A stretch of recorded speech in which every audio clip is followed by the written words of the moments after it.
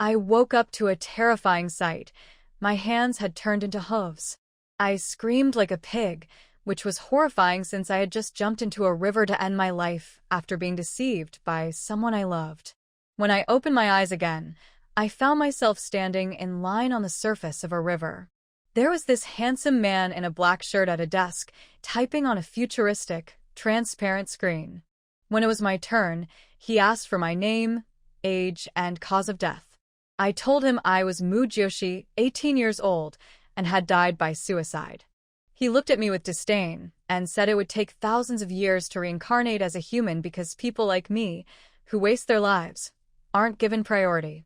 He offered me a faster option, being reborn as a plant or an animal.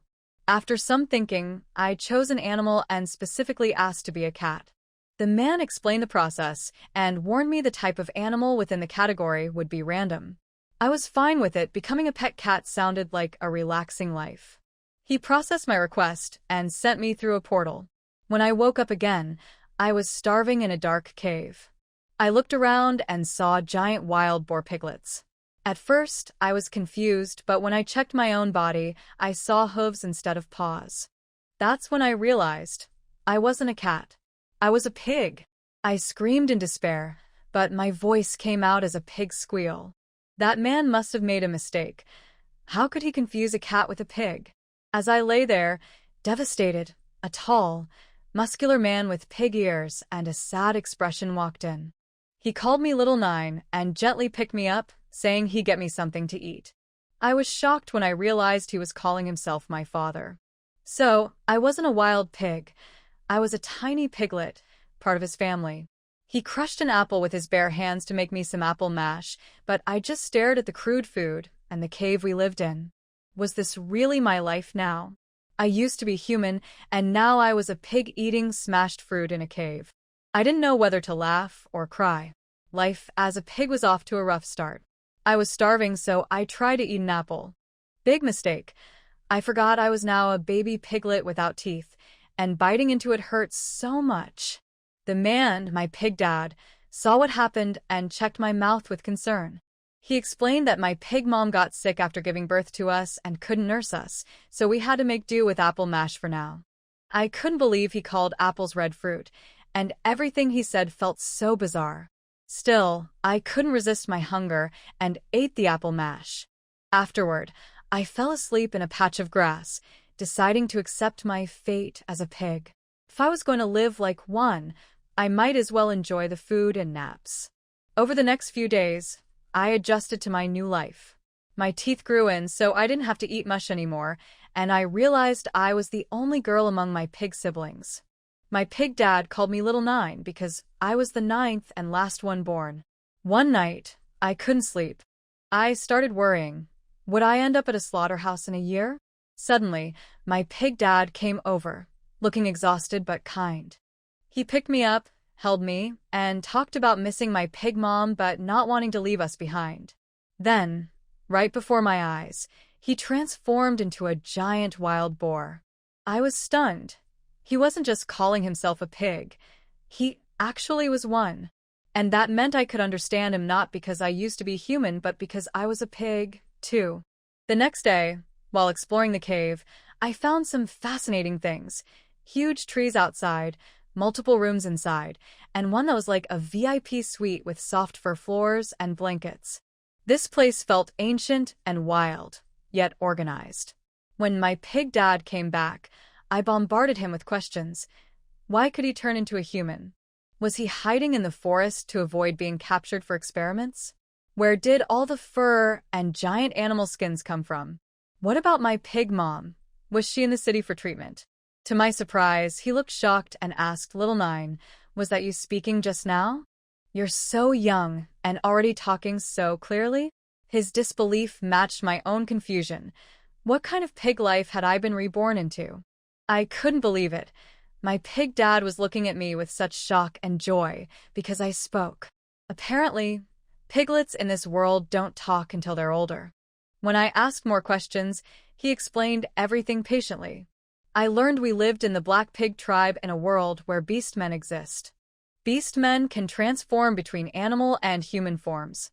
Females are rare and highly valued here, and every female eventually gets multiple male partners to protect and support her. The world operates on survival of the fittest.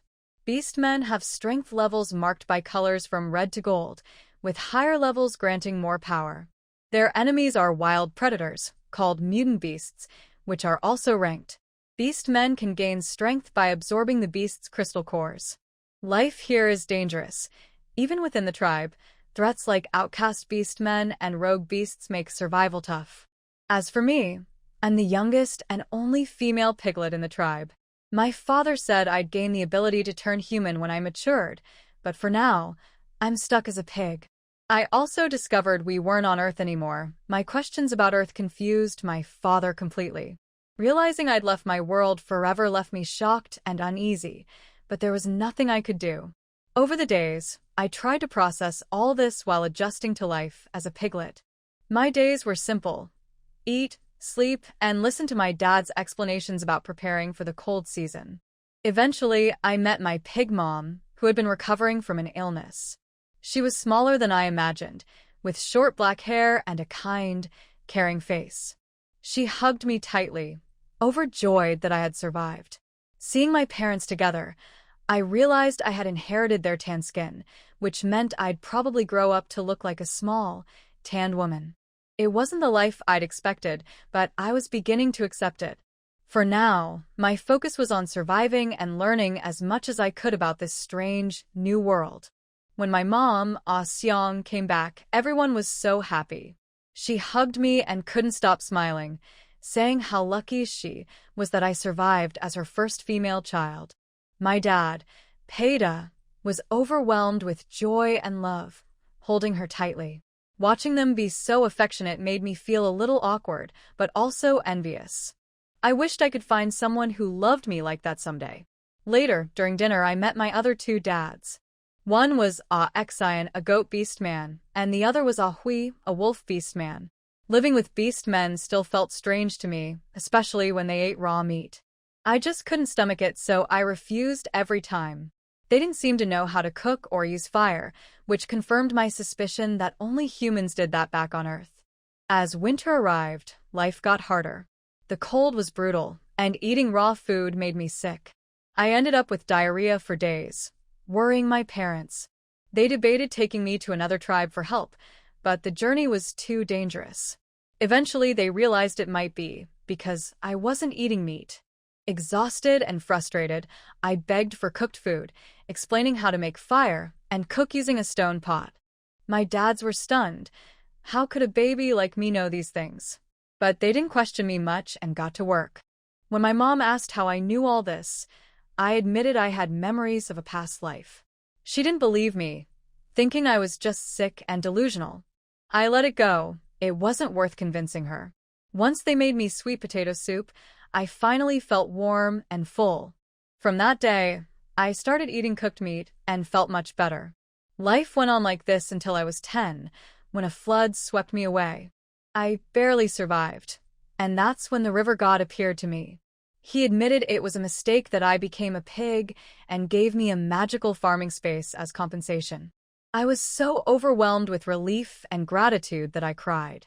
The river god explained that the more I weighed, the more farmland I would unlock. Since I was a pig, gaining weight would be easy. He also promised to punish whoever caused my transformation. After he left, I eagerly checked my new space. It started with 5 acres of land, and I noticed a storage area where I could keep items. Excited, I planted potatoes, sweet potatoes, and corn to test how the farming worked. With this new gift, I finally felt hopeful about my future in this strange beastman world.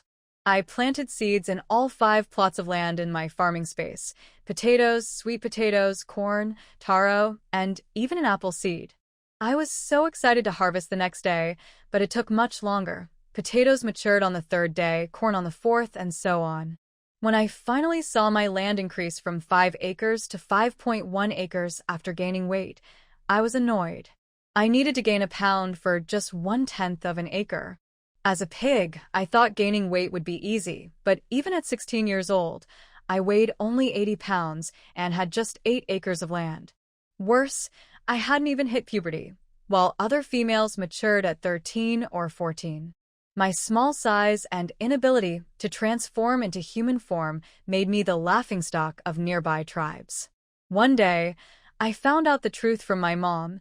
She was a miniature pig species, which I inherited. She avoided using her animal form because it was too small compared to others. To make things worse, she wasn't originally from our black pig tribe. My dad, Peta, had rescued her. Hearing this, I cried even harder. But after a while, I accepted my situation. 8 acres of land was enough for me, and I tried to focus on my daily life.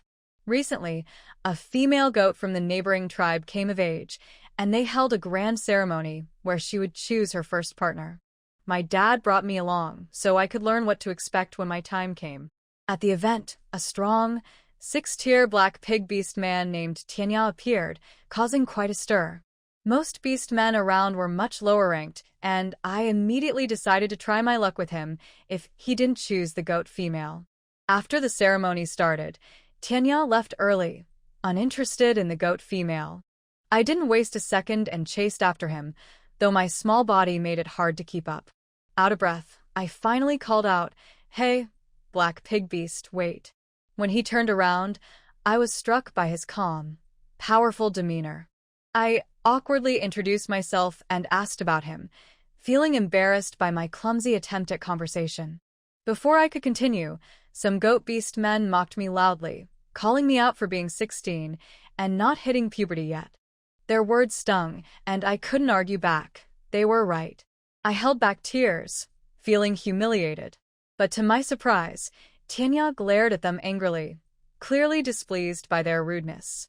He was about to say something, and for the first time, I felt a glimmer of hope. Maybe he didn't see me as just a laughingstock after all. "You males, how can you say that to a female?" After hearing what he said, the goat beast men looked embarrassed. "Obviously. We just don't want you to be deceived." "You actually blame us." Tianya looked at the first and second level beast patterns on their faces and snorted coldly. "So weak. No wonder you rely on bullying females to gain a sense of superiority." Jushi looked at this beast man who spoke for her, and a warm current suddenly rose in her heart. This was the first male who spoke for her after she was a teenager. Before she was 10 years old, those males were quite licking dogs for her, but as she grew older, she didn't go into heat or grow taller.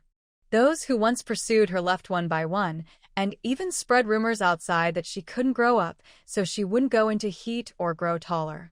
Jushi listened to those rumors silently, but she couldn't do anything. Sometimes she even thought that when she went into heat, she would run in front of those beast men who had disliked her and slap them in the face. Seeing that they couldn't win the argument with Tianya, the goat beast men left in dismay. After the beast men left, Jushi slowly spoke. "Tianya, thank you. I just can't be in heat now. My mother said that I will be in heat when I am 18 at the latest." She glanced at Tianya a little embarrassedly and stammered, I want to be your female." "Can I?" When she said this, her ears turned red and her voice became softer and softer. It was the first time for her to actively pursue a man, and she was so straightforward, which made her a little embarrassed. Tianya looked at the shy pig in front of her and found it quite interesting. Not knowing what was going on, she smiled and asked her, "You don't even know what I look like in human form, and you want to be my female?" Other females care about the appearance and strength of their partners, but this Jushi didn't even know what he looked like, but she wanted to be his partner. Moreover, those females were all waiting proudly for males to pursue them, but this little female in front of him took the initiative to ask him to be her male. She really looked special and had special ideas. Jushi didn't know how to answer his question. She didn't care what he looked like, as long as he had strength. According to the average appearance of males in this beast world, Tianya shouldn't be too ugly, but it's hard to say for her. After all, the females here are not as good-looking as males. After coming here, she really experienced the saying that males in nature are more beautiful than females. Jushi, who didn't know how to answer, responded angrily, "I think." Tianya looked at Jushi, who was much smaller than him, with a smile in his eyes. He felt that if he was his female, he couldn't do it. Euphemistically refused, "You are still young. Let's talk about it after you are in heat and have a human form. You are not suitable for mating now, right?" Hearing this, Mu Jiushi glanced at him unconsciously, and her face suddenly turned red. With this size difference, she really couldn't bear it. "I don't know if it's because I became a pig, so my vision is different. Now when I look at Tianya, even in beast form, I think he is tall and mighty. The fangs that only males have can give her a full sense of security." She sighed helplessly, knowing that Tianya was rejecting her. In this beast world where females are regarded as treasures, she, who has no human form, can't even find a husband. It seems that she has to find an orc with a beast form similar to her, but the strength of the rabbit orcs seems to be not very good. Several tribes in this area are vegetarian orcs, and it is difficult to find an orc with stronger strength. It is impossible for her to cross mountains and ridges to leave the tribe to find a husband. Without protection, she would just die if she left the tribe. It seems that she still has to wait until she is in heat on the day of the coming-of-age ceremony and then slowly choose a husband with average strength. She was spread like that by those talkative orcs, and she didn't know if anyone would come to watch her coming-of-age ceremony. Thinking of this, she was a little angry. "Xiaojiu, why are you outside the tribe? I've been looking for you for a long time." At this time, Peita walked towards her in 2 steps, his eyes full of worry. "Father, this black pig beast called Tianya is very powerful. I want to fight for it." Her father was injured by a 4th-level alien beast a few years ago and was almost eaten. Fortunately, he was rescued by the wolf father who had been upgraded to the 4th level. Since then, his health has been getting worse and worse. He always worried that he would suddenly die one day and there would be no one to protect her. And she was slow to go into heat, so her father was even more worried that no one would want her. For this reason, he was getting more and more worried. So she wanted to find a partner as soon as possible to stop her father from worrying so much. Peita glanced at Tianya. He had naturally seen this 6th-level orc in the herd just now. Although he wanted him to be the partner of his female cub, he also knew that the person in front of him was so strong. How could he look down on his small female cub? He squatted down, stretched out his hand, and gently brushed Mu Jiushi's back, comforting her. "Xiaojiu, when you are in heat, there will be males to protect you. Don't worry, let's go back." "Yeah." Mu Jiushi responded obediently. She knew that her father was comforting her and himself. In fact, he was more anxious than her. He was worried that no one would take care of her after he left. She had never used the space in front of them in these years, and they didn't know that she had a planting space. Every time, she would secretly put the food in the space in the storage room so that her father didn't have to go out to find food every day. Her brothers had already moved out to live alone, and only she, as a female, had been living with her parents. Mu Jiushi took a last look at Tianya. He didn't want to, and she couldn't come up with anything to convince him. Although it was a pity to miss a powerful 6th-level strongman, when she was in heat, she should not lack males, but the strength might not be that strong. "Tianya, I'm going back to my tribe. See you later if we're lucky." "Yeah." Tianya responded softly, and said nothing more. Mu Jiushi followed Peita all the way to the Black Pig tribe, hoping to get home before dark. As the sun set, the roars of various beasts followed. A roar Gugu Mu Jiushi looked around nervously, and the howling of the beasts in her ears made her heart tighten involuntarily. She felt a deep fear for no reason, as if something was lurking in the darkness, ready to pounce at any time. Her body trembled uncontrollably, and she kept leaning on Peita, seeking a sense of security. She spoke with a trembling voice, "Father." She had lived in the tribe before, and had never left the tribe at night. Now, these terrifying roars were so close that she felt unprecedented uneasiness and fear, and her body could not help but tremble. Peita felt Mu Jiushi's fear, and his eyes became more vigilant, looking around carefully, trying to find potential threats. He has been in beast form since they left the goat tribe. His ears moved, his eyes flashed with wildness, capturing every subtle sound around him, his body tense, ready to respond to any danger at any time. He did not forget to comfort her. Don't be afraid, Xiaojiu. It's just a beast without class. Your father will protect you. Let's go quickly. Yeah. Mu Jiushi looked around in panic. Her steps quickened, her heartbeat accelerated, and she felt an unsettling atmosphere in the air around her. Although she was still young, she had also seen the ferocity of the beasts, the natural enemies of the orcs, and she felt terrified just thinking about them. She snuggled up to Pied, her heartbeat accelerated, and her breathing was rapid. Although she had her father to protect her, the fear in her heart still could not be completely dissipated. They quickly passed through the dense woods, stepping on the fallen leaves and making rustling sounds. Mu Jiushi tried to stabilize her breathing, trying not to imagine that those terrible beasts were lurking around them.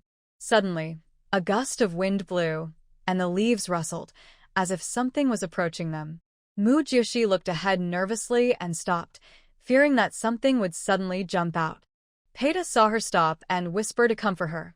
Don't be afraid, Xiaojiu. It's just the sound of the wind. We have to stay calm. Yeah. She responded and continued to move forward, carefully avoiding tree roots and rocks, and her eyes kept scanning the surroundings, hoping to find any potential dangers in time.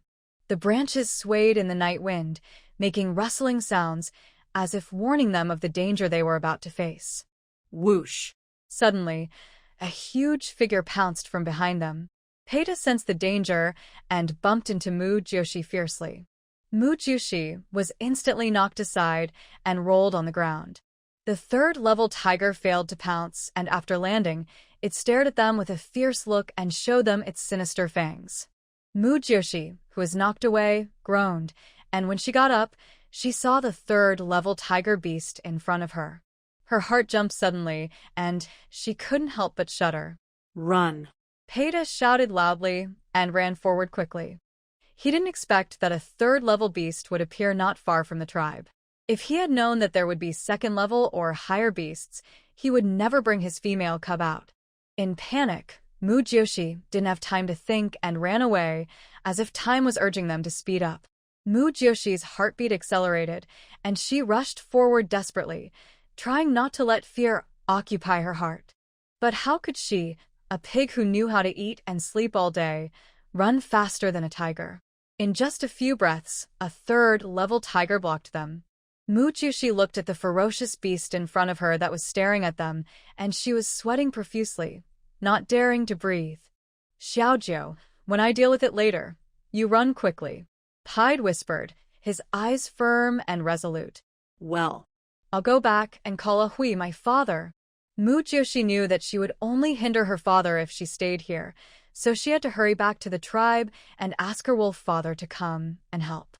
The tiger seemed to be very interested in Mu Jiushi, the little white pig. Without even looking at Pied, it suddenly pounced on Mu Jiushi.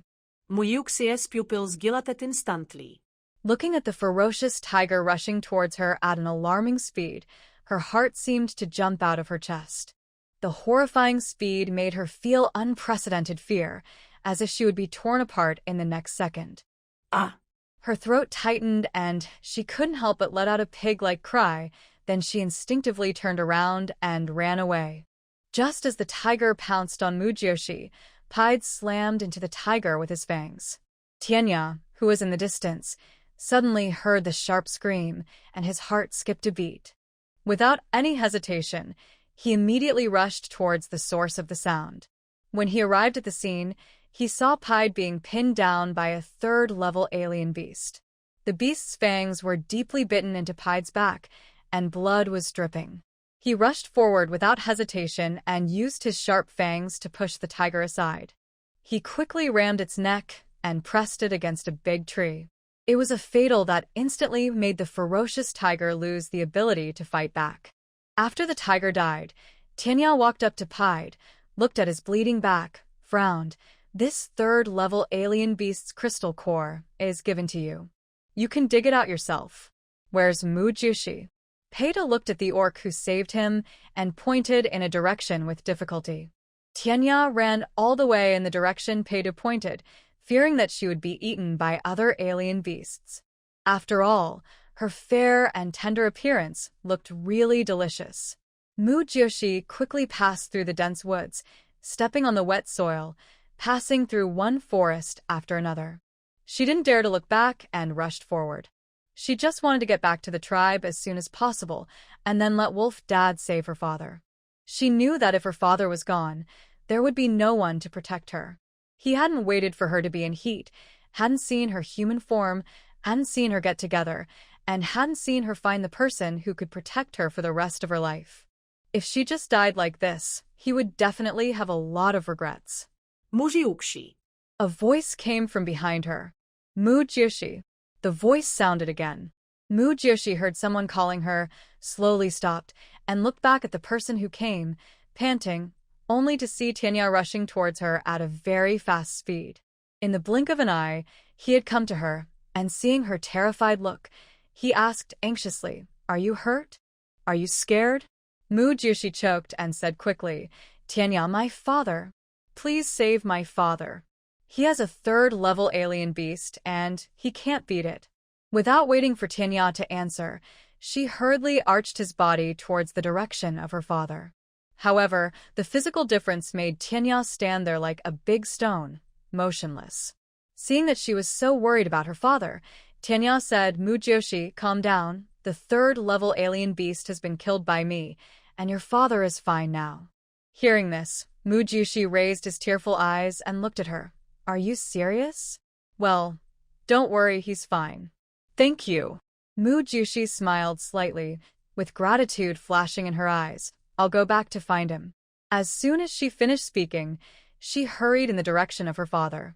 Tianya followed silently, intending to send the two of them back to their tribe before leaving. When Mujioshi hurriedly ran to Pide's side, what she saw was a scene that frightened her. Pide's back was covered with blood, and the bright red blood almost dyed his entire back red. This scene made Mujioshi's heart instantly rise to her throat. Her thoughts were in a mess and she was at a loss. "Father, are you okay?" She nudged Pide's body with her head, trying to help him up. However, Pide's body was huge and heavy, like an unshakable mountain. No matter how hard she tried, Pide did not move. Mujioshi's heart was filled with self-blame and powerlessness. She hated that she didn't even have a hand now. She couldn't even do such a small thing as helping him stop the bleeding. She could only watch him lie on the cold ground. Pide looked at his safe and sound female cub, feeling relieved. "Father is okay, don't worry." He had just eaten the crystal core of a third-level alien beast, breaking through from the stagnant second level to the third level, and his injuries were healed much faster than before. After resting, Pide got up with difficulty and said to Tianya, who had been silent beside him, "Thank you for what you did just now. If it weren't for you, I'm afraid I wouldn't have survived this time." "It doesn't matter. Let's go. I'll take you back." Tianya responded expressionlessly. He lifted the strange beast and put it on his back and walked towards their tribe with Mujioshi. Peita chatted with Tianya as they walked. "According to the rules, you saved Xiaojiu and me, so you can be Xiaojiu's partner, but I also know that you are of such a high class and don't look down on Xiaojiu. When you get to the tribe, if you have nothing else urgent, stay there for a few more days so that I can slowly repay your kindness." Mujioshi curled her lips when she heard what her father said, but said nothing. She knew that she was now a short and fat man without a human form, and she couldn't say a word to refute if someone disliked her, not to mention that it came from her own father. "Yeah." Tianya responded casually. He was a wandering beast with no fixed place to live. He didn't like to stay in one place for a long time. He went wherever he went. Now that he met this white pig beast, he was very curious about what her human form would look like. The skin color of their black pig beasts is basically wheat-colored. Now that Mujioshi is white, her skin should also be white, right? When there is no hair covering it, the white and rosy look is very novel, just thinking about it. He glanced at Mujioshi, his mouth corners slightly raised, his eyes meaningful. It seems that it is not impossible to wait until she is in heat. When they returned to the tribe, the orcs in the tribe saw Peita injured, and hurriedly stepped forward to ask, "Peita, why are you injured so seriously?" Speaking of this, Peita couldn't help but worry about the situation in the tribe, and said to them, there is a third-level alien beast lurking near the tribe. Go and tell the patriarch, and let him tell everyone to be more careful when they go out hunting in the future." When everyone heard his words, a look of fear appeared on their faces. When they saw the strange beast on Tianya's back, their panic increased a bit. There were only 100 people in their tribe, and most of them were at the first or second level. Some even had no level. There were only 3 or 4 at the 4th level. Even the clan leader was only at the 4th level, and there were only a dozen at the 3rd level.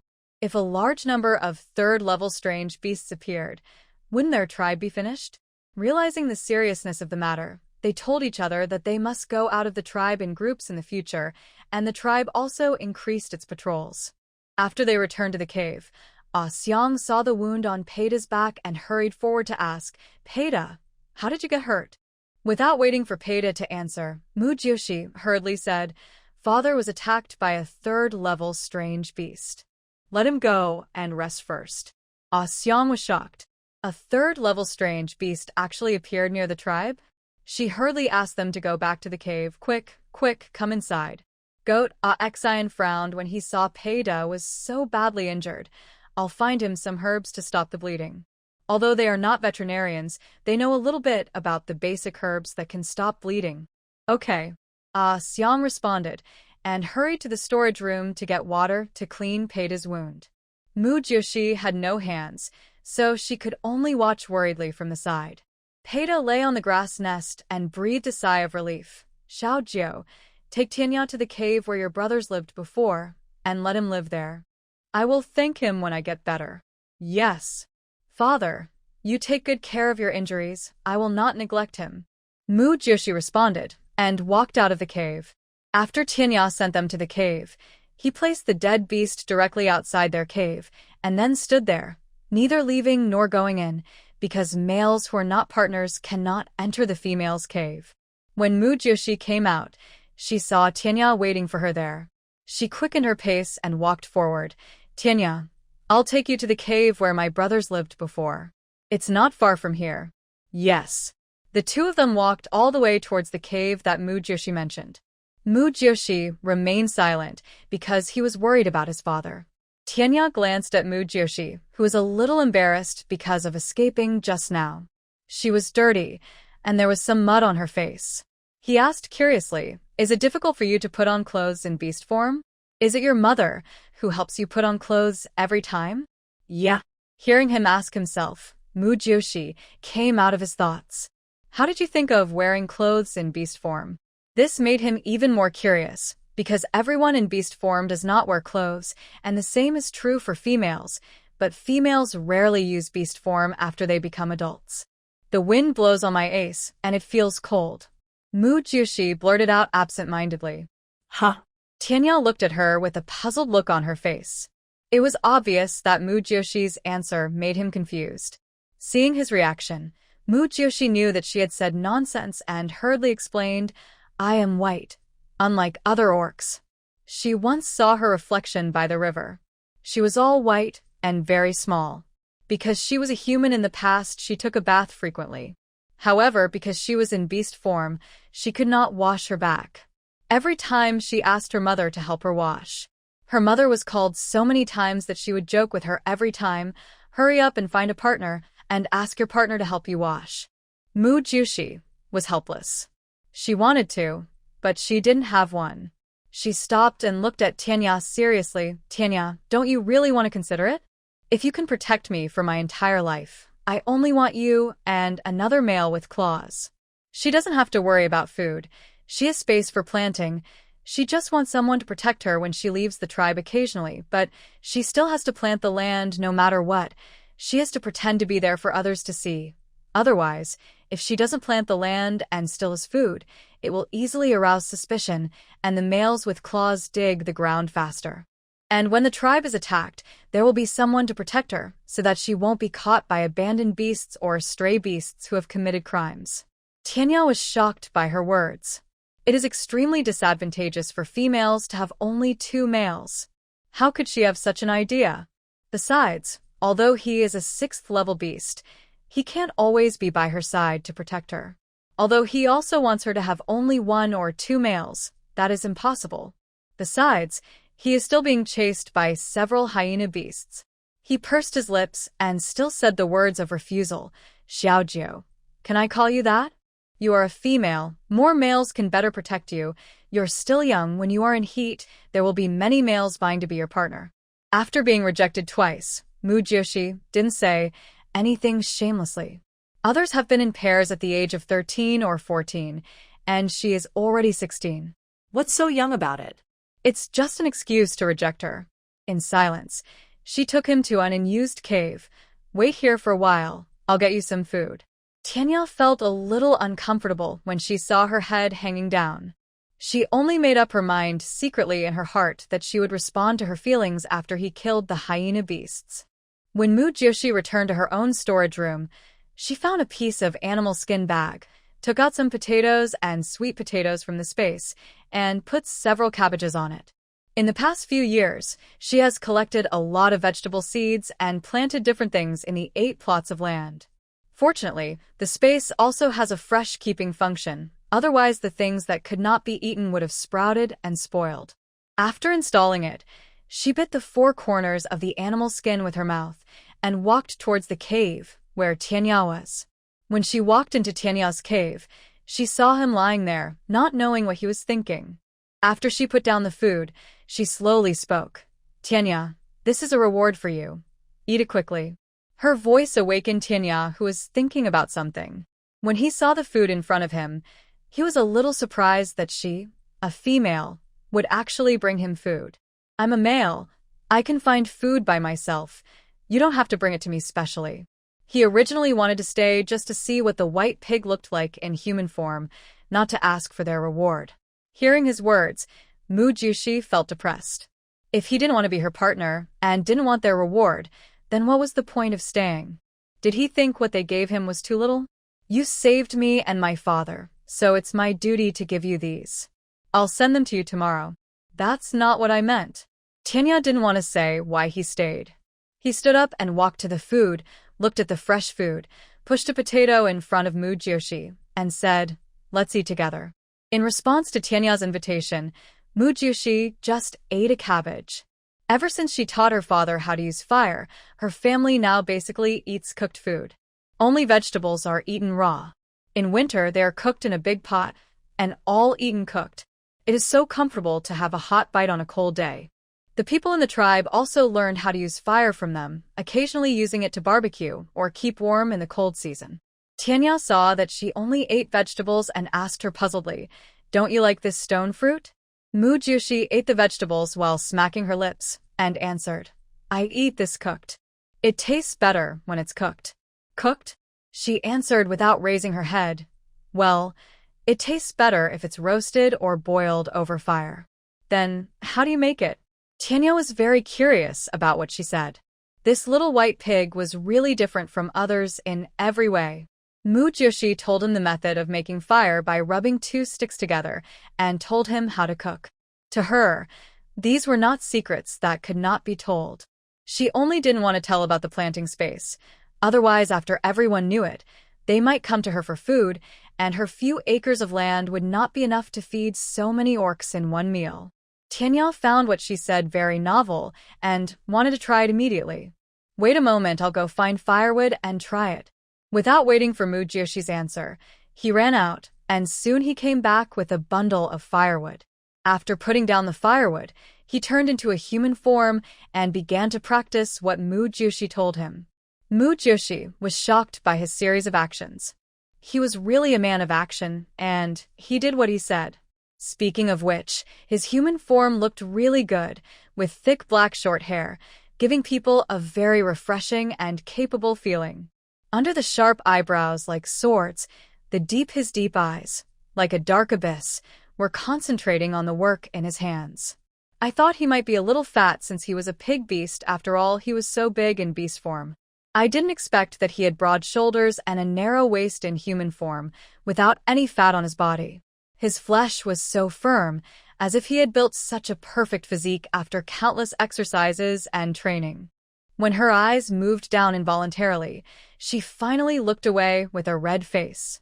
Although she had seen a lot of these in this beast world, she would still blush when she saw something special. Xiaojiu. It's really on fire. Seeing the fire, Tianyao looked at her excitedly, with shock in his eyes. Seeing him so excited, Mu Jiushi turned his gaze back. Well, you put the stone fruit and this red ground fruit in it and roast them. It tastes really better than raw ones. Tianyao picked up the stone fruits and red earth fruits and threw them into the fire, waiting excitedly. Mu Jiushi lay beside the fire and chatted with him. Tianyao, you are an orc from the northern continent. How come you come to our eastern continent? Tianyao looked at her round eyes, which were full of curiosity, and replied with a smile, I have wanted to know how big the world is since I was a child, so I walked everywhere, and after a long time I became a stray beast. Hearing his answer, Mu Jiushi's eyes flashed with envy. Then you have been to many places, right? Aren't you afraid of so many strange beasts? Since she was a child, her father told her how scary strange beasts are. In addition to strange beasts, there are also abandoned beasts and stray beasts that have committed crimes. They are all very ferocious, so she must never leave the tribe when she is alone. She has been timid since she was a child, so she has always stayed in the tribe obediently. There used to be some male suitors who often came to play with her, but now there is no one left, and she is alone every day. Her mother often hangs out with her partners, or her mind is on her younger brothers, and she doesn't have much time to pay attention to her. Hearing her question, Tianyao couldn't help but smile. What is he afraid of as a male? He answered easily, there's nothing to be afraid of.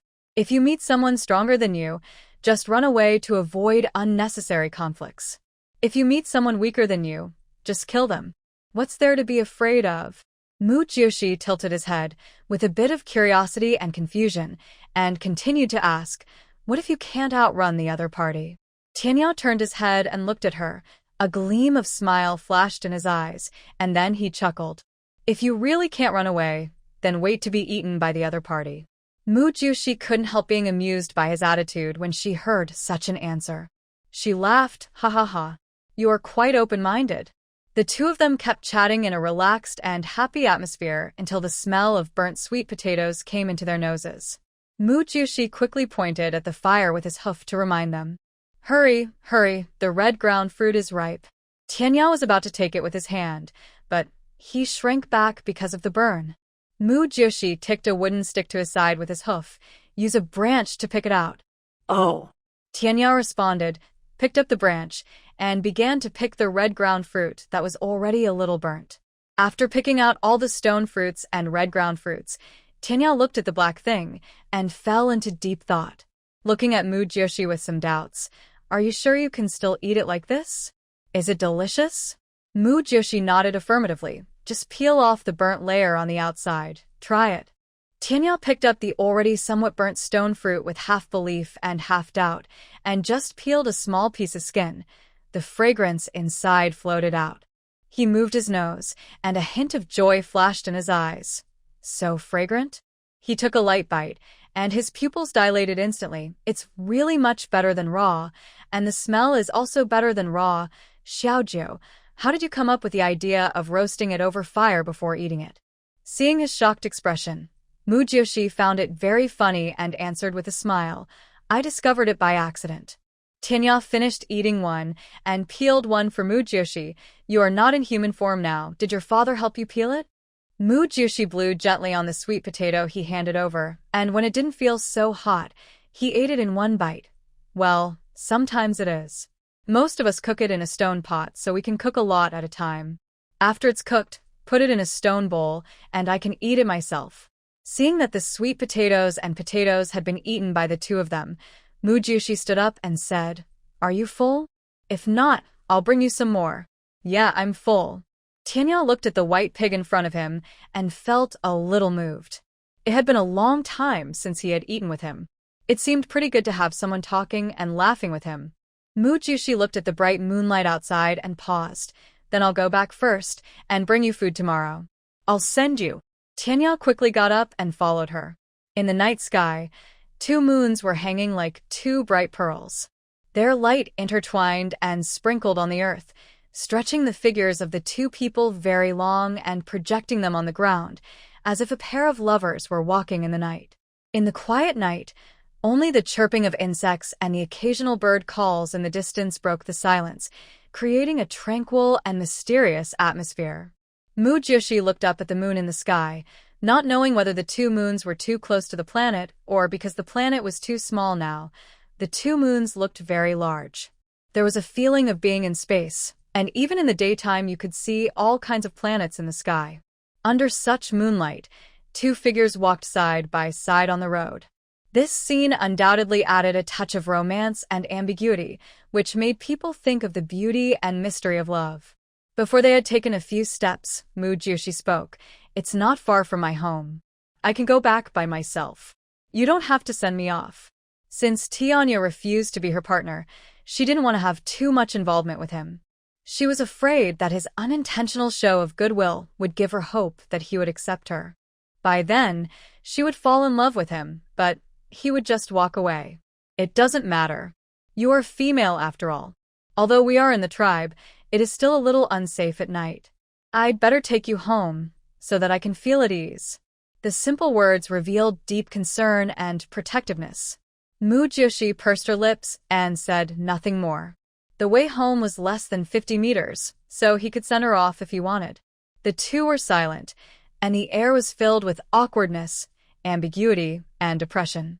Mu Jiushi felt that this atmosphere was particularly awkward, like two young lovers on a date. She couldn't help but quicken her pace, walking faster and faster, and finally ran straight back home. Tianya looked at her running back. A smile appeared on the corner of his mouth. What a strange little pig. Only when he saw her enter the house did he turn around and go back to his cave. Mu Jiushi went home to see Pied first, and when she saw that he was fine, she went back to her furnace to sleep. Before she had been lying down for a while, her mother came to ask her, "Xiaojie, your father Hui asked you, did the 6th level black pig beast give the strange beast to us just now? After all, he didn't take it away just now. If so, your father Hui would clean it up." Mu Jiushi saw her mother walking towards her, and she responded casually, "Well, yes, I'll bring one to him tomorrow." Ah Xiang walked to her furnace and sat down, looking at her with a smile on her face. "Xiaojie, the black pig beast is a rare 6th level orc in our small tribe.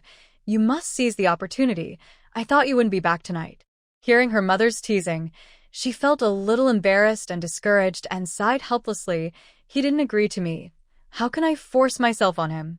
So you have to seize the opportunity. If you can make him your partner, your father, and I will feel relieved." A Xiang reached out and gently stroked Mu Jiushi's back, her eyes full of maternal love. Mu Jiushi enjoyed her touch very much, closed his eyes and responded softly, "I'll try my best." Maybe it was because he ran too much today, and before long, she fell into a deep sleep. The next morning, Mu Jiushi got up early, went to see his father, and then packed some food to send to Tianya. However, before he arrived, she saw wisps of green smoke floating out of it, so she quickened her pace. As soon as she got outside the cave, she saw him making a fire to roast stone fruit, and there was a large bunch of 8 bananas next to him. His waist was already wrapped with the animal skin she used to wrap food yesterday. She walked up to him, put the food down, and asked him in surprise, "Tianya, you got up so early? Did you go find food by yourself?" "Well, you came at the right time. This yellow bunch of fruit is for you." He peeled a banana and handed it to Mu Jiushi. "No need. I want to repay you. How can I eat your food?" After Mu Jiushi refused, he pushed the animal hide bag she brought with her. "Inside it is the meat of the exotic animal you hunted yesterday. Roast it and eat it. Roasted meat is also very delicious." Tianya saw that Mu Jiushi did not eat the food he gave her, but instead gave him food, and said, "I am a male. I can find food by myself. Your father is injured, and I probably won't be able to find food for you these days, so you can keep it for yourselves." Mu Jiushi wanted to say something, but Tianya directly stuffed the peeled banana into her mouth. "I brought this yellow string fruit back specially for you. It's ripe. Come and try it." Mu Jiushi looked at him in a daze, somewhat confused. What did he mean? He rejected her while being nice to her. Was he playing hard to get with her? She couldn't figure it out, so she simply ignored him. It would be so stupid not to eat the food. Tianya looked at the food she brought, thinking that since she brought it, she probably wouldn't take it back. He took out the stone fruit and red ground fruit and threw them directly into the fire. He took the corn and taro, took a look at them, and threw them in as well. When there was only one piece of meat left, he asked Mu Jioshi in confusion, "How do you roast the meat? Throw it directly into the fire?" Seeing that he was about to throw the meat into the fire, Mu Jioshi said quickly, "No. Use a larger branch, string it up, and roast it on the charcoal." Hearing this, Tianya found a sturdier branch from the firewood pile, inserted it directly into the piece of meat, and then slowly roasted it. While grilling the meat, he did not forget to help Mu Jioshi peel bananas. After she ate several of them, he slowly spoke, "Don't eat so much, you won't be able to eat meat later." Mu Jioshi looked at him with a lot of thoughts in his mind, paused, and asked, "Tianya, you don't want to be my partner. Why are you still so nice to me? You are a female, and there should be many orcs who are nice to you." He simply said this and brought the problem over. He didn't want to give her an illusory promise. When those hyena beasts caught up with him, he would have to run away if he couldn't beat them. He couldn't always accompany her, but she deserved someone to treat her well. When the aroma of the barbecue filled the entire cave, Tianya looked at her happily. "Is this okay? It smells really good." Seeing that he was so happy, Mu Jioshi's mouth corners also rose slightly. "Well, there is no bright red area. It's basically okay." Come on, eat it. Tianya tore a small piece of barbecue and handed it to her. Looking at the meat he handed over, Mu Jioshi didn't know how to eat it. The meat was soft and so small. What if it bit his hand? She tilted her head slightly and opened her mouth wide. "Throw it in." Seeing her action, Tianya chuckled and looked at her pair of black eyes with a little more love in his eyes. She was really a silly little pig. He touched her nose gently and asked her to lower her head. Then he stuffed the meat into her mouth. A barely noticeable smile flashed across the corner of his mouth, and he teased, "You don't have to worry about getting stuck in your throat when you tilt your head back to eat." Mu Jioshi blushed and said nothing. He was also a pig. Didn't he know how sensitive a pig's nose was? He actually touched her nose randomly, really. Besides, how could such a small piece of meat get stuck in the throat? She looked at him in confusion and felt more and more that he was playing hard to get. After accompanying him to eat, Mu Jioshi stood up and said, "I'm going to the river to take a bath later. I ran so badly yesterday and I didn't have time to take a bath when I got back late last night, so I'm going back first." "Well, is there anyone to accompany you? Is it safe?" Although the river is not far from the tribe, he is still a little worried because of the appearance of third-level monsters. Seeing that he seemed to be a little worried about himself, Mu Jioshi couldn't help feeling a little happy. "My mother will go with me, and I need her to help me scrub my body and put on clothes. I'm leaving."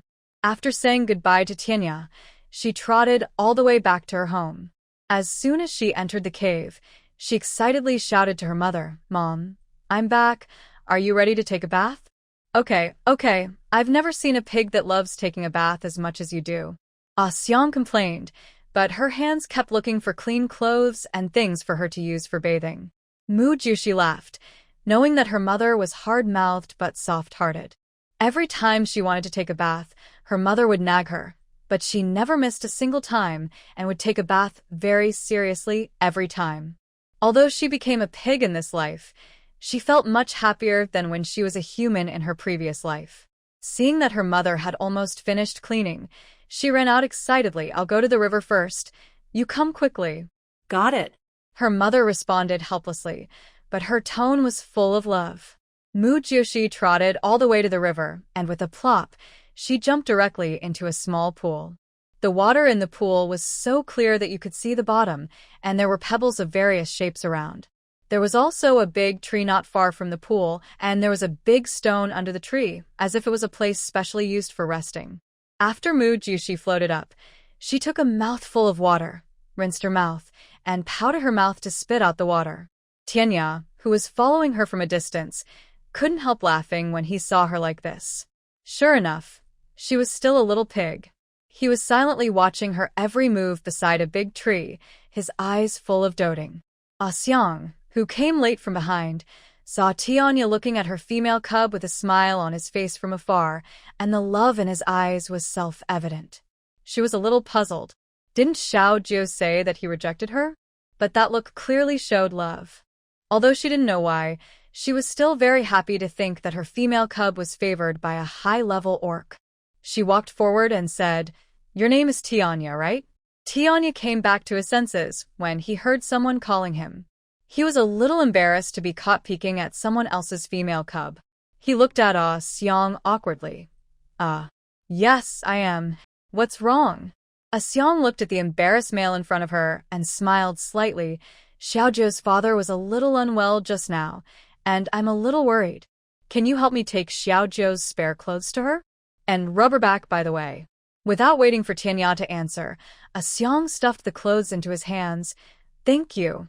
I have to go back to see your father." After saying that, he turned around and ran, his steps as if he was afraid that Tianya would refuse. Tianya looked at the strange clothes and corn cobs in his hands, a little confused. Taking a bath with corn cobs? Eating while washing? He has never helped others take a bath since he was a child. How should he take a bath? Looking at the clothes in his hands, he frowned again and finally walked to Mu Jushi with his head held high. Looking at the little pig in the water, the wet animal skin was all stuck to her body. Although he knew that pigs looked similar, he still wanted to know what was under the animal skin. Why did the animal form also have to wear clothes, and the annoying animal skin made him want to go up and pull it off? As if he noticed a burning gaze looking at her, Mu Jushi turned her head suddenly. She saw Tianya staring at her straight, with a look in his eyes that made her shiver, as if he was going to eat her in the next second. She spoke a little nervously. "Are you coming over to take a bath too?" Hearing her question, Tianya glanced at her uncomfortably and swallowed.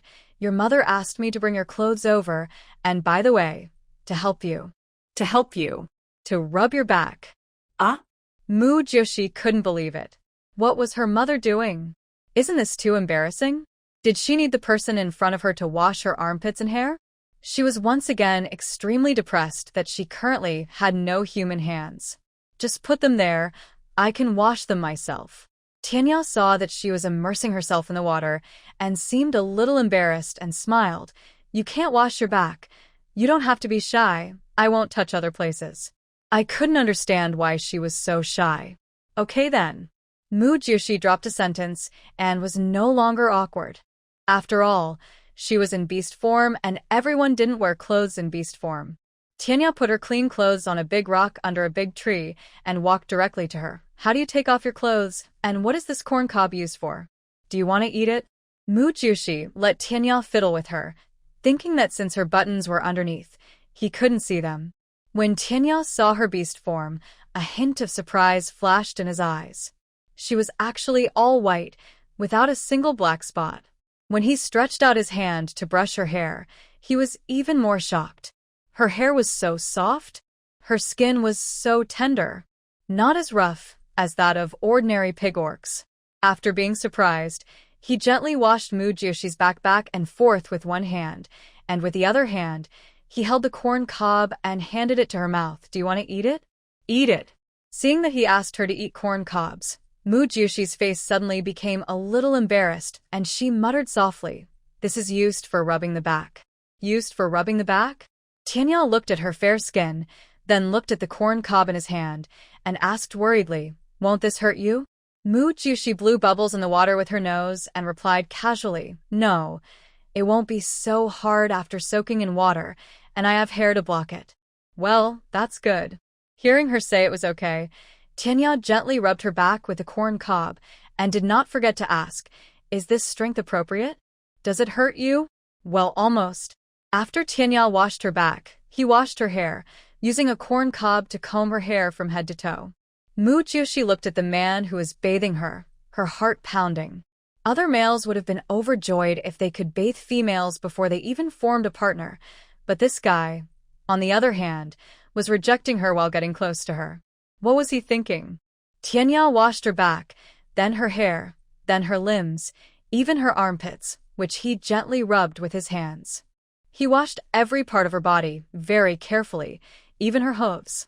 Mu Joshi watched him take care of her so carefully, with such intimate actions, which were obviously things that only partners would do. But why didn't he accept her? After helping her wash, Tianya looked up and saw her looking at him with a puzzled look on her face. He felt a little puzzled. Why are you looking at me like that? Nothing. I just think it's strange that you're so good to me but don't want to form a partner with me. Tianya pursed his lips and remained silent. After wringing her clothes dry and wiping the water off her body, he slowly spoke. I'll tell you after I finish my business. Oh. Mu Joshi saw that he was unwilling to say it, so he didn't ask any more questions. After wiping the water off her body, Tianya helped her wash the clothes she had just changed and reminded her, go to the shore and wait for me. Don't soak for too long, or you will get sick. I'll help you wash the set of clothes, and I'll help you put on your clothes after your body is dry. Well, thank you. After Mu Joshi thanked him, she stepped on the small stones to a big stone to wait for him. She sat quietly on the stone, looking at the man in the water who was carefully helping her wash clothes. A warm current rose in her heart. She knew that this was the feeling of having a good impression of a person. It's just that she won't love someone so unreservedly as she did in her previous life, nor will she let herself fall so deeply. At this time, Tianya had washed the clothes and came to her side. He picked up her clean clothes and looked at them again and again in confusion. How do I wear this dress? Won't you feel hot when wearing clothes in hot season? After Mu Joshi told him how to wear clothes, she explained the question of whether it is hot to wear clothes. The sun is too strong. Wear some clothes to block it so that the sun will not directly hit the skin, which is better. After hearing her explanation, Tianya seemed to be thinking about something. Well, that makes sense. He looked up at the sky and noticed that the sun had risen a lot, and it was obviously almost noon. The sun will become hotter and hotter in a while, and he was worried that she would feel uncomfortable in the hot sun. He frowned slightly, turned his head to look at her, and asked, do you want to go back? The sun will be too strong in a while, and you'll feel uncomfortable. However, Mu Joshi's eyes were on the fat fish swimming in another pool. Tianya, let's eat fish tonight. Tianya frowned and looked at the fish with disgust and contempt. Fish is not delicious. There are many bones, and the taste is fishy. Seeing that he was so resistant, Mu Joshi blurted out, have you ever had your throat choked? Seeing her reaction, Tianya chuckled. No, I just don't like the fishy smell. Oh, I thought you were stuck and had a psychological trauma. Mu Joshi replied casually and then said, it won't be so fishy if you roast it over a fire and add some ingredients. Really? Then I'll try. Without waiting for Mu Joshi to reply, he walked into the pond. Because the fish was too fishy, and the orcs nearby were basically vegetarians who rarely ate fish, those fish lived a carefree life every day, grew big and fat, and one fish weighed more than 10 or 20 pounds. Because he didn't know what it tasted like, Tianya caught one and went ashore. After cleaning it with a sharp stone, he got up and asked Mu Joshi, have you gone home? Where can I find the ingredients you mentioned? Well, let's go. They're on the way back. Mu Joshi stood up, used her head to lift the dried clothes and put them on her back, then walked excitedly in front. Tianya followed her with a smile on his face, thinking that this little pig was quite good at eating. Mu Joshi walked to a clump of wild garlic, pointed at them with her hoof, and told Tianya, this is it. Just pick a few. Yeah. After walking a few steps, she stopped in front of a chili pepper. I want a few of these too, red ones. Okay. After walking for a while, she stopped again, and this salt horngrass because it will be lighter when roasted and putting it in will have a salty taste. You know a lot. Mu Hyukshi smiled embarrassedly. She only found out about this when she accidentally ate it because she was so hungry one time. Since then, their family has used this salt horngrass to cook, and the food has had an extra flavor. Because everyone has always eaten raw food, the lack of salt has always been obtained from fresh blood, so there is no saying of eating salt specifically. When they were almost at the tribe, Mu Joshi stopped in front of some again. I want the fruit underneath it, just one piece will do. Well, is this enough? Well, that's enough. You go back and make a fire first. I'll go back to my house to get a bone knife. I'll cut the ingredients into smaller pieces later so they can be flavored. As she said that, she ran towards her cave. Tianya looked at her back as she ran away and responded, "Okay, then I'll go back first. You come here quickly." After the two separated, they each returned to their own caves. "Mom, I'm back." After greeting her mother, Mujushi ran to the kitchen to get the boning knife, put it in her mouth, and ran out. Seeing her come back and go out again, Seong looked at her in confusion. "Where are you going with the boning knife, kid?" She responded vaguely, "To Tianya, to grill fish." Seong looked at her back as she ran away, feeling somewhat relieved. It seemed that Tianya still had hope of being a couple with her Xiaojio. When Mujushi arrived at Tianya's residence, Tianya had already started a fire and was grilling the fish on it. Seeing that he had already grilled it, Mujushi quickly put the boning knife in front of him, cut a few times first so that it will cook faster and be more flavorful faster. "Oh, I'll take it down first." Tianya picked up the boning knife that Mujushi brought, made a few random cuts on the fish, and put it back on the fire to grill. "What about these? Can they be cut smaller?" He picked up the chili peppers and garlic that he had just brought back, put them on a flat stone, and asked Mujushi, while cutting, "Well, chop it a little smaller to make it easier to spread." Mujushi had been watching Tianya quietly from the side. She answered whatever he asked, and if he didn't know, she would instruct him from the side. When the fragrance filled his nose, Tianya looked at Mujushi in shock again. This pig didn't look big, but it was quite good at eating. Before the two finished eating the fish, it began to rain heavily. Mujushi felt depressed as he watched the heavy rain that had been falling for a long time and was reluctant to stop. He had just taken a shower, and if he ran back in the rain, he would definitely get dirty again. But after eating and having nothing to do, it was a bit awkward for a man and a woman to stare at each other. Tianya seemed to see her confusion and said, "I'll carry you back so you won't get yourself dirty." Mujushi didn't know how to answer his question. Now she was an 80-pound pig. The picture of a handsome guy holding an 80-pound pig was funny to think about. "I can run back by myself," she responded, picked up their family's bone knife, and rushed directly to the heavy rain outside. However, Tianya grabbed her pigtail. "I'll take you there." Tianya hugged her tightly in his arms and hurried to their home. Mujushi was disheveled in the wind and rain. Fortunately, he was not in a third-person perspective, otherwise he would have laughed to death. The heavy rain lasted for half a month. After Mujushi returned to her exclusive cave, she never went out again. It was her goat father who sent food to Tianya, because her father's injury had not healed yet and it was not good for him to touch water. After sending it for a few days, he stopped sending it because Tianya said that he was a male and was of a higher class than them. Saving Pied and Mujushi was just a piece of cake, and he didn't need them to repay him. Maybe it was because of the heavy rain for half a month, the prey outside became very scarce. Every time her wolf father went out hunting, the prey he brought back was so small that it was not enough for the whole family. One night, Pied quickly shouted towards Mujushi's cave, and then ran towards Seong's room. "Xiaojio, get up quickly. There's a flood." Mujushi, who was sleeping soundly in the middle of the night, was awakened by a roar. She opened her eyes dazedly and found that her room was flooded, and it was still rising. The scene in front of her made her wake up instantly, and she immediately stood up and ran out of the cave. This must be a flood caused by so many days of heavy rain. She clearly remembered that when she was 10 years old, she was washed away by a sudden flood. That experience is still fresh in her memory. The feeling of fear and helplessness made her deeply afraid of floods. She ran out of the cave and saw that the forest outside had turned into an ocean. The familiar place had been flooded, leaving only a turbid surface of water. Her heart tightened, and she ran up the mountain. Hui behind her quickly surpassed her with Seong on his back, and Xian followed closely behind. The wound on Pied's back was untied again due to excessive exercise, but they still ran desperately up the mountain.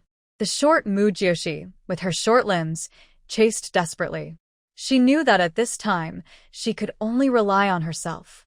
Her father was injured, and her mother's partners only had their partners in their eyes at this critical moment, and they didn't care about her at all. "Xiaojio, run quickly." Peida, who was running in front of her, looked back at her called out, and continued to move forward. Mujyoshi was running out of breath, her heart beating faster, and she didn't dare to look back.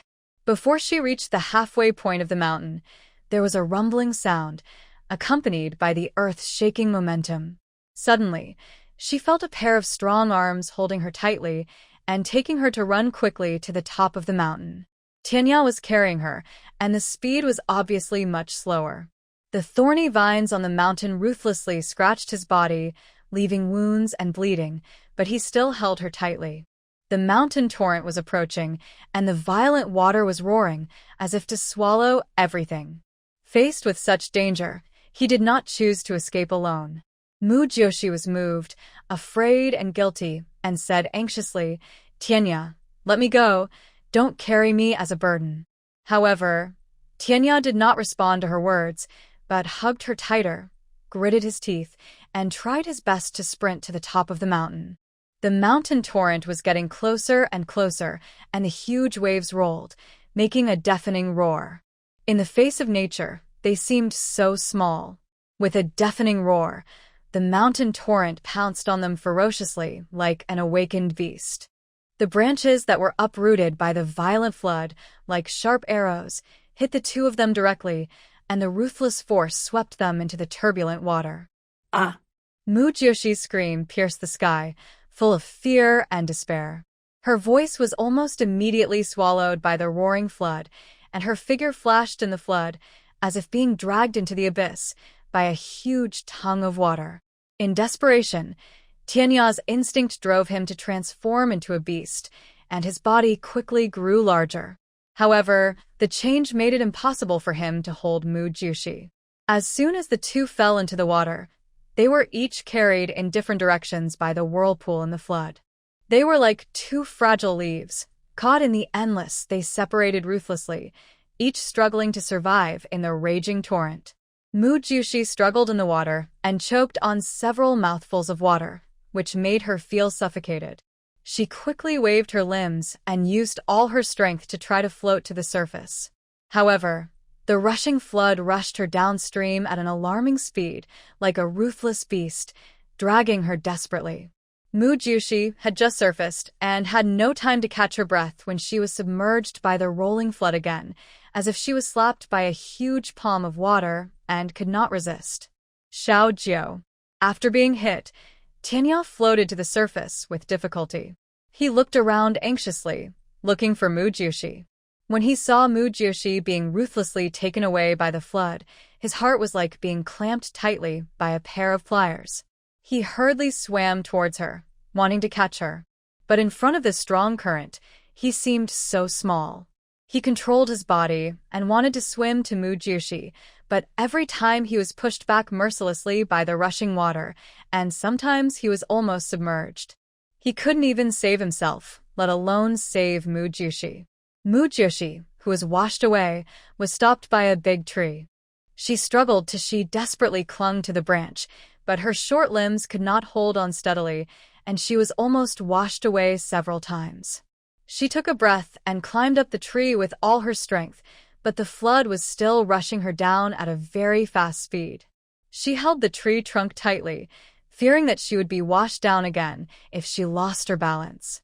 Looking at the rushing flood, she had no idea how to save herself, and her heart was full of anxiety and fear. She didn't know how long this flood would last, nor did she know if she could survive safely. The heavy rain was still falling, as if there was no way out for her. She couldn't help but wonder, is this God punishing her for the price of suicide? Because she didn't value her life, he always wanted her life. She chose to reincarnate as a cat, but by mistake she became a pig without fangs. It's okay that the attack power depends entirely on arches, and it's a small, fragrant pig. Before she had too much time to think about it, the heavy impact made the tree she was on be washed away a few points faster. She looked at the place where she was hit, and it turned out that Tianya was also washed to the tree where she was. Tianya! Tianya! She shouted to him anxiously. Tianya endured the severe pain, his eyes full of worry and anxiety. When he saw her safe and sound figure, the tense mood seemed to be relieved a little. Worried that his beast form was too heavy and would sink the tree, He changed into human form and climbed up the tree where Mujushi was. He moved quickly and appeared beside her almost instantly. He stretched out his arms and hugged her tightly in his arms. Xiaojiu. Fortunately, you are okay. His voice was mixed with deep relief and unconcealable joy. He hugged her tightly, as if he wanted to integrate her into his body. The fear and uneasiness in her heart were also relieved at this moment. Although Mujushi hugged the tree trunk tightly with her limbs, she could still feel his strong heartbeat. The hot body temperature coming from the back seemed to give her a full sense of security. Tianya, you like me too, right? The feeling of losing and regaining made Tianya unable to bear to hide it from her anymore. He hugged her and answered sincerely, yes. I like you. I fell in love with you at the first sight. His answer made Mujushi happy and confused. Then why have you been rejecting me? Several hyenas are chasing me, and I don't want to bring danger to you. But now, if he can survive this time, he will do his best to kill them next time he meets them. Mujushi pursed her lips and said nothing. She was a female with little attack power and really couldn't help him. Xiaojiu, when we get ashore, I will stay by your side and wait for you to be in heat. When you are in heat, we will get married, okay? After this crisis, he found that he didn't want to lose her. She didn't come to see him for more than 10 days before, and he missed her so much that he couldn't sleep. He wondered what she did every day. He wanted to find her, but he was worried that she would get sick if she got wet in the rain. He had been holding back his longing for her, wanting to wait for the rain to stop before going to find her, but he didn't expect a flash flood to come. Well, but how are we going to get ashore? Mujushi responded, but was worried about the situation in front of him. The river was still flowing so fast, and it had brought them to an unknown place, and they were still floating in the middle of the river. Tianya stretched out his hand and stroked her back gently, comforting her. Don't be afraid. The flash flood is just the front wave of flood, and it will slowly slow down later. I'll take you to the shore when the water slows down. Mujushi sighed helplessly. Well, that's the only way. The sky gradually turned pale, as if announcing the end of the night. The rain began to weaken, and the dripping sound was no longer so dense. Mujushi spent the night in fear. As the sky gradually brightened, she felt exhausted. Her body seemed to be crushed by heavy sleepiness, and the world in front of her began to become blurry. However, just as she was about to sink into the dream, a thought flashed through her mind, reminding her of her current situation. The thought that she was still floating on the water, surrounded by endless waters, forced her to cheer up. Now is not the time to let down her guard. She must stay awake. She shook her head, forcing herself to get rid of the sleepiness that was sweeping over her. Tianya put his arm around her head, placed it on his thigh, and said softly, "Go to sleep. I'll call you if there is anything." Mujushi wanted to refuse, but she couldn't resist the sleepiness. She rested her head on Tianya's legs and closed her eyes to rest, hoping that the river would flow more slowly when she woke up. Being in such an environment, she couldn't fall asleep at all. Before she could even take a nap, she woke up again. Her stomach was growling with hunger. She swallowed her saliva, took out an apple from the space and started to eat it directly, and didn't forget to give one to Tianya. Tianya was stunned and looked unbelievable. How could a red fruit appear out of thin air? And she seemed to be very familiar with it. Xiaojiu, where did you get this red fruit? Hearing his question, Mujushi thought for a while before explaining, I have something in my body that can grow food, and I can take it out and eat it when it's ripe.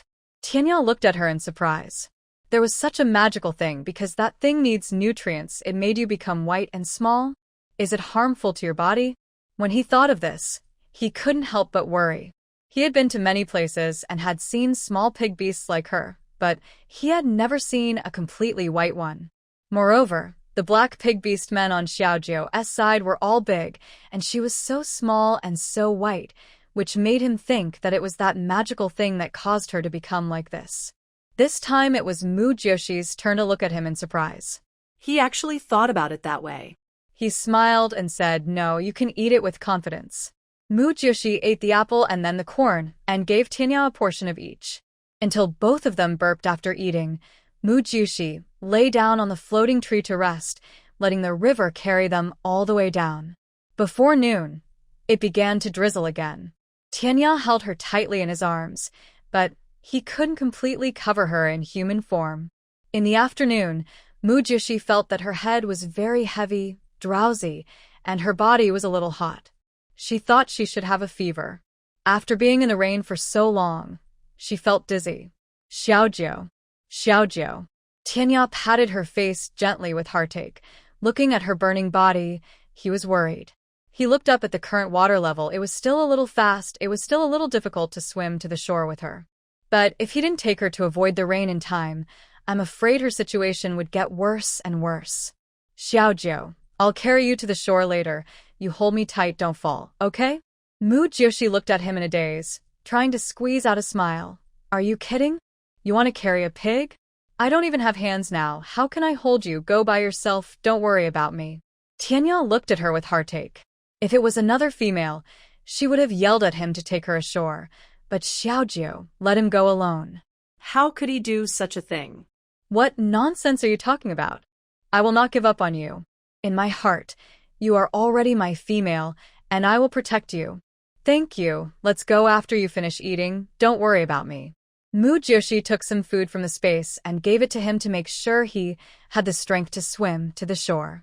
She ate some in a daze, but her head was dizzy and her body seemed unusually heavy, which made it difficult for her to swallow. Halfway through the food, she fell into a drowsy state again and closed her eyes weakly. When Tianya saw this scene, an indescribable heartache surged in his heart.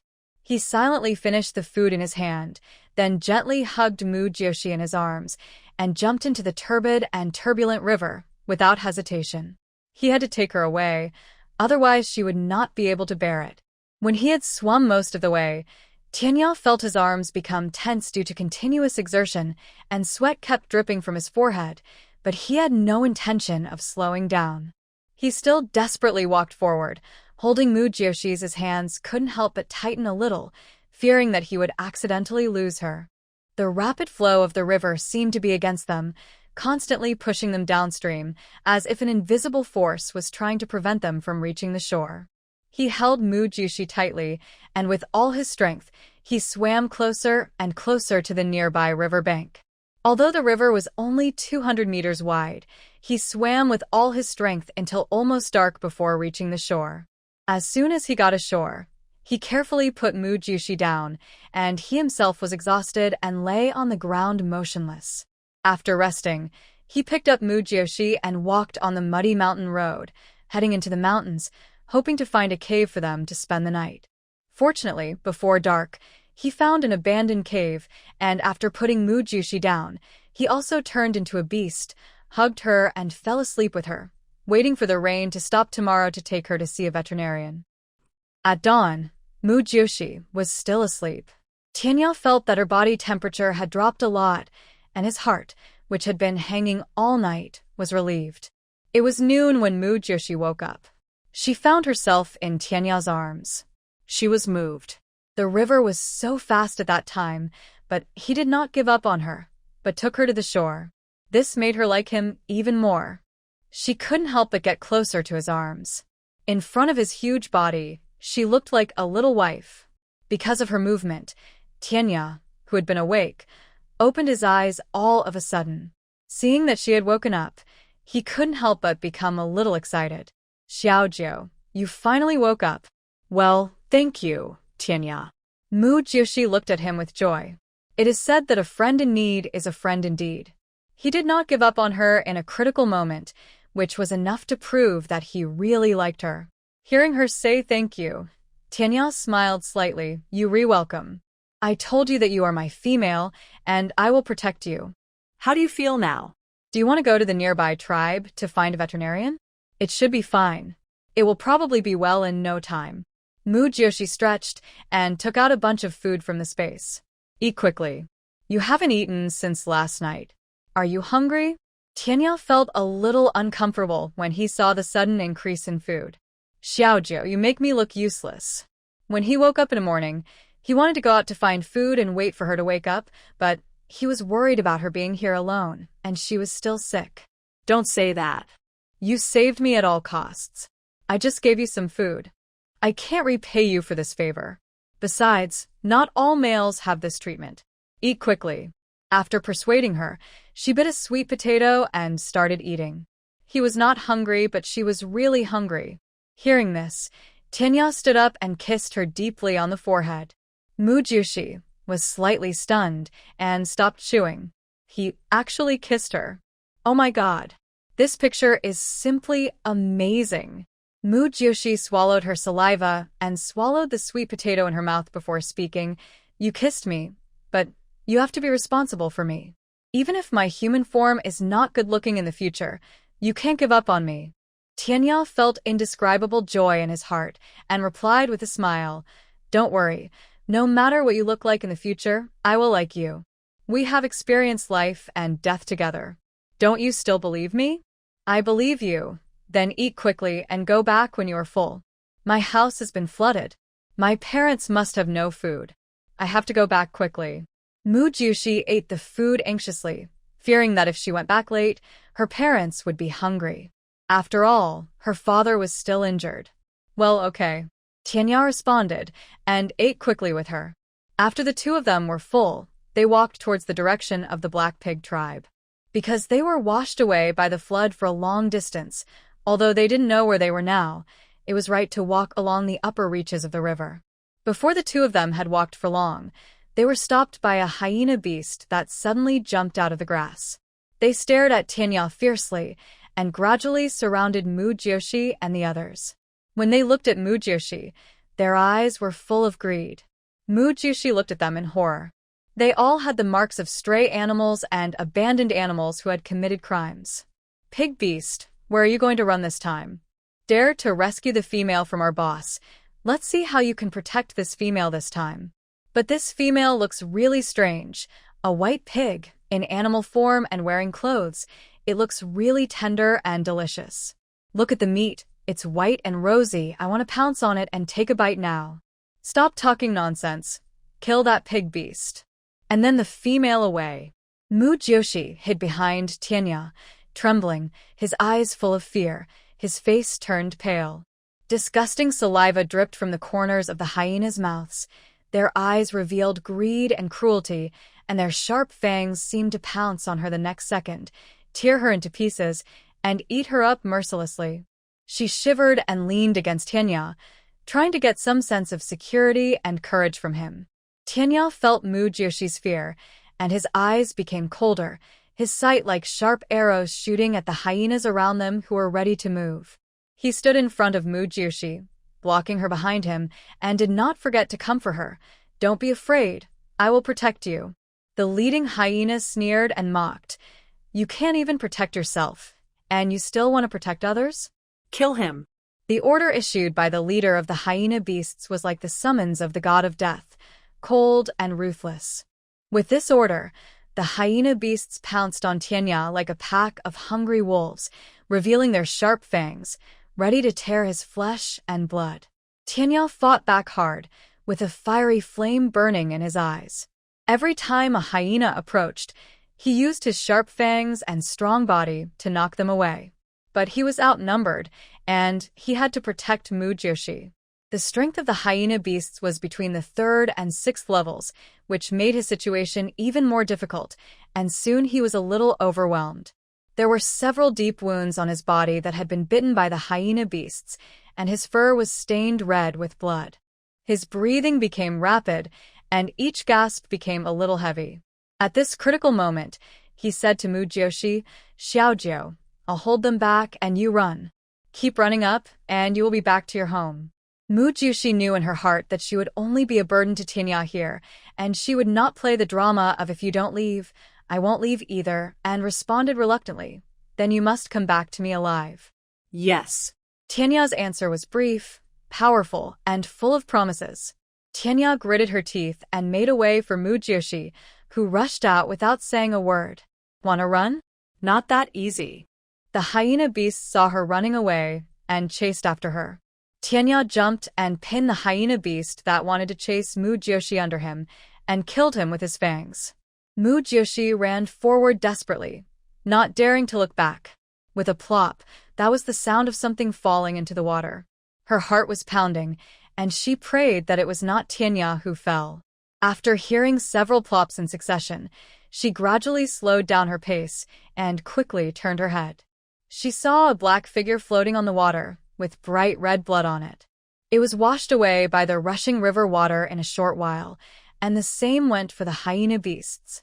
Seeing Tianya sinking into the water and not struggling, Mujushi's heart skipped a beat.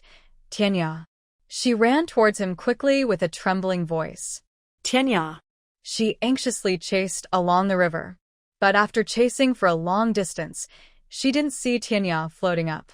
She looked at the wide river in despair, not knowing where to find him. In this world, except for her parents, the only person who was kind to her and willing to sacrifice himself to protect her was gone. Wow. Tianya. She looked at the river and cried desperately, constantly calling Tianya's name, hoping that he could hear her. She looked all the way down the river, crying for a long time and calling for a long time, but still did not see Tianya. At this time, the sky began to be gray again, foreshadowing the coming of heavy rain. She knew that the chances of Tianya surviving were very slim, and she stared at the river blankly. In this beast world where people kill people indiscriminately, she, a pig beast with no attack power, is so weak that she can't be weaker, and she will even die without a male. Rain and tears slid down her cheeks, and a deep feeling of helplessness surged in her heart. She sat on the shore and cried loudly, not knowing whether she was crying for her own fate, or for Tianya who would never come back. It's just a pig. Is it necessary to make you cry for so long? A deep male voice came from behind her. She turned her head in horror, only to see a huge white tiger standing in the forest not far from her. He was looking at her with contempt, his blue eyes full of disdain and ridicule. Seeing this, Mujoshi was a little angry. Although the other party was a tiger, she couldn't help but roar at him. The one who died was not someone you cared about. Of course you can say sarcastic words there. Seeing her roaring at him, Chu Xian said his opinion nonchalantly. He died because he was incompetent. What's there to cry about? You have been in this animal world for so long. You should have adapted to the law of survival of the fittest. If one partner dies, just find a few more. If you care so much about each one, you will be the only one suffering. Mujushi looked at the man in front of him in disbelief. He was really transparent and ruthless. And how did he know that he had been in this animal world for so long? Who are you? How do you know how long I have been in this animal world? Chu Xian realized that he had let the cat out of the bag and said quickly, You look like you're not young anymore. Haven't you been in this beast world for so long? A pig is a pig. Why do you ask such a simple question? Mujushi stopped crying and looked at him strangely. In this beast world, people don't use pigs as metaphors to insult people, right? Besides, the pigs here are not very stupid. She admitted that she was stupid, but that didn't mean that all pig beasts were like that. Looking at the tiger beast in front of him with a serious face, Who are you? It's none of your business.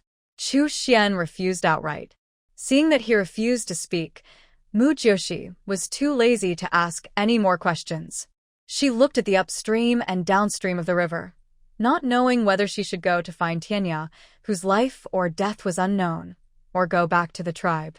Now she was alone in the wild, without the protection of the tribe and Tianya. She might be eaten by the beasts at any minute. Finally, she got up and walked upstream.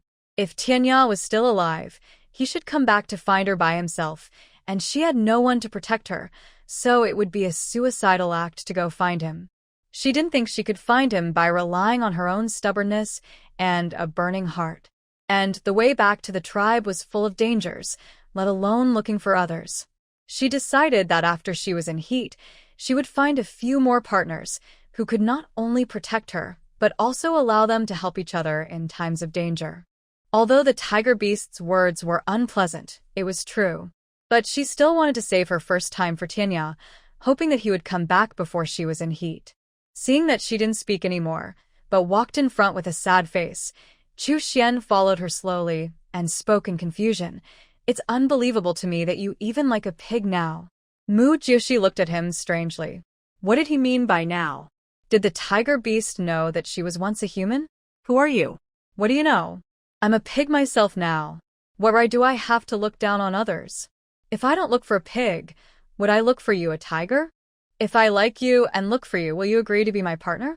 Hearing her words, Chu Xian was so scared that he quickly took 2 steps back and refused. I will not fall in love with a pig like you. Mu Jiushi rolled his eyes at him and continued to move forward. You are also an orc. You think you are so noble. Chu Xian answered proudly, I am a tiger, which means I am nobler than you. Mu Jiushi turned back suddenly and glared at him fiercely. Does this tiger have any grudge against her? Why has he been insulting her since they met? She has lived in this beast world for more than 10 years. Apart from the exotic tigers, she has never seen an orc tiger. She doesn't know him. She bit her back teeth tightly, exerted force on her feet, and rammed her head directly into the tiger's belly. Ugh. The sudden collision made Chu Xian groan. He never expected that this pig would dare to hit him. After Mu Jiushi succeeded, she ran away. The males in this beast world are very caring for females. He is not an abandoned beast or a stray beast who has committed a crime. He should not do anything to her, right? As she ran, she comforted herself in her heart. Chu Xian watched her run away quickly. The short legs that were running desperately made him want to laugh, and suddenly he thought she was quite cute. He was stunned. He actually thought she looked pretty as a pig. Could it be that she had been single for too long and even pigs thought she was pretty? You stupid pig. Stop right there. He roared at her and chased after her. In just a few breaths, he threw her to the ground, and Mu Jiushi struggled desperately in his arms. In order to prevent her from being hurt by his claws, Chu Xian pressed her hard with both palms and kept pressing his body down, trying to subdue her with his weight. He didn't forget to say, Why are you harder to press than a pig during the Chinese New Year? Let me go. No, you dare to hit me. Apologize to me quickly. Seeing that she was still struggling, Chu Xian exerted a little more force. Mu Jiushi's body stiffened, stopped struggling, and quickly said, I'm sorry, I was wrong. Chu Xian was a little surprised to see that she gave in so quickly. You gave in so quickly. Weren't you very stubborn just now? Seeing that he was still holding her down and couldn't get up, Mu Jiushi cursed, Hurry up and get up. You're crushing me to death. Don't you see how heavy you are? Hearing this, Chu Xian immediately stood up awkwardly and looked at her with some annoyance. It seemed that he did not have a very good control over this body. He glared at Mu Jiushi again. If she had not twisted and struggled so hard, he would not have used so much force. Mu Jiushi was puzzled by his glare. After sorting out her emotions, she spoke, You are also from Earth? Do you know me? I'm too lazy to know you. You are so stupid. Chu Xian rolled her eyes at her and swam upstream. Seeing that he was rolling his eyes at her, Mu Jiushi snorted disdainfully and rolled her eyes like him. You are a tiger, rolling your eyes here. People who don't know would think you are dead. Even if you are dead, you are better than a pig like you. Very powerful. It is true that death can give the alien beasts a few more bites. After walking for a short while, Mu Jiushi's physical strength was getting worse and worse. She was panting and walking slower and slower. She was top-heavy and fell to the ground, then lost consciousness. Hey! Can you, a short-legged pig, walk faster? Chu Xian couldn't help but urge her when he saw that there was no movement behind him. Seeing that she didn't respond to him, he turned around and looked behind him, only to see that she fell more than 50 meters away from him. Do entedi. He was so scared that he ran towards her quickly. When he got to Mu Jiushi, he touched her forehead and found it was terribly hot. He was startled and quickly turned into a human form. He picked her up reluctantly. His face was so dark that it was scary. He held her in a depressed mood to find a cave. If others saw him holding a pig, he would laugh to death. If Mu Jiushi was awake at this time, he would definitely know who was in front of him. Chu Xian took her to a cave with vines hanging at the entrance, and then carefully put her on the ground. Finally, he changed into an animal form and hugged her to keep her warm. There was no tribe nearby, and he didn't know where to find a veterinarian for her. It was still raining outside. If she was left to get wet like this, she would surely die. Only when the rain stopped could he take her out to find a veterinarian. He sighed helplessly. It was really unlucky to have such a weak person. He lowered his head to look at Mujiushi, who was dying in his arms, and lay on the ground as if resigned to his fate. He should blame himself for being careless. As the night gradually fell, Mujiushi hummed uncomfortably in Chu Xian's arms. Tianya. Tianya. Where are you? Chu Xian looked at the sobbing female in his arms. After hearing clearly what she hummed, he gritted his teeth and wished he could push her out immediately. She really treated him as a great enemy. Ouch! A sharp wolf howl broke the silence outside the cave and echoed in the valley. Chu Xian frowned slightly, worried that the sudden noise would wake Mujiushi from her deep sleep. He gently let go of her in his arms, stood up carefully, and walked slowly out of the cave. A disdainful smile appeared on the corner of his mouth. A group of ignorant beasts dared to provoke him at the entrance of his cave. They were really tired of living. As soon as he walked to the entrance of the cave, he saw more than a dozen wolf beasts carrying their surrounding the cave entrance. The strength of these beasts ranged from level 1 to level 5. There was also a level 6 beast among them. Its aura and posture undoubtedly showed that it was the leader of this group of beasts. Facing this group of aggressive beasts, Chu Xian couldn't help but curl up a playful smile at the corner of his mouth. He was still worried about not being able to find a veterinarian to treat Mujiushi, and this group of crystal cores came to his door. In order to prevent the sound of fighting from disturbing Mujiushi, he did not use the tiger roar that could deter the enemy, but he chose to rush directly into the rain. His eyes were cold, and he started fighting with the wolves. The rain poured down from the sky, soaking his hair. He shuttled between the wolves nimbly, and every swing of his tiger paw was accompanied by unparalleled power. His tiger paw was sharp, and each could knock a wolf away. Although the wolves were numerous, they seemed to become insignificant under his hands. Chu Xian dodged the attacks of the wolves flexibly, and at the same time counterattacked with lightning speed. Every attack hit the vital points of the wolves accurately, causing them to howl in pain and fall to the ground. His tiger paw was like a sharp arrow that broke through the air, and every hit was accompanied by a dull crash. The wolves seemed to feel Chu Xian's strength, and they began to retreat, no longer as fierce as before. Seeing this, Chu Xian launched an even more fierce attack, not giving the wolves any chance to breathe. His figure flashed in the rain, like a flash of lightning that broke through the dark sky. Finally, the last wolf fell at Chu Xian's feet. He put away the tiger paw, dug out all their crystal cores, and turned to walk towards Mujiushi in the cave. At this time, Mujiushi was still there, mumbling Tianya's name in a daze. Chu Xian looked depressed. It was so noisy outside, but she couldn't wake her up. She was really a pig, sleeping like a dead pig. This sentence was really true. He fed her a yellow 3rd level crystal core he had just dug. Looking at the blue 6th level crystal core in his hand, he hesitated whether to give it to her. After all, the more crystal cores above the 6th level you eat, the better it is for your body, and it can also keep your face young. If she eats it, the healthier she is. Won't he have to protect her for a few more years? Chu Xian pondered for a while and felt that it was not worth it, so he put away the 6th level crystal core. After Mujiushi vaguely ate the crystal stone, her body seemed to have improved, and she stopped humming. She frowned slightly and fell asleep in Chu Xian's arms. In the middle of the night, Mujiushi began to hum again. Chu Xian looked at the piglet in his arms, frowned, and gave her another 3rd level crystal core. The next morning, Chu Xian was awakened by a sweet smell. He moved his nose and realized that the fragrance came from the piglet in his arms. He looked down and was stunned for a moment. The piglet in his arms turned into a beautiful woman with white hair and red lips. The smooth, delicate, and shiny skin was white and rosy, and even the fingers and toes were white and pink. The delicate and tender pink lips made him want to taste the fragrance. Under the long eyelashes, the eyes were closed tightly, and the beautiful eyebrows were slightly wrinkled, as if she was not sleeping very well, which made people feel pity. Because the animal-shaped clothes were not fitted, The scenery in some places was looming, which made people imagine. Chu Xian was stunned, and for some reason, Mu Jiushi opened her eyes in a daze and realized that her body had a strange feeling, so she looked down. Ah! She screamed, instinctively raised her hand, and slapped Chu Xian's handsome face. Pa!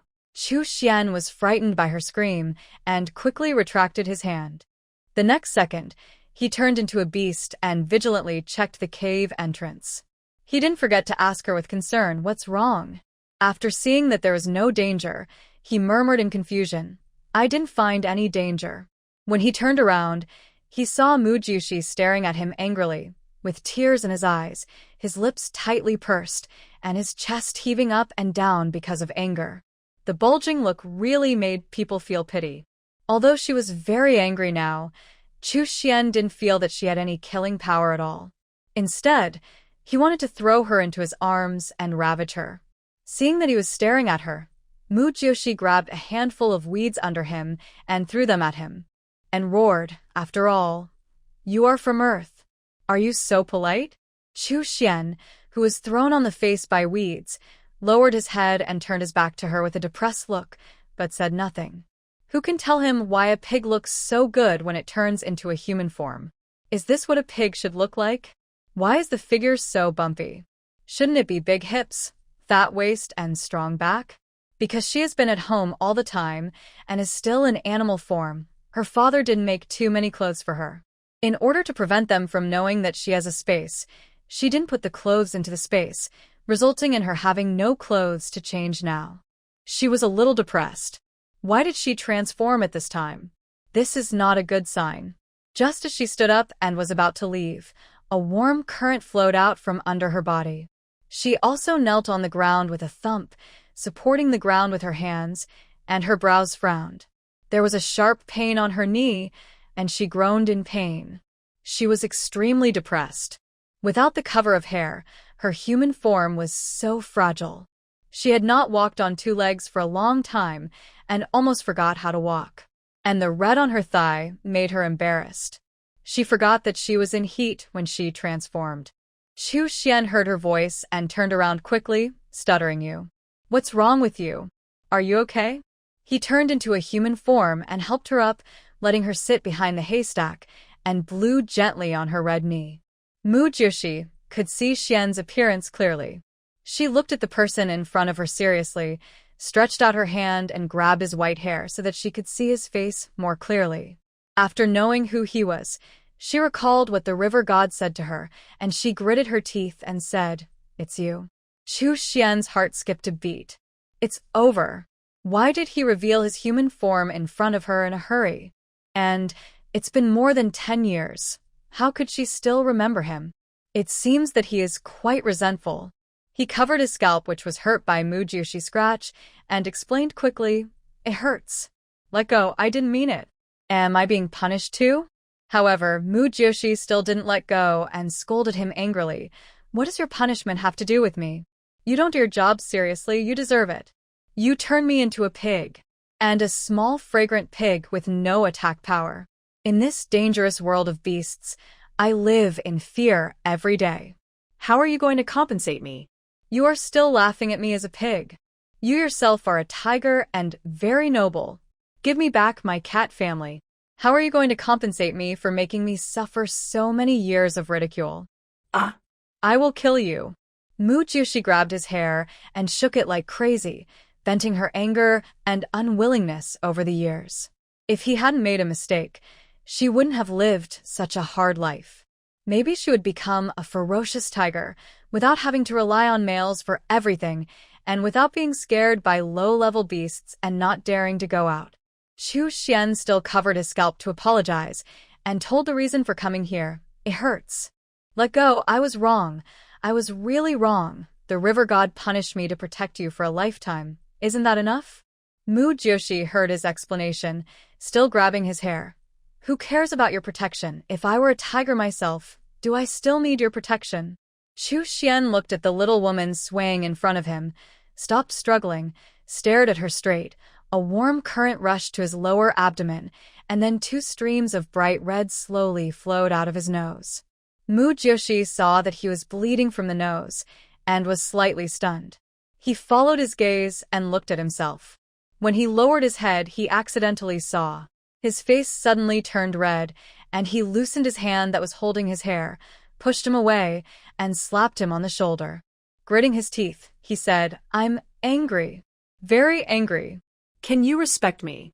You hooligan." Chu Xian sat on the ground, raised his hand to wipe his nose, turned around and tried not to think about it, and hurriedly explained, "You have your period. The smell is too tempting. I can't help it." Mu Jushi clenched his fists and took a deep breath. When a male meets a female in estrus, he will indeed be crazy and can't help wanting to stick to each other. This is indeed not his fault. But when he thought that it was him who turned himself into a pig, he couldn't swallow this breath. "Your hand. Didn't it hurt?" Chu Xian asked cautiously. Her hands were so white, thin and tender that he felt a little distressed when she hit him. After all, he was a 7th-level male with thick skin and flesh. Mu Jushi looked at her slightly red palms, pursed her lips and said nothing, feeling a little depressed. She was weak in beast form and even weaker in human form.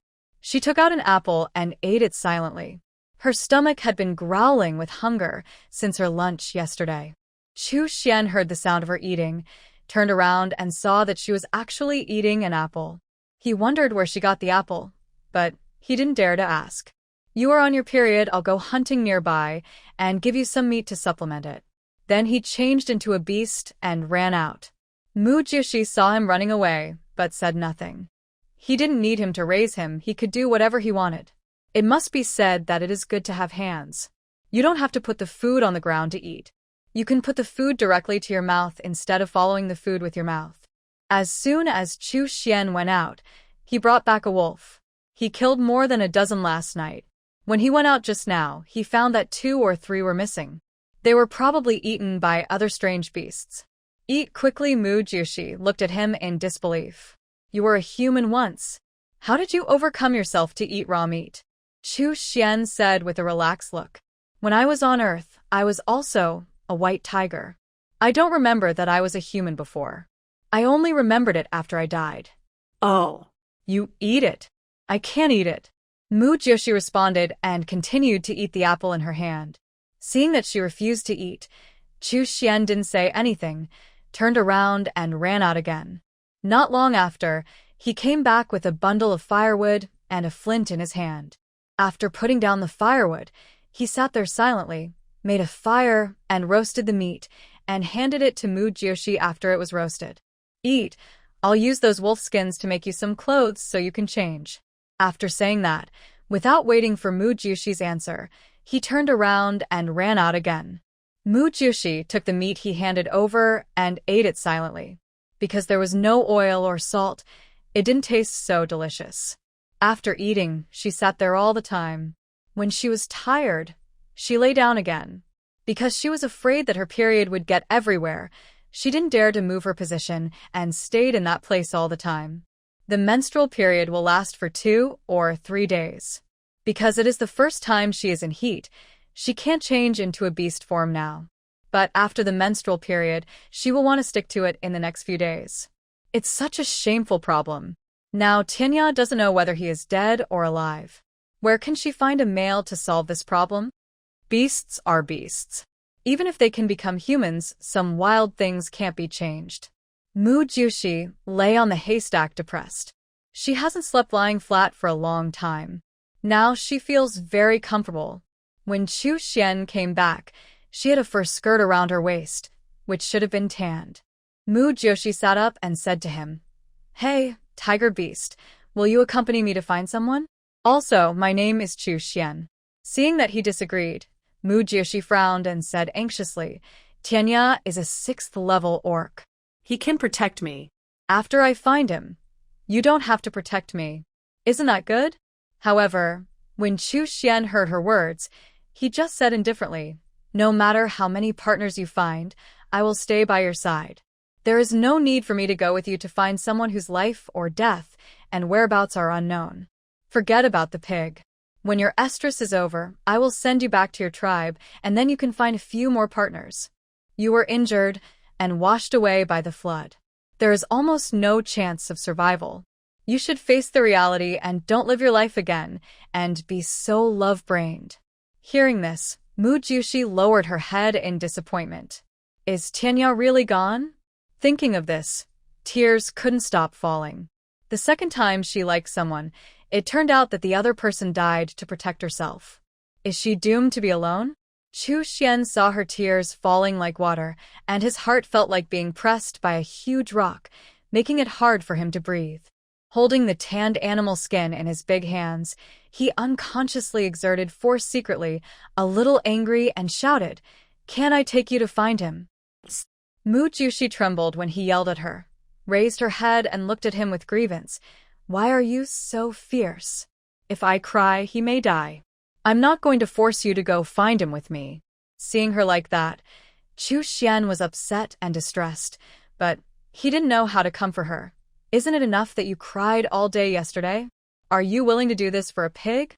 After hearing what he said, Mu Jushi didn't even feel like crying. Although Tianya was a pig, she always felt that Chu Xian was scolding them. Now she just wanted to scold him, so she scolded him. I didn't ask you to watch. If you don't like it, just go outside the cave.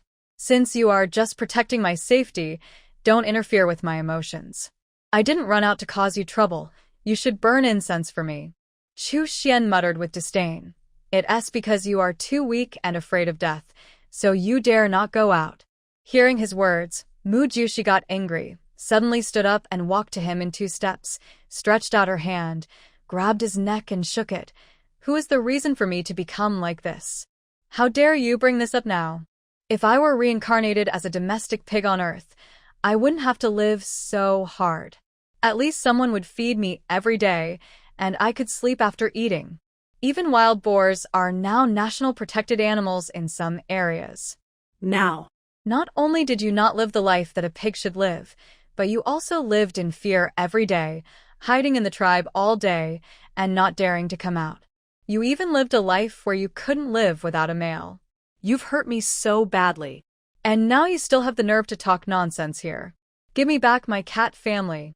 Chu Xian looked at the person who was clinging to him, with an imperceptible smile on his face. His Adam's apple rolled. He swallowed his saliva and said nothing. Due to her height, she only reached his chest, so he let her hang on him and go crazy. With her little strength, for him, it was like a gnat trying to shake a tree. Mu Jushi vented for a while, and seeing that he was standing there indifferently, she looked up at him with some confusion, only to see that he looked very happy. She almost vomited blood in anger. It was really too bullying. She loosened her hand that was pinching his neck, gritted her teeth, and said, "Just wait. When I find a higher-level partner, I will let him beat you to death. If it doesn't work, I'll find a few more and let them beat you up." However, Chu Xian didn't care and even answered with a look of asking for a beating. Then your wish will probably be dashed. I haven't found any orcs higher level than me in this area. Mu Jushi snorted coldly, turned around and went back to the haystack to find a clean place to sit down. Don't be too proud too soon. When the time comes, I'll find 10 partners. I don't believe I can't beat you. Chu Xian calmly told her the strength of the orcs in this area. These are all herbivorous orcs. The strongest is only level 4 or 5. The level 6 are already old men, not to mention the level 7. Although what he said was true, Mu Jushi was still unwilling to accept it. Even if she couldn't beat her, she had to scold her, so she gritted her teeth and angrily retorted, "I'll find an elephant orc to sit on you to death." Hearing her words, Chu Xian laughed as if he heard a joke. Haha. You are so small and you are running back and forth under his feet. He probably can't even see you. How dare you have such an idea? You are really going to make me laugh to death, ha. Chu Xian laughed at her mercilessly. Mu Jushi stared at him angrily, thinking that this man is her nemesis. She was almost mad at him for 3 highs after just 2 days of seeing him. She took out an apple from the space and threw it at him hard. Chu Xian took it quickly and said to her in a mean way, "Thank you." Mu Jushi took a deep breath. Apart from comforting herself not to be angry, she couldn't do anything about him. She couldn't beat him or scold him. She was really mad at her. He walked to her side with a smile and spread the tanned animal skins on the haystack. Come and sit over there. You will feel more comfortable with the animal skins as a cushion. Mu Joshi snorted and turned her head away, not wanting to pay attention to him. She looked good, but she had a big mouth. Speaking of appearance, she didn't know what her human form looked like. She raised her hand and touched her face. It seemed to be an oval face.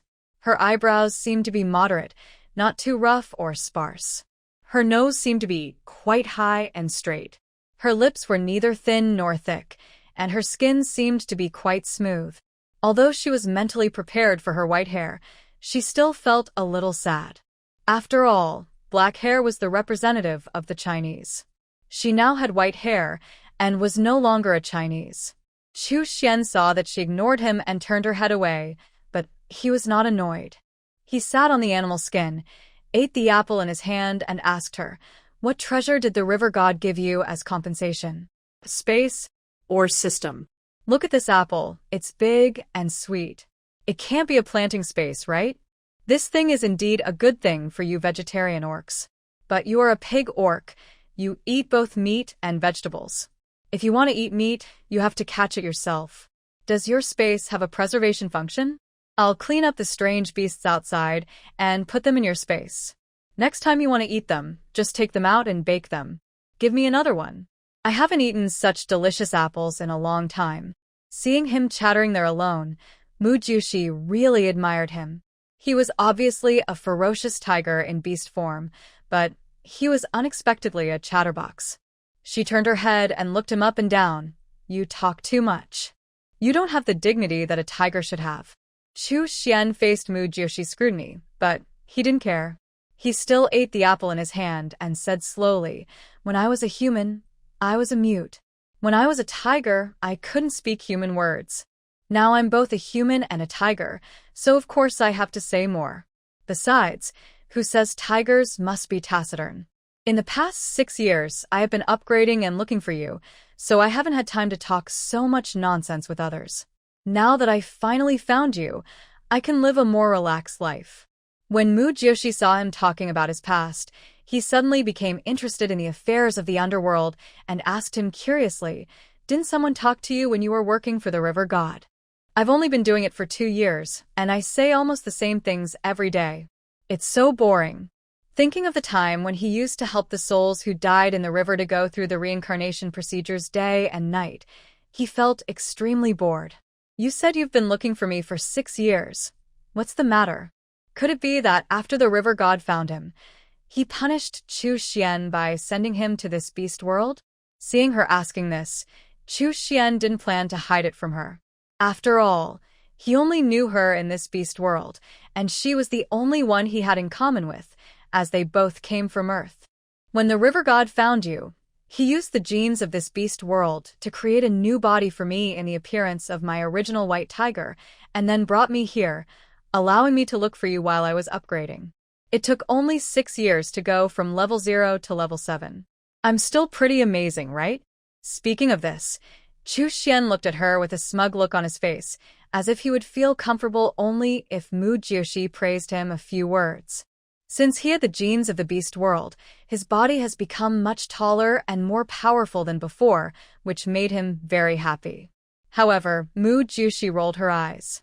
Although she was really amazing, she just didn't want to admit it. "TSK, what are you showing off for? How did you recognize me at a glance?" Chu Xian saw her rolling her eyes, but it didn't matter. He wouldn't bother with the pig. "The river god cast a spell on me. Whoever I see glowing is you." Hearing this, Mu Joshi was overjoyed and looked at him with a smile in the corner of her eyes. "Glowing? Then, am I sacred in your eyes?" Chu Xian looked at her like an idiot. "If you see a pig glowing, do you think it is sacred?" He glanced at her with disdain and chattered on and on. "You are really a stupid pig. You have been dying for men for one life or another." Mu Joshi was ashamed. He had a really poisonous mouth. You couldn't expect him to say a good word. When Chu Xian saw that she didn't speak, the air suddenly became awkward and ambiguous. The smell of Mu Joshi's estrus made him unbearable. He looked at her with burning eyes and couldn't help swallowing his saliva. Realizing that he was different, he turned his head away and didn't dare to look at her again. He said, "You haven't told me yet if your space can keep things fresh? If it can, I'll go and deal with the corpses of those strange beasts and put them in your space. It's still summer now, and they will stink if they are kept for a long time." What corpses of strange beasts? Mujushi looked at him with some doubts.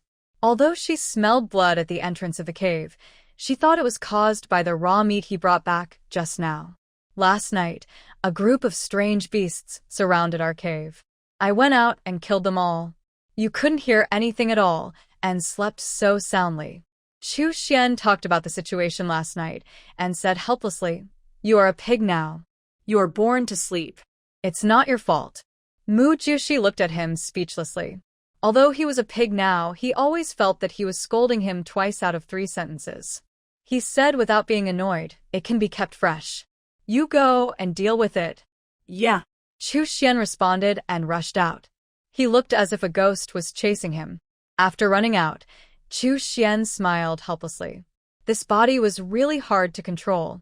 When he was a human, he couldn't marry a wife of equal status because he was young and dumb. When he was a tiger, he was shot by poachers before he found a tigress. Now, he has to protect a pig in his 3rd life. It seems that he will have to live the life of a monk again. After he dawdled and dealt with all the strange beasts outside, he wrapped them in a piece of animal skin and took them to the cave for Mujushi. Then he turned around and went out to tan the skins that had just been peeled off. He would have to guard Mujushi by her side in the future, and he couldn't go without clothes all the time. So, he planned to use these animal skins to make these animal skin skirts for himself, and also make some clothes for Mujushi. After all, there were a lot of animal skins, and he couldn't use them all. It seemed that Mujushi didn't bring clothes with her in the space. He would be alone with her these few days. If he didn't cover her figure, he was afraid that he really couldn't help it. After Chu Xian tanned all the animal skins, the setting sun was already red. When he returned to the cave again, he saw Mujushi had fallen asleep on the animal skins.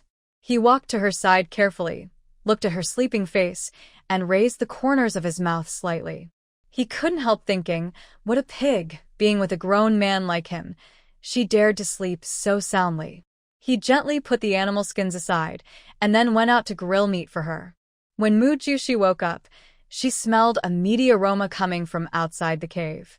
She didn't need to think to know that it was Chu Xian, who could choke people with his words, who was grilling meat. She sat up and suddenly felt sticky under her body.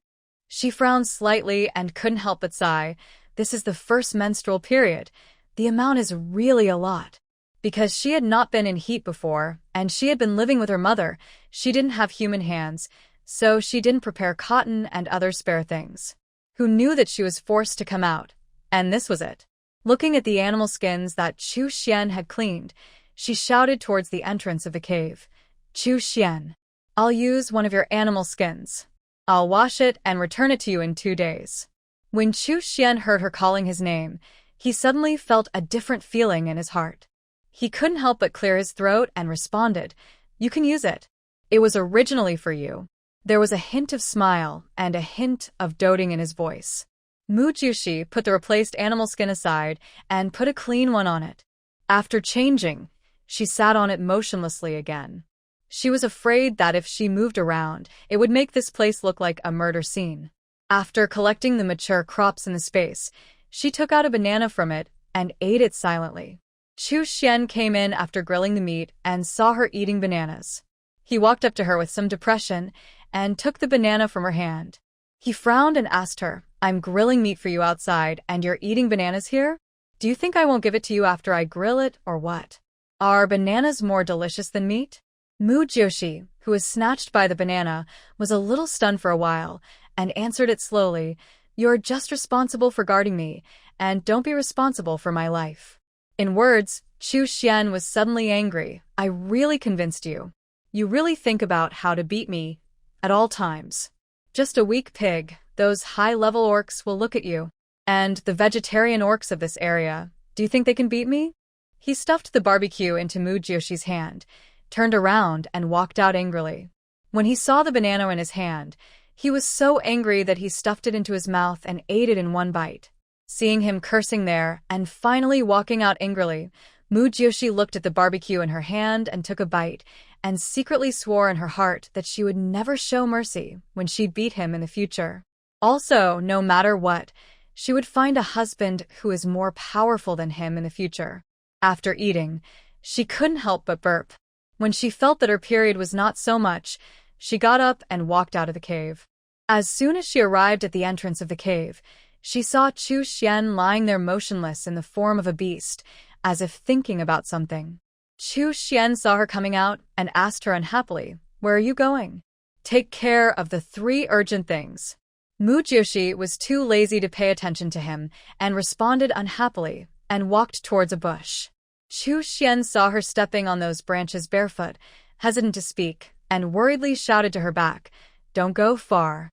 Mujioshi didn't respond to him. After she finished peeing, she walked back. She didn't know if it was because her period was too heavy or because she hadn't walked for a long time, but she felt her hands and feet were cold and her legs were weak before she took a few steps.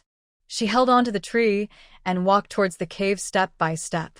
Looking at the cave that was only 100 steps away, it seemed so far away to her now.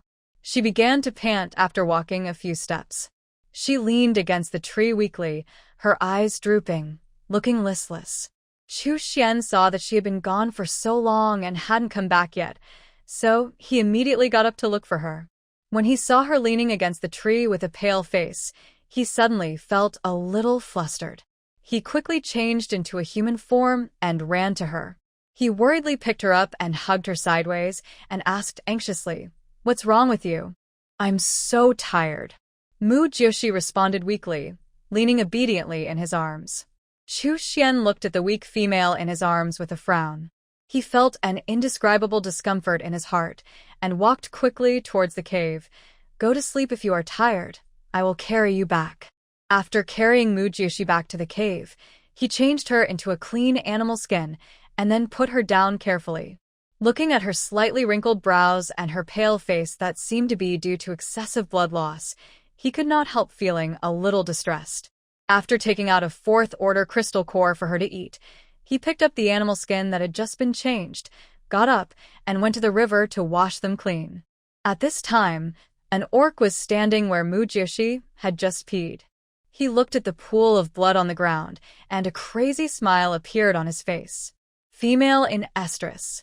It's actually a female in estrus. Ha ha ha. After laughing, he turned into a huge crocodile and followed the scent left by Mujioshi to find the cave.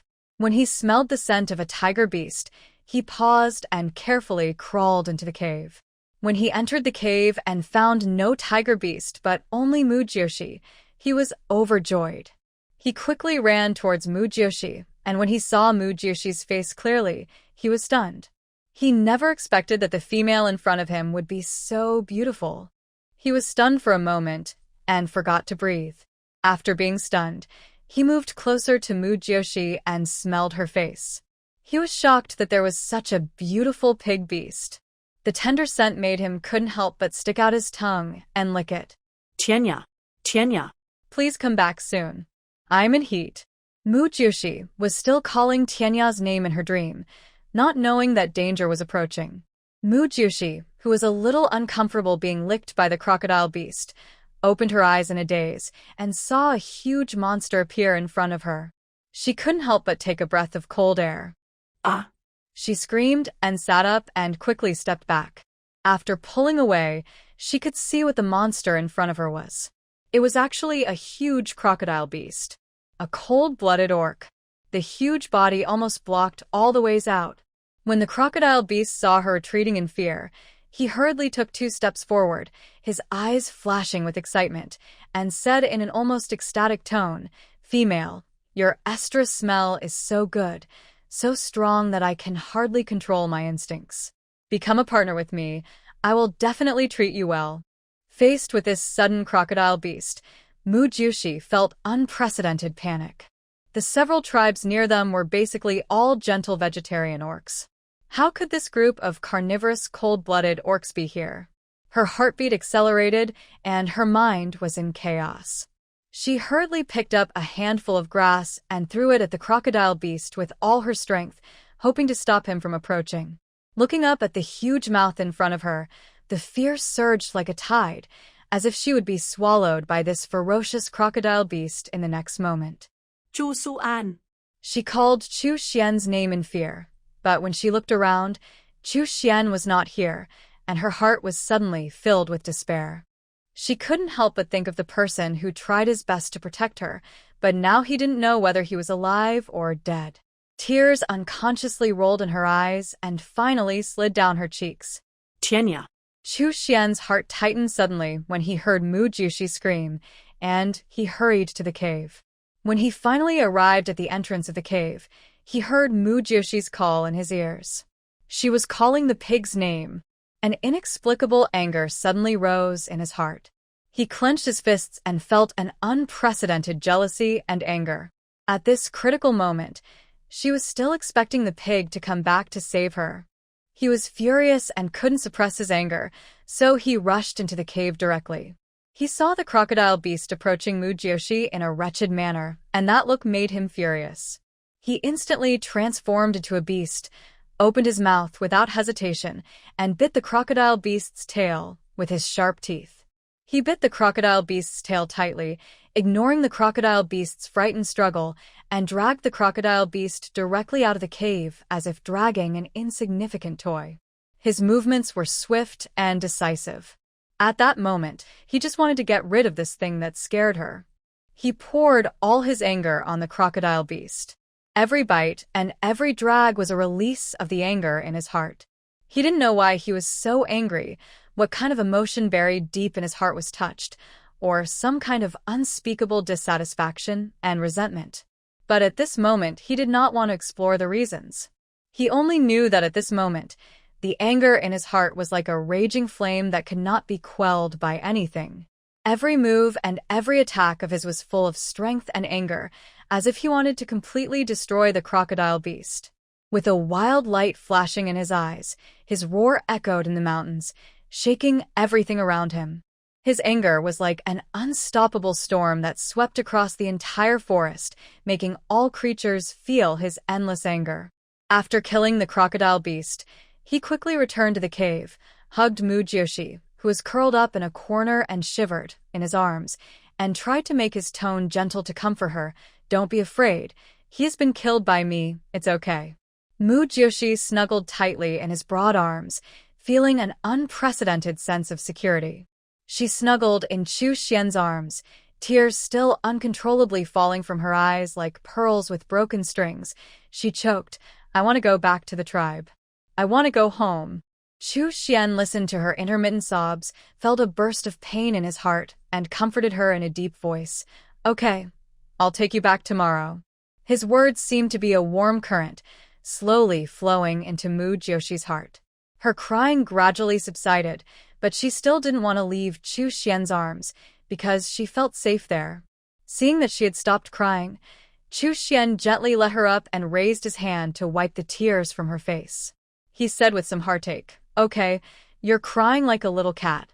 This ambiguous move made Mu Jiushi glance at her embarrassedly. "It would be nice if you were a real cat." It's not like now, when she encounters danger and has no attack power at all. Hearing this, Chu Xian felt a little ashamed. If he hadn't made a mistake at the beginning, she should have had a better life. I'm sorry. I will always be by your side to protect you, and won't let you encounter these things again. Mu Jiushi pursed her lips and said nothing. When she found a stronger partner, she wouldn't need him anymore. He always insulted her, probably because he looked down on her. Then let him find his tigress. Seeing that she didn't speak, Chu Xian thought that she must have been frightened. After changing a new piece of animal skin and laying it down, he said to her, "Come and rest. I'm not going anywhere. I'll stay here with you." Looking at Chu Xian, who took good care of her, Mu Jiushi was a little dazed. If he hadn't clearly said that he wouldn't fall in love with a pig, and one that came from Earth, she would have thought that he fell in love with her. Asking her to find a few more partners is not something an Earthling can say to someone they like. Maybe he was afraid that if he died, his mission would not be completed, and the river god would punish him again. Chu Xian, if I die under your protection, will the river god continue to punish you? Hearing her question, Chu Xian paused and answered indifferently. Yes, so if you live well and live a good life, my mission will be completed. Mu Jiushi understood, but she felt a little sorry for letting him stay alone by her side all the time, so she said, after sending me back to the tribe, you should also find a partner so that you won't be so lonely. When Chu Xian saw that she asked him to find a partner, his mood suddenly became a little irritable, and he said unhappily, Do you want me to pigs or sheep? Or cows? You don't have to worry about my business.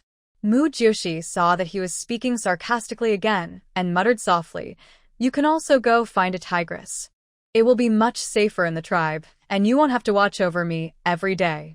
Seeing that she was still saying this, Chu Xian rolled his eyes at her unhappily. Come and sleep with you, worrying about nothing. With your stupidity, it's hard to say whether there will be any male who wants you. If no one wants you by then, I will still have to watch over you for the rest of my life. Mu Jiushi was amused by his words, but I'm a female, and this is the world of animals. How could I be unwanted? By then I'll find 10 to envy you to death. Chu Xian lay on the laid animal skins with a look of disdain on his face. Tiasuke. What's the point of finding a bunch of garbage? They're not even worth a slap from me. Seeing him lying there, Mu Jiushi lay down on him without any hesitation and muttered softly, So fierce. There are so few females in this world of beasts. How could no one want her? What a joke. It's not certain whether anyone wants her or not. When Chu Xian heard her say that she wanted to find 10 partners, he felt inexplicably bad. Suddenly, he had the urge to not let her find one, and said impatiently, Don't worry about it. Go to sleep. Seeing him like this, Mu Jiushi was too lazy to care about him and went to sleep directly. After Chu Xian saw that her breathing was stable, he quietly got up and walked out of the cave carefully. He skinned the crocodile beast he had just killed, made her a pair of shoes overnight, and made her a set of clothes with the animal skin tan during the day.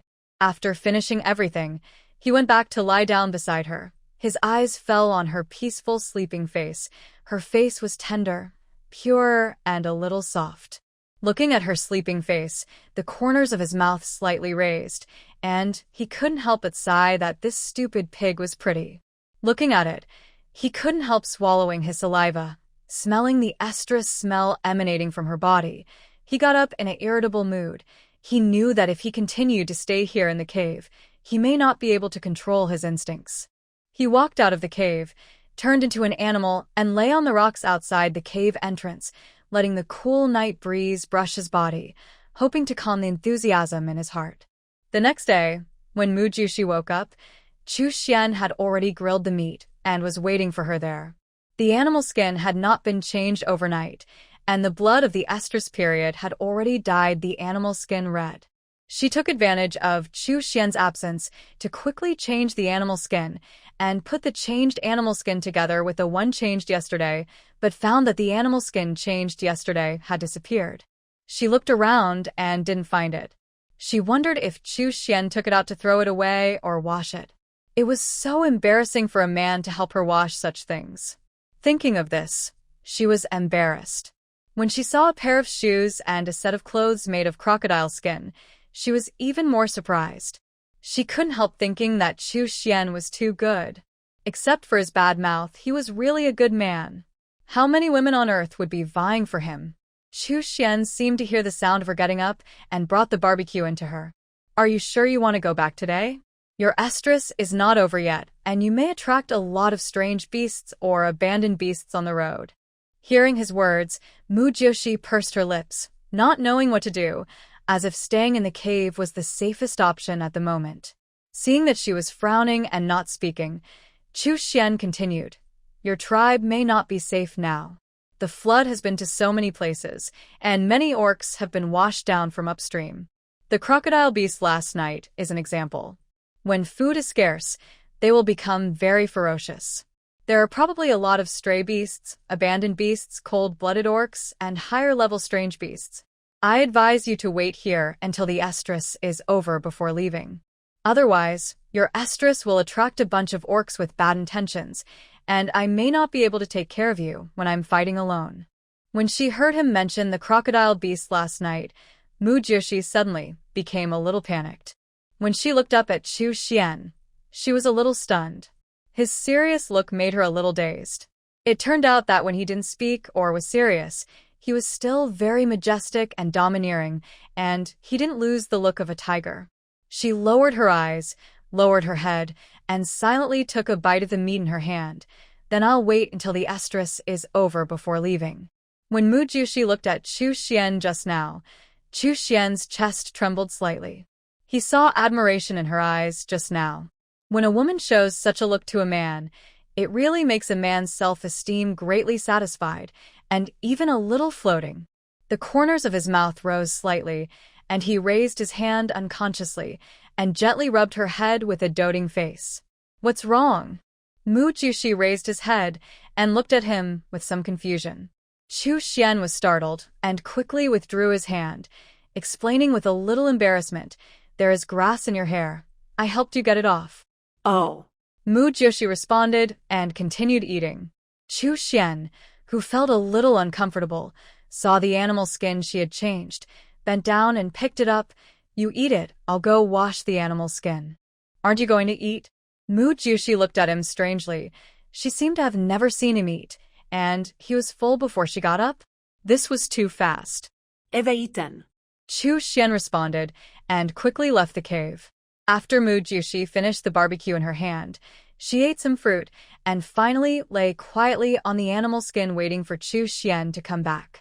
Before she lay there for a while, she felt the urge to urinate, so she had to get up, put on the shoes Chu Xian made for her, and go out to defecate. This time she didn't walk too far, for fear that her legs would be weak and she wouldn't be able to walk back, and Chu Xian was not here yet. After Chu Xian came back from washing the animal skins, he didn't see her in the cave. He panicked and rushed out to find her all the way by smelling her scent. Before he ran far, he saw Mu Jiushi walking back slowly. He breathed a sigh of relief, and his hanging heart slowly let go. He anxiously stepped forward and picked her up sideways. He frowned and said with a little anger, "When I'm not around, you'd better not run out alone." Mu Jiushi saw that he was so fierce and responded with some grievance. "People have 3 urgent matters." Chu Xian saw her aggrieved look, his heart softened, and he lowered his voice. "I was by the river not far away. Wouldn't you call me? Do you know how anxious I was when I came back and didn't see you?" Mu Jiushi knew that she could only rely on him for protection now, so she didn't want to fight him too much, and didn't want to cause trouble for him, so she could only respond timidly, "I'm sorry." "Brother, I found a female in estrus. She's there." A voice interrupted the 2 people who were about to go back to the cave. The 2 looked back and saw more than a dozen crocodile beasts coming towards them. They stared at Mu Jiushi in Chu Xian's arms, as if they were going to eat her in the next second. Mu Jiushi felt uncomfortable being stared at by them and unconsciously clung to Chu Xian. Chu Xian noticed her abnormality and unconsciously tightened his arms around her. The crocodile beast soon came in front of them. The crocodile beast called the Big Brother turned into a gray-haired man and stared at Mu Jiushi. When he saw the shoes on her feet, he frowned. He said in a bad tone, "Did you kill the 6th brother?" At this time, several younger brothers behind him also saw the shoes on Mu Jiushi's feet, and they immediately shouted, "Big Brother! It must be this tiger beast that killed the 6th brother." "That's right, Big Brother. Let's kill the tiger beast and the female. Big Brother. We want to avenge the 6th brother." Seeing them chattering there, Chu Xian spoke impatiently, "If you want to fight, just fight. Why are you talking so much nonsense? How arrogant. There are more than a dozen of us. Do you think you, a level 7 person, can be our opponent? Hand over the female obediently, and we can spare your life. Little female, follow our big brother, and we will definitely spoil you to the sky." Chu Xian glanced at their so-called big brother with disdain. "You're only level 5 at most, and you dare to talk nonsense here?" He put Mu Jiushi at the entrance of a cave and said softly, "Go in and wait for me. It will be too bloody, and you won't be able to sleep at night." Mu Jiushi held his hand tightly, her eyes full of worry. She and Tianya were also beaten by a group of orcs 2 days ago, but he What happened at that time is still vivid in her mind. He stretched out his hand and stroked her face, motioning her to rest assured. Don't worry, I'm fine. After pushing Mujioshi into the cave, a cold light flashed in his eyes, and he went straight to their leader. He changed into a beast form and pounced on their leader. His movements were swift and fierce, and his sharp teeth were like deadly blades, which instantly locked their eldest brother's throat. At this moment, the crocodile leader instinctively turned into a beast form and used his extremely thick skin to barely resist the fatal. Although it was thrilling, he saved his life. Kill him. He gave an order, his voice full of anger and command. With his roar, the younger brothers who were stunned by the sudden change came to their senses. They quickly transformed into beasts and pounced madly on Chu Xian's limbs, trying to tear him apart. Chu Xian knew that their unique skill was death roll, and he dodged left and right to avoid their bloody mouths. Every dodge was dangerous, but also accurate. He caught their eldest brother and attacked him crazily, but the crocodile beast's skin was extremely tough, making it difficult for his attacks to cause fatal damage. The leading crocodile beastman wondered why this tiger beast specifically attacked him. Soon, one of his hands was bitten off by Chu Xian. Seeing that the situation was not favorable, he immediately ran towards the river. Chu Xian saw him running away, and he was too lazy to chase him. After all, Mujioshi was still in the cave. If he chased him, his brothers would go in and catch Mujioshi, which would not be worthwhile. The crocodile beasts saw their big brother running away, and they also ran away. Chu Suan's ne. He was so arrogant just now, but now he ran so fast. He stopped two crocodile beasts that were running slower and killed them directly. If he didn't kill one or two, did you really think he was easy to bully? Mujioshi covered her ears and curled up in the cave.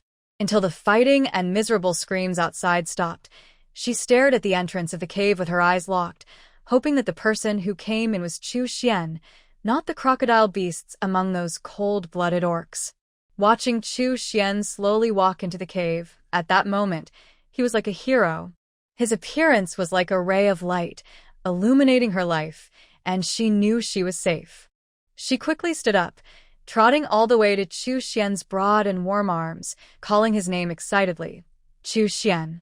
Chu Xian stood there, as solid as a mountain, his arms gently wrapped around her. At that moment his arms seemed to be the most gentle and safest harbor in the world. He felt happy, enjoying the feeling of being needed by her. The corners of his mouth unconsciously rose, outlining a smile, and after a long time, he slowly spoke in her ear, his voice low and with a hint of teasing. Don't be obsessed with me. I'm just a legend. Hearing this, Mujioshi's ears turned slightly red, and she quickly left his arms, turned her head away from him, and whispered, really narcissistic.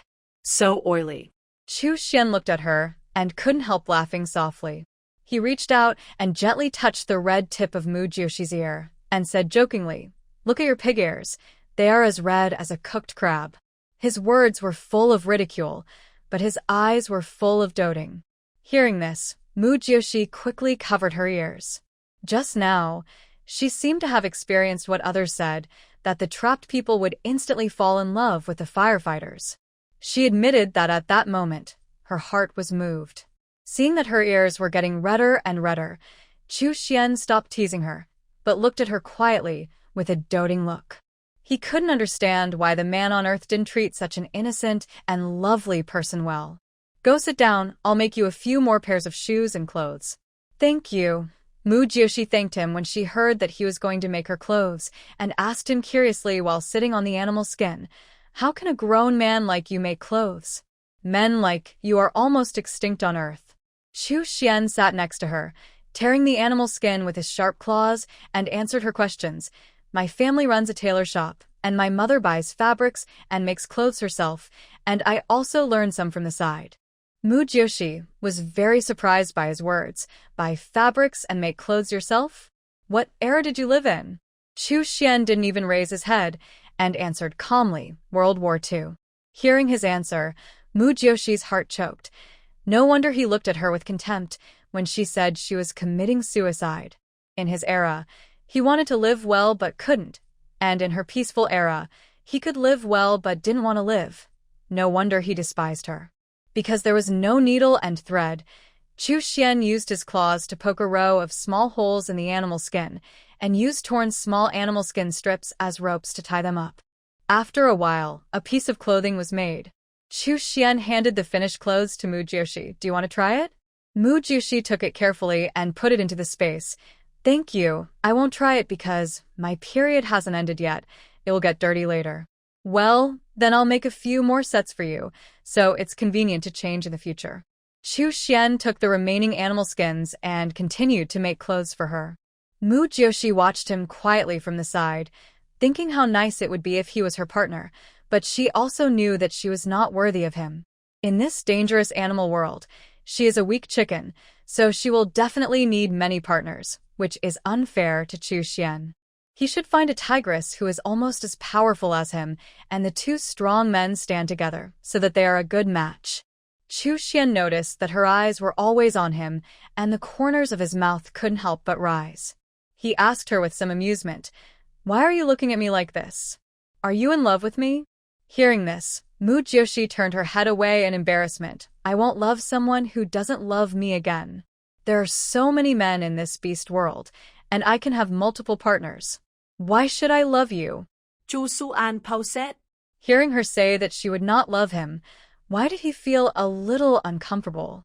He secretly glanced at Mu Jiushi. Would he fall in love with a pig like her? He was shocked by his own thoughts and shook his head violently. He would not fall in love with this stupid pig with a brain and love. It must be because of the feeling of being from the same hometown that he felt differently about her. What have you planted in your planting space? Take it out for me to taste. Mu Jiushi looked at her crops and told him one by one, "It's only 8 acres and there's nothing planted, just apples, potatoes, cabbage, bananas, sweet potatoes, taro, corn, and snow pears. What do you want to eat?" Chu Xian looked at her in disbelief. "Only 8 acres? It's been 6 years since you got the space, right? Don't you do any tasks to upgrade it?" Speaking of this, Mu Jiushi was also very depressed. This space is upgraded by weight gain. It unlocks 1 pound of land when I gain 1 pound. I finally survived until adulthood and grew to 80 pounds, but it only has 8 acres, and then it has never grown. Hearing this, Chu Xian's mouth twitched. This river god is really stingy. Knowing that she is a small, fragrant pig type, he still gave her a space that is upgraded by weight, but 8 acres is basically enough for her to eat. Give me a snow pear. Yes. Mu Jiushi responded, and a snow pear appeared in her hand. Here. She handed the snow pear in her hand to Chu Xian, but Chu Xian did not take it. He was busy with his work, his lips opening and closing. "I'm busy now, I don't have time to eat. You help me eat it." Hearing his words, Mu Jiushi looked at him with some confusion. What was this guy doing? Asking her to take it out for herself to eat? She took a bite of the fruit in her hand, which was sweet and juicy. After eating, she collected the seeds inside, thinking that if she would get a little fatter in the future, she could plant it directly, without the hard work of looking for seeds. After eating and having nothing to do, she lay on the animal skin to sleep again.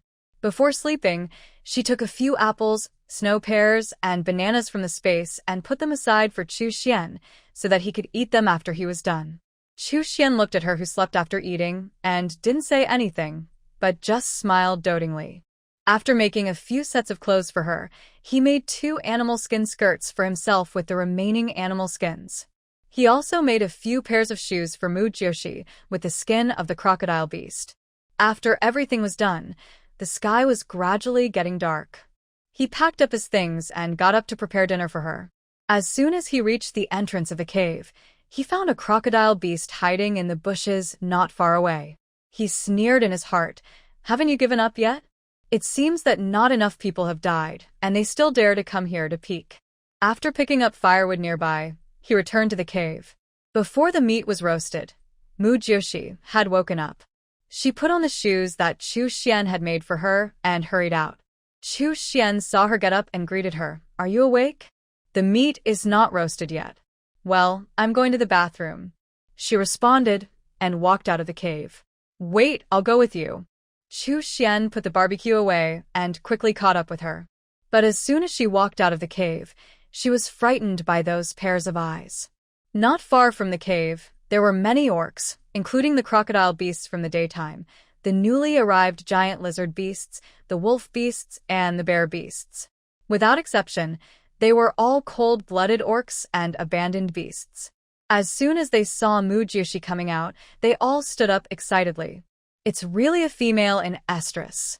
She looks so fresh and delicious. I can't mate with her. I feel comfortable just looking at her a few more times. I haven't smelled the smell of a female in estrus for a long time. This smell really makes people miss it. Hurry up and stop me. I can't help it. If you can't help it, go ahead. You go to restrain the tiger beast, and I'll go in and grab the female. That tiger beast is level 7. Are you going to die? I'm not stupid. They stared at Mujyoshi covetously, wanting to pounce on her and her away, but they were hindered by Chu Xian's strength. Mujyoshi lost her urge to urinate the moment they stared at her, and subconsciously reached out to grab Chu Xian beside her. Chu Xian knew that she would be frightened, and patted her hands gently. Don't be afraid. I won't let anything happen to you. Then he pulled her to the bushes not far away. You can take care of it here. I'll watch over you. She no longer cared about saving face and slowly squatted down, thinking about solving it quickly. Otherwise, it would be more dangerous to go out in the middle of the night. After solving it, she stood up and took Chu Xian's broad big hand and walked quickly towards the cave. Let's go. Chu Xian let her lead him and glanced coldly at the orcs who were staring at him. It seemed that he had to leave here tomorrow. Her estrus smell had attracted too many orcs. This was not the tribe, and it would be very disadvantageous for them to stay here. The wolf beast, who was eager to try and move forward, reluctantly took 2 steps back after meeting Chu Xian's cold eyes. After returning to the cave, Chu Xian continued to grill the meat calmly, but Mujyoshi sat next to him and looked at him with an uneasy look. Chu Suan. They're guarding there. How can we sleep at night? Do we have to fight them all night? Chu Xian handed her the roasted meat and answered her question with a relaxed look. Don't worry, sleep well. They won't come in with me here. The group of orcs were only level 3 or 4, which was not a big deal for him. Yeah.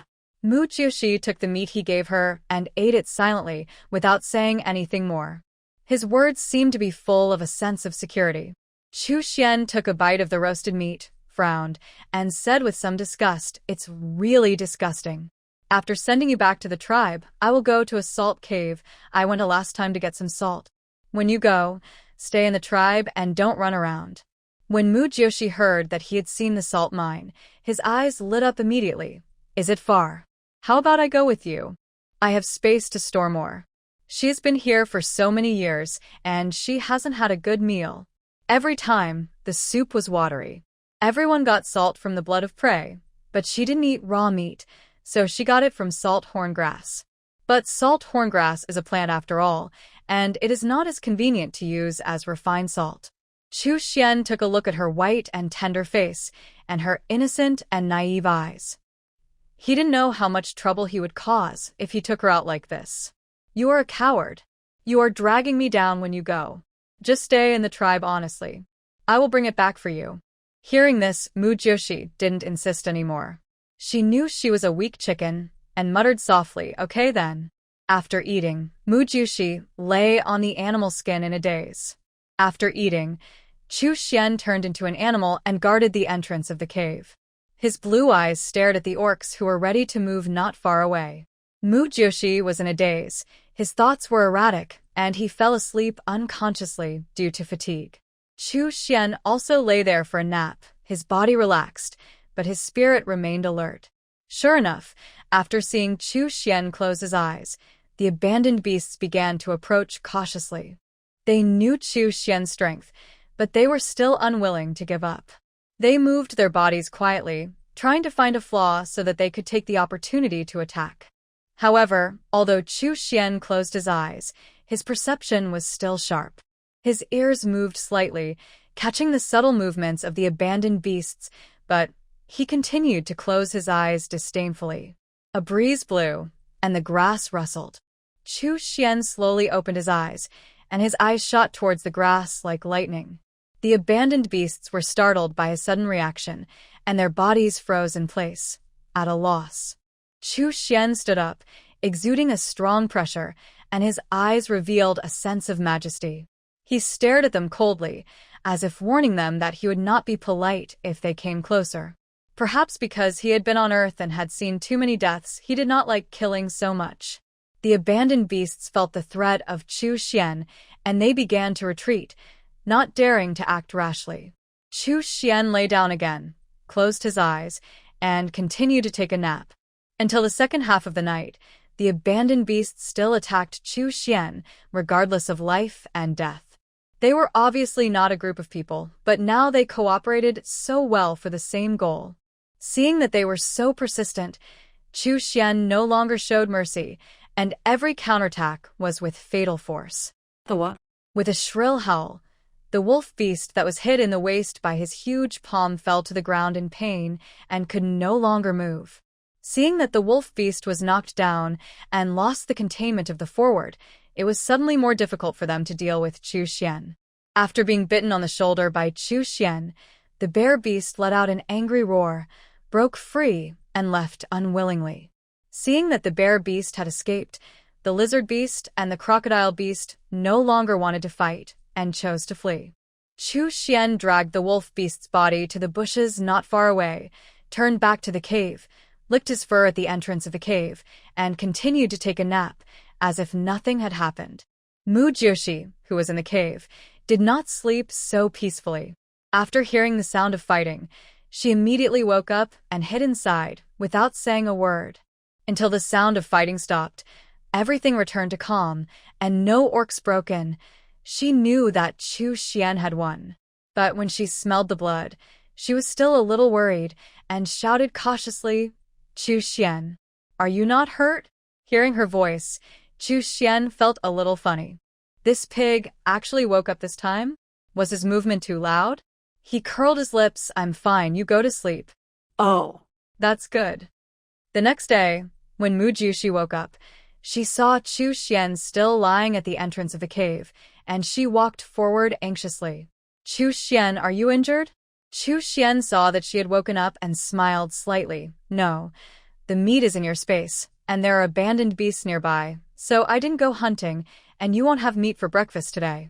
Hearing him say that it was okay, Mu Jiushi breathed a sigh of relief. "It doesn't matter. I don't need to eat meat every meal."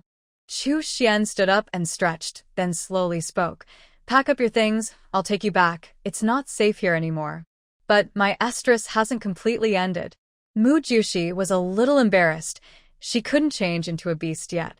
Although the amount of her period was not much, it was still more or less. There was a streak of red flowing down her thigh when she walked.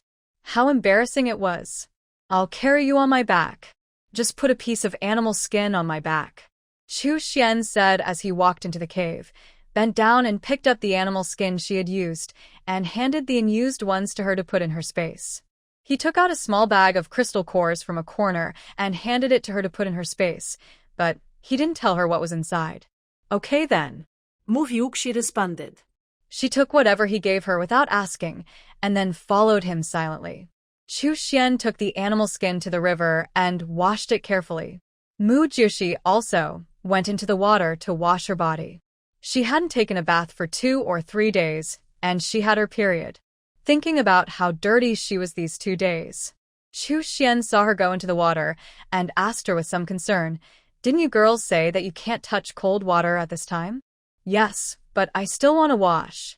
Mu Jiushi saw him looking at her and lowered her head uncomfortably. It doesn't matter if she doesn't lower her head. This lowering almost made her die of beauty. She looked at her reflection in the water in shock. Who is this beautiful woman with white hair and red lips? Oh my God! Is it her? She touched her face in disbelief. She couldn't believe it.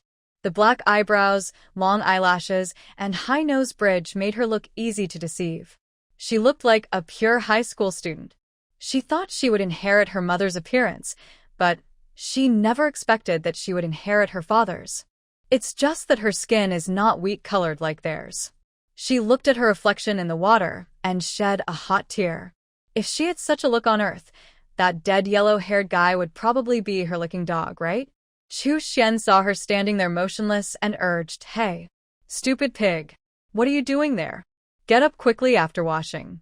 Be careful not to get sick, or I won't care about you." "Oh, okay." Mu Jiushi responded and quickly washed her face, thinking that she could go back and slap the faces of those beastmen who had made fun of her. After washing, she ran back to the cave and changed into clean clothes and then returned to Chu Xian. At this time, Chu Xian had already washed the animal skin she had changed off, shook off the water on it, and handed it to Mu Jiushi, then changed into an animal form and crawled on the ground. "Come up." "Yes." Mu Jiushi put a piece of animal skin on his back before carefully climbing up. His animal form was very large, and his back was very broad, giving the person sitting on it a sense of security. She sat on it and ate fruit, and did not forget to ask Chu Xian, "Chu Xian, do you want to eat fruit?" "You eat it, I don't need to eat it every day." After Chu Xian waited for her to sit firmly, he took her all the way upstream. Mu Jiushi looked at the way home, feeling a little excited, and looked back behind him, feeling a little lost. Is Tianya really gone? The flood has receded. I hope he will be safe. The weather was good in the morning, but it became very hot at noon. Mu Jiushi took out a large piece of animal skin to cover herself. She didn't want to be baked like a pig. The sun made her mouth dry, so she kept taking out snow pears from the space and chewing them all the way. "You are so busy," Chu Xian said with disdain, but still stopped to let her get down. Mu Jiushi smiled awkwardly. "People have 3 urgent needs, and this is not something I can control." After she got down, she quickly ran into a bush. After a while, she excitedly brought out a big watermelon. "Chu Xian, look, I found a watermelon." Seeing her excitement, Chu Xian turned into a human form with a slight smile on his face. "You are really lucky. You can even pick up a watermelon when you go to the toilet." Mu Jiushi walked up to him with a smile, smashed the watermelon, and handed him half. "Here, I'll give you this half." Chu Xian took it with a smile and tasted it. Eating watermelon in this hot summer was really thirst-quenching. Mu Jiushi picked a leaf and collected the seeds, planning to use half of the acre of land where bananas were planted to plant watermelons. At the same time, she also handed Chu Xian a leaf. "Spit the melon seeds on this leaf. I will keep it and plant it in the planting space." Chu Xian took the leaf she handed him reluctantly, spit the melon seeds on it, and did not forget to complain, "Isn't your planting space too bad? You have to collect seeds yourself. It's better than nothing. You don't have anything yourself. How dare you despise mine?" Mu Jiushi rolled his eyes at him. This guy really never forgets to hit her all the time. What do I need that thing for? My staple food is meat. Can I raise animals in it? Speaking of raising animals, he approached Mu Jiushi curiously and asked her with a look of joy, "Can your space hold living things?" Mu Jiushi was startled by his sudden approach to his handsome face. Her heart skipped a beat. She swallowed the watermelon in her mouth before answering, "Why? Do you want to go in?" Chu Xian stepped back a little and continued, "I'm just curious. Is it possible?" No. Mu Hyukshi responded seriously. It was her turn to ask Chu Xian curiously, "You have worked under the river god for 2 years. What benefits did you get? Did he give you ghost money? Or something else?" "Nonsense. He must have given you ghost money. When you quit and go to reincarnate, you can be reborn as a rich second generation or an official second generation. Oh my. People with connections are different." At this point, Mu Jiushi suddenly felt envious. Chu Xian was not happy after hearing what Mu Jiushi said. "What do you mean by relatives? That's the reward I get for my hard work, okay?" Seeing that he was a little bit upset, Mu Jiushi whispered, "Didn't I pay you a salary? That's called extra benefits." Chu Xian corrected with some pride. Mu Jiushi ate the watermelon and said lightly, "Well, I don't know how you ghosts live. If I had known, I would have been a ghost for a while to experience the life of a ghost." Chu Xian saw that she was interested and casually told her about his days before he worked for the river god. Wandering around in the world every day, watching you eat delicious food but not being able to eat it yourself, and playing fun things yourself, it's quite boring. Oh. Come up when you finish eating. Chu Xian saw that she had almost finished eating and changed into a beast and crawled on the ground. After Mu Jiushi threw away the watermelon rind, he wiped his mouth and climbed onto Chu Xian's back. The two hurried and found a cave to stay before dark. While Chu Xian was grilling meat, Mu Jiushi went to a stream not far away to take a bath and wash the animal skins used during the day. At night, the two slept side by side on the animal skins. Mu Jiushi knew that Chu Xian had no interest in her, so she slept heartlessly. Chu Xian was a little depressed when he saw her sleeping so soundly. He was a man after all, so why didn't she have any defense? Wasn't she worried that he would do something to her? Even if she trusted him, there was a man lying next to her, and he was a strong man. Didn't she have any thoughts? He was depressed and tossed and turned and couldn't sleep. Although her estrus smell had gradually faded, he seemed to still have that feeling for her. Looking at the sleeping face, he swallowed his saliva, got up in an irritable mood, and went to the cave entrance to the cold wind all night. It was not until the second half of the night that he returned to the cave to continue lying. The next morning, Chu Xian was startled by an enlarged pig's head. He calmed down and saw the pig in his arms clearly. He was extremely depressed. Why did he turn into a pig again? There was no prompt, so he slept with a pig in his arms for so long. Looking at the pig in his arms, he smiled helplessly. Well, the pig looks very cute. Not long after he woke up, Mu Jiushi also woke up. Seeing that she had turned back into a beast, she was happy. She could finally switch back and forth between human and beast. But when she saw Chu Xian's depressed face, she felt a little confused. She couldn't figure out what he was depressed about. Did he think that walking with a pig lowered his status? After breakfast, she walked in front happily. Chu Xian saw her running in front so excitedly, and he felt even more depressed. The human form was so beautiful. Why did she have to change into a beast? He shouted to Mu Jiushi, "Hey, Mu Jiushi, change into human form and I'll carry you. How long will it take you to walk in your beast form?" Mu Jiushi stopped, turned around with a look of joy, and looked at him with a smile. "Really? I saw you had a stinky face, and I thought you didn't want to carry me, so you put on a bitter face, wanting me to be self-aware and walk by myself."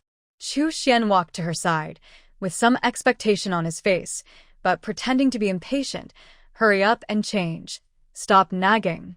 The next second, Mu Jiushi changed into human form and tidied up his clothes that became a little ill-fitting because of the transformation. Chu Xian beside him looked at her softly, with the corners of his mouth slightly raised, and he felt a little happy. Who would want to look at a pig if there is a beautiful woman? After Mu Jiushi was tidied up, she raised her head and met his fiery eyes. She was stunned for a second, then smiled and said, "You are not attracted to my human form, are you?" Hearing her joke, Chu Xian looked away awkwardly. "Have you ever seen a tiger and a pig together? Who would be attracted to a love-brained, stupid pig like you?" After saying this with disdain, he crawled on the ground. "Hurry up and get up." After 2 or 3 days of getting along, Mu Jiushi could already see that he was a dead arrogant and an arrogant chatterbox. This personality is quite different for a tiger. After she climbed onto Chu Xian's back, she slowly spoke, "If you really like me, I can consider letting you be my first partner. How about it?" Hearing this, Chu Xian felt as if his heart was filled with something, a sweet and beautiful feeling. But when he thought about how he used to be a human and a mighty tiger, it would be awkward to be with a pig. Disdainfully refused, "Thank you for your kindness. I think a tigress is more suitable for me." Hearing his answer, Mu Jiushi said regretfully, "Okay. I was too sentimental. It seems that she will have to choose a few more partners on the day of the coming-of-age ceremony. She doesn't want to be in danger like this time, and no one comes to save her. Tianya, the only one who came to save her, is still missing. For a strong man like Chu Xian, it's not a problem for her to have only one partner who can protect her. After all, she doesn't need them to raise her." But Chu Xian doesn't like her. After walking for 2 days, they came to a fork in the river. Mu Jiushi was a little confused and didn't know which way to go home because she fell asleep with her head on Tianya's legs for a while. She said with some embarrassment, I don't know which way is the river back to our tribe. Few females in this beast world have ever been far away. Except for few nearby tribes, they have never been anywhere. If they are taken away a little far, they don't know how to go home. Mu Jiushi is one of them. Chu Xian had been looking for her for 6 years and had been to countless places. He had more or less understood this east continent. He said, "Don't worry, I will send you home. Even if I can't find your home, I will always be by your side to protect you. What are you afraid of?" Mu Jiushi pursed her lips and looked embarrassed. Her period had ended for 2 or 3 days, and then she would be in heat. She didn't know if she would be like other females, unable to control her needs. But every time she saw that their periods were over, they would stay at home with their males for several days without going out. She only prayed that she had been a human being and had stronger self-control, so as not to twist herself into a knot like a cat in heat. She didn't know if Chu Xian knew about the fact that females would want to find males after their periods were over. Judging from his unhurried attitude, he might not know, right? Otherwise, wouldn't he be afraid that she wouldn't be able to find a male in 2 days and then couldn't control herself and threw him down? Although she couldn't beat him, it would be hard to resist seeing a female in heat in front of him, right? He had a reaction when he saw his human form and when he had his period. Mu Jiushi pondered for a while before tentatively asking him, "Chu Xian, do you know what happens after a female's period ends?" Chu Xian answered as he walked, "What will happen? After the estrus ends, it is easier to get pregnant. At this time, of course, she will make little people with her partners." Hearing his answer, Mu Jiushi secretly breathed a sigh of relief. Fortunately, he didn't know, otherwise, as a former Earthling, it would be so embarrassing to know that she wanted to find a man. It's better to hurry back to the tribe and ask her father to hold a coming-of-age ceremony for her as soon as possible. The two walked for another day. In fact, it was Chu Xian who walked for a day, because Mu Jiushi had been sitting on Chu Xian's back, eating fruits when hungry, and was very leisurely. People who didn't know would think she was going on a trip.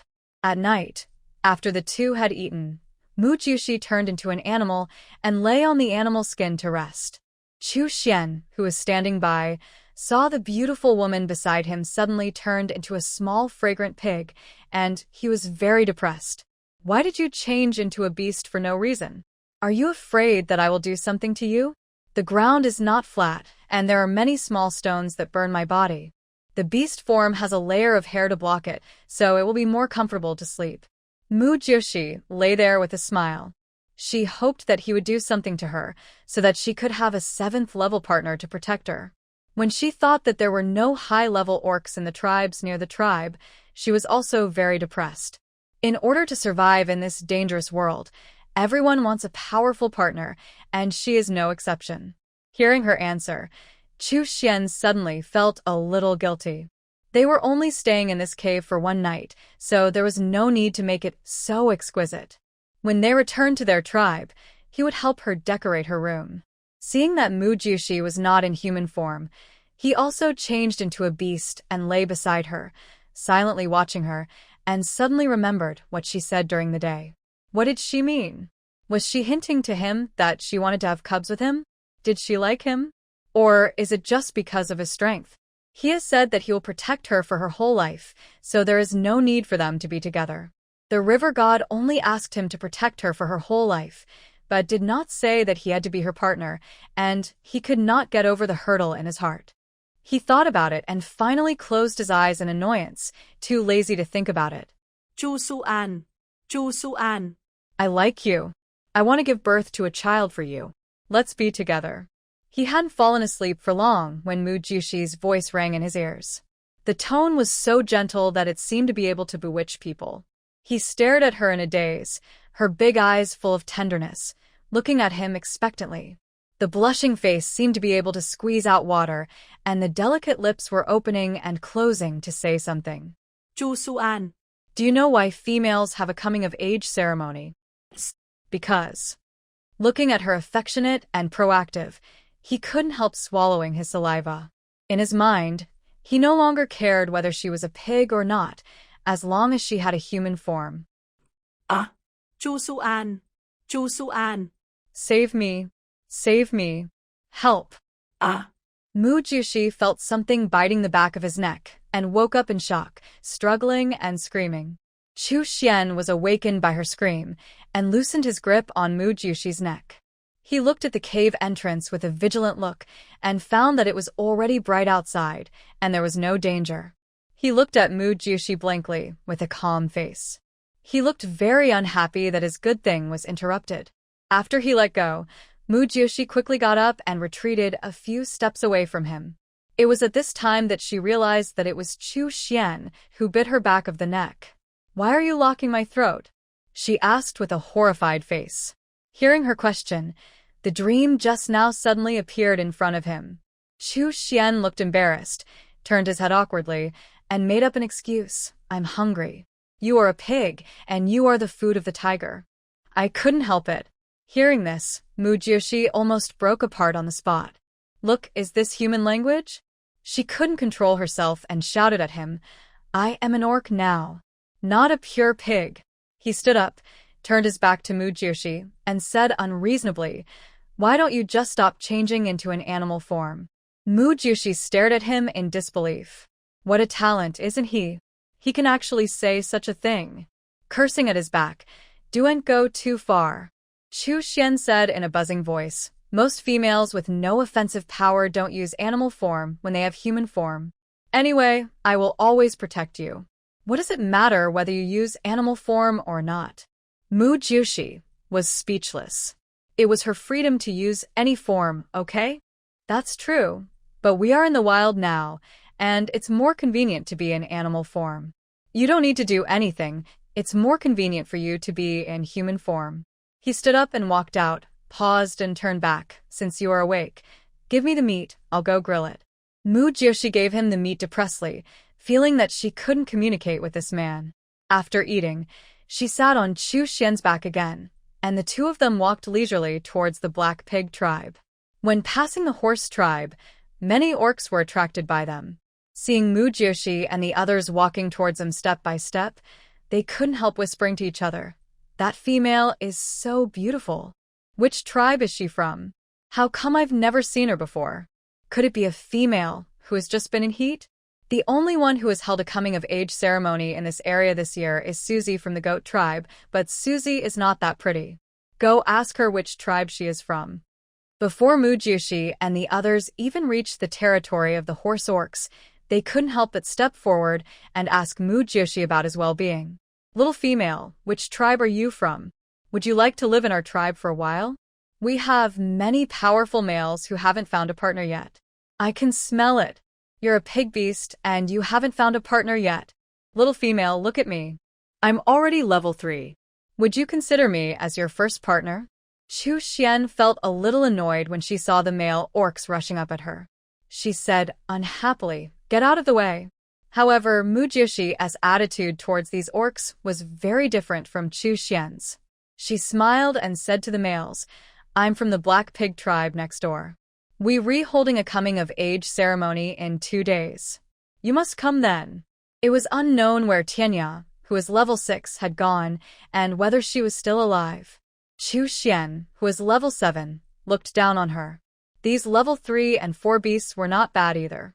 Anyway, apart from Tianya and Chu Xian, she had never seen anyone younger than level 5.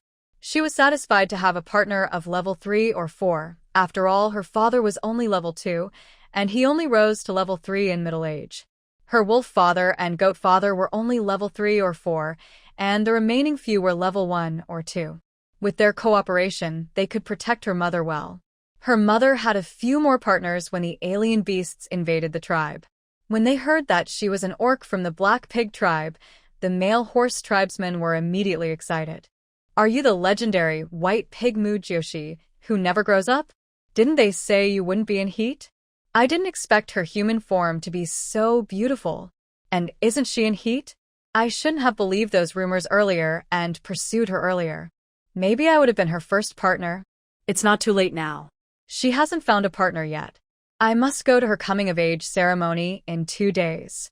Several people talked at once, and Chu Xian took her away with a gloomy face. He felt very unhappy when he thought that those beastmen who were only level 3 or 4 would become her partners. But he felt a little uncomfortable to have a relationship with a pig, and he didn't know whether he liked her or not. Compared with Chu Xian's gloom, Mu Jiushi was very happy. She could finally live a life like her mother, with a few people loving and pampering her. In fact, it was not so important whether they loved her or not. It was enough that they treated her well and protected her. After all, she didn't dare to say that she liked them 100%.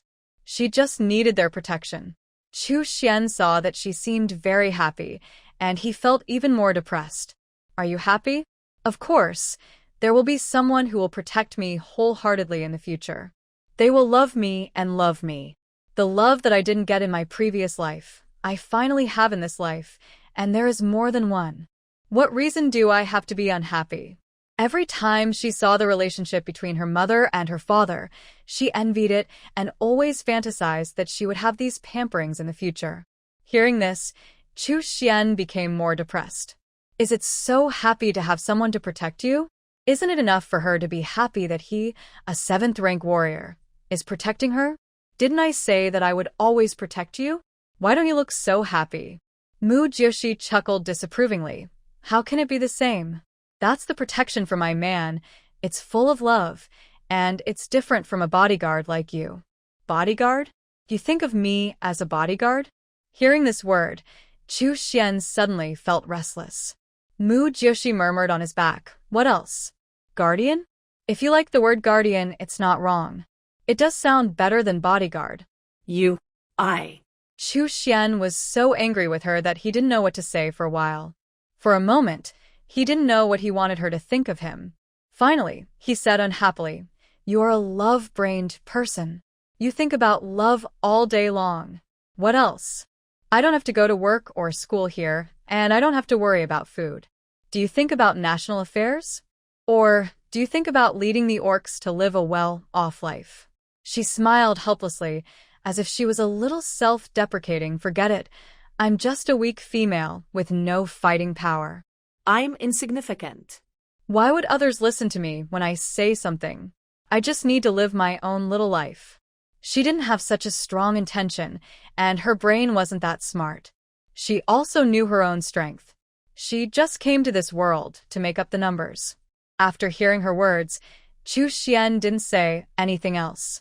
She really lived her little life well, worry-free every day, and if there was any trouble, he would solve it.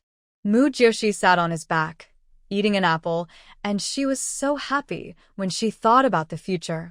At night, Chu Xian didn't let her sleep in the form of an animal, but asked her to take out animal skins from the space and spread several layers on the ground. Mu Jiushi had to do as he said. After all, these animal skins were not hers, and she didn't feel bad about spreading so many on the ground. And she didn't dare to sleep in the form of an animal in front of Chu Xian, worried that he would eat her accidentally. After Chu Xian spread it, he let her sleep on it. Go to sleep so it won't hurt you. Yeah. Mu Hyukshi responded obediently. She didn't expect that Chu Xian cared so much about what she said and was so considerate. After she fell asleep, Chu Xian slowly opened his eyes and looked at her tenderly. Last night's dream kept appearing in his mind. He was a little suspicious whether he liked her. In the dream, he didn't care whether she was a pig or not.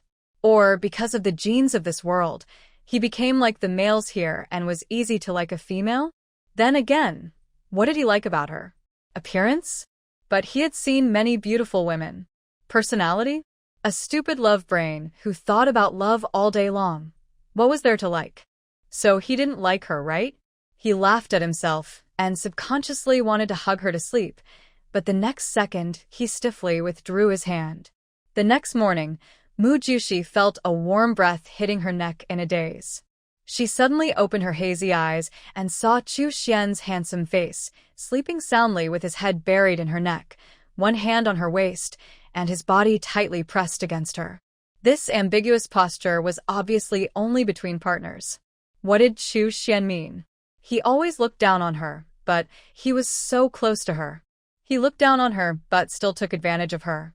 The human form wanted to eat her, and the beast form also wanted to eat her. Cough. Cough. She coughed twice in annoyance.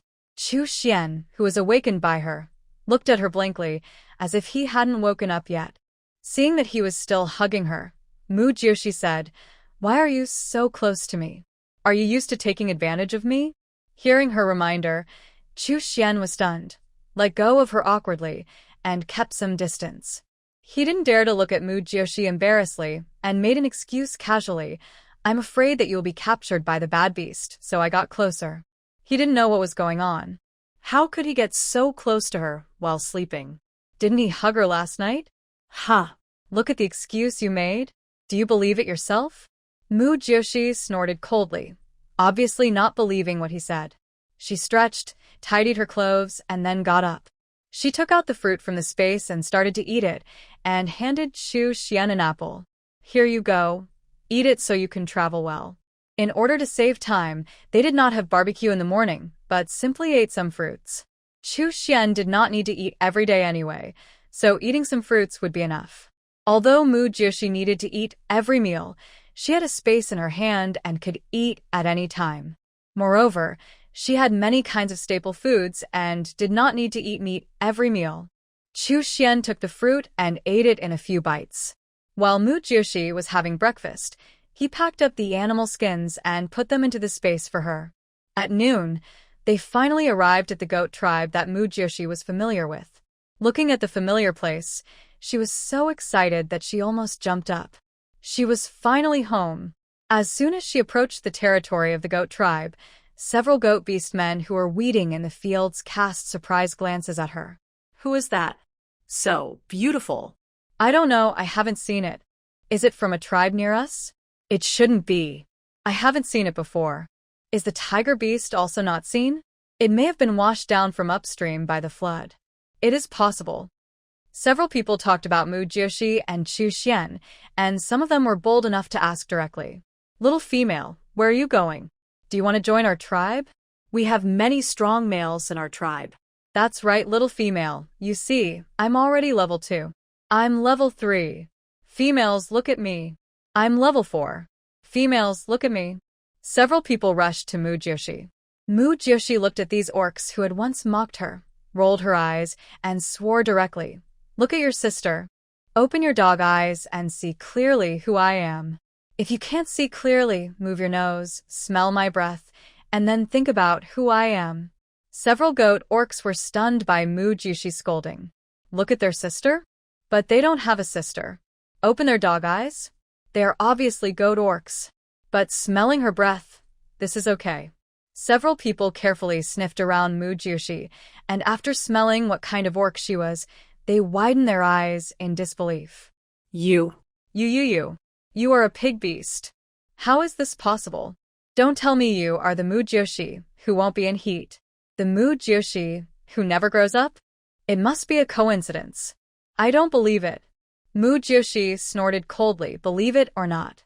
Chu Xian didn't even bother to look at the group of orcs, and took Mu Jiushi all the way to the Black Pig tribe. The orcs saw Mu Jiushi leaving and hurriedly chased after her. "Cece, I was wrong. Give me a chance." "Xiao Jiao, I believed it because of their nonsense. Please forgive me." Mu Jiao, hearing those names, Mu Jiushi almost vomited out her breakfast. It was a pity that they could think of that. Chu Xian was also frightened by those names and stumbled. Goosebumps appeared all over his body. Seeing the orcs catching up, he immediately took Mu Jiushi and ran all the way. Before the afternoon, they had arrived at the Black Pig tribe. Mu Jiushi looked at the tribe that had been baptized by the flood, and her heart was filled with emotion. A lot of crops had been destroyed, and the mess had been cleaned up. When passing by her family's land, her father, the goat father, and other fathers were digging potatoes there. Because the leaves on the top were washed away by the flood, many fruits below were exposed, and they had to pick up those exposed ones. She shouted to them excitedly, "Father, I'm back." She patted Chu Xian. "Chu Xian, let me down quickly." It was funny to see her so excited. The corners of Chu Xian's mouth rose unconsciously. He squatted down to let her get down. Hearing her voice, Peida, who was still busy in the field, raised his head and looked towards the source of the voice. When he saw a white-haired girl running towards him with a smile on her face, he couldn't believe his eyes. His female cub that was washed away by the flood was still alive. And she was in heat. She was finally an adult. When Mujyoshi ran to Peita, she found it hard to believe what she saw. How could her father have aged so much in just a few days? She spoke with a choked voice. Father, why are you? Peita raised his hand tremblingly, touched her cheek, and spoke incoherently with excitement. It's good to be alive. It's good to be alive. Ashen and several other orcs were also a little excited to see that it was her who came back. Xiaojiu, it's great that you are still alive. We have been worried about you these days. Mujyoshi looked at her father, who had become so vicissitudes of life, and tears couldn't stop falling. I'm fine. I made you worry. Peita helped her wipe away her tears, rubbed his wet eyes and laughed. Silly girl. Why are you crying? I'm glad you're back. He glanced behind her, but didn't see Tianya, who risked his life to save her. He asked her puzzledly, Where is Tianya? Why didn't he come back with you? He was washed away by the flood. I don't know if he is still alive. When she said this, she felt guilty and sad, but she didn't know what to do. She wanted to go find him, but she didn't have the ability. Pied frowned, feeling sorry for Tianya, but he didn't know what to say. There were many males who sacrificed themselves to protect their partners. There was no other way to deal with such things except to look at it more positively. Don't be sad. Your father will notify the orcs in other tribes. We will hold an adult ceremony for you tomorrow. At that time, you can choose a few more males so that there will be more people to protect you. Ashen patted his muddy hands and said, You take Xiaojiu back. We will go to notify. Our Xiaojiu is so beautiful. There will be many males vying for her. Pied nodded. Okay. Mujyoshi smiled and wiped away his tears. Thank you. Don't say these polite words. Go back quickly. Your mother has shed a lot of tears for you these days. Ashen said, and walked out of the tribe with the orcs. Well, Mujyoshi responded, and he and Pied picked up the dug potatoes and put them into an animal skin bag, then walked back home. Chu Xian didn't say a word and followed silently. Seeing Chu Xian following them, Pied came back to his senses from the excitement of the female cub's return. He turned his head to glance at Chu Xian and asked Mujyoshi in a low voice, Xiaojiu, what's going on with this tiger beast? Mujyoshi was stunned, and in the excitement, he actually forgot about Chu Xian and explained to Pied with a smile, his name is Chu Xian. After Tianya was washed away by the water, he has been protecting me, and he was the one who sent me back. Is that so? Then we have to thank him very much. Peita was making a little calculation in his mind. A 7th-level strongman, there were no such powerful orcs in their area. It would be great if he could form a mate with his female cub. He didn't have the female aura or the beast mark on him, so he guessed he hadn't found a mate yet. I just don't know what he means to Xiaojiu. Xiaojiu, you, and him. Mujyoshi knew what her father was going to ask and interrupted him quickly. Father. He doesn't like me. Hearing this, Peita felt a little distressed. His female cub was so beautiful, the most beautiful female he had ever seen, and this tiger beast didn't like her? Why? It was understandable that Tianya rejected her before because he didn't see her human form and she wasn't in heat yet. But now his female cub is a healthy and normal female, and she's so beautiful. How could he not like her? He couldn't help but glance back at Chu Xian again, thinking that this tiger beast was too short-sighted. He took another look at his female cub and suddenly felt a little disappointed. He couldn't get the 6th-level Tianya, and he couldn't get the 7th-level tiger beast. Why was he so disappointing? Mujyoshi noticed that Peita was looking at her. She looked up at him and saw a flash of disgust in his eyes. She was extremely depressed. Father, why are you looking at me like that? Xiaojiu, you have to work harder. Peita looked at her earnestly and nodded at Chu Xian behind him. The meaning was too obvious. Mujyoshi was ashamed. His father was really worried that no one would want her. He's been worried since she went into heat later than other females. Now that she is in heat, he is worried that she can't find a stronger partner. She was sad and helpless. Is this what being a parent is? They can't help but worry about their children all their lives. Father, don't worry, I've grown up. Even if I don't have a partner of the 7th or 6th level, Those of the 3rd or 4th level can protect me. You are only at the 3rd or 4th level. Don't you protect Mother well? Hearing her words, a complex emotion passed through Pide's heart. He stood there, as if time had frozen at this moment. Her coming-of-age ceremony tomorrow means that she has officially entered adulthood. However, this coming-of-age ceremony is not just a moment of celebration. It also means farewell. She will move out of the house and start a new life with her partner. Thinking of this, Pide's heart suddenly tightened, and an indescribable feeling spread in his heart. The little cub who was once in his arms has now grown up and is about to have her own family and life. She no longer needs his protection. He couldn't help but sigh with emotion, and his voice was filled with a hint of reluctance. My little Joe has really grown up. He had been looking forward to her going into heat soon so that there would be a male to protect her, but when this day really came, he felt a little sad. He only hoped that the winning male would not be too far away from their black pig tribe in the duel tomorrow, so that he could visit her from time to know if she was doing well. Before returning home, she saw her mother sitting alone on the rock outside their cave, staring into the distance with empty eyes. Her eyes were red and swollen, as if she had just cried. Seeing this scene, Mujushi's heart was instantly tightened, and his steps could not help but speed up. He ran towards her eagerly, shouting as he ran, "Mom, I'm back." Hearing the familiar voice, Ah Seong slowly turned her head. Her eyes, full of sadness, showed a look of shock at the moment she recognized Mujushi, and then quickly turned into disbelief and surprise. Looking at the graceful Mujushi, she slowly stood up and spoke uncertainly in a trembling voice, Little Joe? Is it really you?" Mujushi threw herself into her arms and hugged her tightly, her voice choking with sobs. "Mother, it's me who made you worry. My Xiaojiu. You're still alive. You're really still alive." Ah Seong hugged her, tears streaming down her face again, and she couldn't help sobbing softly. Pide hugged Ah Seong's shoulders and comforted her. "Okay, don't cry. We should be happy that Xiaojiu is back."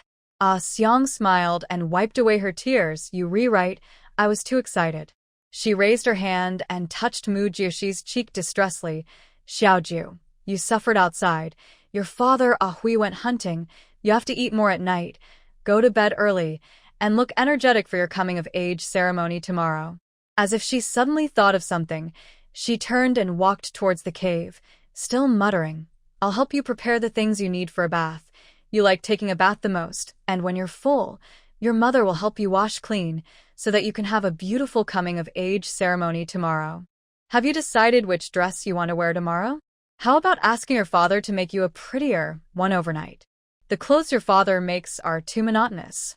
I'd better help you think of a style. My little Gio must appear beautifully tomorrow and amaze everyone, so that those who have laughed at us will all regret it."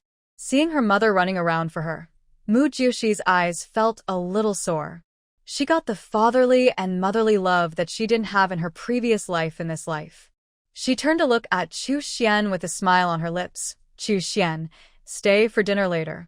After dinner, I will take you to the cave where my brothers lived." Chu Xian saw that she finally remembered him and chuckled jokingly. "I thought you kicked me aside when you got home." Hearing his teasing, Mujushi was somewhat embarrassed. That's not the case. It is true that she has not said a word to him since she returned to the tribe. It's just that she is too busy. When Ahui came back carrying a prey, he saw Mujushi. His eyes were full of shock. "Xiaojiu, you are still alive? And in heat. That's great." Mujushi, who was chatting with Chu Xian, smiled slightly. "Ahui and father, I made you worried. I'm glad you're back. I'll go prepare dinner." Ahui responded with a smile and went to clean up the prey. In the evening, the family had dinner around the fire, and Mujushi formally introduced Chu Xian to them. "His name is Chu Xian, and he sent me back this time. He will always be by my side to protect me, so you don't have to worry about me." When several people saw the purple beast pattern on Chu Xian's face, they were secretly happy for her that she could find a 7th-level strong man to protect her, but why not a partner? They all looked at Mujushi strangely, but it was not easy to ask. After all, the matter of partnering depended on their own wishes. When they were full, Ah Seong took Mujushi to the river to take a bath. The river water was clear and transparent, like a mirror, reflecting the figures of the two. When Mu Jushi saw her mother's excitement, she felt like laughing. "Mom, I already have a human form. I can wash myself." Ah Seong urged, holding a corn cob in her hand. "Hurry up and change to a beast form. Let your mother help you wash this last time." She looked very happy, but her voice was choked with sobs. Mu Jushi's heart sank, and she silently changed into a beast form, letting her mother wash her everywhere. Mom. "What's wrong with you?" Ah Seong brushed her back with a corn cob, sighed, and chatted with her in a reluctant tone. "I have given birth to so many cubs, but you are the only female. Your brothers and sisters are not with me because they're looking for a mate. Now you are leaving me too, and I am reluctant after all." Hearing her words, Mu Jushi felt the same. No one would be reluctant to leave their parents to live in another tribe. She smiled and said to Seong, "Mom, don't be sad. I will try not to let the males stay too far away from our tribe. If not, I will ask him to move to our tribe." Seong was amused by her words. "Silly boy, there are too few strong males in our tribe. If possible, Mother still hopes that you can live in a stronger tribe. It will be safer there." Chu Xian lay on a big rock not far away and watched the mother and daughter silently. He couldn't understand why they were so sad, as if their daughter was going to marry far away and never come back. This is the beast world, and there is no family business to inherit. Why not find a powerful beast man to come to their tribe? It doesn't matter where they live. In fact, there is no need to find one anyway. He can protect her for life. When they went back after washing, Mu Jushi took Chu Xian to the cave where Tianya had lived before. Looking at the furnishings inside, she was suddenly moved by the scene. She took a deep breath, shook off the sadness in her heart, and said to Chu Xian with a smile, "This is it. You can live here for a while." "Well, it doesn't matter where I live." Chu Suan Z Pondekasu. Seeing Mu Jushi, who had already washed and smelled fragrant, he couldn't help but look at him a few more times. "Then I'll go back first." When Mu Jushi turned around to leave, Chu Xian stopped her. "Wait a minute, bring out some animal skins for me. I will make 2 sets of clothes." Oh. Mu Jushi took out a few pieces of animal skin from the space and handed them to him. "Here you go." After Chu Xian took them, he put the animal skins on the ground. "Let's go, I'll take you back." Mu Jushi refused with a smile. "It's not far. I can go back by myself." "Let's go quickly, if you are caught by a bad beast. Where can I find you?" He walked in front, without looking at Mu Jushi again. The two walked one after the other, and this scene made Mu Jushi think of Tianya. He had sent her home in the same way before, but now she didn't know where she was. After Chu Xian sent Mu Jushi home, he quickly returned to the cave. He sat on the ground, his fingers turned into sharp claws, and scratched on the animal skins. At this time in a huge Tianqing there was a huge cave inside. A man with an extremely evil and cold appearance was leaning against a large rock, closing his eyes and listening to the people below reporting the situation. The colorful animal patterns on his face confirmed his noble status. A man with a broken arm said to him respectfully, but with a look of grief and indignation, "King, a 7th-level tiger beast came here a few days ago. It was he who bit off my arm and killed 3 of my men. He is too threatening to us cold-blooded orcs. We must drive him out of our territory or kill him." After listening to his story, the man lazily opened his pair of cold green vertical pupils. This area is mostly populated by herbivorous orcs, who think that the herbivorous orcs are too weak and generally look down on them. How come there are carnivorous orcs coming here now? And they are at the 7th level. The broken-armed crocodile beast saw that their king didn't speak, and hurriedly said, "King, there is a young and beautiful pig beast beside the tiger beast, and it is white. I have never seen such a beautiful pig beast, and she is still in heat and has not found a partner yet." Hearing this, the man finally reacted and hurriedly stood up. He came to the crocodile beast in ecstasy and confirmed with him again and again, "You said the white pig beast? She is in heat?" The crocodile beast was a little overwhelmed by his reaction. "Yes. Yes, King. What's wrong?" Ha ha ha. After the man laughed a few times, The corners of his mouth still couldn't stop rising. Those cold green eyes looked into the distance with a determination, and the corners of his mouth were slightly raised. Mujyoshi, it's been 10 years. You really made me wait. The next second, the man turned into a giant black python and quickly left the cave. He quickly shuttled through the mountains and forests, and his scales flashed colorful light under the sunlight. With his movements, his body, which was obviously black, looked like colorful, and it was extremely beautiful. Mujyoshi was lying in her grass nest, too excited to sleep. She didn't know how many people would come to her coming-of-age ceremony tomorrow, and who her first partner would be. It felt like she was going to get married and enter the bridal chamber right after the martial arts competition. The night passed quietly in Mugyoshi's wild thoughts. At dawn, Mujyoshi was awakened by a noisy sound. A large group of single males surrounded her cave, anxious to catch a glimpse of her beauty. The chief of the Black Pig tribe smiled and led them to the square for the meeting, which was also the venue for the female coming-of-age ceremony. Place. The Black Pig chief looked at these 4th and 5th level orcs and liked them from the bottom of his heart. If they could join their tribe would have an extra layer of security. Of course, he also hoped that Mujyoshi would try to keep them instead of going with them. When Chu Xian came to deliver clothes to Mujyoshi, he was furious when he saw those pervert-like males. He had an urge to drive them all away. Looking at the clothes he made for her overnight, he clenched them tightly in his hand, not knowing what he was doing. Pied saw him standing there, stepped forward and asked, "Are you here to find Xiaojiu?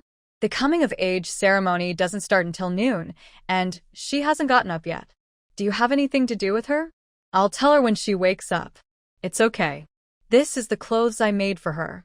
Just give it to her." After Chu Xian handed the clothes in his hand to Peita, he left with mixed feelings. Peita looked at the clothes in his hand, a little confused. What did this tiger beast mean?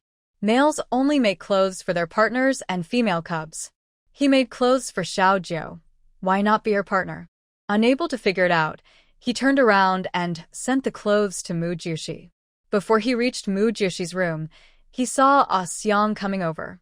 He handed the clothes to Ah Xiang. "Ah Xiang, this is the clothes that Chu Xian made for Xiaojiu. You can send it to her. She has a human form now, and it is not convenient for me to go to her cave." Ah Xiang took the clothes and looked at Peito in surprise. He is not Xiaojiu's partner. Why would he make clothes for Xiaojiu? Peito shook his head, a puzzled look on his face. "I don't know either. Xiaojiu said that the tiger beast would protect her in the future, and now he is making clothes for her. Obviously, only partners will do this, but Xiaojiu also said that the tiger beast looks down on her. I really can't understand why he doesn't be Xiaojiu's male, but treats her very well." Ah Xiang touched the exquisitely crafted clothes in her hand and spoke slowly. "If you can't figure it out, forget it. It's good to have a high-level male to protect her. It doesn't matter whether she gets together or not. Yeah, you can send it to Xiaojiu and see which one she likes to wear. I'll prepare food for you," Peita said, and went to the storage cave to get food. "Well, don't worry, it's still early." Ah Xiang smiled and walked towards Mugyoshi's room. Seeing that she had woken up, Ah Xiang couldn't believe it. "Xiaojiu, why did you wake up so early? In the past, you were reluctant to get up until noon. I'm a little nervous." Mujyoshi turned over and looked at her mother with a smile. Ah Xiang walked to her side and sat down and put the clothes sent by Chu Xian in front of her. "Don't be nervous. Mother and father will be with you later." She touched Mugyoshi's face reluctantly and suddenly remembered something and patted the clothes in front of her. "This is the clothes made for you by the tiger beast. Do you want to wear it? I noticed that he treats you very well. Why don't you two get together?" "I don't know how to tell you about this. If he doesn't want to, then he doesn't want to. It's not like no one wants me." Mujyoshi didn't know what Chu Xian was thinking. It might be out of guilt, or it might be because they were from the same hometown. The two only former Earthlings would have some common topics, so he treated her better. Seeing that she refused to talk, Ah Xiang didn't ask any more questions, but changed the topic to clothes. "Have you decided which clothes you want to wear?"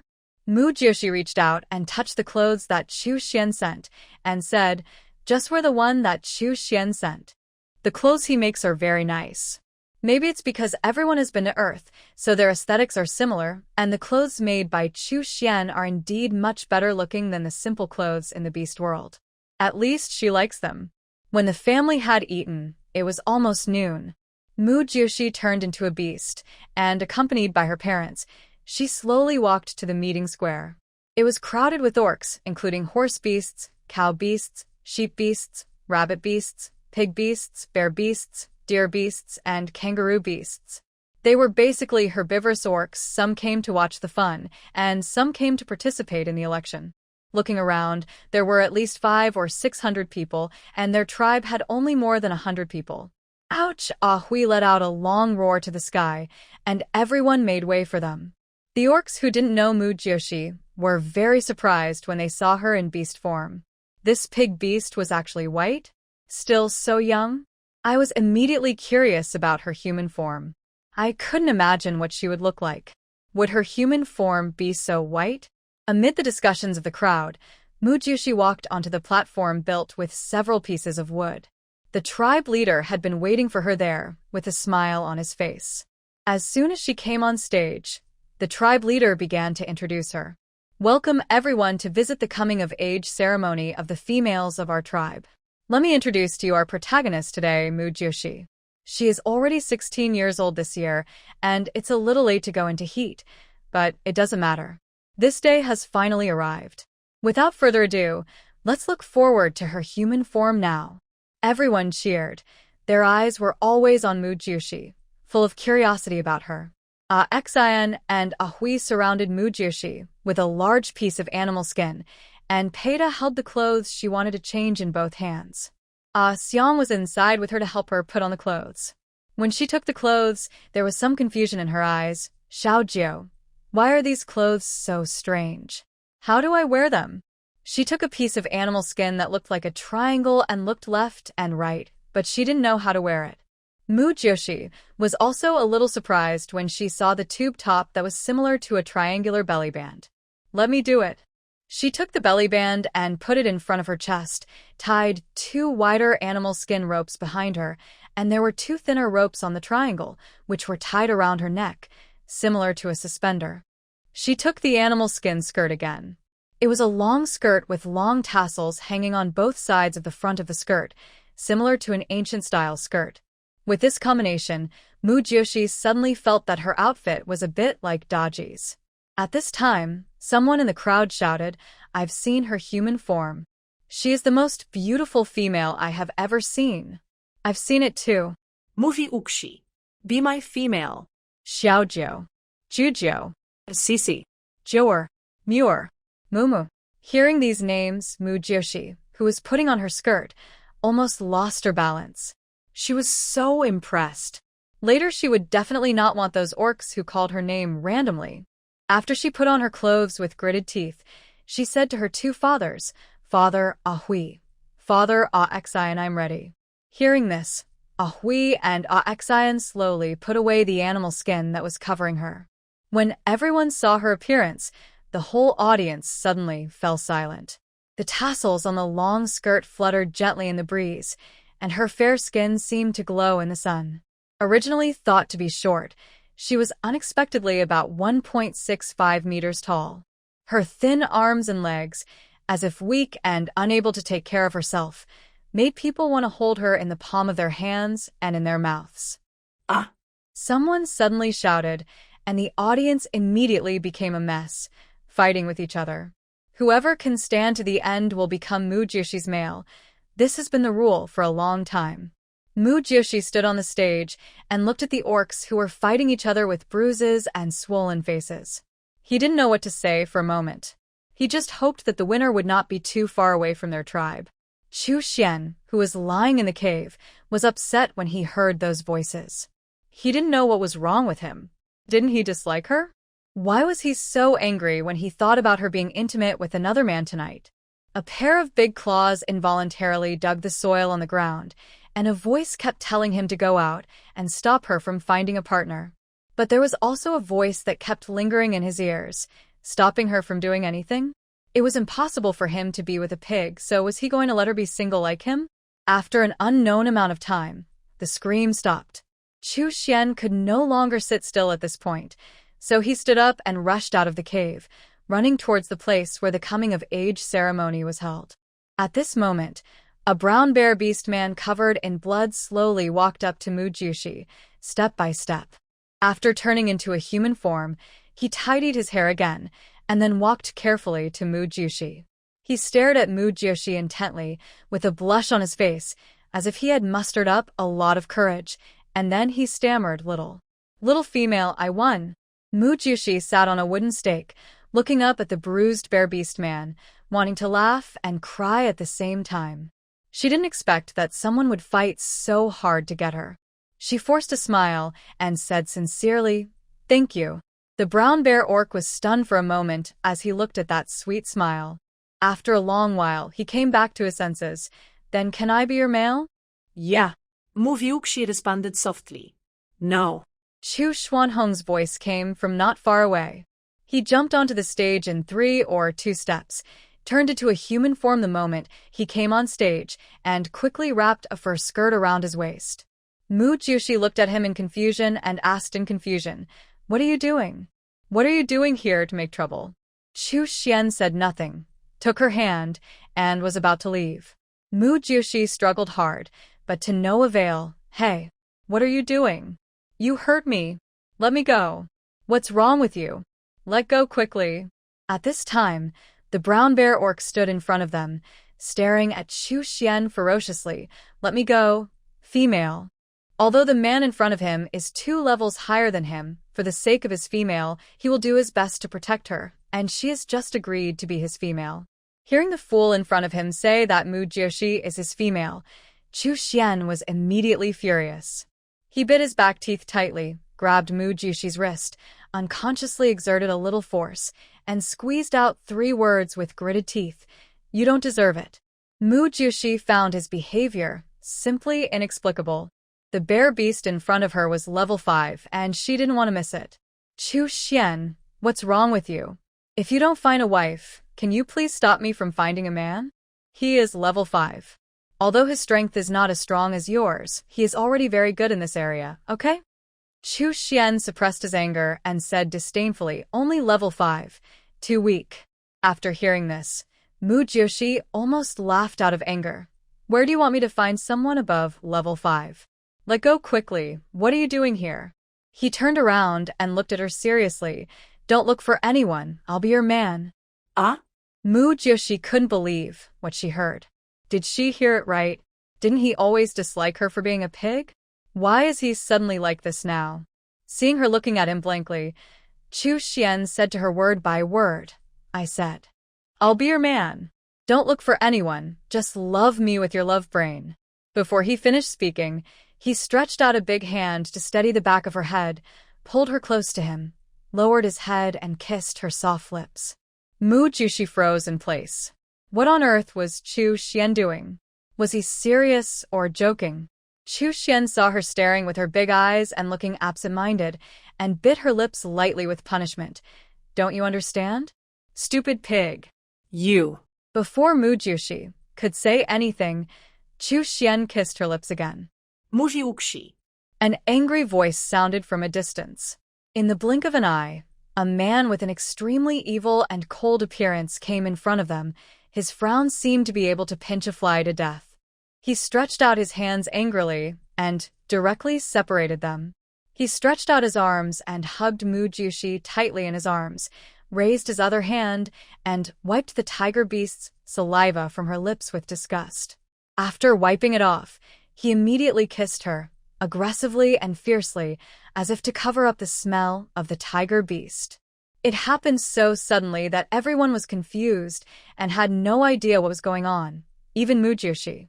When Chu Xian saw that the snake beast actually kissed Mu Jushi, he immediately changed into a beast and stepped forward angrily. "Let her go." Looking for death. Kong Ming glanced at Chu Xian with disdain. He let go of Mu Jushi reluctantly, and the next second he transformed into a beast and fought with Chu Xian. Mu Jushi looked at the 2 people fighting in shock. Looking at the giant python in front of her, her memory was instantly pulled back to 10 years ago. It was a summer afternoon. In a dense primeval forest, Mujushi was entangled in a black giant python, twisting her body desperately, making heart-wrenching pig calls. It is estimated that the pigs slaughtered during the new year did not scream as miserably as her. Seeing that she was about to be sent into the giant python's mouth, Mujushi's round black pupils continued to expand. Help! Don't eat me! Let me go! Looking at the piglets struggling desperately, the giant python stopped moving. He put Mujoshi on the ground and stared at her curiously, but the snake's tail was still wrapped around her. Mujoshi, who had not yet recovered from the shock, was still howling at the top of her voice. The giant python turned into a human body with a snake's tail, a teenager with ink-black hair mixed with a tuft of white hair. He looked extremely evil and cold, and his green pupils looked creepy. He raised his hand and rubbed his ears. The bright red thin lips opened and closed. It's so noisy. He came out to hunt today, but accidentally saw this white and rosy little pig, which was different from others. Its body shape was exactly what he was hunting. It was the first time he saw a white pig so cute. Out of curiosity, he bent his body and captured her directly. He just wanted to get her closer to see her clearly, but he didn't expect her to howl so much. He thought he was going to eat her.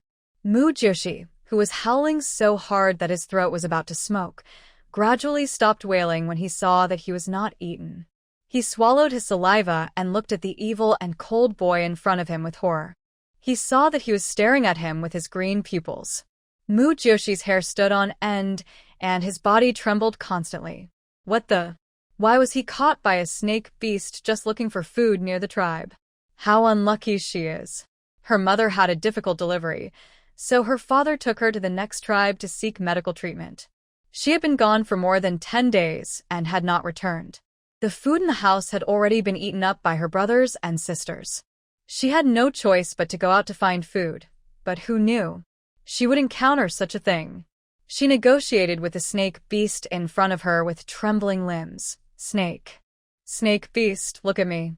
I am so small. You can't fill your stomach by eating me. Can you let me go? The evil boy rolled her in front of him with his snake tail, looked at her carefully, looked at her innocent little eyes, and raised a barely noticeable smile at the corner of his mouth. You look quite unique and strange. Come back with me and let me play for a few days. I will let you go when I'm done. Mujoshi was stunned. Is this human language? Let him play for a few days? What's so fun about you, a snake, and me, a pig?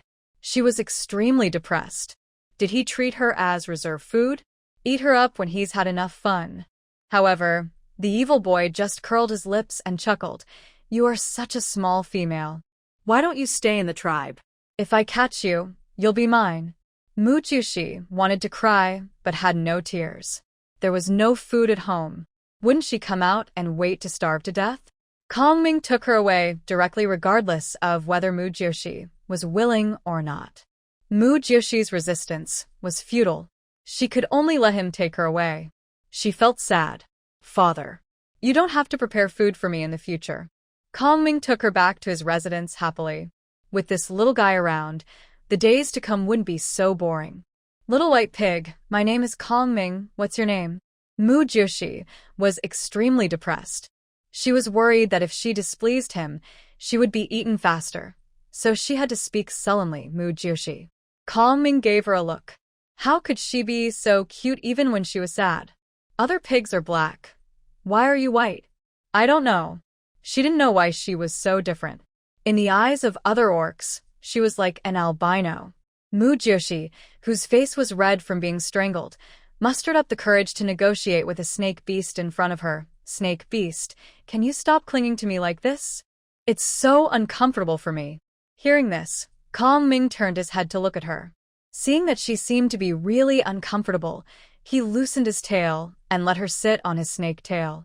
However, as his tail twisted, Mujoshi's 4 hooves had not yet stood firmly, and they immediately fell down, falling on their backs. Hee. Mujoshi hummed, stood up immediately, and looked at Kongming with an innocent face. My hooves can't stand steadily on your tail, so just let me go. Kongming bent down and stretched out his hands to hold her in his arms. I haven't played yet. What are you letting go of? Looking at the cute little pig in his arms, Kong Ming liked her more and more, freeing up one hand and gently stroking her back. How old are you? Mu Jiushi felt creepy when he touched her, but she couldn't escape, so she could only answer, 6. 6 years old. 6 years old, and still so young? Kong Ming frowned when he heard her answer. It was so white and small, and this species was really rare. It seemed that he had not been to many places, and did not have enough experience. I don't know why I am so small. Mu Jiushi was also very depressed when she talked about this. Her brothers had grown a lot, but she was still only about 20 pounds. In comparison, she looked like a miniature pig. Snake beast, considering that I am so young and almost starving to death, please have pity on me and let me go. No, if you die, it will fill my stomach. Kong Ming responded expressionlessly, holding her and continued to move forward. Muhiukshi. Kong Ming walked along the river all the way, and after a long time, he brought her to a damp cave. I just ate, and I'm a little sleepy. I'll take a nap first. Don't run. He gave instructions and then turned into a beast, coiled there and slept, but the snake's tail was still wrapped around Mu Jiushi. Mu Jiushi's heart was filled with 1,000 curses. She pointed at him with her front hooves and cursed, wishing she could step on him to death. He was full, but she was still hungry. He was still wrapped around her even after sleeping. Was he worried that the food he had just got would run away? She lay on the ground with no desire to live, just sleep. She wouldn't be hungry when she slept. She didn't know if she was sleepy or fainted from hunger, but she fell asleep anyway. Little white pig? Little white pig? Muhiukshi. Muhiukshi. Wake up. How can you sleep so well? Muhiukshi. When Mu Jiushi opened her eyes dazedly, she found that she was hanging upside down with Kong Ming's snake tail wrapped around one of her legs, hanging her up and shaking her violently. Mu Jiushi was dizzy from his shaking and quickly asked him to stop. Stop, stop, stop. I'm going to. Kong Ming saw that she had woken up, put her on the ground, and raised a smile on his face. You can really sleep. Mu Jiushi's round and dark eyes glanced at Kong Ming and said nothing. Ever since she turned into a pig, she seemed to be able to sleep very well. Now that the snake beast has woken up, is it going to eat her? Wouldn't it be better to eat her quietly while she is asleep? Would he feel comfortable only if he had to wake her up, let her see with her own eyes that she is eaten bit by bit, and let her young heart suffer 10,000 points of critical strike? Kong Ming looked at her hiding in a corner. She was obviously very scared, but she was still looking around with her little eyes wanting to escape, which made him want to laugh for a moment. He rolled her up with his snake tail and brought her in front of him, then held her in his arms, moved his tail, and left the cave. Mu Jiushi didn't know what he was going to do, so she accepted her fate and let him hold her. After a while, they came to a pool of water with some fish swimming in it. Kong Ming took her directly into the water, and he soaked himself in the water, as if he was enjoying it very much. He gently stroked Mu Jiushi's back with his hand, then let her go play. What are you playing? She can't swim. The moment Kong Ming let go, she sank directly. Her face turned pale, and she flapped her limbs desperately. I can't swim. Gurgle, gurgle. Mu Jiushi choked on the water several times, and it kept spitting out bubbles from her mouth. Kong Ming saw her struggling desperately, lifted her up gently with his snake tail, frowned. You can't float? He had clearly seen that most of the pig beasts could float. It turned out that they were not born with this ability and learned it later. Thinking of this, he let go of Mu Jiushi with interest, wanting to see how she learned it. This time Mu Jiushi was not going to do it, and hugged his snake tail tightly with her forelimbs. Seeing her like this, Kong Ming curled his lips, and his desire to survive was quite strong. He sank his tail directly, taking Mu Jiushi with him. Mu Jiushi held his tail tightly, and in her eyes, the tail was like a life-saving straw. Kong Ming saw that she was holding him tightly and was unwilling to let go. He was very curious. If he let her go, wouldn't she float up? Mu Jiushi, who was suffocating to the point of his lungs exploding, couldn't help but drink another sip of water, clamped his tail with her forelimbs and moved towards his upper body little by little. His upper half of his body was still above the water. As long as she climbed onto his upper body, she would be saved. But ideals are full and reality is skinny. When she moved to his thigh part, she couldn't go up because that part was too thick and her short limbs couldn't hug it at all. She felt sad and cursed the snake beast in front of her 100 times in her heart. Did it have to wash and abuse her before eating her? She exhaled her last breath in despair and was motionless. Kong Ming watched her struggling and suddenly lost her response, so he stretched out his hand to pick her up. Looking at the unconscious Mujioshi, he was a little surprised. Did she die like this? Looking at her round belly again, he frowned. She actually drank so much water. He laid Mujioshi flat in his arms and pressed her belly with one hand. Ahem. Mujioshi coughed twice. The next second, Kong Ming was sprayed in the face by the water spit out by Mujioshi. Kong Ming saw that she had woken up and was sprayed in the face by her, but he didn't mind. Just a smile appeared on his originally worried face. Mujioshi turned over immediately after waking up and hugged Kong Ming's arm tightly with her limbs. He panted and choked. It's washed clean. Give it to me. Kong Ming saw that she suddenly turned over. A flash of surprise flashed in his eyes, and he hurriedly hugged her with both hands, fearing that she would fall into the water. Then when he heard her choking, he was slightly stunned, and a sense of guilt suddenly surged in his heart. When he saw the tears flashing in her eyes, he dared not look at her again, and muttered, "Why are you crying? I just want to play with you." Hearing this, Mujioshi was angry and aggrieved. I'm almost drowned, and you call this playing? Why don't you try rolling in the fire? Who knew that you would hold me and not let go? If you let go, I will float up, right? Don't be angry, I will catch a fish for you to eat. Without waiting for Mujioshi to answer, he held Mujioshi in one hand and swam quickly towards the school of fish. In a few breaths, there was a fish in his hand. He handed the fish to Mujioshi. Eat it. Mujioshi looked at the fish in his hand that was still wagging its tail, swallowed, but still couldn't eat it. Put me on the shore, I will eat grass. Kong Ming looked at the fish in his hand and asked her puzzledly, don't you pig beasts eat both grass and meat? Although he was confused, he still put Mujioshi on the shore. As soon as Mujioshi landed, she immediately ran towards some familiar grass. She was so hungry that she didn't care whether the grass tasted good or not, as long as she could eat it. When she ate a very salty grass, she spit it out in disgust, turned her target to another kind of grass, and remembered that very salty grass deeply. Kong Ming followed her silently behind her. Seeing her eat several kinds of grass in a row, the corners of his mouth rose slightly, thinking that this little pig was really easy to feed. Little white pig, follow me in the future, I will protect you. Mujioshi asked him sarcastically, chewing the grass in her mouth. Why should I follow you? Do you want me to eat you up any time when you are hungry? It is well known that it takes a long time for snake beasts to hatch eggs, and when they are extremely hungry, they can't help but eat their own eggs. Moreover, cold-blooded orcs will eat orcs, so everyone dislikes cold-blooded orcs, and even hates them. Snake beasts are extremely possessive, domineering and selfish, and like to live alone. Besides, they have to hibernate and don't take care of their partners for a quarter of the year, so it is not cost-effective to find such a male as a partner. Kong Ming looked at her fair and tender body, swallowed his saliva, thought for a while, and then slowly said, I will try not to eat you. Hearing this, Mujioshi rolled his eyes. Seeing that she didn't agree, Kong Ming stood up and looked down at her, with a chill emanating from his body.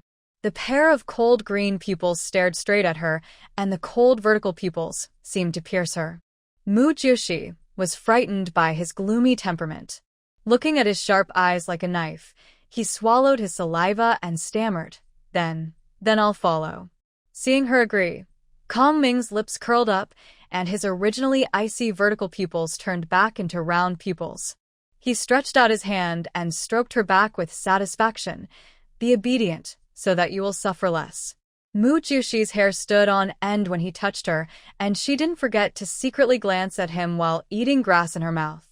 Not knowing what he would do next, Mujioshi was still dawdling after eating. Until she couldn't help but burp, Kongming slowly spoke. Are you full? Come to the water with me. Without waiting for Mu Jushi to refuse, he bent down and hugged Mu Jushi in his arms, moved his tail, and swam into the pool. Mu Jushi was almost drowned just now, and now she was scared to death when she saw the water. She hugged Kongming's arm tightly and refused to let go no matter what. Seeing how scared she was, Kongming chuckled. Don't be afraid. I won't let you drown. He patted her on the back and comforted her. Let go. I'll teach you how to float in the water.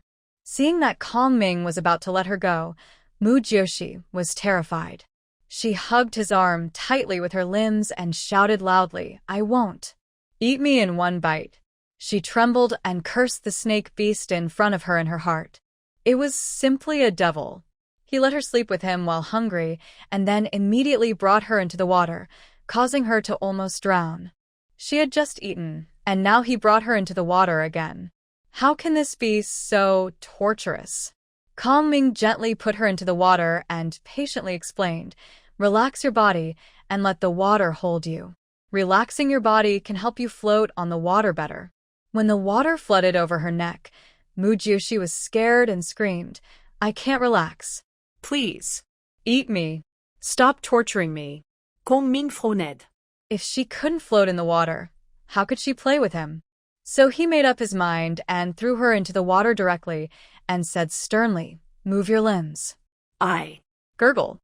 Gurgle. Your. Mom. Mu Jushi, who was thrown into the water, drank several mouthfuls of water in a row and did not forget to curse Kongming while struggling. Maybe it was because she was too angry. She flapped her limbs desperately, trying to expose her mouth as much as possible, just to let him hear her scolding him. After flapping her arms and legs, she swam to the shore unknowingly. She stared at Kongming breathlessly and did not forget to utter the quintessence of Chinese culture. You and...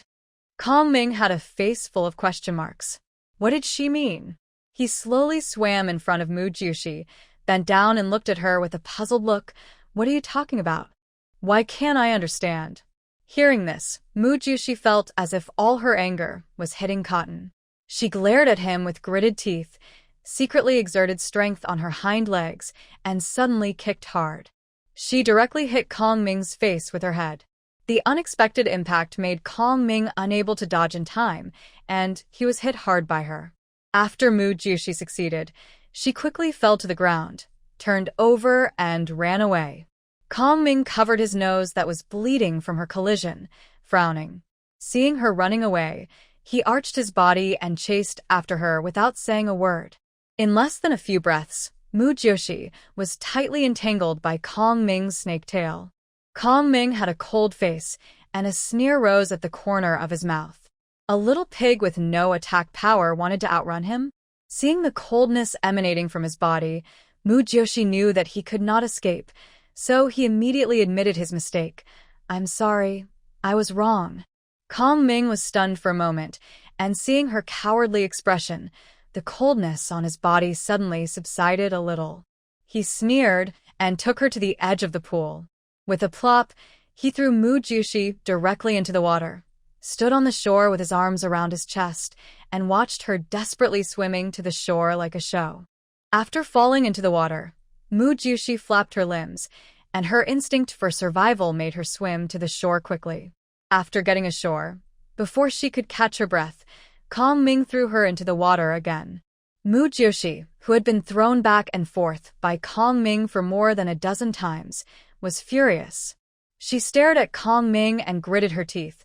A gentleman can be killed but not humiliated. Give me a quick death. Kongming sneered, and the air around him suddenly became a little colder. Mu Jushi didn't know if he understood or not, but she felt his anger, and the genes in her body made her uncontrollably admit defeat immediately, and she hurriedly laughed awkwardly. Haha, why don't you just humiliate me? Kongming looked at the little pig in front of him who was angry and then admitted defeat, which made him really want to laugh. He had never seen an orc who admitted defeat so quickly. The corners of his mouth hooked. I said that if you listen to me, you will suffer less. As he spoke, he took Mu Jushi to the pool and put her in the water. Look at you. Haven't you learned how to float?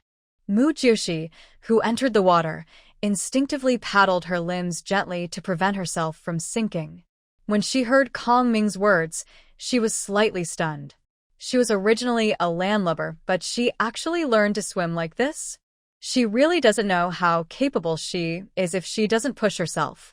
She swam around in the water happily, and when she looked up at Kong Ming again, she found that he was looking at her with a smile on his face. What's wrong? It's nothing. It's getting dark. Let's go back. He swam to her and held her gently in his arms, walking all the way to the cave. Mu Jiushi knew that struggling was useless, so she let him hold her, just praying that he would really try not to eat her. When they arrived at the cave, Kong Ming curled up and slept there, still holding Mu Jiushi in his arms, one hand gently patting her body, as if to coax her to sleep. Mu Jiushi was a little annoyed by his patting. She moved her body and asked him impatiently, "Why do you always pat me?" Hearing her question, Kong Ming smiled slightly and pinched her back gently with one hand. "This is the first time I've seen a fat and white pig beast. I'm quite curious and can't help but want to eat it in one bite. Are you a devil?" Mu Jiushi yelled angrily and was so scared that she stood up and turned to the side to escape from his clutches. It seems that if she has a chance to go back in the future, she will have to ask her father to make her a set of beast-shaped clothes to cover her whole body, because the meat is good and will make people hungry, which is a bit suffocating. After all, it is she who is being eaten. Moreover, although she is in the form of a pig now and only a 6-year-old pig, she has the mind of an 18-year-old and still has some shame. What is a devil? Kong Ming looked at her with confusion. Just you. Want to eat orcs? Mu Jiushi glared at him angrily. Hearing this, Kong Ming just replied lightly with a sentence that was so infuriating that he could not bear the consequences. "Oh. I caught you, and now you are mine, and I can play with you however I like." "You!" Mu Jiushi was so angry that she almost vomited blood, but she couldn't find the words to refute. She couldn't beat him, and she couldn't escape, so she could only let the man in front of her bully her. At this moment, she hated the person who turned her into a pig. A good cat became a pig. After Kong Ming hugged her, he rubbed her ears again. "Your ears are so soft." Mu Jiushi, who was sulking, didn't want to pay attention to him at all, so she could only let him touch her curiously. Maybe she had consumed too much energy today, and Kong Ming's big hand kept gently brushing her back, causing her to fall asleep quickly. Mu Jiushi, who was sleeping in a daze, felt that her breathing was getting more and more uncomfortable, as if she was being strangled to death. Suddenly, she remembered that there was a snake beside her, and she was scared and woke up immediately. Sure enough, when she opened her eyes, she saw that she was being entangled by Kong Ming, and he was subconsciously pushing her into his mouth. Although she always told him to give her a quick death when she was really being eaten, the instinct for survival still made her scream out, "Ah! Help!" She twisted her body desperately and struggled hard. Kong Ming was awakened by her scream. He looked around with a vigilant face. After finding that there was no danger, he looked at Mu Jiushi with a terrified face. Seeing her struggling desperately and looking at him so scared, he immediately understood what was going on. He put Mu Jiushi down and said seriously, "Your meat is very tender and fragrant. I couldn't help it for a while." Hearing his words, Mu Jiushi collapsed to the extreme. With tears in her eyes, she couldn't help but yelled at him. "Do you think I'm a roast suckling pig?" She is a pig, and pork can be made into many kinds of delicious food, which is also true, but when she thinks that because of her good meat, she is remembered all day long, who can bear this feeling? What kind of pig is a roast suckling pig? Faced with Kong Ming's question, Mu Jiushi felt that she was almost driven crazy. What's the difference between this and talking to a deaf person? Seeing that he had no intention of eating her, she was too lazy to say anything and walked out of the cave helplessly. "It's dawn. I'm going out to eat." She left Kong Ming alone after saying this. Seeing that she didn't answer him, Kong Ming didn't ask any more questions, but stood up and followed her silently. A piglet like her, who had no one to protect her, was most likely to become the prey of strange beasts. He didn't want the little thing he had finally taken a fancy to be eaten by strange beasts so soon. Mujoshi was eating the familiar grass not far from the cave. Although it was not as delicious as sweet potatoes and apples, it could barely fill her stomach. She didn't know whether her father had returned or why he hadn't come to find her. Living a fearful life with this snake beast, she felt that she was about to collapse. If she had known earlier, she would have starved to death in the tribe. She was eating and thinking about random things suddenly. Kongming rolled her up and looked vigilantly at the grass not far away. Mujoshi's nose moved, and after smelling the breath of the visitor, she was immediately horrified. It was the breath of strange beasts, and it was a group of wolves. Kongming also frowned after learning that the other party was not small in number, and quickly took Mujoshi to the cave. "Wait for me inside. Don't come out." After he gave the order, he changed into a full beast form and quickly ran out of the cave, as if a tough battle was about to begin. As soon as he reached the entrance of the cave, he was blocked by 5 wolves. They bared their fangs and growled at Kongming, looking ready to attack. Kongming looked at the beasts of level 2 to 5 in front of him, thinking about which one to attack first. After all, he was only level 5. Facing beasts of the same level, he could not guarantee that he could win. Moreover, there was a person in the cave that he wanted to protect. After thinking about it, he bared his fangs, and a cold light flashed in his eyes. He slowly arched his body and quickly rushed towards them. He bit the 5th Order leader. After succeeding, he did not pause at all and immediately changed his target. His snake tail quickly wrapped around a 2nd Order alien beast. The group of alien beasts seemed to have never expected that he would be so bold to attack their leader directly. When they reacted, it was too late to stop him. They all roared angrily and bit at Kongming, while their claws kept waving at him. Kongming nimbly dodged their attacks, and his scales flashed colorful light under the sunlight. 1 against 5. In the end, the 5th Order alien beast was defeated by his poison. He slowly fell to the ground. His snake tail entangled one to death, 2 escaped, and 1 also died from his poison. He also had wounds of varying sizes on his body, and only after the 2 strange beasts ran away did he lie on the ground panting to rest. After resting, he dug out the crystal core of the strange beast, ate it to restore some strength, and then licked his wounds alone. Mujoshi, who was hiding in the cave, was frightened by the roars, and she didn't dare to say a word when there was no movement, let alone go out. She swore that if she could return to the tribe in the future, she would never come out again. The outside world was too scary. In a highly tense state, Mujoshi could only hear her own heartbeat. It felt like it had been quiet outside for a long time before she mustered up the courage to carefully walk out to check the situation. When she saw 3 strange beasts lying on the ground and Kongming licking his wounds, she breathed a sigh of relief. It seemed that she had escaped. She walked to Kongming and didn't know what to do. Looking at the large and small wounds on his body, she could do nothing except feel scared and distressed. She didn't know the herbs and she didn't have the hands to bandage his wounds. Besides, they didn't have any animal skins. Snake beast. Let me go. If you had escaped alone just now, you wouldn't have been hurt. Taking me with you would only be a burden to you. Kongming, who was originally licking his wounds, paused when he heard her words and turned into a human body with a snake tail. He frowned slightly and looked at her with displeasure. Do you look down on me? Do you think I can't protect you? That's not what I meant. Facing his questioning, Mujoshi spoke more and more quietly. Kongming is indeed stronger than the Beastmen in the tribe at level 5, but even if he is level 5, he is only one person. The tribe can stick together with more people and low-level beasts dare not offend. And she stays in the tribe, so she doesn't have to live in fear every day. I said that if I catch you, you are mine. If you want to leave, you can only walk into my stomach. Kongming left a sentence and ignored Mujoshi. Instead, he turned into a full beast and bit the level 5 beast that was bigger than his head and slowly swallowed it into his stomach.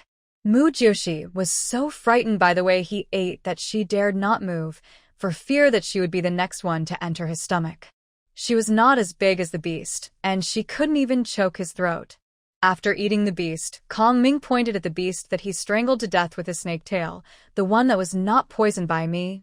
You can eat that one. Mu Jiushi was so scared that she shook her head quickly. I won't eat it. You can keep it for yourself and eat it slowly. She ate his food. What if he gets hungry and wants to eat her? This deal is not worth it.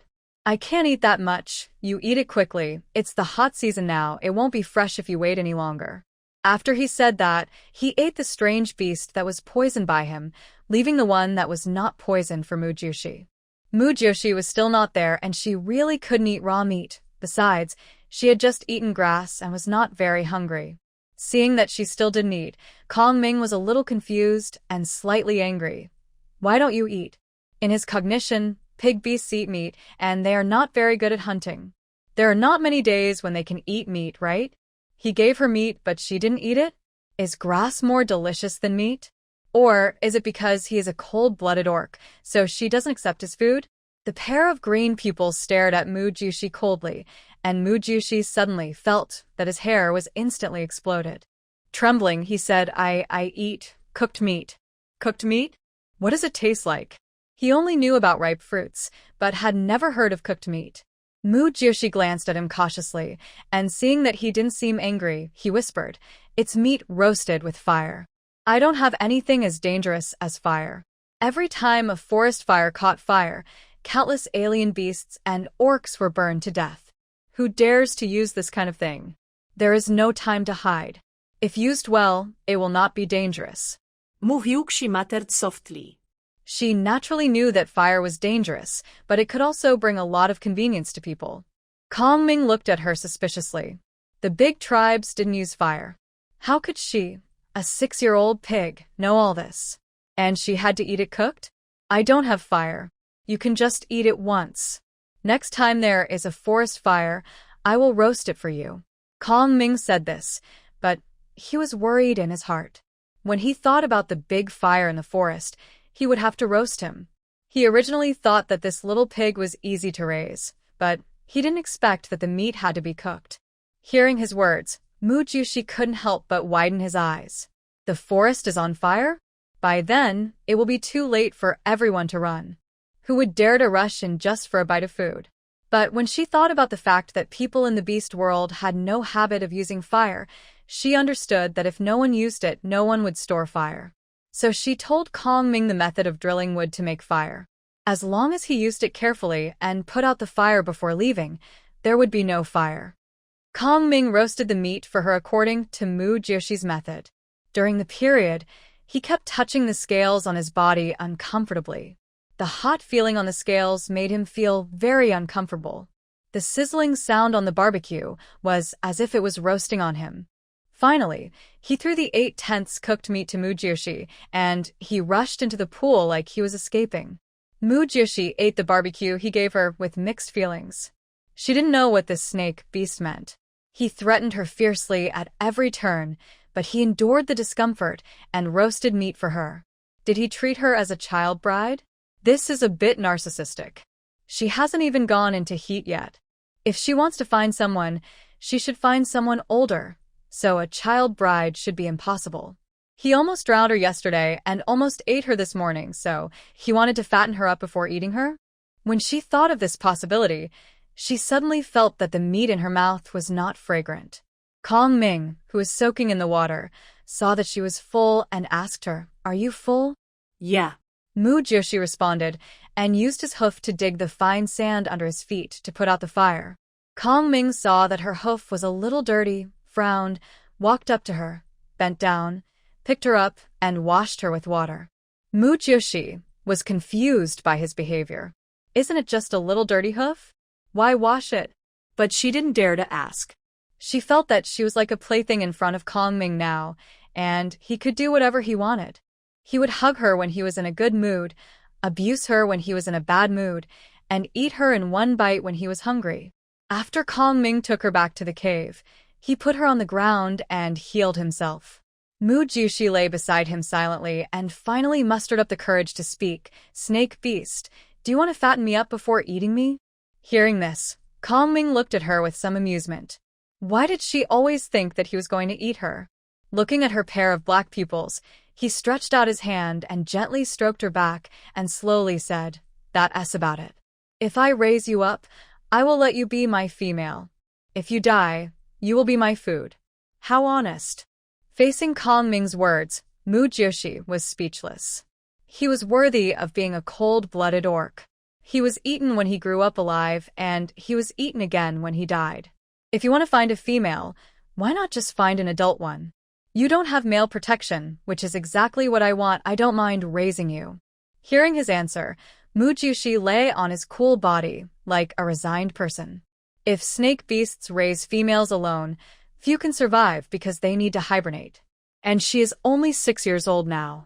It's so cold in winter, and she can't survive without anyone to keep warm. Now she can only pray in her heart that if she can escape in the future, she will find more males to protect herself, and it's better to go into heat later before finding a powerful male. Who knew that this prayer would come true in the end, and it really made her go into heat several years later, but she didn't find a high-level male. She asked curiously, "How many have you killed?" Kong Ming answered seriously, "I haven't raised any. You're the first one." Hearing this, Mu Jiushi felt cold in her heart. Did she become a guinea pig for practice? Under Kong Ming's touch, she fell asleep in his arms unconsciously. After an unknown amount of time, she was awakened by a roar. She opened her eyes and found that Kong Ming was no longer by her side. There were wolf howls and the sound of fierce fighting outside the cave. Mu Jiushi woke up instantly and looked at the cave vigilantly. Listening to the sound, it turned out to be the wolf beasts in the morning. They came back for revenge. And there are quite a few of them. She felt her scalp tingling immediately. Kong Ming was the only one, and she was a burden. Was she going to die here today? For a while, she was so anxious that she turned around in the cave, not knowing how to deal with it. As the sound of fighting became more and more intense, she became more and more flustered. She knew that it was not a good idea to wait here any longer. Kong Ming was injured in the morning, and now he had to deal with multiple beasts alone, and he had to protect her. If he continued like this, he would die. Suddenly, she remembered a small cave she saw during the day. Maybe if she hid there, the wolves would not be able to catch her, and Kong Ming could escape without any worries. She thought about it, and it seemed that the only chance to escape was to rush out and fight. After all, staying here was just waiting to die. Even if she couldn't escape and she was eaten, Kong Ming could escape without any worries, right? After she figured it out, she mustered up the courage and walked carefully to the entrance of the cave to check the situation. She saw more than a dozen beasts with fierce eyes surrounding Kong Ming. Kong Ming was seriously injured, but he still held on. Mu Jiushi took advantage of the fact that the wolves were not paying attention to her, and she found the right time and rushed out quickly, without looking back. Kong Ming, who was fighting, saw a small white figure rushing out of the cave. He was angry and anxious. She actually left him and ran away. He saw Mu Jiushi running away, and some of the strange beasts naturally saw it too. They howled to the sky, and one of the strange beasts immediately chased after Mu Jiushi. Seeing this, Kong Ming struggled to shake off the strange beast that was biting him and quickly chased after Mu Jiushi. Seeing that he ran away, the other strange beasts would naturally not let him go and immediately chased after him. Mu Jiushi, who was desperately running away, heard the movement behind her and quickly looked back. Seeing Kong Ming and all the wolves running towards her, she was extremely depressed. This Kong Ming is really something. Can't he run separately? If one can survive, one is a lifetime. Seeing that the strange beasts were about to catch up with her, Mu Jiushi turned urgently and ran towards the direction of the pool. Kong Ming is a snake, and he should be able to escape by hiding in the water. And if she borrows some air from him, it should be possible, right? If not, just drown again. It's not the first time she's drowned anyway. The wolf beast behind her pounced on her fiercely, determined to capture her. At this moment, Mu Jiushi also exerted force on her hind legs, and with a plop, she jumped directly into the pool. Then she tried her best to dive down, but her fat body made it very difficult for her to dive down. When she couldn't swim, she was afraid of sinking, but now she was afraid of floating up. The wolf beast behind her also jumped into the pool with a plop. Then there was another plop, which was the sound of Kong Ming diving into the water. He rolled up the wolf beast with his snake tail and threw it directly onto the shore, smashing it at the wolves that were chasing him, and then swam towards the direction where Mu Jushi was. Mu Jushi, who was trying her best to dive down, was suddenly hugged by a pair of arms, which frightened her so much that she struggled hurriedly and thus lost a lot of air. "Don't be afraid, it's me." Kong Ming's voice sounded in her ears. When Mu Jushi heard it was his voice, she stopped struggling. The wolves on the shore jumped into the water one after another, as if they would not give up until they caught them. Kong Ming took Mu Jushi deeper and deeper, and Mu Jushi could no longer bear the suffocation brought by the water pressure. She began to struggle desperately and wanted to swim to the surface. However, the next second, Kong Ming's evil and cold face enlarged in front of her. Looking at Kong Ming, who was giving her air, she couldn't believe her eyes. She was in the form of a pig now. She thought about borrowing air from him, but she didn't expect that he would take the initiative to give it to her. After all, she couldn't kiss a pig. I don't know how long it took. The wolves couldn't catch them, and finally left unwillingly. After the wolves left, Kong Ming brought Mu Jushi to the shore. Mu Jushi lay on the stone and panted. She didn't know what to say about what happened just now, but she just wanted to survive. After resting, she slowly spoke. "Thank you just now." Kong Ming frowned slightly, stretched out his hand, and gently stroked her back. If she hadn't led him into the water just now, they would probably have been eaten by the group of strange beasts. It seems that with his current strength, he really can't protect her. But he was a little reluctant and unwilling to send her back. He pursed his lips and stroked Mu Joshi's back over and over again. That night, they did not return to the cave, but slept on a large rock near the pool. The next day, after eating, Kong Ming carried Mu Joshi away. Mu Joshi didn't know where he was taking her, but she was afraid that she would never see her parents again in this life, and that following him would definitely mean living a homeless life, with the world as her home, and living in fear every day. So she asked, "Snake Beast, where are you taking me?" Kong Ming looked at the piglet in his arms, his tone full of reluctance and determination. "My name is Kong Ming. You must remember that I am your future partner. Don't forget me." His irrelevant answer made Mu Joshi a little confused. Looking at the puzzled little pig, Kong Ming opened his thin lips again, with a hint of expectation in his voice. "Can you call me?" Kong Ming? "Yes, I'm here." The corners of his mouth slightly raised, as if he enjoyed her calling. Near dusk, looking at the familiar tribe, Mu Joshi was filled with joy.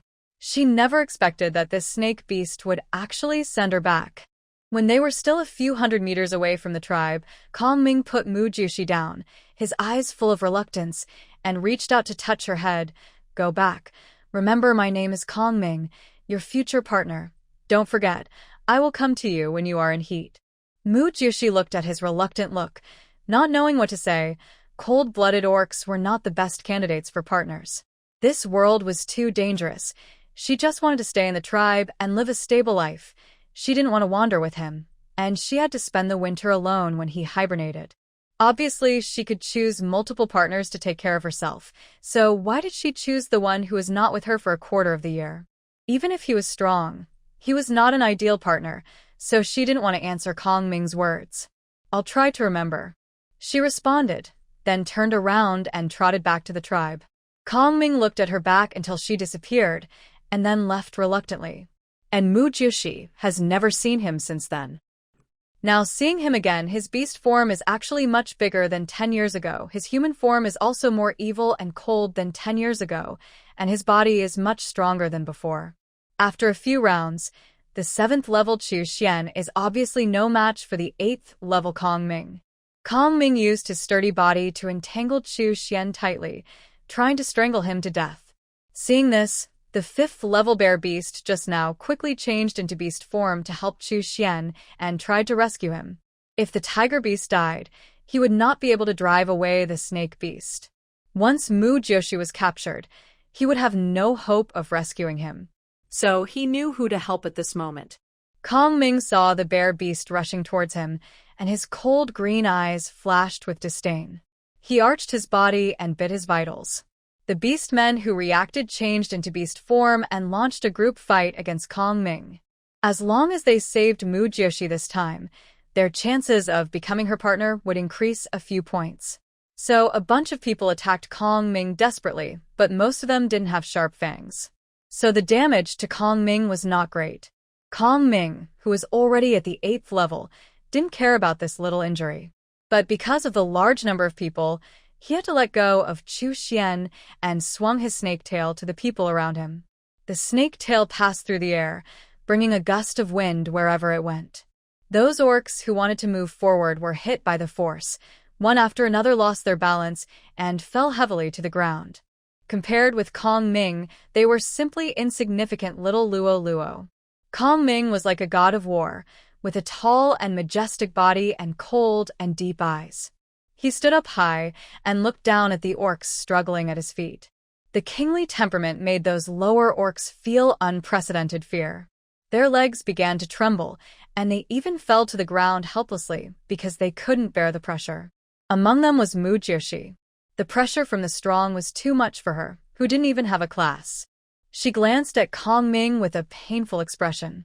It was really a fight between gods and common people. Although they were fighting for her, could they take into account that she was also there? Kong Ming. She endured the pressure and squeezed out these 2 words from her teeth with difficulty, but her voice was as small as a mosquito. It seemed that when she heard her call, the glaciers in Kong Ming's eyes melted instantly. She actually still remembered him. There was a trace of disbelief and a little surprise in her eyes, because the cold atmosphere brought by his air pressure was instantly softened. He looked at her happily, only to see her sitting on the ground with a painful expression and a pale face. He was startled and quickly put away the pressure and rushed towards her quickly. Xiao Bai. When he approached, he turned into a human form and gently held her in his arms, his eyes full of pity. Xiao Bai, how are you? Are you injured? As soon as his pressure was reduced, Mu Jiushi suddenly felt that his breathing was much smoother. Mu Jiushi forced a smile. Thanks to you. I'm not dead yet. Hearing this, Kong Ming's frown relaxed slightly, picked her up and walked out of the tribe. I'll take you away now. I have a crystal core. I won't let anything happen to you. Hearing that he was going to take her away, Mu Jiushi was unwilling in her heart. No, I won't go. I'll be fine after a while. No need to eat the crystal core. What a joke. Can I come back if I leave with him? Kong Ming saw that she was unwilling to go with him. He looked at her with a locked gaze, frowned slightly, and his originally happy mood suddenly fell to the bottom with her decision. He waited for her for so many years and silently protected her for 10 years, but she was unwilling to go with him. His hand around her tightened a little, and a cold anger gradually emanated from his body. If she didn't go with him, would he let her stay and mate with other males? He worked hard to protect her for 10 years, and she went with others just after she became an adult. How could he not be angry? Regardless of whether Mu Jiushi was willing or not, he took her away from the Black Pig tribe quickly. The orcs saw them leaving, but they were powerless and could only watch. Xiao Jiao. My cub. Xiang saw her female cub being taken away by the cold-blooded orcs and hurriedly cried and chased after them. Xiang. Her males followed closely behind. Chu Xian saw Mu Jiushi being taken away, and he gritted his teeth and stood up, trying to catch up with her, despite the broken ribs. When he walked to Pied and the others, he did not forget to comfort them. You go back. Whether you can save her or not, I will always stay by her side. The few people looked at the 7th-level tiger beast, who couldn't even beat the snake beast. They knew that it would be useless for them to go, so they placed all their hopes on the tiger beast in front of them. Pied pleaded with Chu Xian with a sincere and urgent look on his face. Please. Chu Xian didn't say any extra nonsense to them, and chased after Mu Jiushi in the direction he left. Seeing the female being snatched away, the bear beast chased after Mu Jiushi unwillingly. Seeing that he took her away directly, Mu Jiushi felt sad. It seemed that she had to follow him to wander around, living alone and in fear every day. Although he was already at the 8th level and could protect himself, what should she do when he hibernates? So she started to discuss with him, snake beast. Kong Ming was a little displeased when she saw her calling him a snake beast, and his thin lips moved slightly. You should not have forgotten my name. Kong Ming. Mu Jiushi called softly. Yes, I'm here. Kong Ming's mouth corners slightly raised, and his mood suddenly improved a lot. Mówił, she pouted. Of course she knew he was there, but she didn't understand why he liked her to call him by his name. How did you know I was an adult? And he came so timely, causing her to be taken away by him before she even found a partner. This area is already my territory. I have been keeping an eye on you for the past 10 years, so don't think about running away. Just stay by my side and be my female. Hearing her answer, Mu Jiushi was a little surprised. When did this area become his territory? But thinking that he was at the 8th level, he could understand. Since this was his territory, did it mean that she didn't have to wander with him? She could often go back to visit her parents and subsidize their food from time to time. Thinking of this, she looked at him happily. Kong Ming, do you have a stable place to live? Don't you have to run around? No, I have to patrol the territory and won't stay in one place for a long time. After he was promoted to the 7th level 6 years ago, he had been expelling and hunting the 5 level and above strange beasts in this area, just so that she could grow up healthily. After being promoted to the 8th level, the cold-blooded orcs in this area were willing to serve him as king, and therefore his territory became wider and wider. When other orcs break into their territory and other cold-blooded orcs can't beat them, he will go out, so he won't stay in one place all the time. Oh. Mu Jiushi was like a deflated balloon and immediately lost his spirit. Thinking of him saying that he had been paying attention to him for 10 years, he was really moved and terrified at the same time. To put it nicely, he was being remembered by someone for 10 years, and to put it bluntly, he was being locked by a cold-blooded orc for 10 years. It's impossible not to be scary. Kong Ming, do you like me? Yes, I do. Kong Ming answered without hesitation. He used to think that she was a little white pig and was very strange. He wanted to catch her and play with her for a few days. He didn't know how he wanted her to be his female while playing with her, so he began to want to protect her. But when he knew that he couldn't protect her with his strength at that time, he had to let her go. From then on, his beast life seemed to have something to do and expectations, that is, to silently protect her and wait for her to grow up. He has waited for her for 10 years. Doesn't she understand his thoughts? After getting his answer, Mu Jiushi immediately asked, Since you like me, then when you hibernate in the winter, no one will take care of me. Aren't you afraid that I will freeze to death? Won't you be sad if I die? Kong Ming paused, frowned slightly. I will prepare the things you need for the winter. At worst, I will die with you. Hearing this, Mu Jiushi immediately blurted out, I don't want to die with you for love. If I were to reincarnate again, I would definitely not choose to be a human. After all, there are so many people waiting in line, and being a human is quite tiring. Now that she has a planting space, she doesn't have to worry about food and drink. Although she doesn't have much attack power as a pig, she can just find a few more partners to protect her. She is very content to be able to spend her life in peace. Besides, she now has a human form, and the human form is so beautiful. She doesn't want to die so soon. If she reincarnates again, who knows what she will be reincarnated into? When the time comes, there will be no space, and she will have to worry about food. So now she thinks being a pig is good.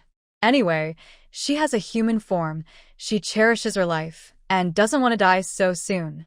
Kong Ming stopped and looked at the person in his arms with deep eyes, his eyes full of confusion. Then what do you want? Mu Jiushi felt a little uncomfortable when he looked at her.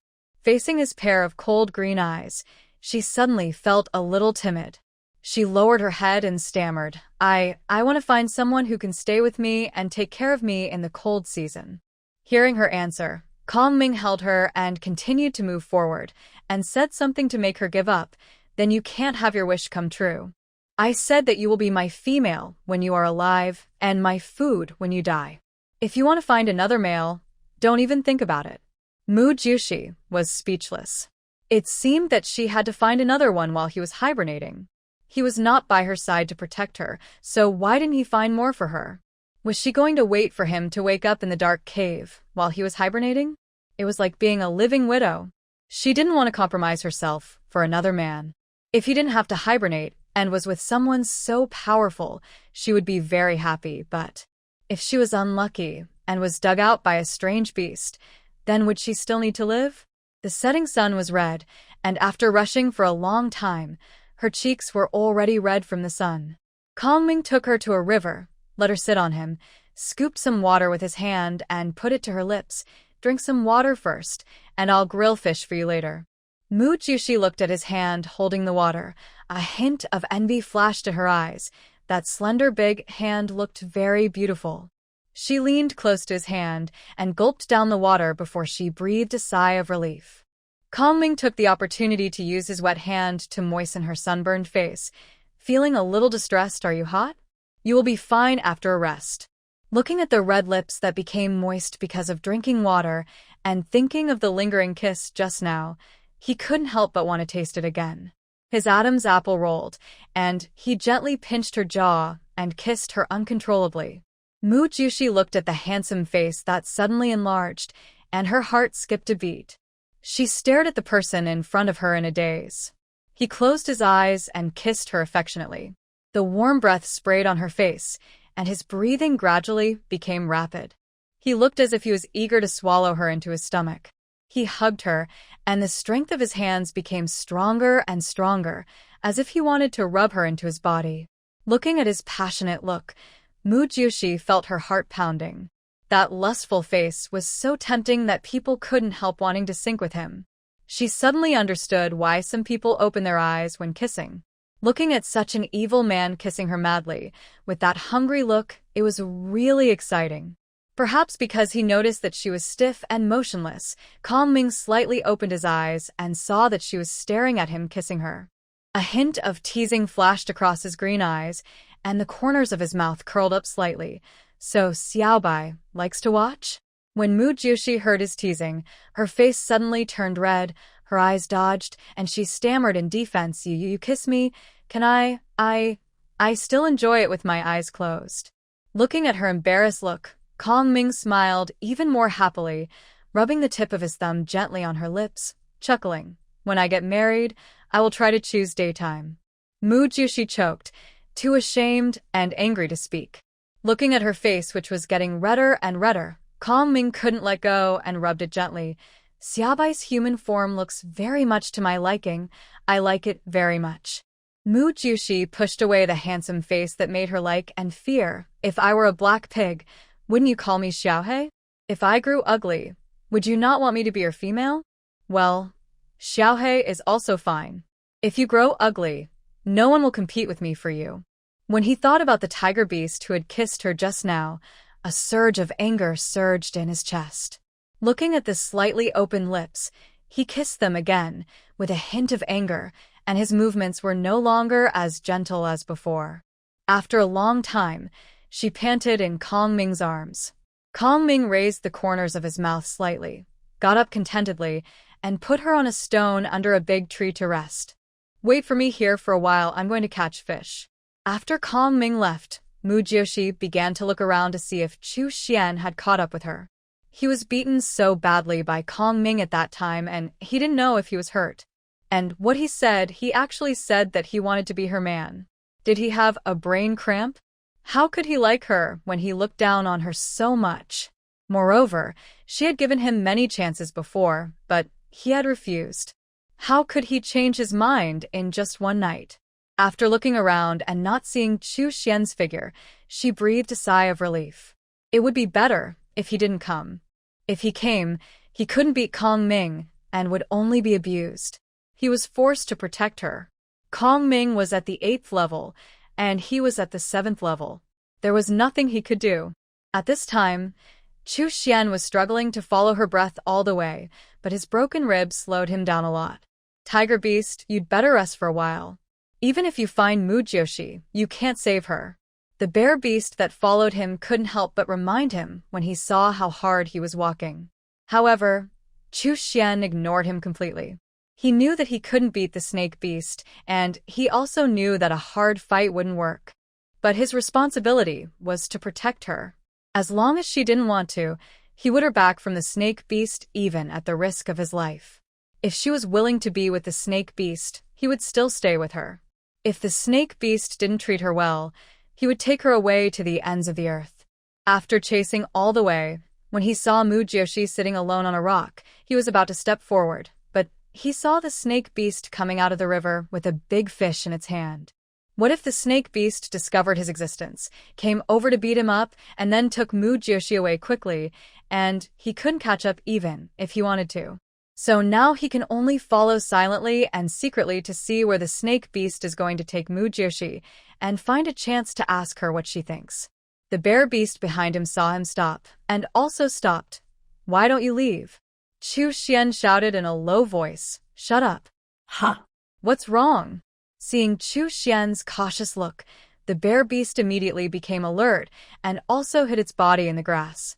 Following Chu Xian's gaze, when he saw Mujioshi, his eyes suddenly lit up and his voice was full of surprise. "It's Mujioshi." Chu Xian glared at him fiercely. Of course he knew it was Mujioshi. He didn't need to tell him. Kong Ming carried the processed fish and glanced at the grass in the distance. A disdainful smile appeared on the corner of his mouth. A group of people couldn't stop him from taking Xiaobai away, let alone these two now. He put the fish on a clean stone, turned around to pick up firewood, and came back with 2 stones in his hand.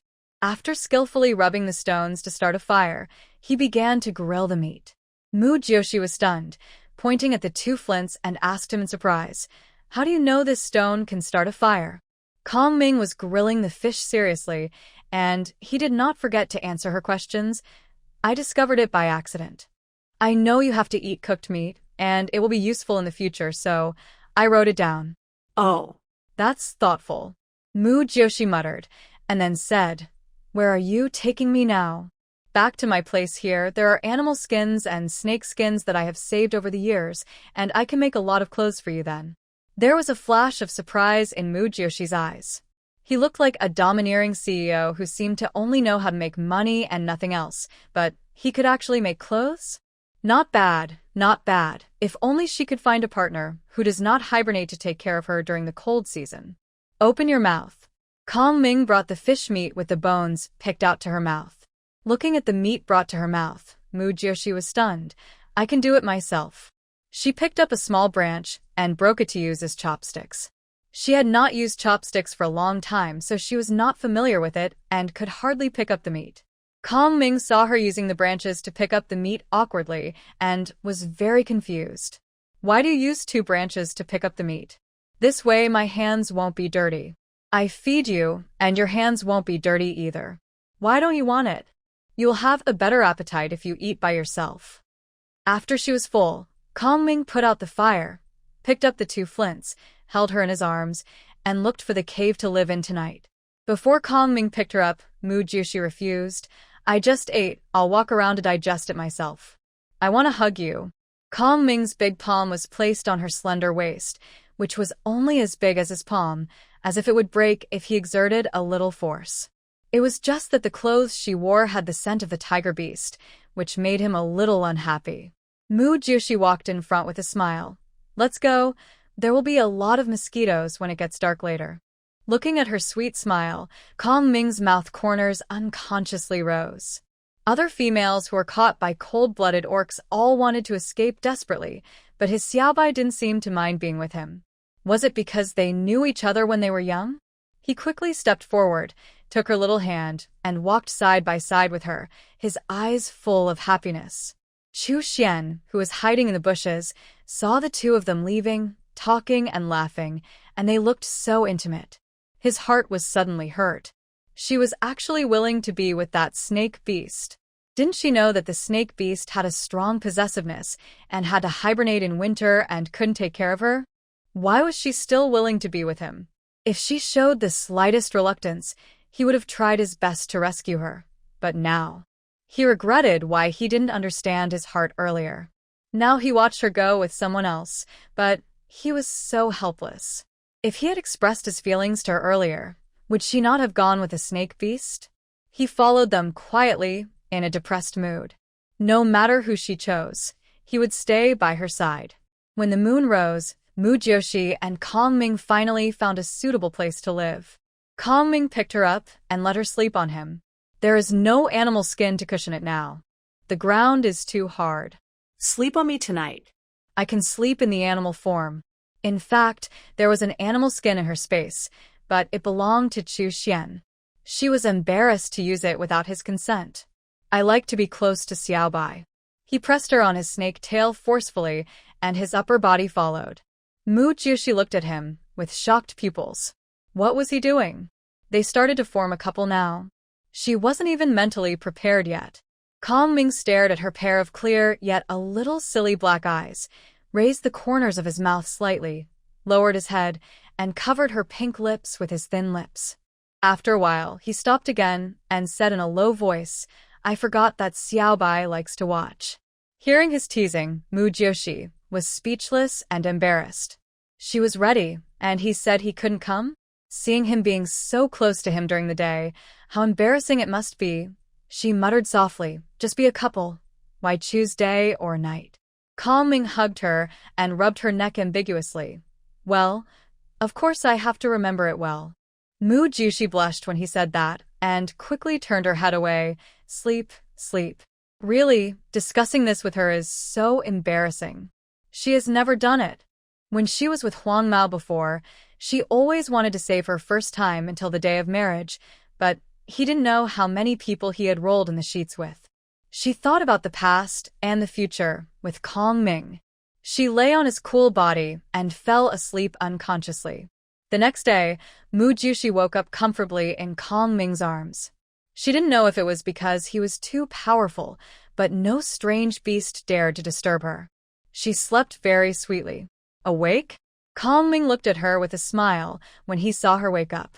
He leaned close to her face and kissed her lips gently. Xiaobai's taste is still as tender and sweet as when she was a child, making people want to eat it in one bite. His face was half dark and half bright in the soft light. The dark half, when he smiled, was obscure and unclear, making it difficult to guess. Mu Jiushi looked a little absent-minded for a while. When she heard his words, she was so scared that she quickly pushed away his evil face and exclaimed, Don't. Your idea is very dangerous. Kongming's lips curled up slightly. How could he bear to eat her?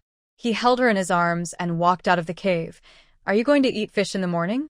No, I'll just have some fruit. The grilled fish last night had no ingredients and was not delicious at all, so she should just eat some fruit. Kongming saw her take out a red fruit out of thin air, and a flash of surprise flashed in his eyes. Where did you get it from?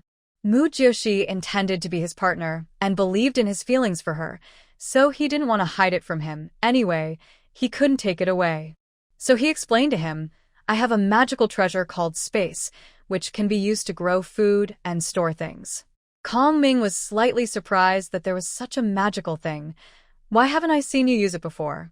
Mu Jiushi chewed the apple and answered casually, I didn't have it before. I was almost drowned by a flood when I was 10 years old, and I got it then. Is that so? He is still a little scared when he thinks of what happened back then.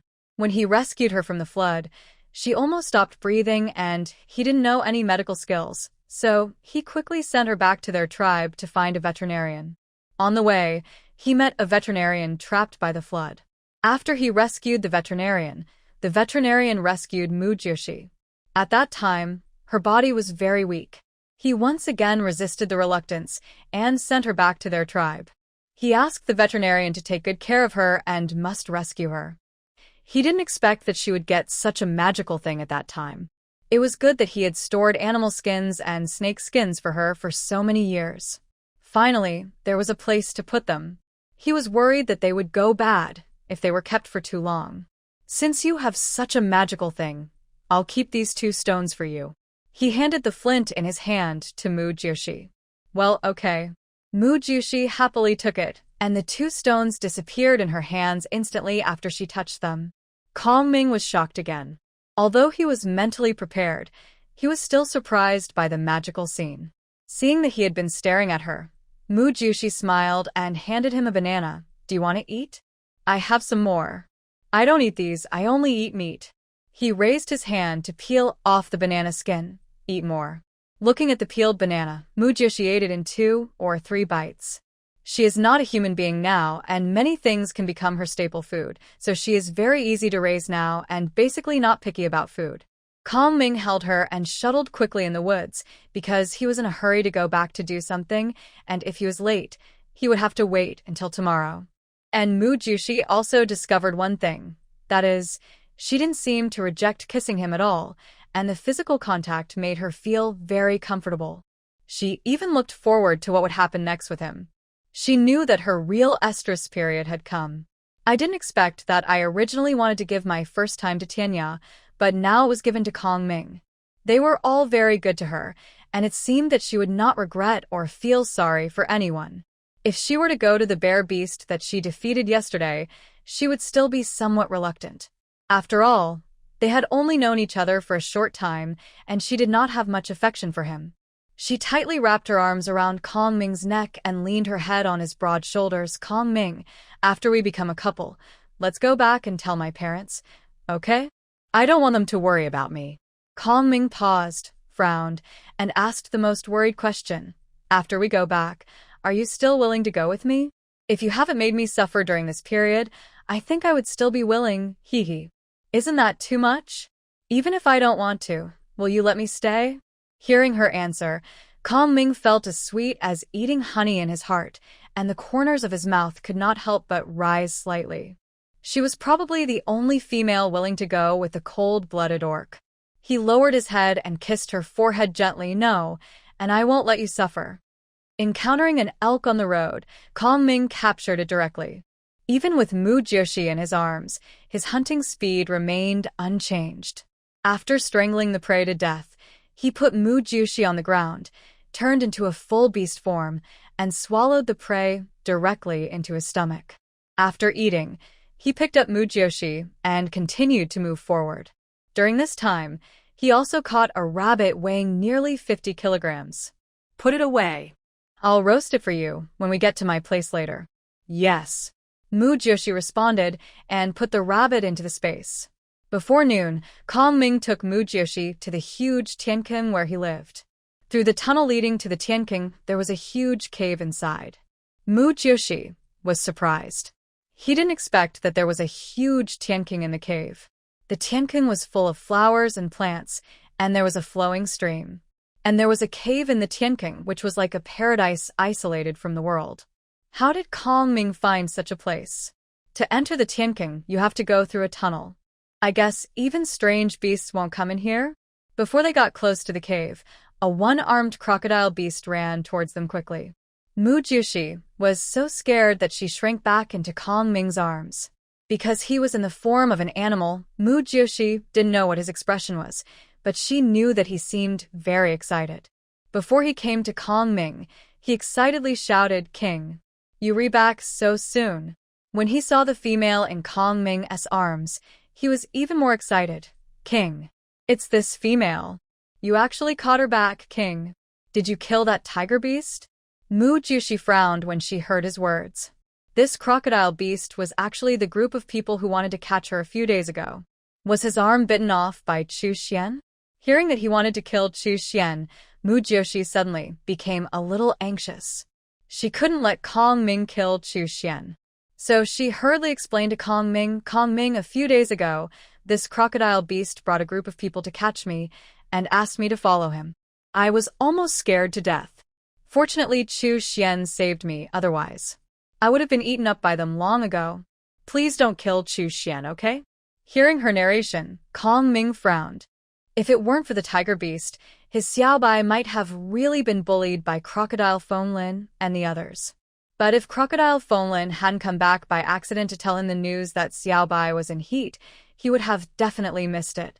It would be wrong for him to help either of them, but he minded that the tiger beast wanted to pursue Xiaobai. In order not to be disturbed by the tiger beast when they were together, let Crocodile Fenglin stop him. So he said, "I cannot kill him." He glanced at Crocodile Fenglin. "Your business. You guys should solve it yourselves." After listening to Mujioshi's words, Crocodile Fenglin froze in place. This soft and coquettish voice, No male could refuse, okay? It seemed that he thought too much. Let him solve it. How could he solve it? He couldn't beat the tiger beast. Don't let anyone disturb me these few days. After Kong Ming gave the order, he carried Mu Jiushi into the cave where he lived. The cave was very wide and long, and it was pitch black inside. When they reached the end, a beam of light shone down from above. Mu Jiushi looked up and saw a cave entrance, as big as a wellhead. It was the only source of light in the cave. Kong Ming put Mu Jiushi on a huge stone bed, his eyes full of tenderness at this time. Give me the rabbit, I'll go grill it for you, and be back soon. Well, Mu Jiushi took out the rabbit he had just hunted from the space and handed it to him.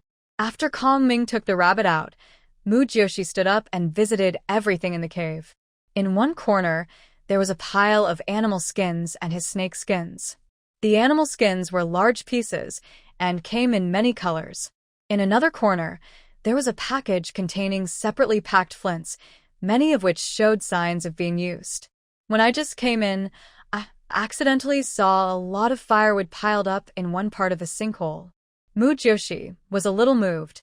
It turned out that he had already prepared for living with her in the future. Not long after, Kong Ming wrapped the roasted meat in leaves and brought it to her. Eat quickly and replenish your strength. Mu Jiushi was amused by his words. He said it as if there was a tough battle to fight. Isn't it just about forming a couple? However, there are few females who form a couple with cold-blooded orcs, and even fewer who can come back alive. So she didn't know that it takes at least one day for snake beasts to form a couple, and at most several days.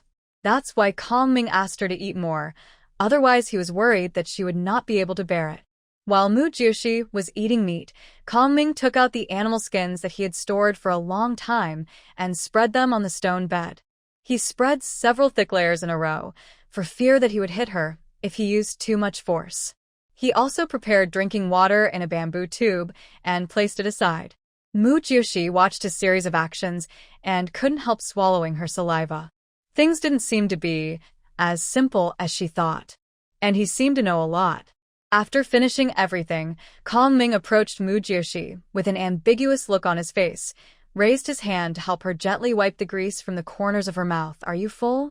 Mu Jiushi was frightened by his eyes with green pupils and shivered. I'm not full yet. But the next second, she burped uncontrollably. She looked at Kong Ming embarrassedly, and Kong Ming also looked at her with a half-smile on his face. But thinking of what was going to happen next, she backed out again, and got up and got off the stone bed. As if knowing her intention, Kong Ming stretched out his long arm and stopped her directly. He leaned forward and buried his head in her neck, breathing deeply in her breath, with a hint of pleading in his voice. Xiaobai, don't go. Don't leave me. Their snake beasts have been living alone since the day they hatched. He has been living alone, and other orcs don't like them cold-blooded orcs. He wants someone to accompany him. He doesn't want to live this kind of life with no one to talk to. Xiaobai, he whispered in her ear in a deep voice. After an unknown amount of time, Kong Ming looked at the sleeping female on the stone bed, and the corners of his mouth curled up slightly. When he woke up, Mu Jiushi only felt his stomach growling with hunger. I'm hungry. Eat a yellow string fruit first. He smiled, took out a banana, peeled it, and handed it to Mu Jiushi's mouth. Mu Jiushi looked at the banana he suddenly took out, his eyes full of confusion. Where did you get it? It should be that magical thing of yours. After we became partners, I suddenly saw it.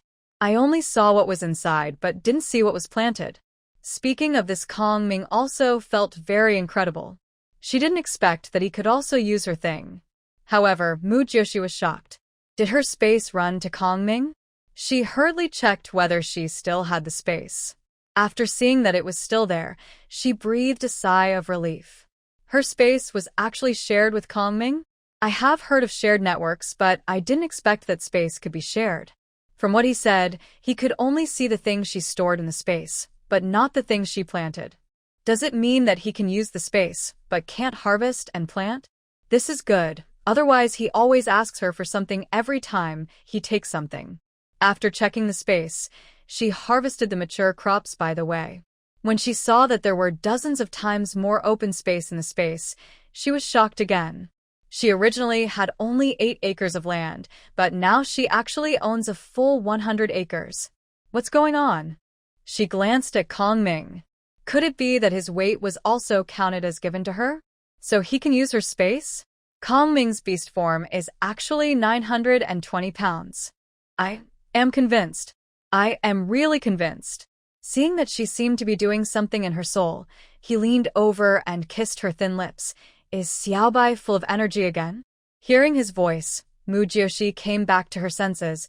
Looking at his beautiful face, she couldn't help but kiss him. She had a husband, a powerful and handsome husband. But when she saw the pig head on his chest, she couldn't help it. Just imagine a charming man with a pig head tattooed on his chest. Anyone would want to laugh, right? Even if the pig head was her, she couldn't help it. After a chuckle, she kissed the beast mark on his chest. Kong Ming, thank you. Kong Ming smiled. If you really want to thank me, give me a litter of cubs. Mu Hyuk smiled helplessly. She couldn't give him the same love. It seemed that she really had no choice but to pledge her love to him. She had just caught a glimpse of a black snake mark wrapped around her arm. It was impossible for her to fall in love with a man she had only met twice, even though they had known each other for a long time. If he would give her more time, maybe his mark would be on her chest, but there are no ifs in this world. She didn't know who she liked the most, Tianya or Chu Xian. It seemed that she just needed their protection. Without spending a long time together, how could she fall in love with someone so quickly? Love at first sight? Anyway, she won't. The next day, Mu Jiushi opened her hazy eyes and saw Kong Ming's sleeping face. His breathing was even, and he seemed to be still asleep. He was hugging her, and his head was pressed tightly against her. Mu Jiushi was a little fascinated for a while. Isn't this the scene of a couple waking up in the morning that she always imagined before? The handsome man and beautiful woman were enviable, and she felt happy and happy. Just when she wanted to get up, she felt a little uncomfortable. She glared at Kong Ming, who was still sleeping soundly. Did he fall asleep directly after finishing the job? Really, happiness is less than 2 seconds. It was probably her action that woke Kong Ming up. He slowly opened his eyes and met Mu Jiushi's harmless eyes. The corners of his mouth rose slightly. Awake? Mu Jiushi cleared his throat and responded. Well, I'm hungry. Kong Ming got up and kissed her forehead gently, his eyes full of love. I'll go hunting and come back soon. Well, I'll go take a shower. Mu Jiushi also stood up. I'll carry you there. He picked her up gently and walked out of the cave. It was already noon outside, and the strong sunlight almost made Mu Jiushi unable to open her eyes. She raised her arms to block the dazzling sunlight. Kong Ming took her to the flowing pool of water in the Tiankeng and walked slowly inside. The stream was gurgling, and ripples appeared on the surface of the water, revealing a fresh coolness. Mu Jiushi stood on it. Her eyes penetrated the water surface, and she could clearly see the pebbles and fine sand at the bottom of the stream. They were particularly clear in the clear water. The coolness of the stream made her feel refreshed. She reached out her hand and gently scooped up some water, feeling the cool touch, as if it could sweep away the summer heat. Mu Jiushi couldn't help but put her cheek close to the water and gently sipped the clear stream water. The water was cool to the bone when it entered her mouth, carrying the purity and sweetness of nature, bringing her endless freshness and comfort. After she finished washing, Kong Ming carried her back to the cave. You take a rest first. I'll go hunting. Don't worry, stay here. No strange beasts or other orcs will come in here. Yes. Mu Hyuk responded obediently. After Kong Ming left, she scattered all the crop seeds she had collected before on the newly reclaimed land. 100 acres. She can plant whatever she wants. Finally, she stopped thinking about what to plant. There weren't even enough seeds. It seemed that when Kong Ming came back, she would ask him to take her out to see if there were any new crop seeds. After all, she couldn't eat all of these things, and she would get sick of them if she ate too much. She could finally plant some peppers, and as ingredients.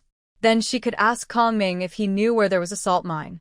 It wouldn't last long if she always ate barbecue without salt. Besides, Saltwort was not as convenient to use as salt crystals. She had said before that she and Chu Xian would go to the salt mine to get salt, but now, she hadn't done anything and was kidnapped by Kong Ming. While eating fruit, Mu Jiushi planned what to plant next. She had to plant some cotton, otherwise she wouldn't have any for her period. When Kong Ming came out of the Tianking, he saw Chu Xian and Crocodile Fonlin in a stalemate. He didn't bother to pay attention to them because his little white was still waiting for him to come back from hunting. When Chu Xian saw the pig-head beast mark on Kong Ming's chest, his fists clenched unconsciously, and his heart seemed to be grabbed by an invisible big hand, making him feel so uncomfortable that he couldn't breathe. Although he had expected that this snake beast would be eager to form a partner with Mu Jiushi, when it was really confirmed, the feeling still made him feel suffocated. If he hadn't fallen in love with Mu Jiushi, perhaps he could have always been so devoted to protecting her by her side. But now that he has fallen in love with her, he has to watch her being sweet with other men. This feeling is like a knife that has been stabbing in his heart and can't be pulled out.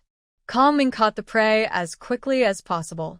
He knew that the Crocodile Peak Forest and the others were no match for the Tiger Beast, and he was also worried that the Tiger Beast would take Xiaobai away while he was away, so he caught a goat and rushed back quickly.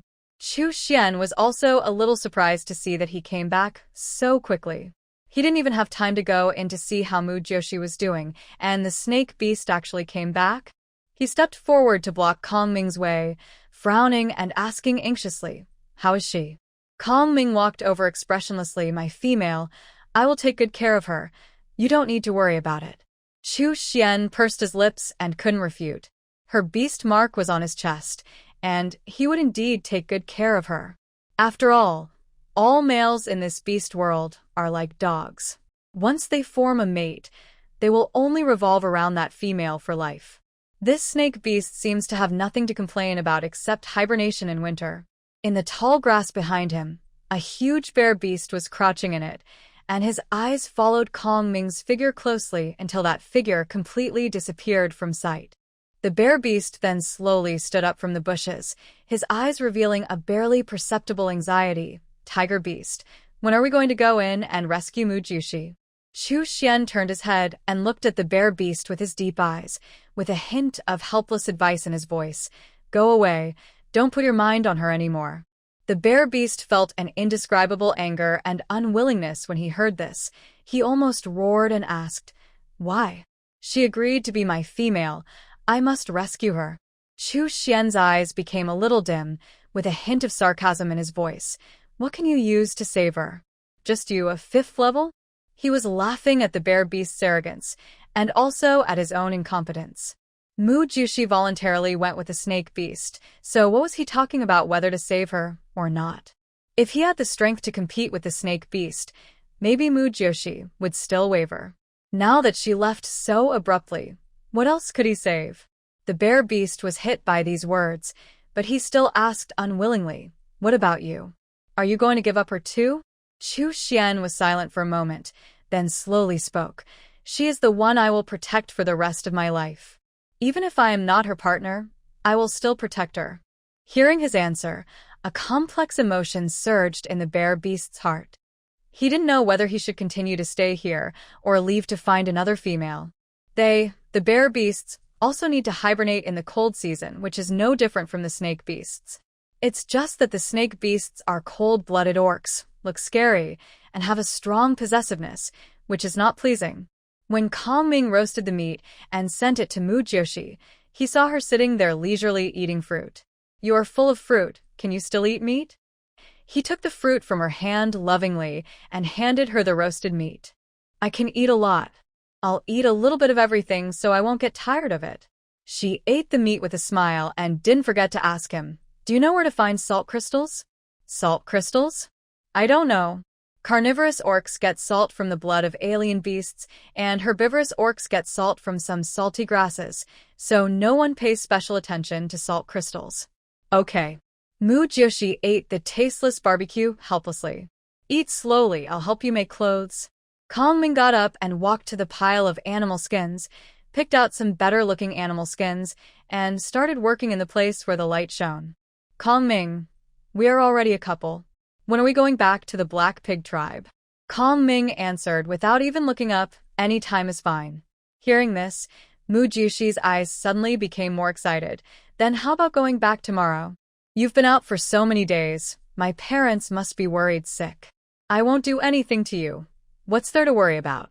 Kong Ming couldn't understand why other orcs were so repulsive to them, the cold-blooded orcs.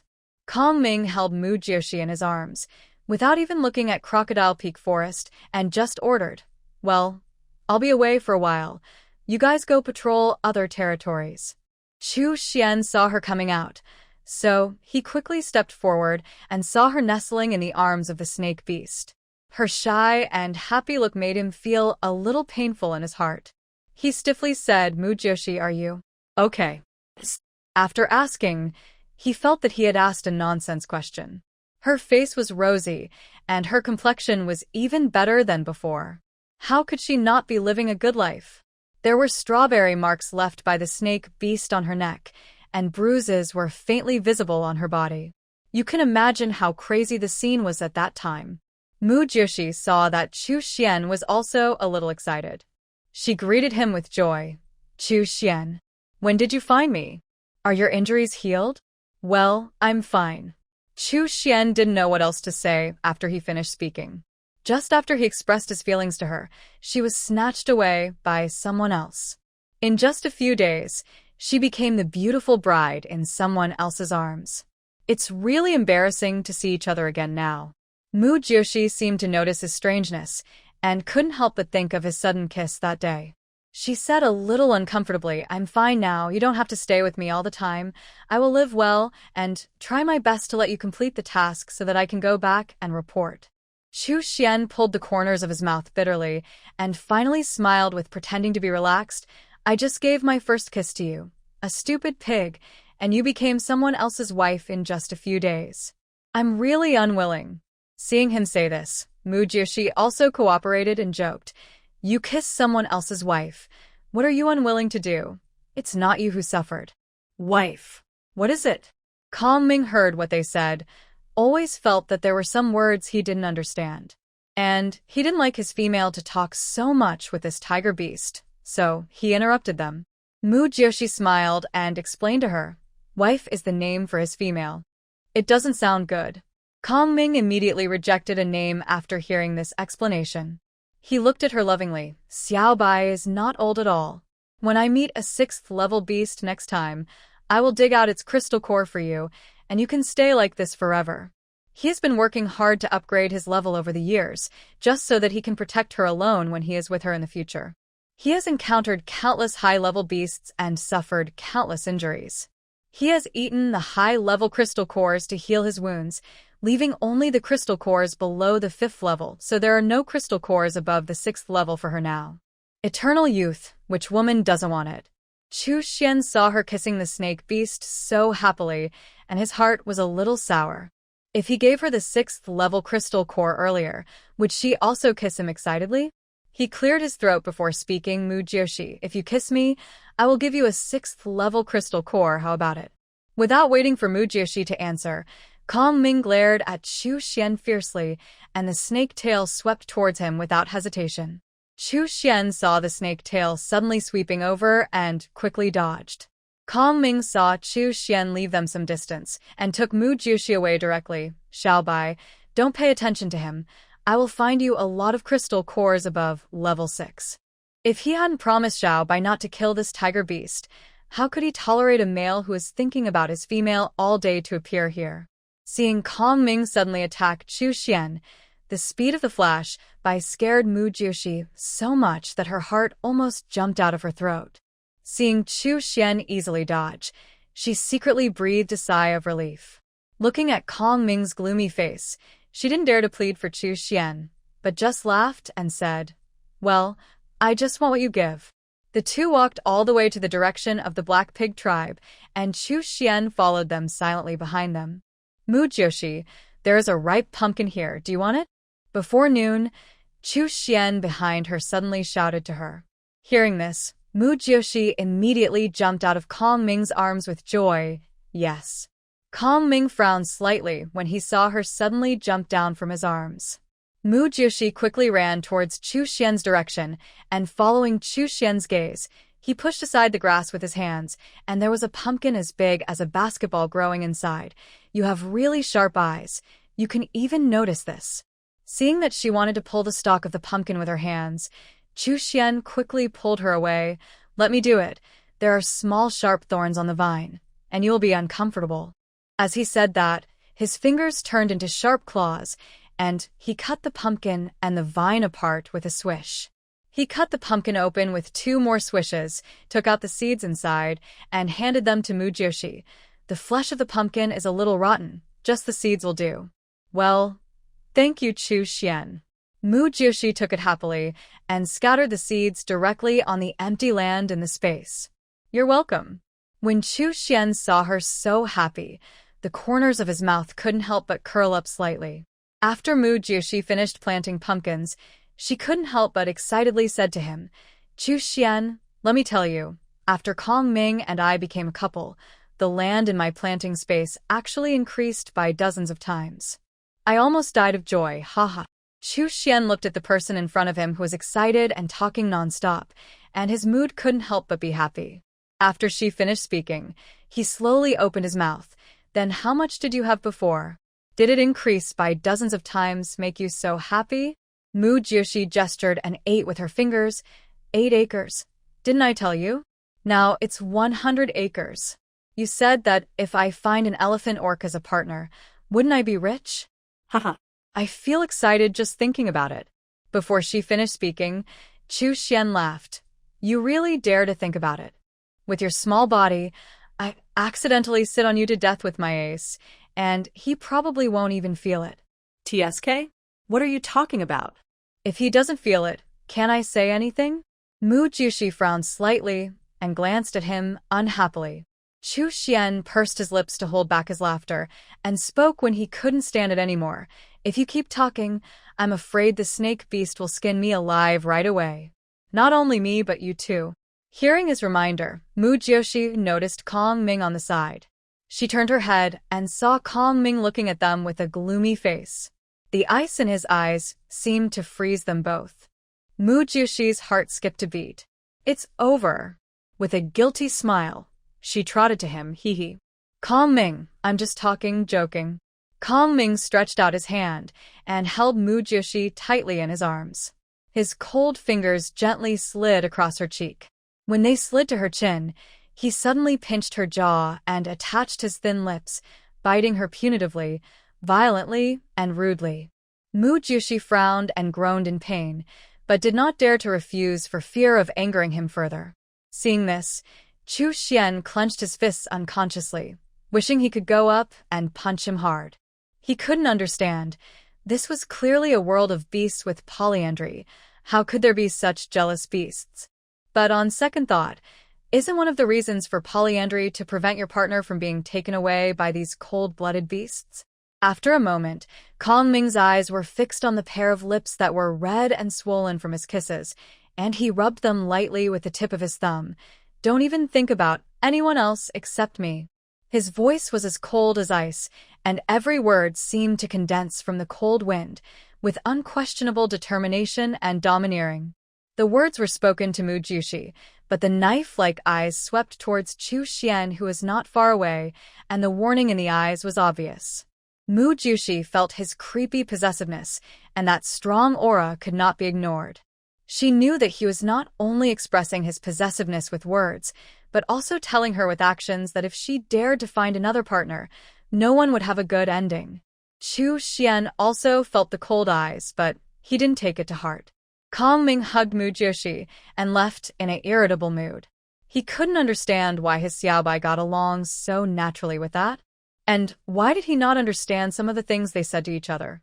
And the tiger beast was not surprised at all when he saw her using the space, as if he had known that Xiaobai had a space for a long time, and he took the initiative to help her collect seeds. He was obviously not Xiaobai's partner. Why did he know all this? If he hadn't arrived in time that day, would Xiaobai have been paired with the tiger beast? He walked faster and faster, trying to get rid of the tiger beast that had been following them.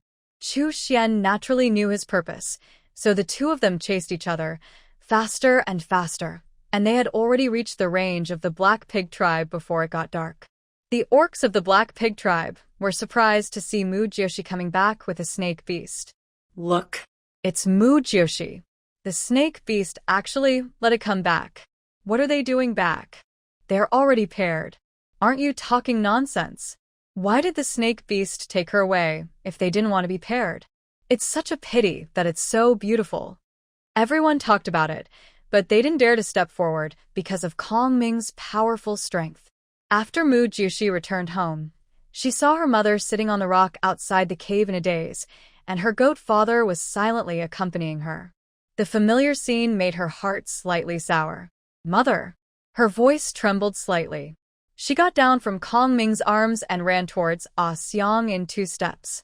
Ah Xiang turned her head in a daze, not daring to believe her eyes. Mother, I made you worry again. Mujioshi's voice rang again, and Ah Xiang confirmed that it was really her female cub that came back. Xiaojiu. You are really back? Was it Chu Xian who rescued you? Xiaojiu. You're back. Xian also couldn't believe his eyes. Ah Xiang excitedly glanced behind Mujioshi, and when she saw it was Kong Ming, she immediately pulled Mujioshi behind her, glaring at Kong Ming fiercely, like a hen protecting her chicks. Seeing this, Mujioshi's eyes couldn't help but feel sore and swollen, and she gently pulled the corner of her mother's clothes. Well, I'm back, Mother. I'm fine. He treats me very well. You don't have to worry. What's good about it? Your body is covered with bruises. Ah Xiang turned around, wiped her tears, and stroked the love marks left by Kong Ming on her body with trembling hands, her eyes full of heartache. Mujioshi stretched out her hand a little uncomfortably to block those marks and smiled. Mother, he is 8th level, very powerful. I found such a powerful partner. You should be happy for me. Hearing her words, Ah Xiang's tears fell even harder. Isn't it powerful? He can you away in front of so many orcs, and we can't save you even if we want to. Mujioshi saw that she was crying so hard. He couldn't help but wanted to cry with her, but he still held back the tears. Mother, don't be like this. He is really a good person. Not as bad as everyone says. Xiang didn't listen to what Mujioshi said at all. People have always had a bad impression of cold-blooded orcs. How could they be convinced by Mujiyoshi's few words? You've only been with him for a few days? You don't know what kind of person he is. Snake beasts will eat their own females when they are extremely hungry during hibernation. Didn't you hear about this? Seeing that she didn't believe it no matter what he said, Mujiyoshi didn't mention it anymore, so he comforted her. Mother, don't worry, I will be fine. I came back this time to tell you that I am still alive. I volunteered to be with him, so you don't have to worry about me. You? Xiang looked at her in disbelief, and then glanced at Kong Ming. She seemed to understand something. No matter whether Xiaojie was willing or not, she could not escape. No matter how much she said, it could not change the fact that they were weak and could not beat the person in front of them. She sighed helplessly, as if she was relieved. Then you must live well. It's getting dark. Do you want to stay? No, I just came back to tell you, and then leave. Please tell my father that I'm fine. If she stayed, Kong Ming would definitely stay as well. By then, the people in the tribe would sleep in fear, and Kong Ming would not be comfortable either. She walked into the cave, took out a lot of food from the space, and filled their warehouse with food that could be kept for a long time. Even the empty rooms were not spared. After all the rooms were filled with food, she walked out of the cave with satisfaction. She could not eat up the current output of the planting space, and this was the only thing she could give to her parents. Xiang was a little confused when she saw her come out in less than a minute. She thought she was going in to pack up her old clothes. Xiaojie, are you leaving again? Don't you want any of your old things anymore? Mujiyoshi smiled and said, Well, Kong Ming has prepared everything for me. I don't lack anything. So, Mother, don't worry about me. He is really good to me. Seeing that the sun was about to set and more orcs were coming back, Mujiyoshi reluctantly said goodbye to Xiang. Mother, you have to take care of yourself and don't worry about me anymore. Kong Ming saw that they had almost finished their talk, so he stepped forward and picked her up. Let's go after you're done. Mosquitoes will bite you when it gets dark. Okay. Mu Jiushi responded, and let Kong Ming take her away. Ah Xiang looked at her reluctantly and couldn't help but step forward to chase him a few steps, but Kong Ming's speed was not something she, a female without class, could catch up with. In just a few breaths, Kong Ming disappeared from her sight. Xian stepped forward and hugged her in his arms, comforting her. Don't be sad. Just like Xiaoju said, the snake beast is level 8 and will protect her. Xiang thought about the disappeared figure and couldn't help sobbing softly. Xiaoju has never eaten raw meat since she was a child, and that snake beast doesn't eat vegetarian food. How could he know where to find fruits for Xiaoju? How can Xiaoju be happy with him? My poor Xiaoju. If she could find a male in the tribe, and then a carnivorous male, either carnivorous or vegetarian, that would be great, but she was caught by a snake beast with such a strong possessiveness. Seeing that she was getting more and more sad, Xian didn't know how to comfort her for a while, so he just patted her back gently. Okay, cry if you wanna, but don't cry next time after crying this time. After Mu Jiushi and Kong Ming left, she remained silent. Seeing her mother so sad for her, she felt bad too. Kong Ming didn't take her too far away from the tribe because it was getting dark, so he casually found a tree hole and put her in it. Wait for me here, I'll go hunting nearby. Yeah. Mu Jiushi responded in a low voice, and then sat there in a daze. In fact, she was also very frightened. She didn't know where Kong Ming would take her, and she had lived here for more than 10 years, and had not been too far away. The farthest place was the place where she was washed away by the flood some time ago, and met Chu Xian. Mu Jiushi sat by the tree hole, immersed in her own thoughts, and suddenly a huge tiger head appeared at the entrance of the tree hole. She was frightened and her body trembled. After seeing who was coming, she breathed a sigh of relief. She patted her chest to calm her breathing that became rapid due to fright, and then said to the person who came, Chu Xian, why did you come up? Go down quickly. If Kong Ming comes back and sees you here later, he will beat you up. Chu Xian stood there. His eyes were deep, and he didn't seem to take Mu Jiushi's words to heart. He looked at Mu Jiushi and saw that she looked listless, and his heart ached slightly. Do you like him? Do you really want to be with him? If you don't want to, I do. Chu Xian's words were not finished yet, and he was interrupted by Mu Jiushi. It doesn't matter whether I like him or not, as long as there is someone who can protect me for my whole life, and he treats me well. Chu Xian looked at her resolute appearance, with thousands of words in his heart, but he hesitated, his eyes slightly drooped, and finally said nothing. Mu Jiushi saw the dimness in his eyes, and saw that he seemed a little distressed. Maybe he didn't understand why she chose Kong Ming, so he said to him, Chu Xian, this is not a peaceful era. I am a weak chicken. Choosing a strong person is the wisest choice. Even if that person is not a good person in the eyes of others, several of my brothers and younger brothers were eaten by strange beasts because they were too weak. Some powerful strange beasts directly broke into the tribe to eat orcs, and specifically picked young cubs with little attack power. The reason why I am so timid is that when I was 8 years old, I saw my younger brothers being eaten with my own eyes. The kind that eats one by one. The hard bones in my eyes become crispy in their mouths. At that moment, I was really scared, fearing that I would be their next meal. Since then, I have never dared to leave the tribe alone. I also hope that when I grow up, I can find someone who can protect me for the rest of my life. As a strong carnivore, you will not understand the fear and sorrow of us weak people. From that time on, her mother's partners increased from 3 to 7. I'm sorry. Chu Xian expressed his apologies to her all the time. If it hadn't been his mistake, she wouldn't have become what she is now. No matter what happens in the future, I will always be by your side and will never let you live that kind of life of worry and fear. After saying that, without waiting for Mu Jiushi's response, he jumped down from the tree. Mu Jiushi looked at his back as he left, with mixed emotions in his heart. Finally, he took out the animal skin from the space and spread it in the tree hole and waited for Kong Ming to come back. When Kong Ming came back, he roasted the meat under the tree before taking it to Mu Jiushi in the tree hole. Sensing Chu Xian's breath, he frowned. That tiger beast is looking for you again. Well, bring me some fruit seeds. She didn't dare to tell the truth to Kong Ming. If he knew that Chu Xian wanted to take her away, he would have to kill Chu Xian. Kong Ming stared at her intently, as if he wanted to see from her eyes whether she was lying, while Mu Jiushi just lowered his eyes and ate the meat in his hand without any extra words. Not seeing any clues from her expression, he slowly said, "It's better to just do this. Tomorrow I will take you to find seeds and the salt crystal you mentioned." Okay. It was not until his eyes moved away from Mu Jiushi that Mu Jiushi secretly breathed a sigh of relief. At this moment, she suddenly understood why the heroine in the domineering president novel always wanted to escape. Being with such a person really felt suffocating.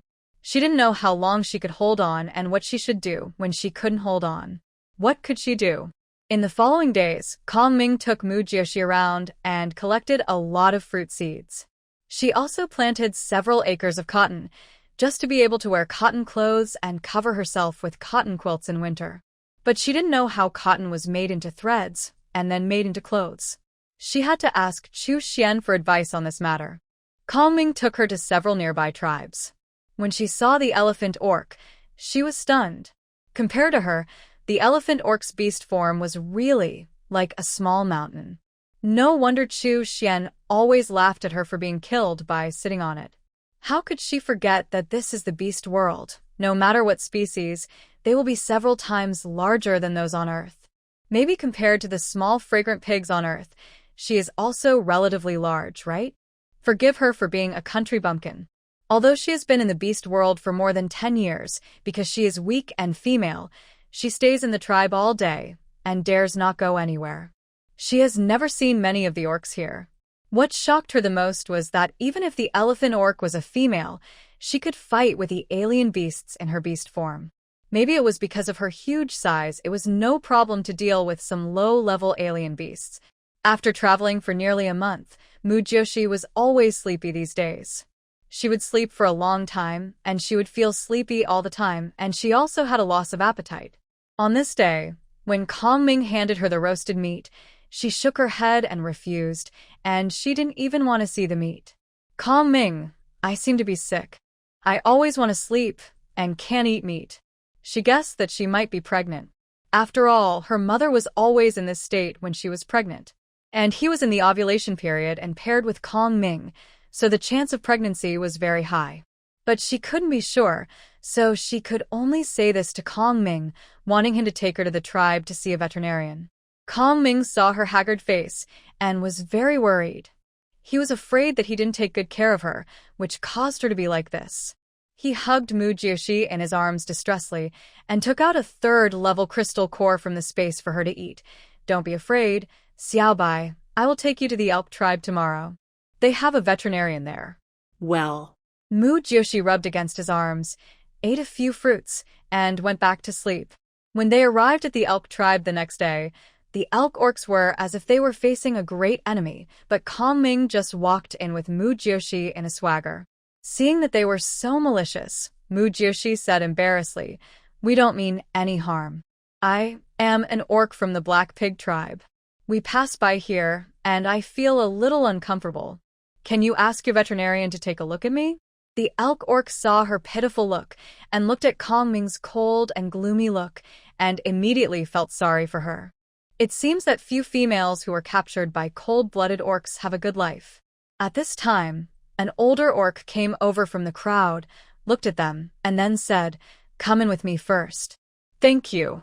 Mu Jiushi thanked him and followed the orc silently. After walking under a big tree, the orc continued, "You wait here for a while. The veterinarian deer has gone out to find herbs, and he will probably be back later. There are several large logs placed under the big tree, with signs of use.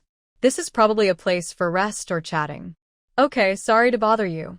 Mu Jiushi and the orc thanked him again, then sat on one of the logs, leaning on Kong Ming's shoulder, waiting there silently. After a while, a little elk hid not far away and secretly watched them with a very curious look. Mu Jiushi saw that he wanted to look but didn't dare to, and his sneaky look was very funny. She smiled and waved at him. "Little elk, what are you doing hiding there?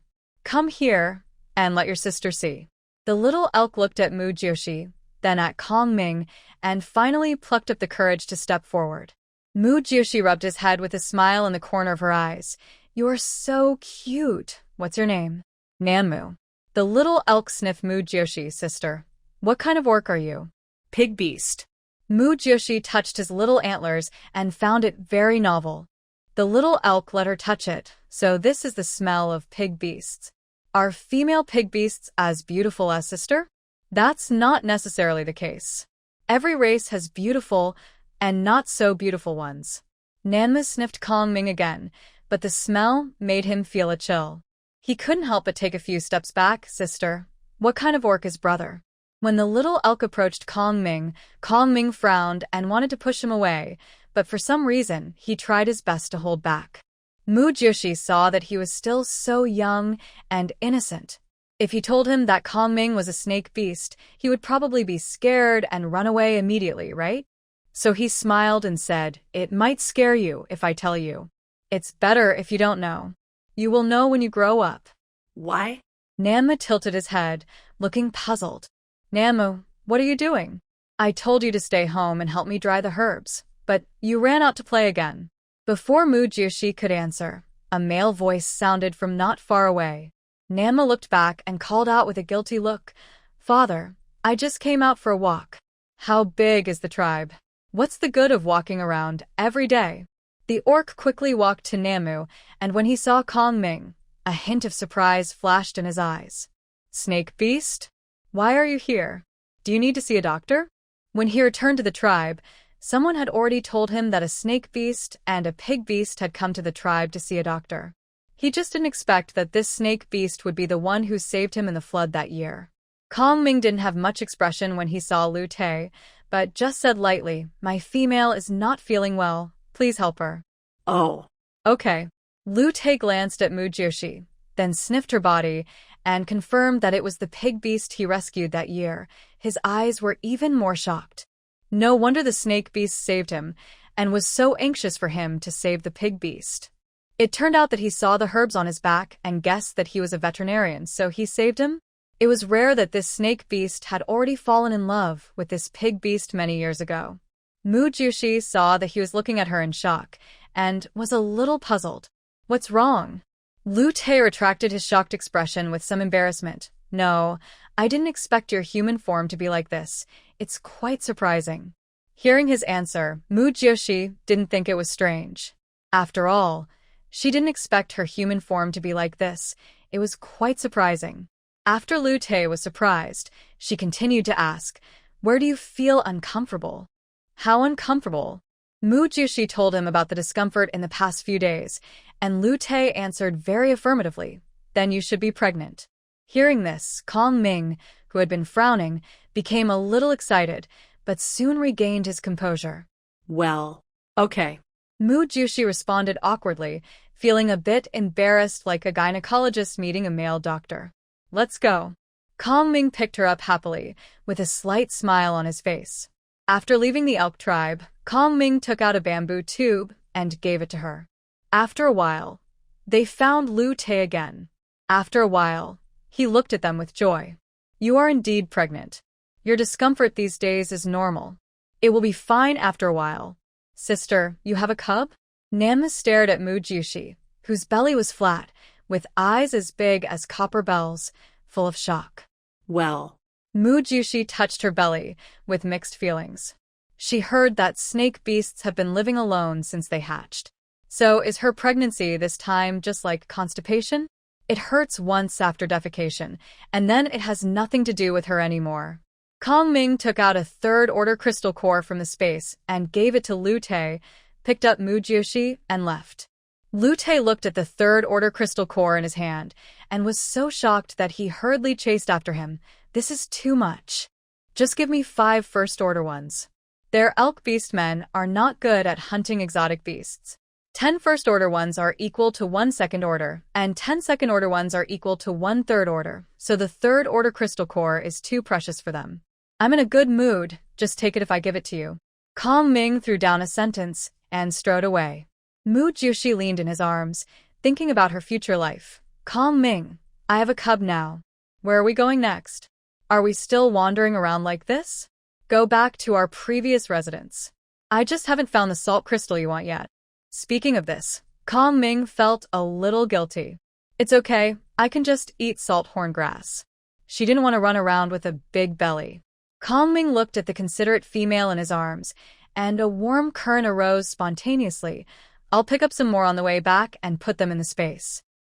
When she returned to the Tianqing again, it had been a month later, and Mu Jushi's belly had bulged slightly.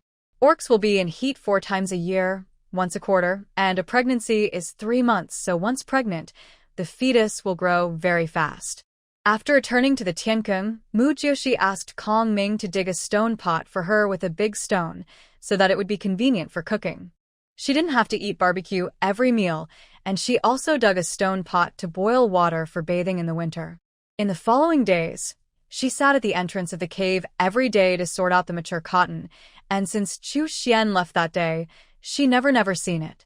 Kong Ming went hunting every day to prepare food and firewood for her for the winter. In his spare time, he would use the bones of exotic animals to sharpen her bone knives. She would need them when he was not with her in the winter. He sharpened dozens of knives at once because he was worried that they would not be sharp enough after a long time of use, so he prepared more. During this period, because of her pregnancy, her weight increased to 100 kilograms, and 2 acres of land were added to the space. The two of them lived a comfortable life. When the first snowflake fell, it was the day of her delivery. She covered her stomach with pain and didn't know what to do. Kong Ming kept comforting her. Don't be afraid, Xiao Bai. Snake eggs are very small, it will be fine. But my stomach hurts so much. Mu Jushi clenched his fists in pain and frowned tightly. It will be fine after giving birth. Don't be afraid. Kong Ming tried his best to comfort her, but seeing her little face twisted together, he couldn't help but feel flustered. Mu Jushi gasped for breath and felt that her whole stomach hurt. She didn't know where to cover her mouth, and she didn't know how long the pain lasted. She felt that something was discharged from her body one by one. She breathed a sigh of relief, as if the painful place was taken away and her stomach didn't hurt anymore. Suddenly her whole body was relaxed, but she was so tired. Xiao Bai is really amazing. It laid 50 snake eggs in one nest.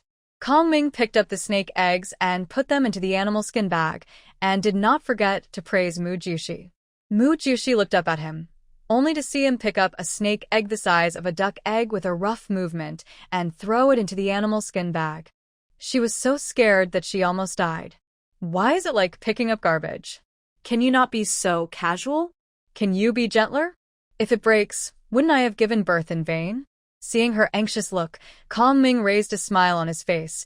Don't worry, snake eggs are tough and elastic, and they won't break so easily. Is that so? Mu Jushi felt relieved after hearing Kong Ming's explanation and lay back on the stone bed. After Kong Ming cleaned up the snake eggs, he washed her body with hot water and then took out a 5th-level crystal core from the space for her to eat. Mu Jushi was slightly stunned.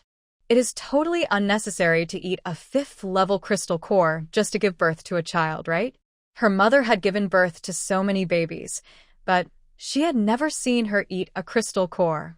She refused, no need. My mother didn't eat one when she gave birth. 5th level. It would be great to save it for when you are injured. It is a bit of a waste to eat a 5th-level crystal core just to give birth to a child. That's because your father and the others didn't have the ability to find it for her. Eat it quickly. You will recover quickly after eating it. Kong Ming didn't give her a chance to refute and directly stuffed the crystal core into her mouth. Mu Jushi was immediately upset. It was already stuffed into her mouth, so she might as well eat it.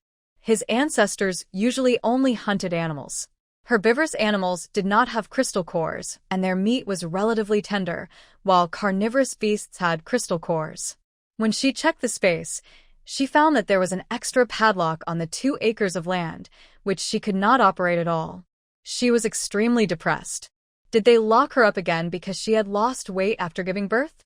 After Kong Ming and her had been together for a few days, he couldn't bear it anymore and said goodbye to her reluctantly. Xiao Bai, I'm going to hibernate. It's in another cave here, not far from here. Don't be afraid. No beasts will come in. I have blocked the entrance to the Tianking. It's safe here. Everything you need in Hanji has been prepared in the space. I hope to see you when I wake up. So don't leave me, okay? Although the tiger beast had never appeared in front of Xiaobai, he knew that it was always in their vicinity, which made him feel very unhappy. He wanted to kill him several times, but every time he got close to the tiger beast, it ran away, and he was worried about Xiaobai being alone, so he could only let the tiger beast follow him.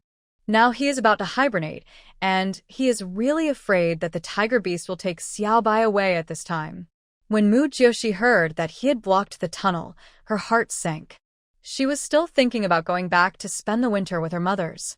She didn't know if they had enough food to spend the winter, and the winter in this beast world is really cold, okay? Every year she and her mothers huddle together to keep each other warm during the winter. Now letting her spend the winter here alone, isn't it asking her to die? She hurriedly said, "Kong Ming, I want to go back to the Black Pig tribe to spend the cold season with my mother and the others. I'll come back when you wake up, so." No. Mu Jiushi was interrupted by Kong Ming's harsh voice before she could finish. Her heart skipped a beat at his voice, and her eyes were full of disbelief. Why was he so fierce all of a sudden? Was she worthless now that she had given birth to his child? Why? Her voice trembled with fear and confusion. "Do you want to go back and find other males? I said that except for me, don't even think about others. Even if you do find them, I will kill them one by one." His words were full of threats and possessiveness. She was his only one, and no one could touch her. But She wanted to explain, but she was rudely interrupted by him before she finished her words. no buts. His voice was cold and ruthless, and he held her tightly in his arms.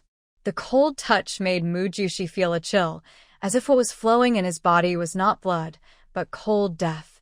"Little Bai, isn't it good to just have me? I only have you, and I can protect you very well. Please don't leave me." There was a hint of pleading in his voice. Mu Jiushi was stunned in place, her body stiff, feeling the cold breath emanating from him, the almost perverted possessiveness. Is this the real him? His love is so extreme, so selfish, even disregarding her life and death, just to trap her by his side. "Kong Ming, the cold season is really cold." Kong Ming kissed her lips and said softly, "I have prepared a lot of animal skins and clothes for you. If you are cold, wear more and cover more. If they get dirty, just leave them there, and I will wash them when I wake up. You don't have to worry about anything, just take care of yourself. I'm really sleepy. I'm going to take the snake eggs to hibernate and hatch them, by the way. It's the cold season now, the weather is cold, and it will take a long time to hatch. They may not hatch until I finish hibernating. Don't worry about them coming out to disturb you earlier than me, so Xiaobai, just wait for me here, okay? If there is any danger, you can find me in another cave." Mu Jiushi looked at him in a daze, but didn't know what to say. If she was not here, where could she go? The only intersection was blocked by him. Could she still go to heaven? "You go." She turned her head away and stopped looking at him. His cold look made her heart twitch. Kong Ming pulled out a scale from his body and handed it to her. "This is the largest scale on my body, sharper than a bone knife. You take it just in case." You. Mu Jiushi looked at the black scales in her hand in shock. Although it was black, it was colorful. He seemed to really care about her, even as if she was ungrateful for running away. Kong Ming, who was already too sleepy to bear it, said nothing more and took the snake eggs to another cave. Mu Jiushi looked at his departing back, and a feeling of loneliness suddenly arose. She wanted to ask him not to leave. She really didn't dare to stay here alone. And he was her only support here, but now he was going to leave her. Seeing that Kong Ming's back was about to disappear, she could no longer control her emotions. Her eyes were red, and she quickly chased after him and hugged him tightly from behind. "Kong Ming, don't leave. Can't you hibernate in this cave? I don't dare to be here alone." Her voice was trembling, like a poor abandoned little thing. Kong Ming turned around, raised his hand to wipe the tears from her face, and tried his best to comfort her. "Don't be afraid, Xiaobai, it's safe here. This cave is too cold and not suitable for me to hibernate. And the cave I want to hibernate in is too deep, and the air there is thin, and not suitable for you to live in. Mu Joshi's lips trembled, and she didn't know what to say. Is this the end of choosing a cold-blooded orc? No matter how powerful he is not by her side when she needs him the most. Kong Ming hugged her in his arms and let go after a while. Xiaobai, be good, the cold season will be over soon. Mu Jushi looked at his departing back again, her heart breaking. His cold and ruthless departure made her extremely disappointed in him. He just slept through it, but she had to endure every minute and every second. After Kong Ming left, she was the only one in the empty cave. She sat dejectedly on the stone bed, not knowing what to do next. She curled herself up in the quilt and was in a daze for a whole day. She didn't get up to cook until her stomach growled with hunger. When she washed and peeled the potatoes, the cold water made her hands tremble. Finally, she put the peeled potatoes and meat into the stone pot and stewed them together.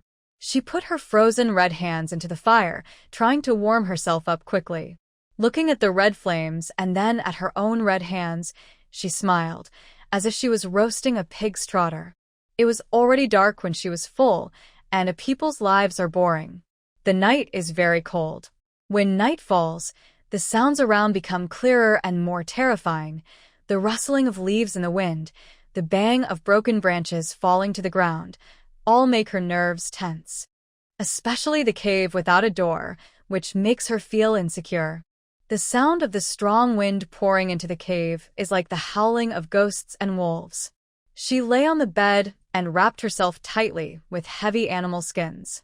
She forced herself to close her eyes, trying to fall asleep quickly so that she could not feel anything when she fell asleep. The next day, she slept until she woke up naturally. The weather was so cold that she didn't want to get up at all. But she couldn't bear it anymore, so she hurriedly put on her clothes and ran to another cave to solve it. When she came back, her sleepiness had been driven away by the cold. She walked outside the cave to make a fire and started her first meal of the day. The smoke was curling, and the morning mist of the day intertwined, outlining a peaceful and tranquil picture.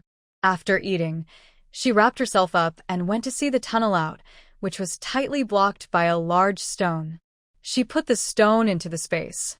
There was actually a pile of mud in the tunnel, just like a landslide, blocking the opposite road without any gap. She was desperate and put the stone back in place. Looking up at the surrounding Tianqing that was hundreds of meters high and surrounded by rocks, it was impossible to climb out. She thought she didn't have the ability and was not good at rock climbing. If she fell, she would be disabled if not dead. She returned to the front of the cave and sat down in disappointment, staring at the snow scene outside, listening to the sound of the wind passing through the treetops, and feeling the loneliness of being isolated from the world. The snow covered everything outside, leaving only a vast expanse of white. Nature seemed to be here. Time stood still. The snow was getting heavier and heavier, and the cold wind was getting more and more fierce. She tucked in her collar, got up and walked back to the cave. Every day's life was simply repeated: sleeping, making fire, cooking. These seemed to be all she had.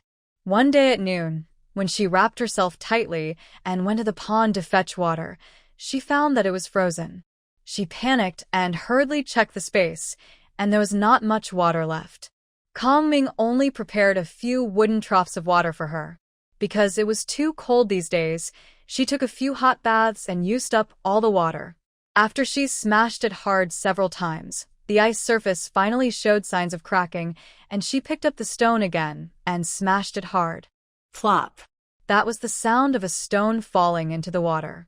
She smiled breathlessly, using a gourd-shaped ladle to draw water and fill the wooden trough. She wanted to draw more, but she had no extra containers, and the space could not directly put the liquid without a container into it. Her beautiful eyebrows were knitted together at this time, and she decided to save water from today. Because of the water, her shoes and clothes were quite wet. She shivered and ran back to the cave to change clothes. But her hands and feet that were frozen into ice could not be warmed. She wrapped herself tightly in heavy animal skins.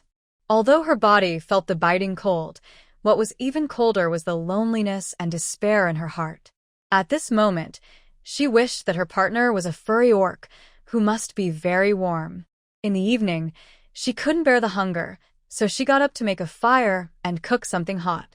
Although she could eat cold fruit directly, the weather was too cold now, and she was afraid that she would have diarrhea and collapse like when she was a child. And now she was the only one here, and no one would know if she died. Outside the cave, the fire emitted a warm glow, and the wood crackled under the flames. She sat by the fire, looking at the warm flames, and began to mutter to herself. But she felt terrified as soon as she finished, talking to herself like a psychopath. She was so scared that she quickly shut up, ate dinner quickly, and ran back to the cave. Looking at the dark cave, she couldn't help but shed tears. At this moment, she didn't know what she was trying to do with Kong Ming. Could his strength protect her? But he was not with her now. She was still thinking about his goodness, so good that he would rather let her stay here alone, possibly freezing to death, than let her go back to spend the winter with her parents. This was a world where people could have multiple partners, but she was living a miserable life here for a man. She wanted to escape. She wanted to leave here, leave the man who frightened her. Once this thought took root in her heart, it was like a seed in spring, which was nourished and illuminated, and began to sprout and grow gradually. This thought was no longer a vague idea, but became clearer and stronger. It took root in her mind, continued to grow, and became more and more difficult to ignore. As time passed, she fell asleep unknowingly. In order to save water, she now put a full stone pot of snow every time she cooked something, and she would put the food in after the snow melted. Water was saved, but firewood was used up faster and faster because the snow needed to be melted, so more firewood was used. Days passed, and she felt overwhelmed when she saw the decreasing amount of wood. For a while, she didn't know whether to save firewood or water. Finally, I simply skipped a meal. If I didn't eat, I wouldn't have to cook so much, so I saved on both. Or I could just eat cold fruit. As winter deepened, the weather became colder and colder. Snowflakes were like wild elves, dancing disorderly in the deep mountains and old forests. The wind roared like a beast, penetrating the silence deep in the forest. The trees were mercilessly tortured by the wind and snow, and the branches swayed and made a shrill whine.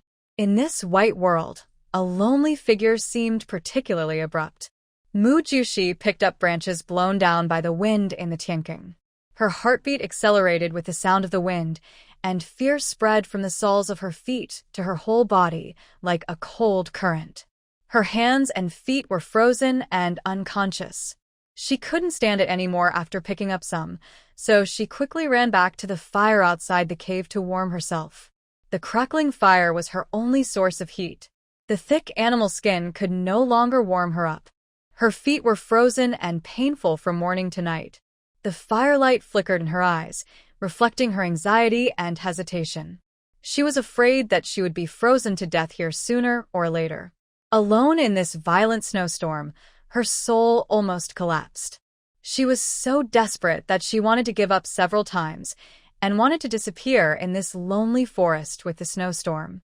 However, day after day, night after night, her emotions swung between hope and despair. She began to doubt whether she could survive this cold winter, whether she could see the warm sunshine and familiar faces again. In order to save firewood, she drank cold water several times. The cold water hurt, as if she swallowed ice chips. Because she ate cold food and drank cold water several times, her body never warmed up again. She was sick. The cold air seemed to come out of her body. She curled up in the quilt and didn't move. Her throat was so sore that even swallowing saliva was a painful thing. She didn't know which would come first, death or tomorrow. She groaned in pain and took out the crystal core from Kong Ming from the space and stuffed it into her mouth. No matter how many steps or how many beads it was, she only knew that she seemed to be dying. With a bang, it seemed that something fell from the Tianqing. She dragged her hot body and got up step by step to check. When she saw the thick snow not far from the cave, she understood that it was an avalanche. Fortunately, there was not much. After all, this was not at the foot of the mountain. It just blocked the road to the cave and the tunnel. She turned back to the cave to continue sleeping. Anyway, she couldn't get out, so she didn't bother to care about the snow. Not long after she returned to the cave, the snow that fell from the Tianking moved, and a claw slowly stretched out from it, followed by a lynx that was about the same size as Mu Jiushi. It looked around vigilantly, licked its injured claw again, and then dragged an injured hind leg and quietly walked towards the cave where Mu Jiushi was. Mu Jiushi, who was sleeping in a daze, felt a cool breeze pouring into the cave. She couldn't help but pull the quilt to wrap herself up. But her sixth sense made her feel that a pair of sharp eyes were locking onto her. She opened her hazy eyes and saw a lynx, a strange beast, looking at her with the eyes of a prey. Her sleepiness was suddenly scared away at this moment. She couldn't help but widen her eyes and take a breath of cold air. For a moment, she didn't know how to deal with it. The lynx walked slowly towards Mu Jiushi with a terrifying and elegant posture, ready to launch a fatal attack. Mu Jiushi felt the threat of death. She trembled with her hands and took out the scales given to her by Kong Ming from the space, staring at the lynx in front of her. Holding the scales tightly in her hands, at this moment, the scales were like a talisman in her heart. She prayed that it could take her through this disaster. She was the only one in this cave. The way out had been blocked by the lynx. It was obviously impossible to find Kong Ming. Now the only hope of survival was to fight to the death. She slowly got up and faced this powerful beast. There was both fear and determination in her eyes. The lynx growled, kicked the ground with its other powerful hind leg, and quickly pounced on Mu Jiushi. Mu Jiushi nimbly dodged the lynx's claws and fangs, and each time she dodged, she brushed shoulders with death. Because she was sick and wearing too many clothes, her movements were slow and clumsy. Before long, her breathing became rapid, and her exhaled breath formed a cloud of white mist in the cold air. The lynx let out a low roar, and its attack became more and more fierce, as if it wanted to tear Mu Jiushi in front of it into pieces. Mu Jiushi stared at the lynx. Her heart was filled with fear, and she wanted to shout for help, but all that came out of her throat was the cry of a drake, which made her feel extremely desperate. After dodging several times, she also found that one of the lynx's legs and one of its hands seemed to be injured. With this discovery, she suddenly felt happy. When the lynx pounced on her again, she stopped dodging, holding the scales tightly in her hand, and slashed hard at the uninjured leg of the lynx. The sharp edge of the scales instantly cut through the lynx's skin, and blood gushed out immediately. The warm blood dyed the lynx's hair red, and also dyed Mu Jiushi's robe red.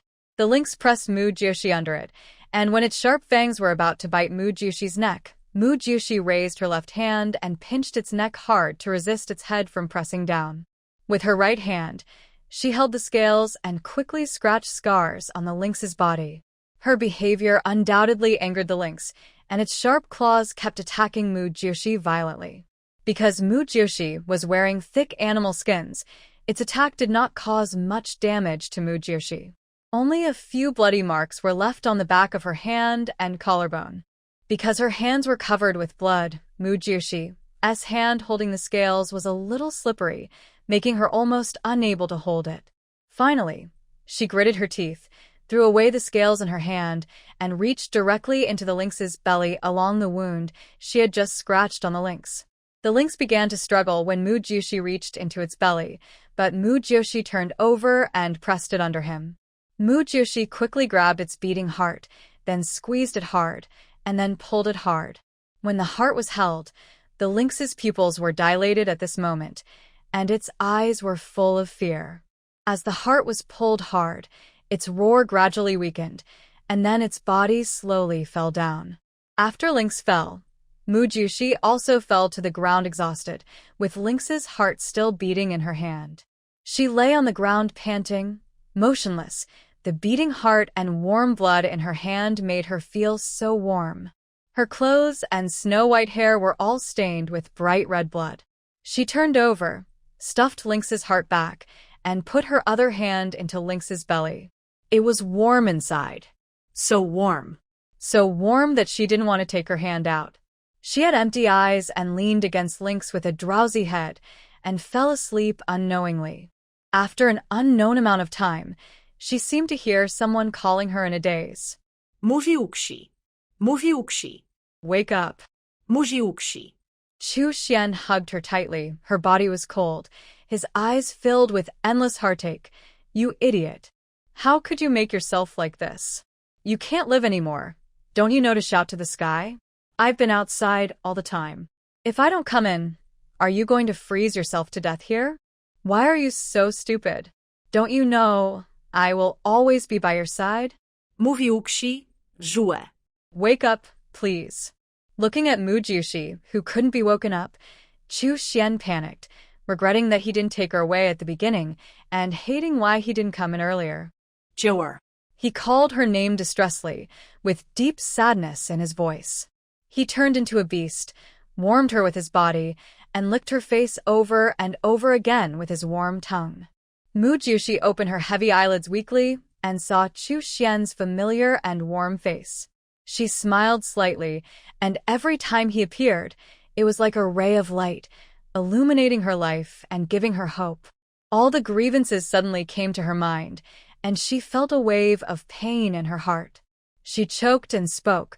Her voice was hoarse and unpleasant. Chu Xian, take me away. No matter where in the world. I will follow you. Her voice revealed her deep dependence and trust in him. She knew that only in his arms could she truly find her own happiness and peace. When Chu Xian heard her words, a warm current surged in his heart. He looked at the person in his arms excitedly. Jure, you woke up. Seeing the person in his arms wake up, a bright smile bloomed on his face, as if the whole world became brighter from the gloom. He changed into a human form and gently stroked her hair, his eyes full of tenderness, and whispered, You are sick now. I will take you away when you get better.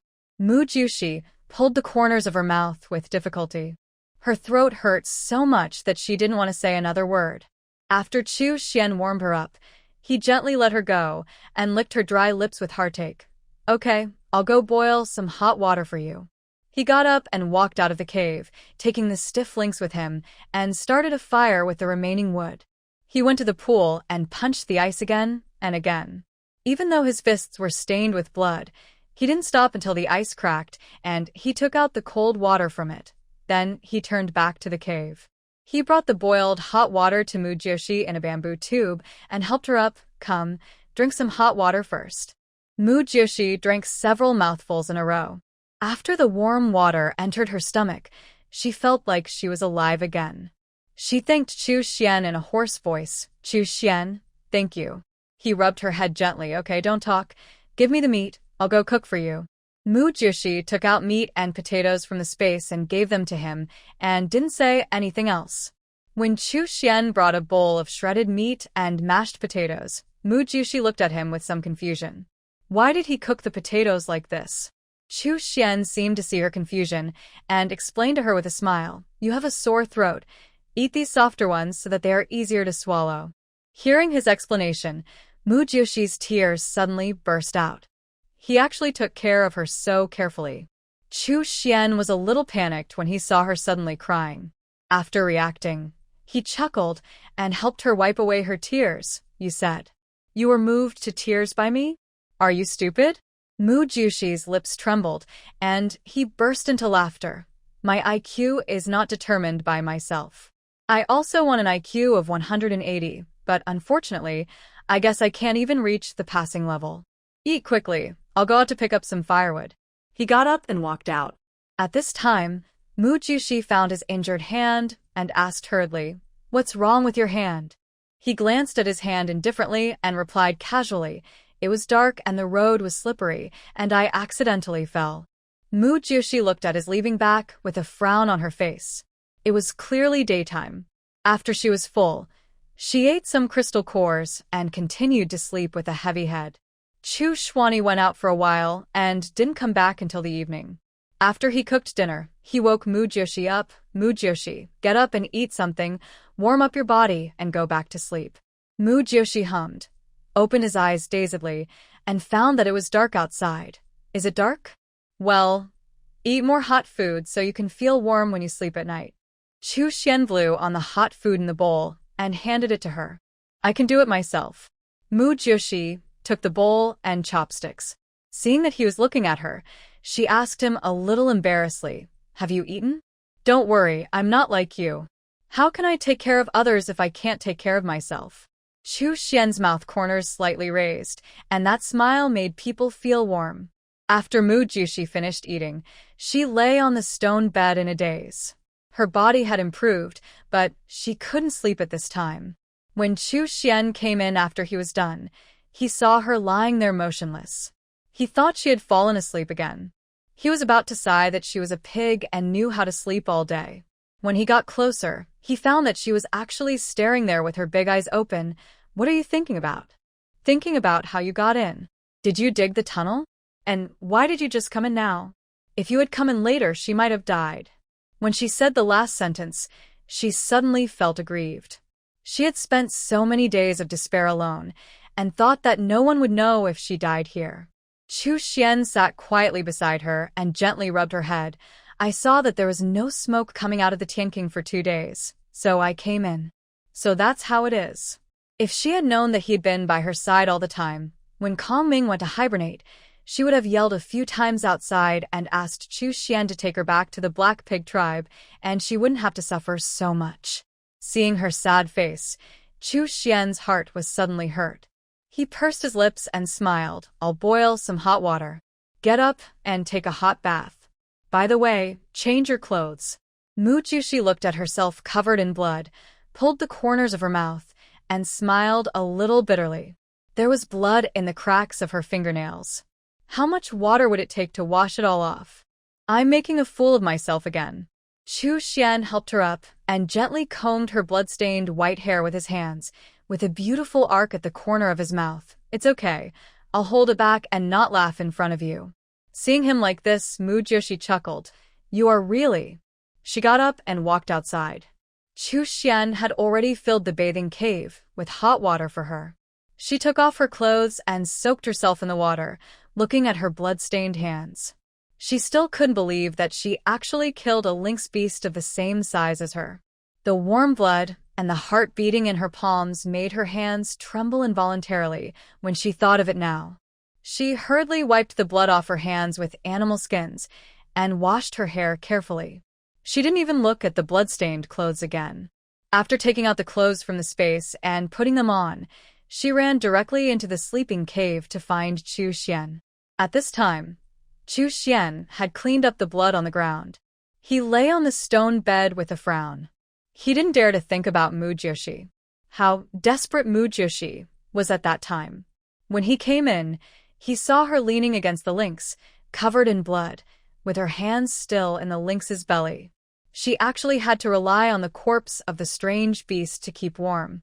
The lynx's body had been frozen stiff, but she was still unconscious on it.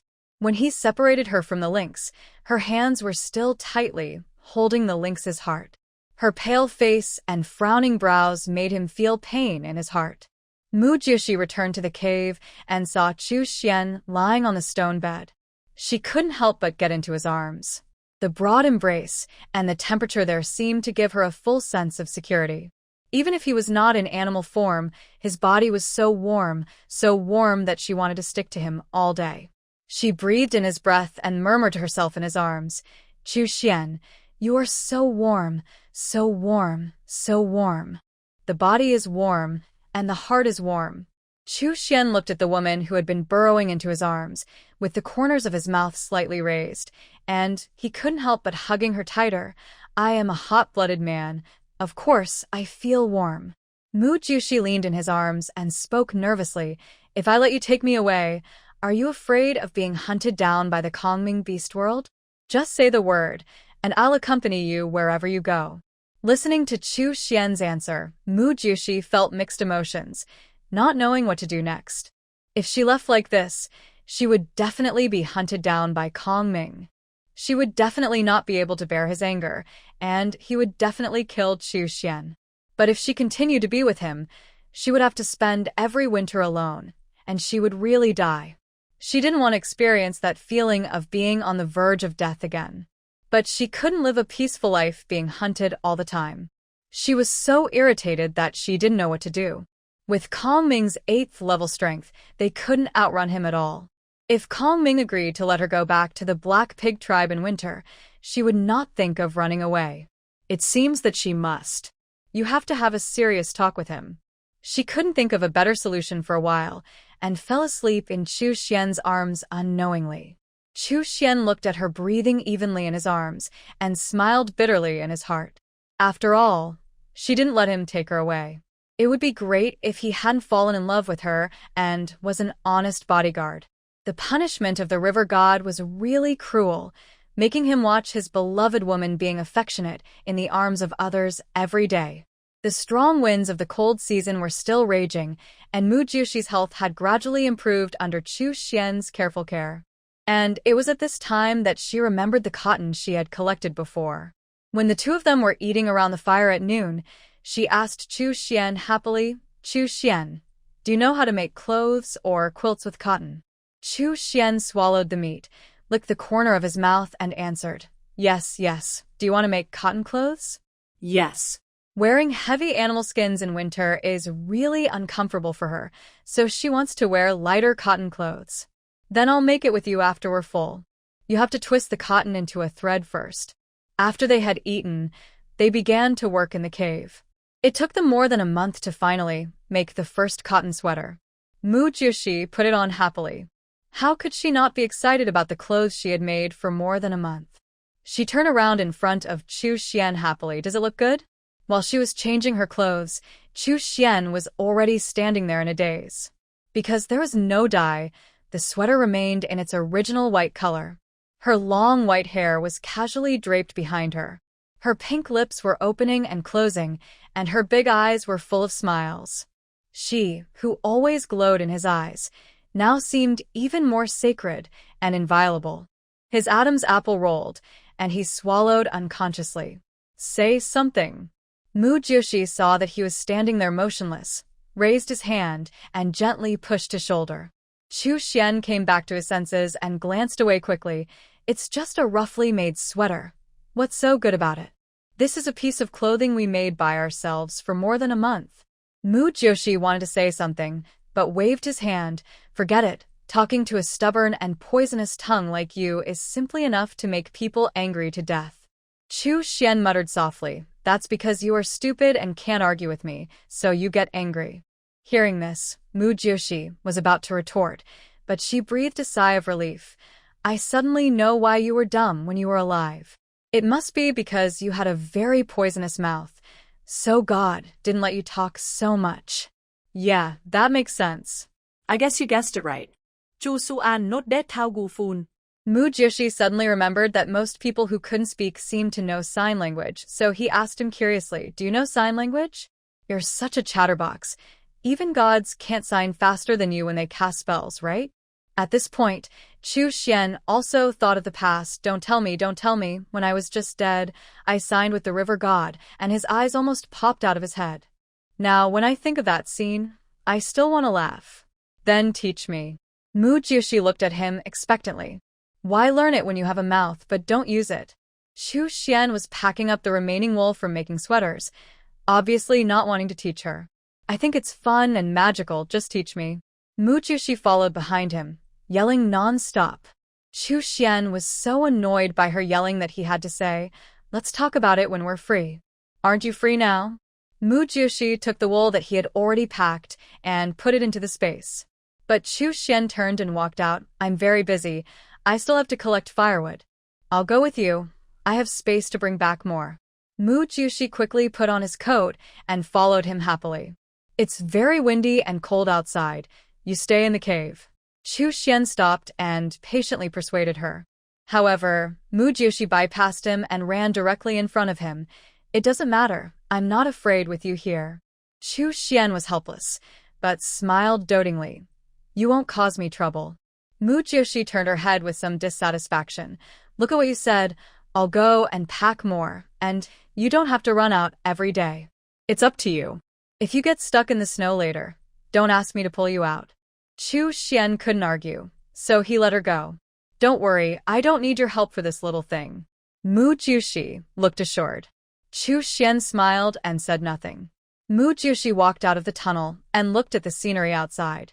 Her mood improved a little. She felt that the air here was different from that in the Tianqing.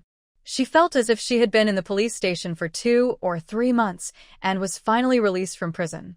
The heavy snow and the whistling wind didn't seem so scary anymore. Chu Xian raised his hand to tuck her collar and patted the snowflakes that fell on her. I told you not to come out. If you catch a cold, you'll suffer. Stop talking nonsense. Go collect firewood quickly. She ran to the branches that were broken by the wind, broke them, and put them into the space one by one. Chu Xian picked up some larger wood that could burn for a longer time.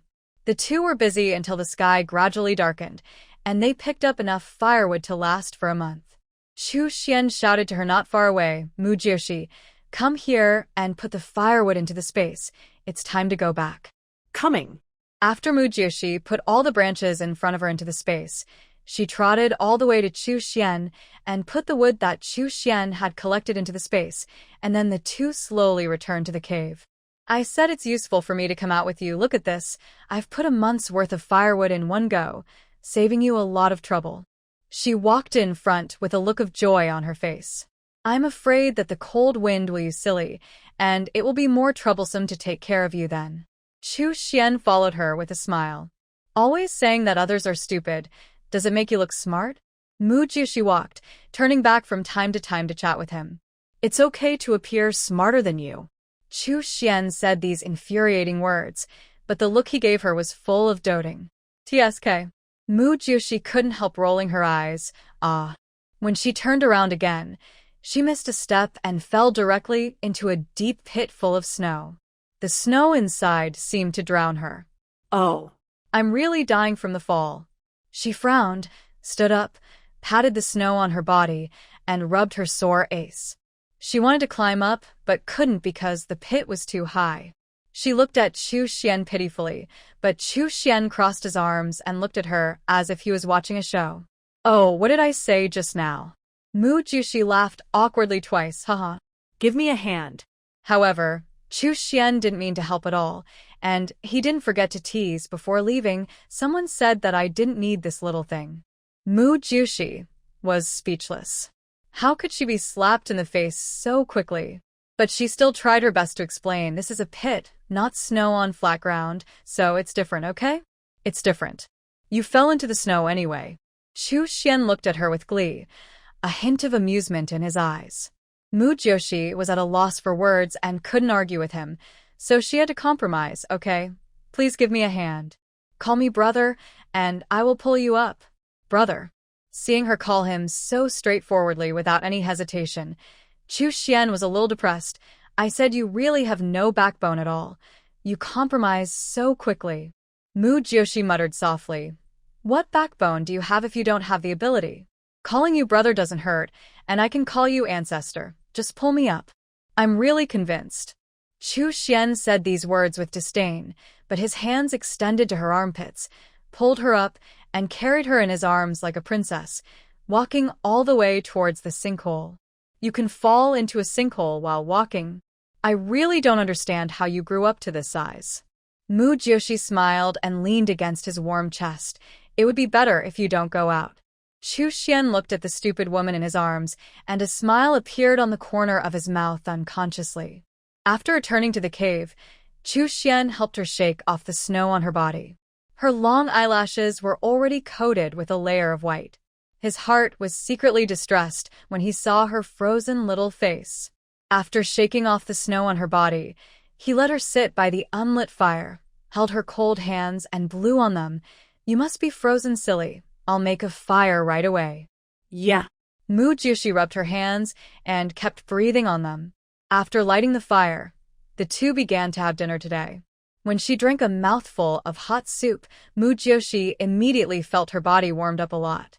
After eating, Chu Xian boiled another pot of hot water for her to take a bath because she had been out in the cold wind all day today and was worried that she would hurt her body. Mu Joshi took a comfortable hot bath. After taking a bath, she wrapped herself in a large animal skin and quickly ran to the stone bed, then turned into an animal shape and arched around in it. Chu Xian, who had poured the bathwater for her, came back and saw her like this. He felt a little funny and a little confused. What are you doing? Wipe my hair. I wash my hair. The animal shape has short hair and dries quickly. Her buzzing sound came from the quilt. She didn't even look at Chu Xian and continued to work in the quilt. Chu Xian walked to the stone bed and pulled the animal skin covering her. I'll help you wipe it. Well, are you done? Mu Jushi showed her head. When Chu Xian saw her pig head, he was immediately furious, and his hands holding the animal skin froze. Although he knew that she was in animal form, he was still a little uncomfortable when he saw it. He always felt that the person he liked suddenly turned into a pig, although she was really a pig. He took the animal skin and rubbed it gently on her head again, and gently helped her wipe her ears. Mu Jushi stared at the man who was wiping her hair in a daze, her heart pounding. He was really gentle. She felt very comfortable and relaxed with him, much better than when she was with Kong Ming. Kong Ming made her feel too cold, and there was always a feeling that he wanted to control her. She always lived cautiously around him, always afraid of doing or saying something wrong by accident. Then he would stare at her coldly with his green eyes, as if he wanted to eat her. Every time, she would be creepy by his stare and always felt very depressed when she was with him. Okay, change into human form and see if you are dry. Chu Xian's voice pulled her thoughts back from the sky. Yeah, she responded, turned into a human form, raised her hand and gently lifted her long white hair. She was wrapped in animal skin, with her snow-white neck and collarbone exposed. Without too much decoration, she looked particularly charming because of her pure and flawless skin. Her messy hair was casually draped behind her, and a few unruly bangs were scattered on her face, adding a bit of messy beauty to her fair and flawless face. Chu Xian looked at the person in front of him with a dull expression. His Adam's apple kept bulging, and his breathing gradually became rapid. The animal skin that helped her wipe her hair was tightly grasped in his hand, and he looked like he was trying his best to endure something. Mu Jushi saw that he seemed to be a little abnormal, breathing so fast, and his eyes were red. She asked in confusion, "What are you doing? Why do you look like you are going to beat me up?" Chu Xian swallowed his saliva, did not answer her, but stood up and ran out directly. Seeing that he ran out inexplicably, Mu Jushi was too lazy to pay attention to him and took out clothes from the space and put them on. Chu Xian ran out of the cave and stood in the wind and snow, letting the freezing cold wind on his hot body. He clenched his fists and kept doubting again and again whether he was a cuckold. How could he be so patient? Several times he wanted to pounce on her and eat her up, but in the end he forced himself to endure it. He admired himself. He stared at the cave closely, where the person he loved was, but she was unwilling to go with him. Chu Su-an. Why haven't you come in yet? Come in and help me warm the bed. Her soft voice came from inside. Hearing her voice, Chu Xian's lips curled up slightly. What an annoying little goblin. He returned to the cave and saw Mu Jushi curled up in the quilt. He smiled and stepped forward. Is it so cold? She responded with a smile. Of course it's cold. I don't have as much fur as you tiger beasts. He lay beside her and held her gently in his arms. His blue eyes were a little confused for a moment, not knowing what to do with her. He respected her choice. He didn't want to take her away by force like a snake beast and then forcibly possess her. The next day, Mu Jushi woke up and had nothing to do, so he made some sanitary napkins with cotton. It was almost spring, and it was estimated that her period would come soon. Chu Xian saw her fiddling with cotton there, picked up a piece and asked her curiously, "What do you want to do now?" "Sanitary napkins. It's almost spring, and I'm about to go into heat again." She said it without any hesitation, but Chu Xian put down her homemade sanitary napkin with some embarrassment. Mu Jushi saw his embarrassed look and laughed softly. "You are also an earthling. How come you don't know this thing?" Chu Xian coughed to cover up his embarrassment. There was no such thing in the era I lived in. Besides, how would I know about your women's private things? Don't you know computers? When watching TV commercials, there will be a little bit, right? She remembered how he worked hard in front of the computer. I'm so busy every day. How can I have time to watch those brainless TV dramas, most of which are ugly children of capitalists? Speaking of this, Chu Xian looked disgusted, as if looking at him any more would pollute his eyes. Ha ha ha. You are quite resentful. Mu Jiushi was amused by his appearance. Because she likes to watch those sweet love dramas, which don't require any brain power and look easy. Every time she fantasizes that she is the heroine, even if she is a useless waste, she can be loved and spoiled by the infatuated male protagonist, and she can be a carefree little wife. Because someone spoils her, she will never have to grow up and face the intrigues in society. It's a pity that ideals are full and reality is skinny. She was ruthlessly eliminated as soon as she entered society. How much do you want to do? I'll help you. Chu Xian picked up the cotton and helped her according to her example. Mu Jiushi spread the cotton flat with a smile and folded it into a small piece. I have nothing to do anyway, so I'll have to do it later. Because the workmanship was simple, she would definitely have to change it frequently, so she didn't mind making more because she had a lot of cotton and a lot of time. The two of them worked for a day and only made dozens of pieces. Mu Jiushi rubbed her sore hands and planned to do it again tomorrow. At night, she lay on the stone bed and yelled for Chu Xian to teach her sign language. Chu Xian was helpless with her noise, so he had to gesture in front of her. He pointed at himself with his finger, slightly bent his index finger and thumb, put it on his chin, and showed a gentle smile, then pointed at Mu Jiushi again, with his left hand upright and his right hand stretching to imitate the hour hand. He pointed at Mu Jiushi again, stretched his index finger under his temple, bent his index finger and thumb slightly, put them on his chin, smiled, pointed at himself again, and then drew a question mark. Mu Jiushi was confused. What do you mean? What do you mean by me? What do I mean by you? Have you eaten? What do I want to eat? Can you give me something simpler? Chu Xian heard that she understood it this way and chuckled. You are so stupid, don't learn it. How can I know if you don't tell me? Mówił ci retorted chapeli. Chu Xian looked at her tenderly. If he told her, would she give him the answer he wanted? He pointed at himself, made a heart shape on his chest, and pointed at Mu Jiushi again. Mu Jiushi looked at him and felt that his IQ was being rubbed on the ground by him. This is too simple, I love you. Hearing her say those words, Chu Xian's heart trembled slightly. He felt happy to let her say those 3 words to him in this way. He pointed at himself with his right hand, raised his right thumb, and then gently brushed the back of his right thumb with his left hand, and finally pointed at Mu Jiushi again. He smiled at Mu Jiushi, and his emotional eyes flashed with a fiery light, as if he could ignite the air around him. This is the I love you in sign language. His voice was low, gentle, and full of magnetism, especially those 3 words, as if he was confessing his deepest love to her. Mu Jiushi was a little stunned, and everything around her seemed to disappear. She couldn't tell whether he was teaching her or saying those 3 words to her. She once wanted to ask him if what she said on the day of her coming-of-age ceremony was true, but she thought that if it was true, what would happen? Kong Ming would not agree to her having another partner. Knowing the answer, breaking through that layer of veil, but unable to be together, it would be a bit awkward to get along with each other in the future. So the two of them fell in love with each other, but tacitly said nothing. Seeing that she was stiff and silent, Chu Xian raised his hand and tapped her forehead gently.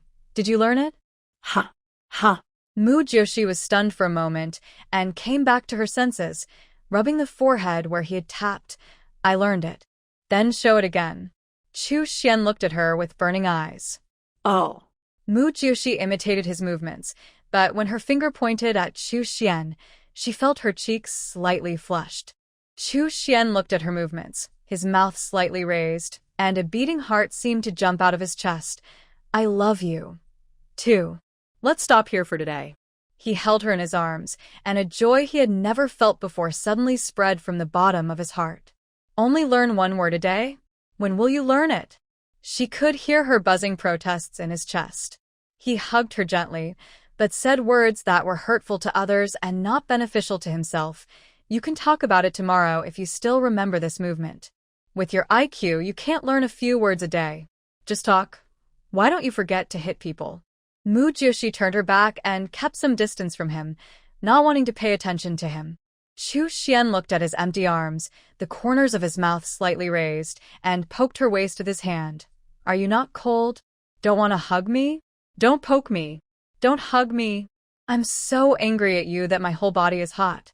Mu Jushi moved her body and put some distance between herself and Chu Xian. However, Chu Xian hugged her from behind, buried his head in the back of her neck, and said in a low voice, "But I'm cold." She admitted that she liked Chu Xian and wanted to be with him, but she was afraid that Kongming would kill him because of this, so she was always distressed and didn't know what to do.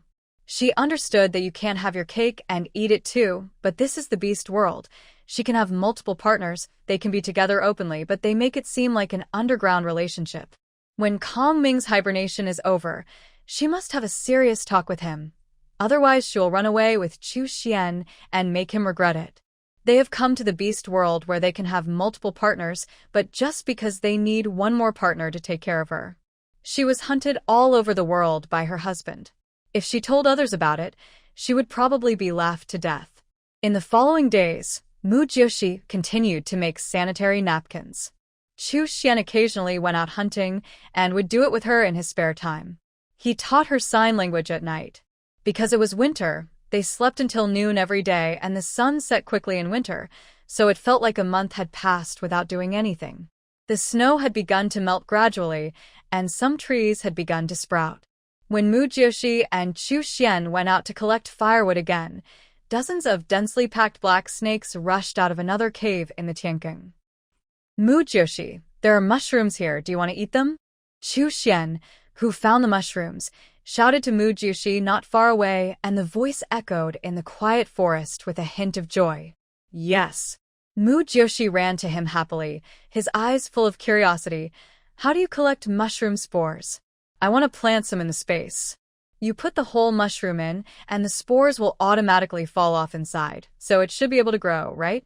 I haven't studied this either, so I'm not very clear about it. Chu Xian used his sharp claws to carefully dig out the mud under the mushroom. Give it a try. If it can grow, it will be another delicious food. Mu Jiushi took the mushrooms he handed over and happily placed them all on the empty land. Seeing her greedy look, Chu Xian smiled slightly and said with a hint of ridicule, "Isn't there enough land in your space now for you to eat? Be careful not to eat too much, and you won't be able to walk. More than enough, I can't even finish it. I want to be kind and secretly give it to those vegetarian orcs."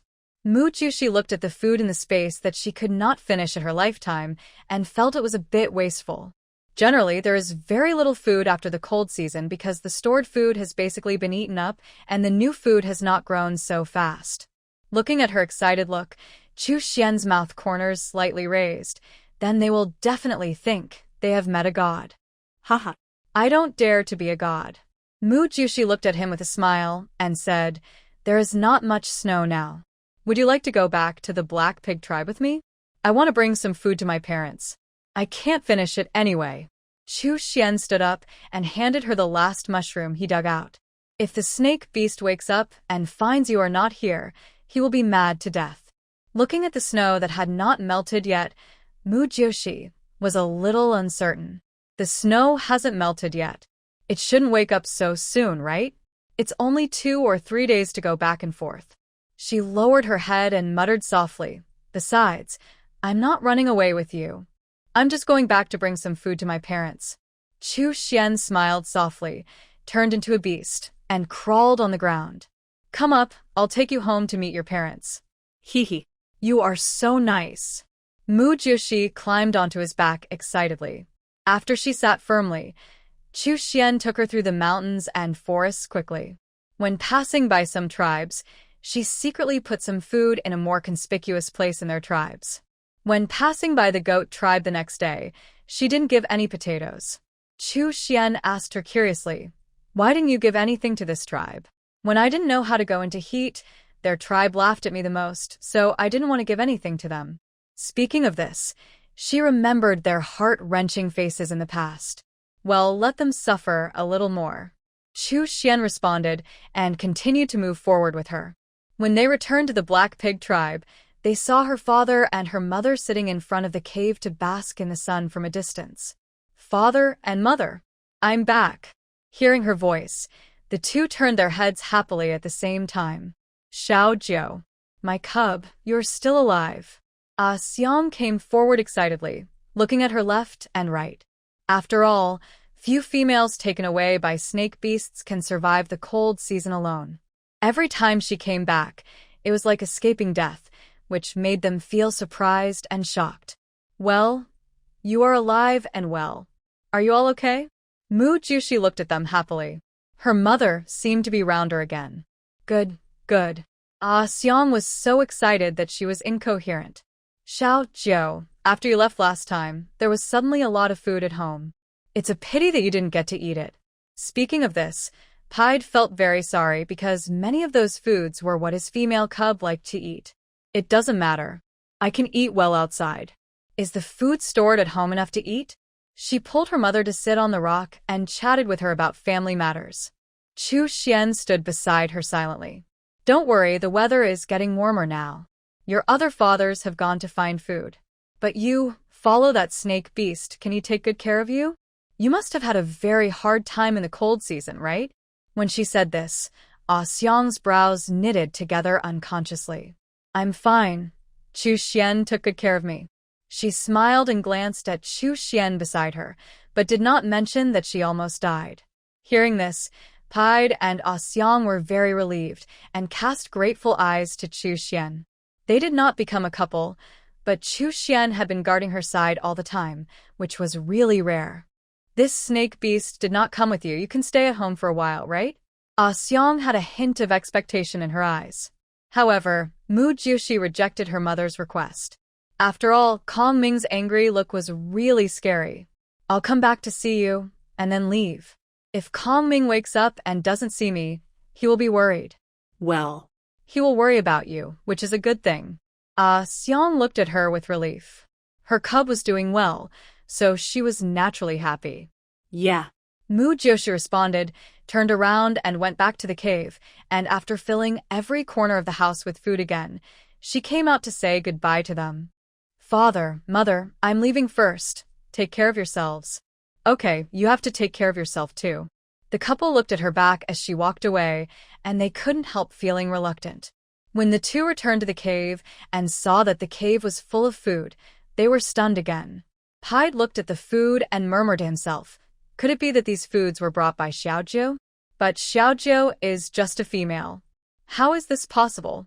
Even a male can't take out so much food at once. Ah Xiang couldn't believe her eyes. Xiaojiu came back twice, and both times the cave was filled up. What happened? They couldn't figure out the reason, so they didn't pursue it anymore, nor did they spread the news to everyone. Instead, they chose to make a fortune quietly. After Mu Jioshi and Chu Xian left the tribe, they headed all the way to the Tianking. Her eyelids had been twitching since this morning, which made her feel very uneasy. Near the afternoon, the two rested on a big rock by a stream. Mu Jioshi took the fruit and ate it, and handed one to Chu Xian. Chu Xian, do you eat wax apples? Here's one for you. Chu Xian took it with a smile. Thank you for the reward, little rich woman. Well, follow me well. I won't treat you badly. Mu Jioshi ate with a smile.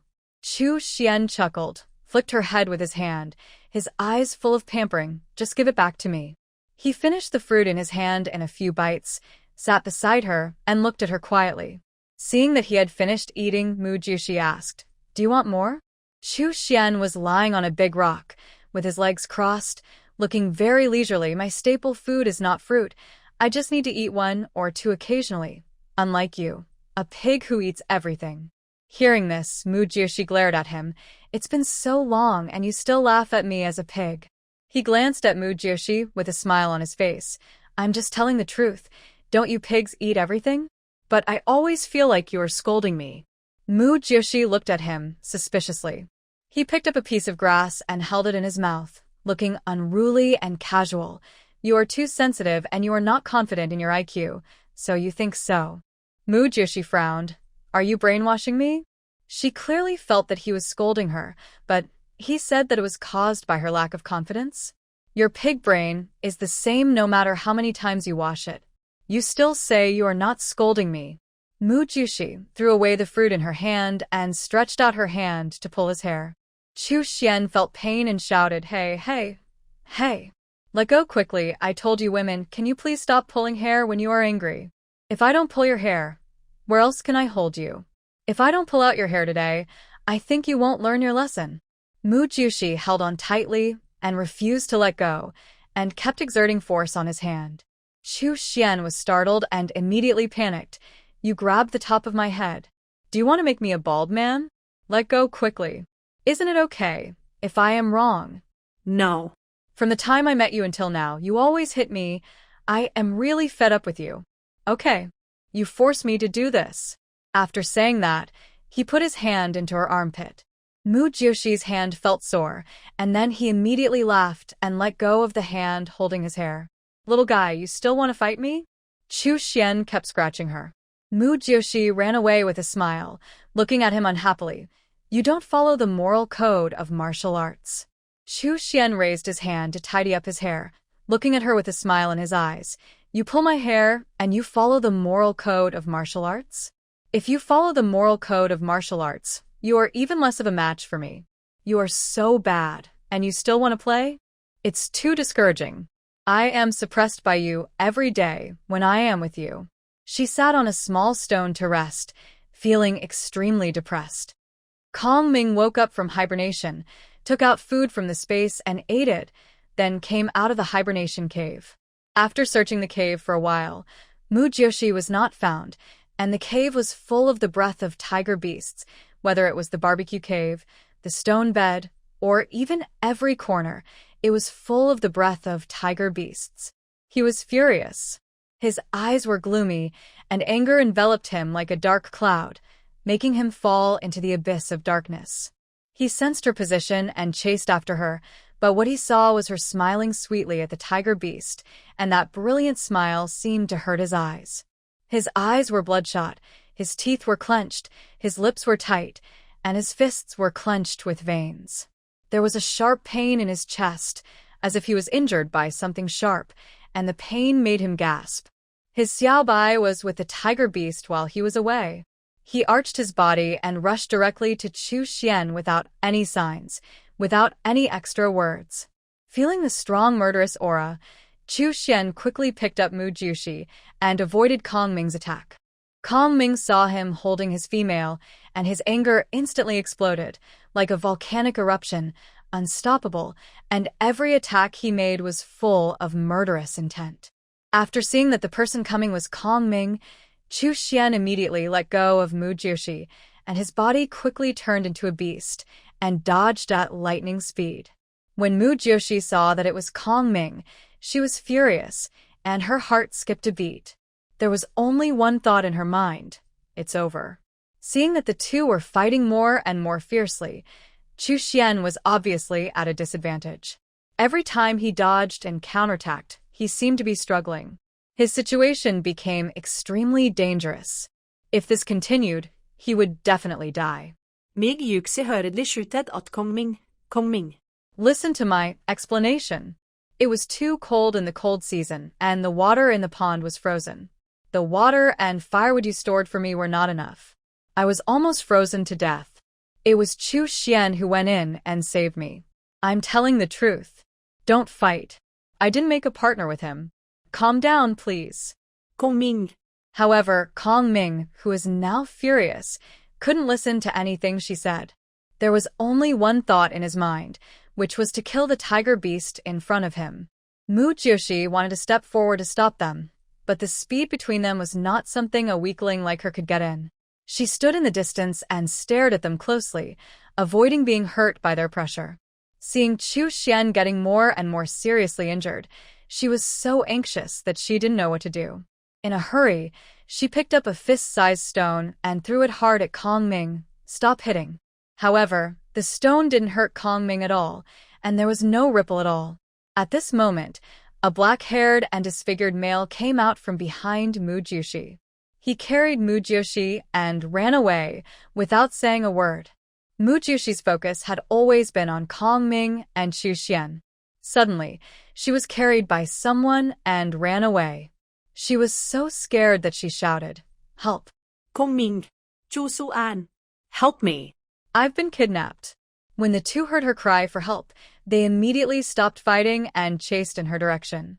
The black-haired disfigured male realized that they were catching up with him. After running for a distance, he quickly put Mu Jiushi down and turned into a black pig and quickly ran into the woods. Chu Xian saw that the orc had put Mu Jiushi down, so he did not chase him anymore, but turned around and ran away. Since the snake beast had ended its hibernation, he would just continue to watch over her silently. Mu Jiushi, who was thrown down, looked at the black pig orc who ran away in shock. The back of the figure was a little familiar. She smelled the scent left by the man, but it was all herbal. Xiaobai. Kongming, who caught up with her, hugged her tightly in his arms, but she was full of the scent of the tiger beast. He frowned and hugged her tighter and tighter. He lowered his head and kissed the soft lips with an aggressive demand. His movements were rough and eager, like a wild beast out of control. At this moment, he just wanted her to be filled with his breath again, to prove that she belonged to him, without doubt or violation. Mu Jiushi felt pain, but she didn't dare to refuse, for fear of angering him. She frowned, her heart full of helplessness and grievance, but she didn't know what to do. A breeze blew by, bringing tiny raindrops, which fell on them, bringing a hint of coolness. Mu Jiushi couldn't help shivering. It was just the beginning of spring, and there was still a little chill in the air. Kongming, it's so cold. Her voice trembled, with pleading. Kongming. Can we go back first? She struggled to get up. However, Kongming still hugged her tightly, as if he didn't hear her request. He ignored her struggle and just hugged her tightly. He wanted everyone to know that she was his, and no one could take her away. He kissed her, letting her be filled with his breath. Mu Jiushi was shocked and frightened, and suddenly she felt angry. Looking at his red eyes, the coldness on his face made her shocked and terrified. She trembled her lips, but still said, "Let me go."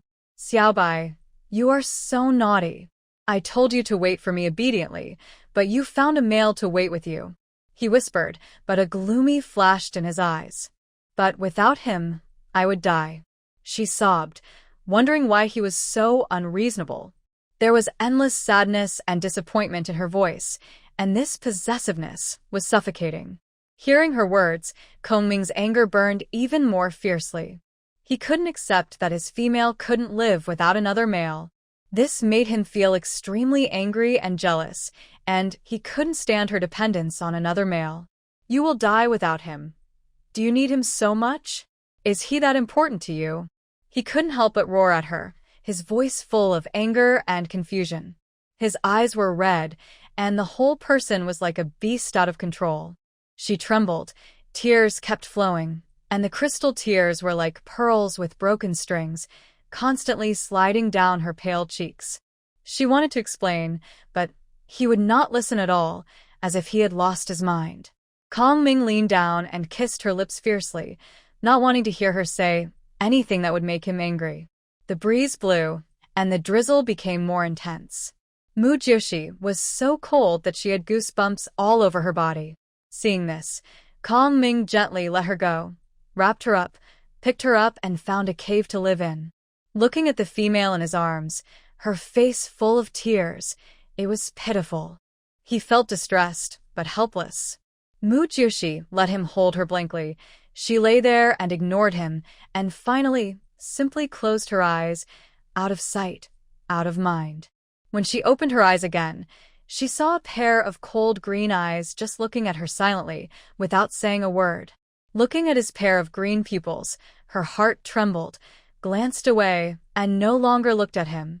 She should have let Henry Chu take her away, and shouldn't have held on to that little bit of hope for him. Kongming saw that she glanced away and didn't want to see him, and his heart seemed to be stabbed fiercely. His eyes were red, and he hugged her tightly, lowered his head, stroked her face with both hands, and put his lips close to hers. After a long time, he slowly got up. He buried his head in her neck, opened his thin lips slightly, and asked her in a low voice, "Do you hate me so much?" There was a trace of sadness in his voice. He loved her and didn't want to share her with others. Was he wrong? Mu Jiushi did not answer him, but stared blankly ahead, hoping that Chu Xian was okay and would come to take her away. She really couldn't stand Kong Ming's suffocating look. Kong Ming saw that she ignored him, looked outside, and it was no longer raining, so he stood up, picked her up, and walked all the way to the Tianking. After returning to the Tianking, Mu Jiushi was no longer in the cave, but walked out of the cave every day and wrote 3 big words at the entrance of the tunnel into the Tianking, "Take me away." She hoped that Chu Xian could see it. She didn't expect Kong Ming to be so paranoid that he wouldn't listen to anything she said and was only concerned with venting his resentment. Kong Ming saw that her behavior was very strange, and she didn't say anything. For a moment, he was a little panicked. Was she crazy? He held her hand in panic. "Xiaobai, please don't be like this, okay?" Mu Jiushi looked at him dully, his eyes dim, his thin lips slightly opened. "Do you know how cold the winter season is?" Kong Ming was stunned for a moment and frowned. What did she mean? Seeing that he didn't answer, Mu Jiushi continued, "Do you know how hard it is to endure the entire winter season? You feel comfortable, you sleep after you have eaten, and the weather is warm when you wake up. Do you know how painful it is to have a cold wind blowing on your body? Do you know that your throat will be scratched if you drink a sip of water at that time? Do you know that if Hanji pees outside the cave, it will freeze instantly? Do you know that no matter how many animal skins you wear in Hanji, you will still feel cold? Do you know how scary the strong wind in Hanji is? It's like the howling of ghosts and wolves. Do you know that lakes and rivers will freeze in Hanji? It will be difficult to drink a sip of water at that time. How can you let me live alone? If you agree to let me find another male, Hanji can stay by my side to take care of me, and I won't think about leaving you. But why don't you agree? You want to monopolize me, but you can't be with me and make me live such a hard life. What kind of love is that?" Hearing her words, Kong Ming looked at her in disbelief. She actually wanted to leave him. As if his sanity had been wiped out, with only red eyes, he held her hand and asked her in confusion, "I said I am willing to die with you. Why do you have to find another partner?" "But I don't want to." Mu Jiushi couldn't help but roar at him. "I don't have much attack power, but I finally got a space, and the things in it can make me live a life without worries.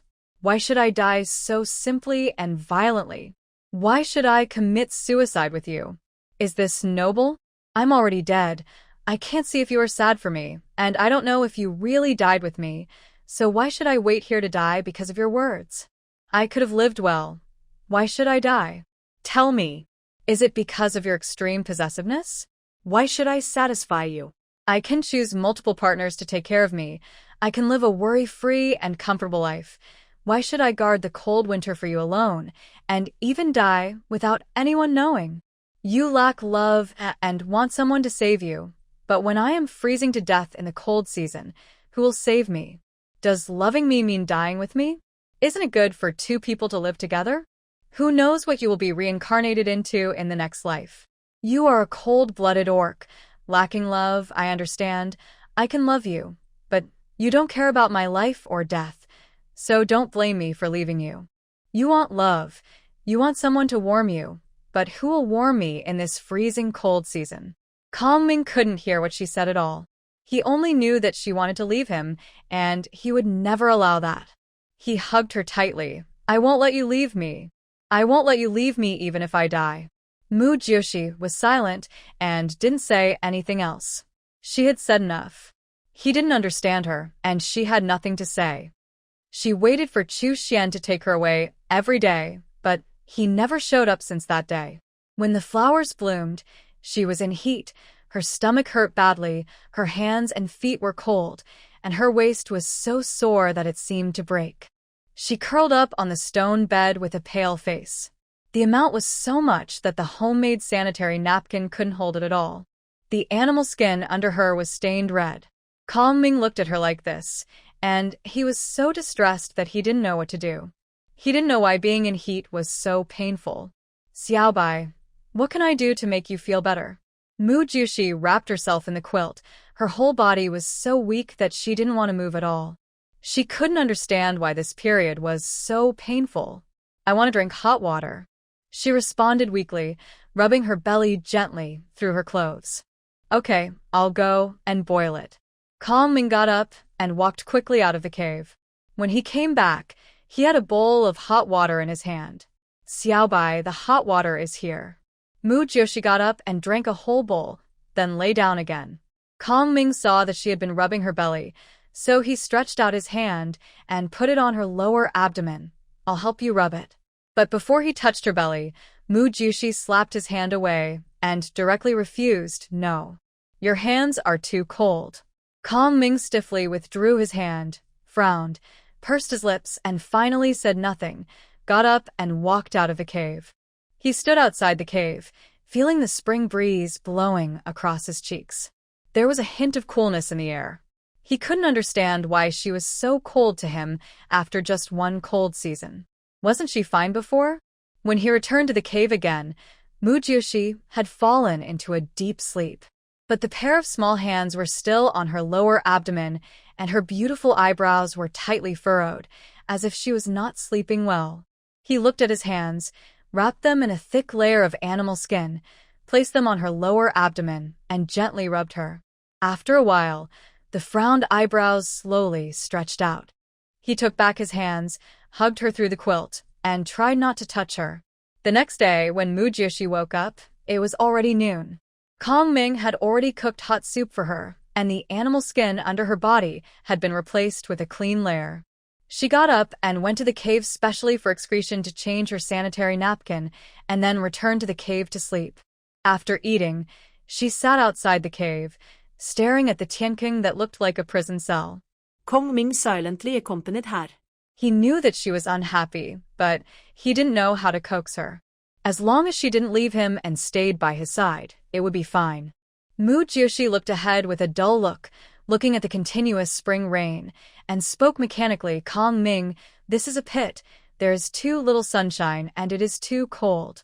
I don't want to be here. Seeing that she finally took the initiative to talk to him, Kong Ming's originally silent heart was slightly throbbing. Okay, when the rain stops, I will take you away.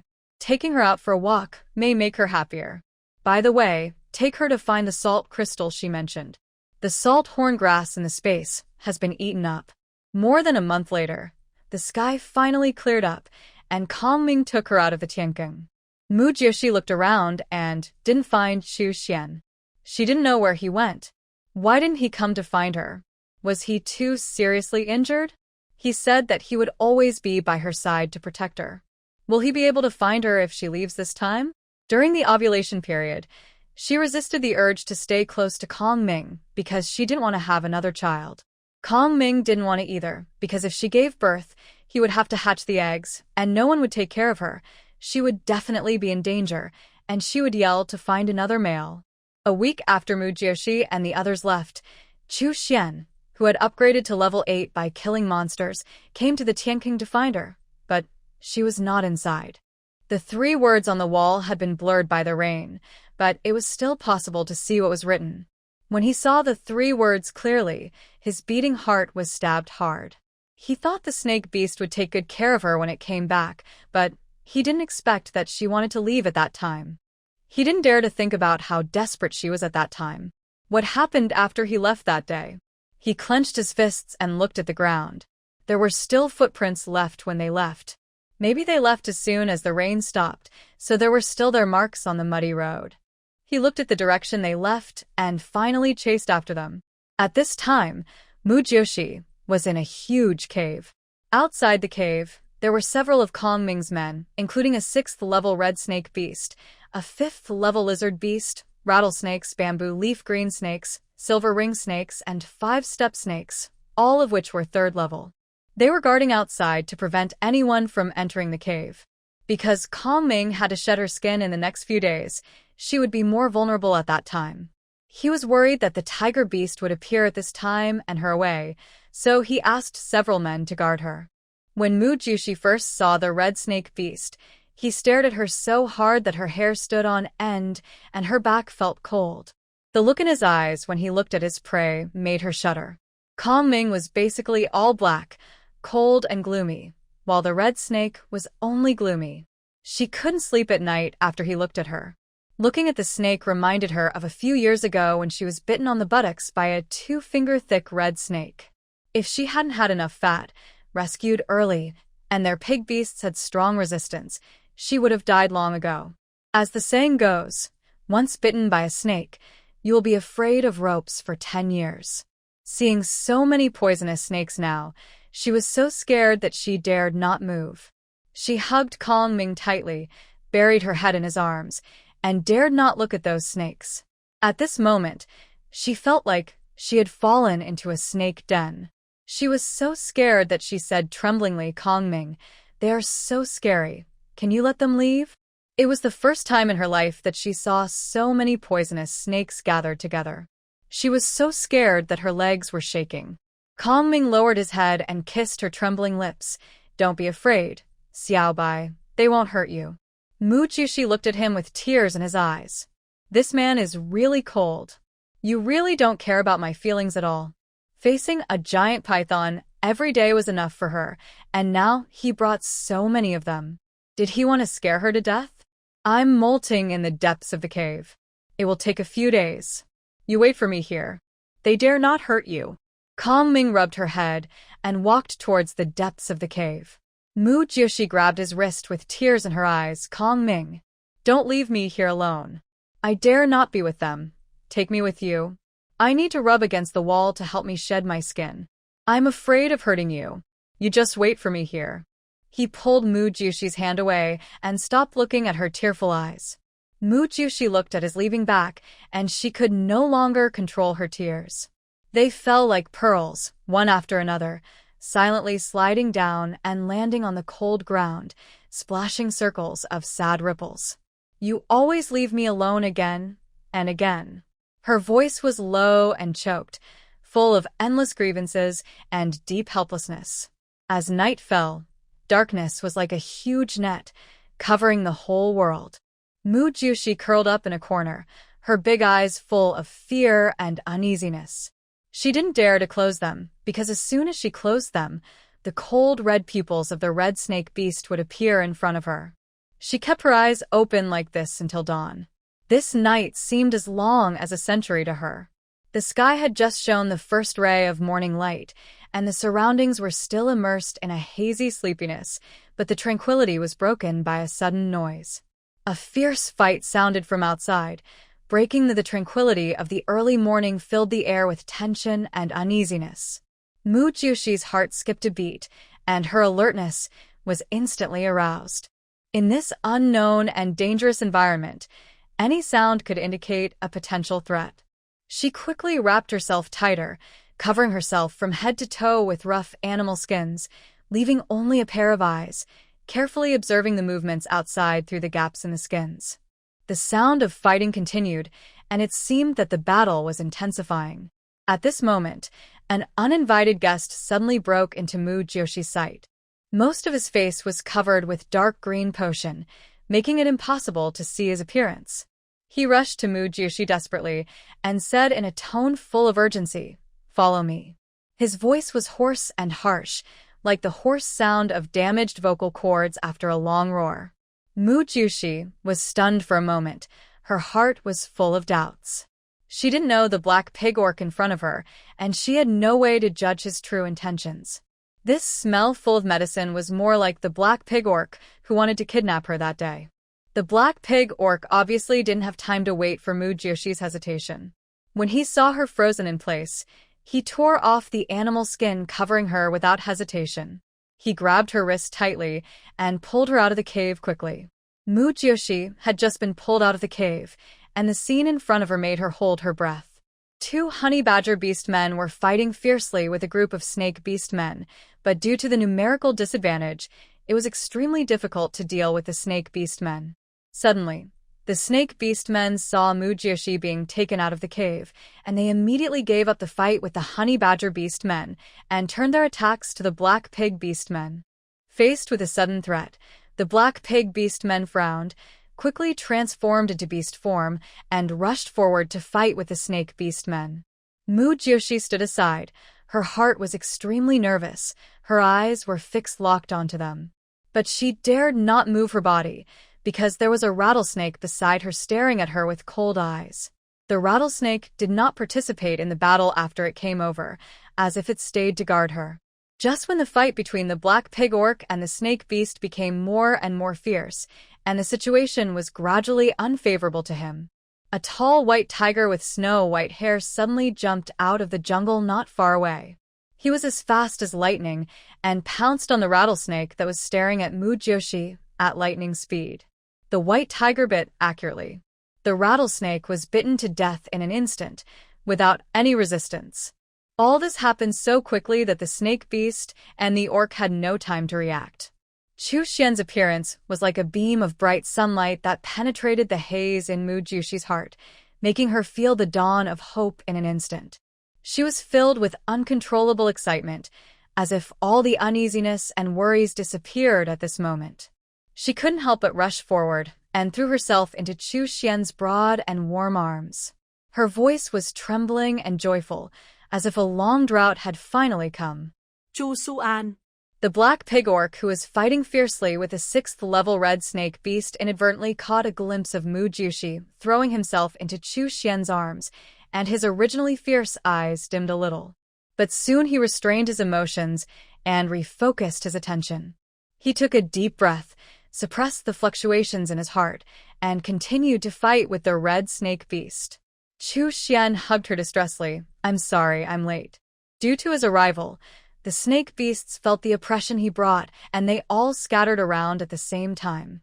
After the snake beasts left, the black pig beast man looked at Mujoshi reluctantly and said to the 2 honey badger beastmen, "Let us go too." After he finished speaking, he quickly ran into the forest.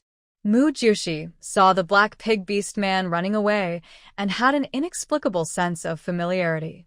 She blurted out and shouted at his back, "Tianya, is that you?" Hearing her call, the black pig beastman's heartbeat skipped a beat, his body paused, and he did not make any response, but left faster. Mujoshi shook Chu Xian. "Chu Xian, did you say that was Tianya?" Chu Xian looked at the black pig beastman's departing back and frowned. "I don't know. I only saw him fall into the water from a distance that day, and I didn't smell his breath. Besides, the beast man was disfigured, and there was a smell of medicine on his body." Oh. Mujoshi felt a little disappointed. She thought it was Tianya who came back. Chu Xian raised his hand and touched her haggard face, feeling distressed. "Are you still willing to go with me? No matter where it is." She glanced at the cave, her expression a little lonely, then turned back to look at Chu Xian and answered solemnly, "Yes, I do." "Then let's leave here first while the snake beast is not here." Chu Xian turned into a beast and crawled on the ground. "Yes," she responded and climbed onto Chu Xian's back. She turned her head and looked at the cave again, feeling scared and uneasy. It was undeniable that Kong Ming liked her and treated her well, but it was also true that he was too extreme. She still had some feelings for Kong Ming. He didn't care about her feelings at all as long as he wanted to do it. She hoped that her leaving this time would make him change a little bit.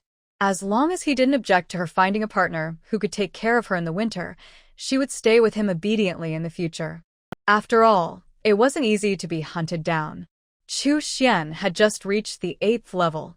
Although he could fight Kong Ming, both would definitely suffer losses, and it was very likely that Chu Xian would die.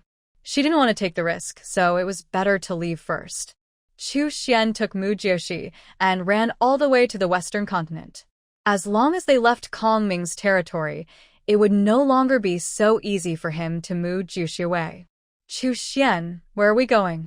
Mujoshi sat on Chu Xian's back, feeling a little nervous. After all, she had never left the area of the vegetarian orcs. "I'll take you to see the outside world. Hold on tight." Chu Xian jumped and instantly jumped over the cliff that was more than 10 meters wide. "Ah!" Mujoshi screamed in fear at the sudden stimulation. Her hands tightly grasped his hair. Her legs unconsciously clamped him. Her heart was frightened. The birds in the forest were frightened by her screams and flew around, and the grazing cicada deer raised their heads and listened vigilantly to the source of the sound. After Chu Xian landed steadily, he turned his head slightly to look at her. "You screamed so loudly. I thought you fell down. You scared me. Mu Jiushi covered her heart that was almost jumped out of fear. I was almost scared to death by you. That was a cliff more than 10 meters wide. You said to jump, and you jumped. Chu Xian raised the corner of his mouth slightly. What's a dozen meters? Next time I'll take you to jump more than 20 meters. Mu Jiushi couldn't help but teasing when she heard it. Oh my, look what you can do. How dare I come back to find you if I didn't have some ability? Chu Xian took her and walked quickly in the forest. Speaking of this, I also want to ask you, where have you been some time ago? I thought you were injured by Kong Ming and couldn't make it. At that time, she waited for more than a month, but he didn't come, and she felt lost for a long time. Can you say something auspicious? It took me 6 years to reach the 8th level. Is it so easy for a genius like me? Although he was indeed seriously injured that day, so after seeing the black pig orc put her down, he immediately left and went to find a strange beast to eat crystal cores. Mu Jiushi couldn't help rolling his eyes. This guy was really arrogant. Look at how arrogant you are. Even suspect that the river god put some magic pills in your body when he helped you rebuild your body. Is it so hard to admit that I'm powerful? You're just jealous of me. God knows what kind of life he has been through in the past 6 years to reach the 8th level. Originally thought that after reaching the 7th level, he would be able to protect her, but who knew that she provoked an 8th level orc, who was not only at the 8th level, but was actually a cold-blooded and selfish snake beast. That snake beast was also sick. Wouldn't it be better to find a stronger female when it was so strong? Why did it fall for Mu Jiushi, a pig? Mu Jiushi shut up. She couldn't argue with him. She admitted that he was powerful, and she was jealous. Seeing that she didn't speak, Chu Xian stopped and looked back at her. Stupid pig. Why don't you speak? I can't argue with you. Mu Hyukshi responded unhappily. Chu Xian chuckled. Are you hit by me again? Yes. So you can shut up. However, Chu Xian was still chattering there. It's been more than a month since we last met. Don't you want to chat with me more? No, I didn't sleep last night, and now I'm very sleepy. While speaking, Mu Jiushi couldn't help but laughed. Then don't fall down. Chu Xian replied, and quickly looked for a cave where they could spend the night. After finding a suitable cave, Chu Xian asked Mu Jiushi to wait for him inside, and he went hunting nearby. Wait for me here, I'll be back soon. Yeah. After Chu Xian left, Mu Jiushi took out a fruit from the space and ate it. After a day's journey, she was tired, sleepy, and hungry. They didn't dare to stop because they were afraid that Kong Ming would catch up too quickly. After eating, Mu Jiushi fell asleep directly. Chu Xian gently hugged her and watched her fall asleep in a second, feeling distressed and relieved. After gradually leaving Kong Ming's territory, they encountered more and more high-level exotic beasts, and naturally there were also high-level carnivorous orcs. The orcs they encountered were basically at level 5 or 6. After all, those with low levels only dared to move around not far from the tribe. Mu Jiushi felt like it was like a frog in a well because when they passed the fox tribe, they saw a female fox beast who was also at the first level. In comparison, their vegetarian beastmen were really weak. It was a miracle that their vegetarian beastmen had not been exterminated. What she didn't know was that in addition to Kong Ming's expulsion and hunting of high-level beasts in their tribe, the vegetarian beastmen had to farm and cut down trees in most places, which was not conducive to the hiding of the beasts. Therefore, most beasts did not like to go to the area of vegetarian beastmen. Although they were not as smart as the beastmen, they would feel uneasy when their bodies were exposed. Chu Xian, where are the salt crystals you said? The salt horn grass in my space is almost gone. Mu Jiushi frowned as he looked at the few salt horn grasses left in the space. I am taking you there now. It's not far away. At this speed, it will take another day or 2. When the time comes, I will pretend to be more so that I don't have to worry about my whole life. She felt happy when she thought that she would never have to worry about salt again in her life. Hearing her words, Chu Xian's mouth curled up slightly. Whatever makes you happy. 2 days later, the two finally arrived at the salt cave that Chu Xian mentioned. Chu Xian cut down one tree after another and hollowed out the middle, just like a coffin, but the size was several times that of a coffin, because the trees here were very tall. Seeing him digging so fast with his claws, Mu Jushi couldn't help but laugh, secretly at his funny look. What are you grinning at? Chu Xian glanced at her and saw that she wanted to laugh but didn't dare to, and couldn't help being curious. Nothing, it's just that you dig so fast, will your claws become dull? Chu Xian stopped digging the tree and looked at his claws with satisfaction. You don't understand this. Claws are like knives. The more you sharpen them, the sharper they are.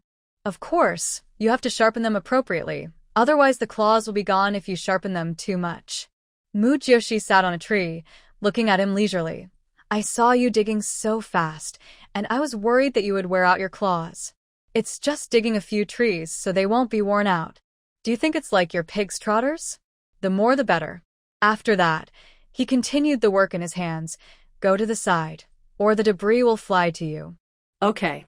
Mu Joshi responded and sat in another place. After Chu Xian dug a tree, Mu Joshi put one into the space.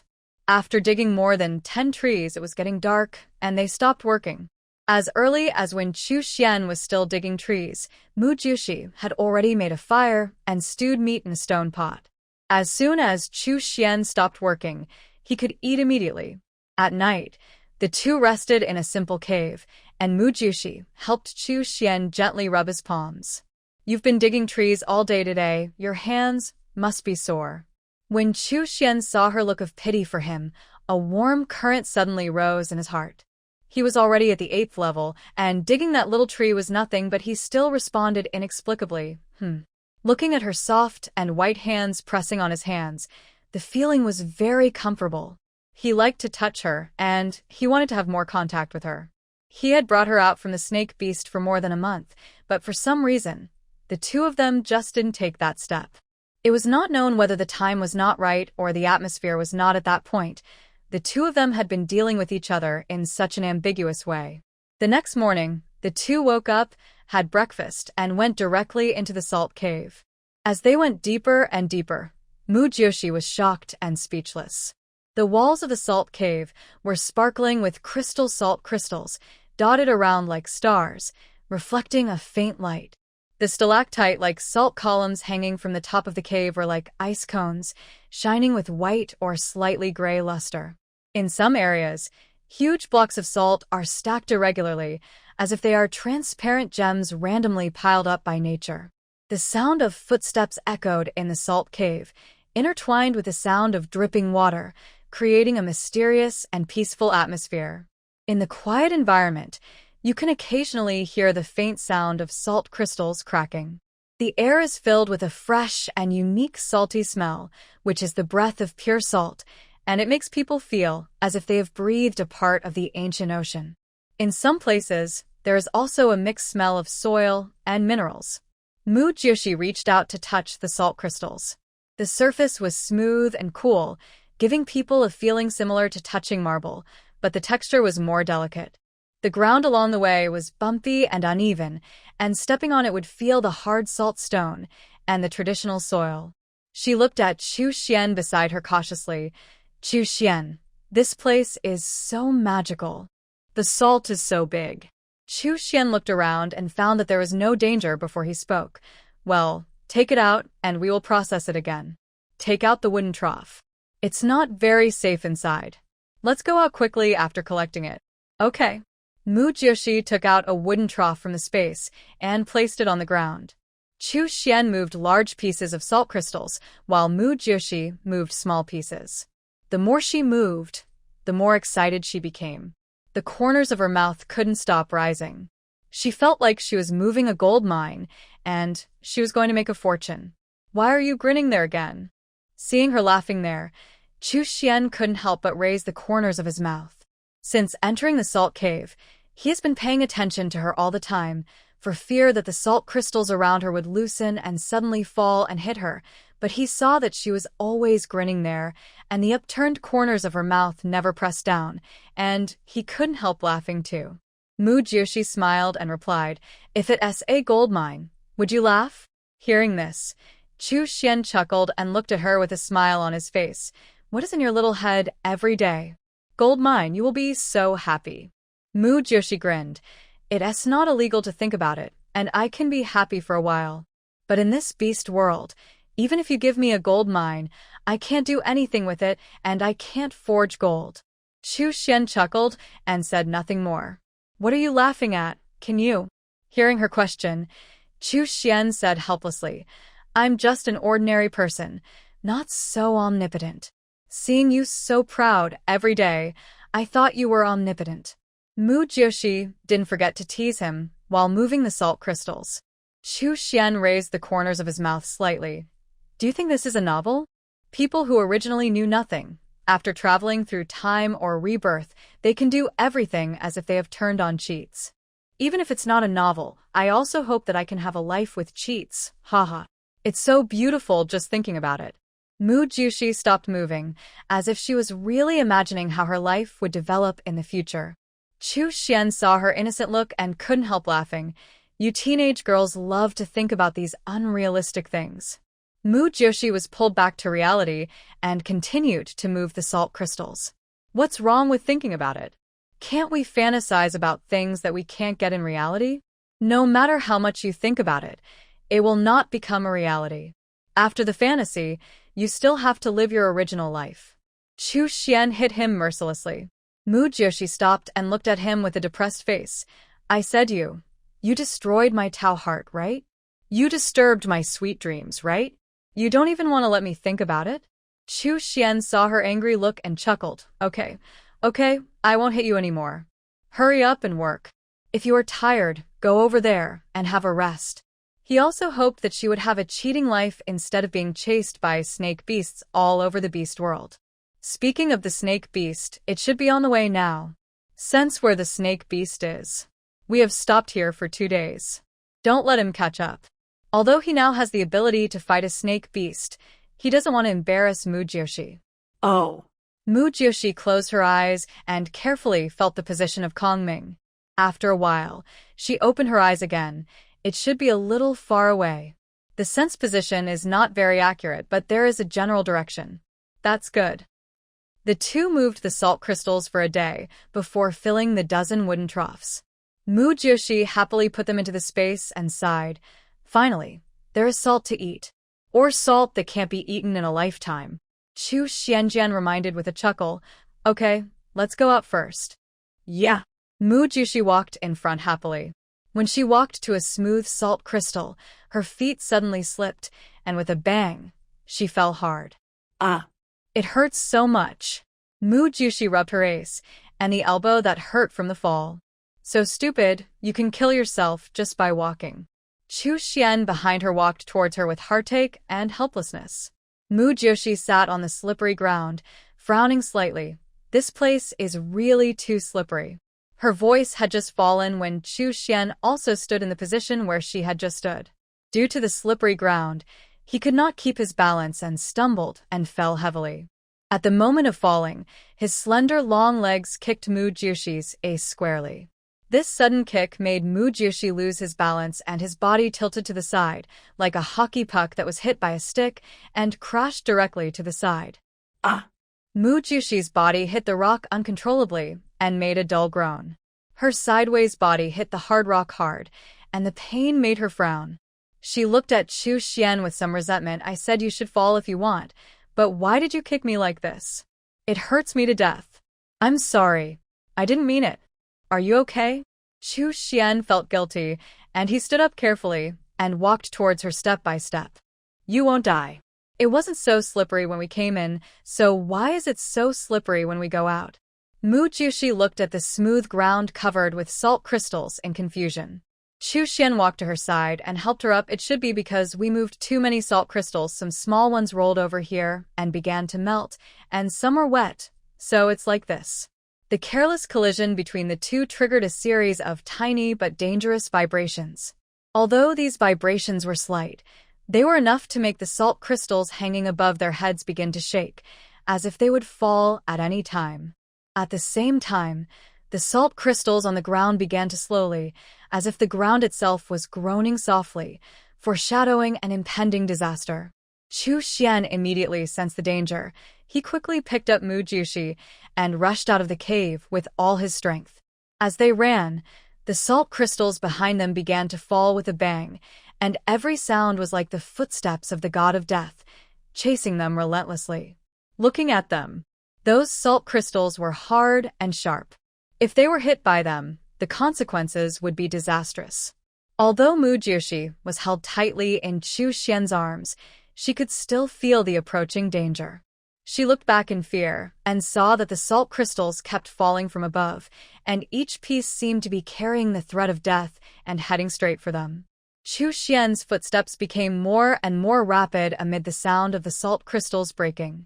When they ran out of the cave, the two moons outside were already hanging high.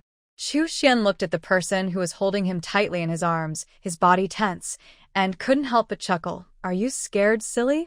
Mu Jiushi got down from his arms, patted his chest, and breathed a sigh of relief, almost. Chu Xian smiled and walked in front. "Let's go. You haven't eaten all day. I'll cook something for you." Well. When the two returned to the cave where they stayed last night, they found a wounded lioness lying inside. When the lioness saw them come in, she immediately showed them a ferocious look. Mu Jiushi was startled by the sudden threat. After both sides found out that each other was an orc, they secretly breathed a sigh of relief. "Are you injured? Save me." There was an orange beast pattern on her face, and her body was covered with bruises. The moment she transformed, Chu Xian quickly turned his back and said to Mu Jiushi, "Come outside for a while and give me the things. I'll cook something for you." "Okay." After Mu Jiushi went outside the cave and gave all the things to Chu Xian, she casually took out a set of clothes and walked back into the cave. When the female lion saw her come in again, her originally dim eyes suddenly brightened up a bit. "Female you." Mu Jiushi handed her the clothes. "Put them on first." "Thank you." The female lion thanked her and took the animal skin clothes she handed over. After putting them on, she spoke again, her tone a little anxious. "My name is Winchi. I was captured by a 5th-level lizard beast. I escaped while he was hunting. Can you save me?"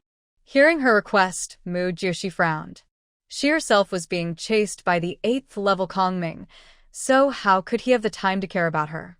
"Are you far from your tribe? In which direction? Where is your male?" If this female's tribe asked her to go back, she would never care about it. When she pointed to the west, "Over there, I was taken out by the lizard beast for 5 days. "It may be a little far from our tribe. My male went out to find food for me during the cold season, and he accidentally lost it." Seeing the direction she pointed, Mu Jiushi secretly breathed a sigh of relief, and also felt sorry for her. "Oh, that's good. I'll ask Chu Xian later if he's going in that direction. Isn't he your male? As long as you say a word, he will listen to you." After saying that, she sniffed Mu Jiushi. She was a little surprised and said, "You guys didn't form a couple? That's a rare 8th-level male. Why don't you hurry up and get on with it? What are you keeping him for?" Mojuksi är smart twitchet. Wasn't he talking about sending her home? Why did he suddenly bring her up? Then again, she didn't know what to keep him for. Keep him to protect her. "To be honest, I'm being chased by a snake beast now, so I'm living the life of a wandering beast. I don't know where to go that's safer, so I'll go wherever Chu Xian says to go. That tiger beast is already 8th level, and you're still being chased by a snake beast. What level is that snake beast?" When she looked at her curiously, Mu Jiushi smiled awkwardly. "It's also 8th level." At this time, when she looked at her with pity in his eyes, "You're a pig beast with no attack power, and you're being targeted by an 8th-level snake beast. You're really pitiful." Hee. "It's okay, it's just that the possessiveness is too strong." When she looked at her strangely when she saw her speaking for the snake beast, "I can't accept cold-blooded orcs. Please help me. If the lizard beast catches up, let the tiger beast kill him, or drive him away." Mu Jiushi looked at her miserable eyes and thought of Kongming's cold and ruthless appearance, and finally agreed to Wenqi's request. If the lizard beast catches up, Chu Xian will drive him away or kill him. Otherwise, he will keep staring at us, and we will not sleep well. Hearing her say that she would help him, Wenqi was suddenly much happier. "Thank you, female. What is your name?" Mojuksi. "Why do you look different from other pig beasts? Other pig beasts have black and rough skin. Why are you white? Your skin is still so tender, People always want to take a bite. Mu Jiushi was startled by her action and quickly stepped back. He accidentally stumbled and sat on the ground, looking at her in horror. What are you doing? You don't want to eat me? When she was stunned, then smiled. That's not the case. It's just that the scent on your body makes people like it. How did the tiger beast resist and not form a mate with you? Hearing this, Mu Jiushi sat back down awkwardly. I don't know. Mówił-ksi. Come and eat. Chu Xian's voice came from outside the cave. I'm here. Mu Jiushi responded, and then said to Wenqi, have you eaten? Let's go eat together. Not yet. Wenqi rubbed her belly a little embarrassedly. She had been fleeing since she escaped from the lizard, so she had no time to hunt. Although she is a second level, she can only capture some small animals at most. Hunting is the instinct of their carnivorous orcs, so she can more or less. But she is a female, and most of the time she is well taken care of by males, and she doesn't need to hunt by herself, so she can, but she is not good at it. When Wenqi saw Chu Xian cooking meat, she was stunned and pointed at the stone pot, and couldn't say a complete sentence. You. Where did the fire come from? Why? Chu Xian ignored her, but skillfully served a bowl of meat in a stone bowl to Mu Jiushi. Eat. Go to bed early after eating. You've been busy all day today. You must be exhausted. Mu Jiushi took it with a smile. It's okay. I just moved small pieces. Chu Xian gave Mu Jiushi a bowl and served another bowl to Wenqi and handed it to her expressionlessly. Eat it. Wenqi took it curiously, looked left and right at the meat in the stone bowl, licked the soup in the bowl with her tongue, and was immediately shocked. It's so hot. How do I eat it? At this time, Mu Jiushi handed her a pair of chopsticks and demonstrated it to her. Like me, use the chopsticks to pick up the meat in the bowl on it, and it won't be hot. When she used chopsticks awkwardly, but couldn't pick up the meat in the bowl, it's a bit troublesome. Finally, she used the chopsticks to directly insert into the meat. This is much more convenient. After taking a bite, her pupils shrank. It's so strange. Why does this meat taste different from what I ate before? Mu Jiushi replied with a smile. Of course it's different if it's cooked and raw. Cooked? When she was a little confused, such a new word. Mu Jiushi pointed at the stone pot and explained to her.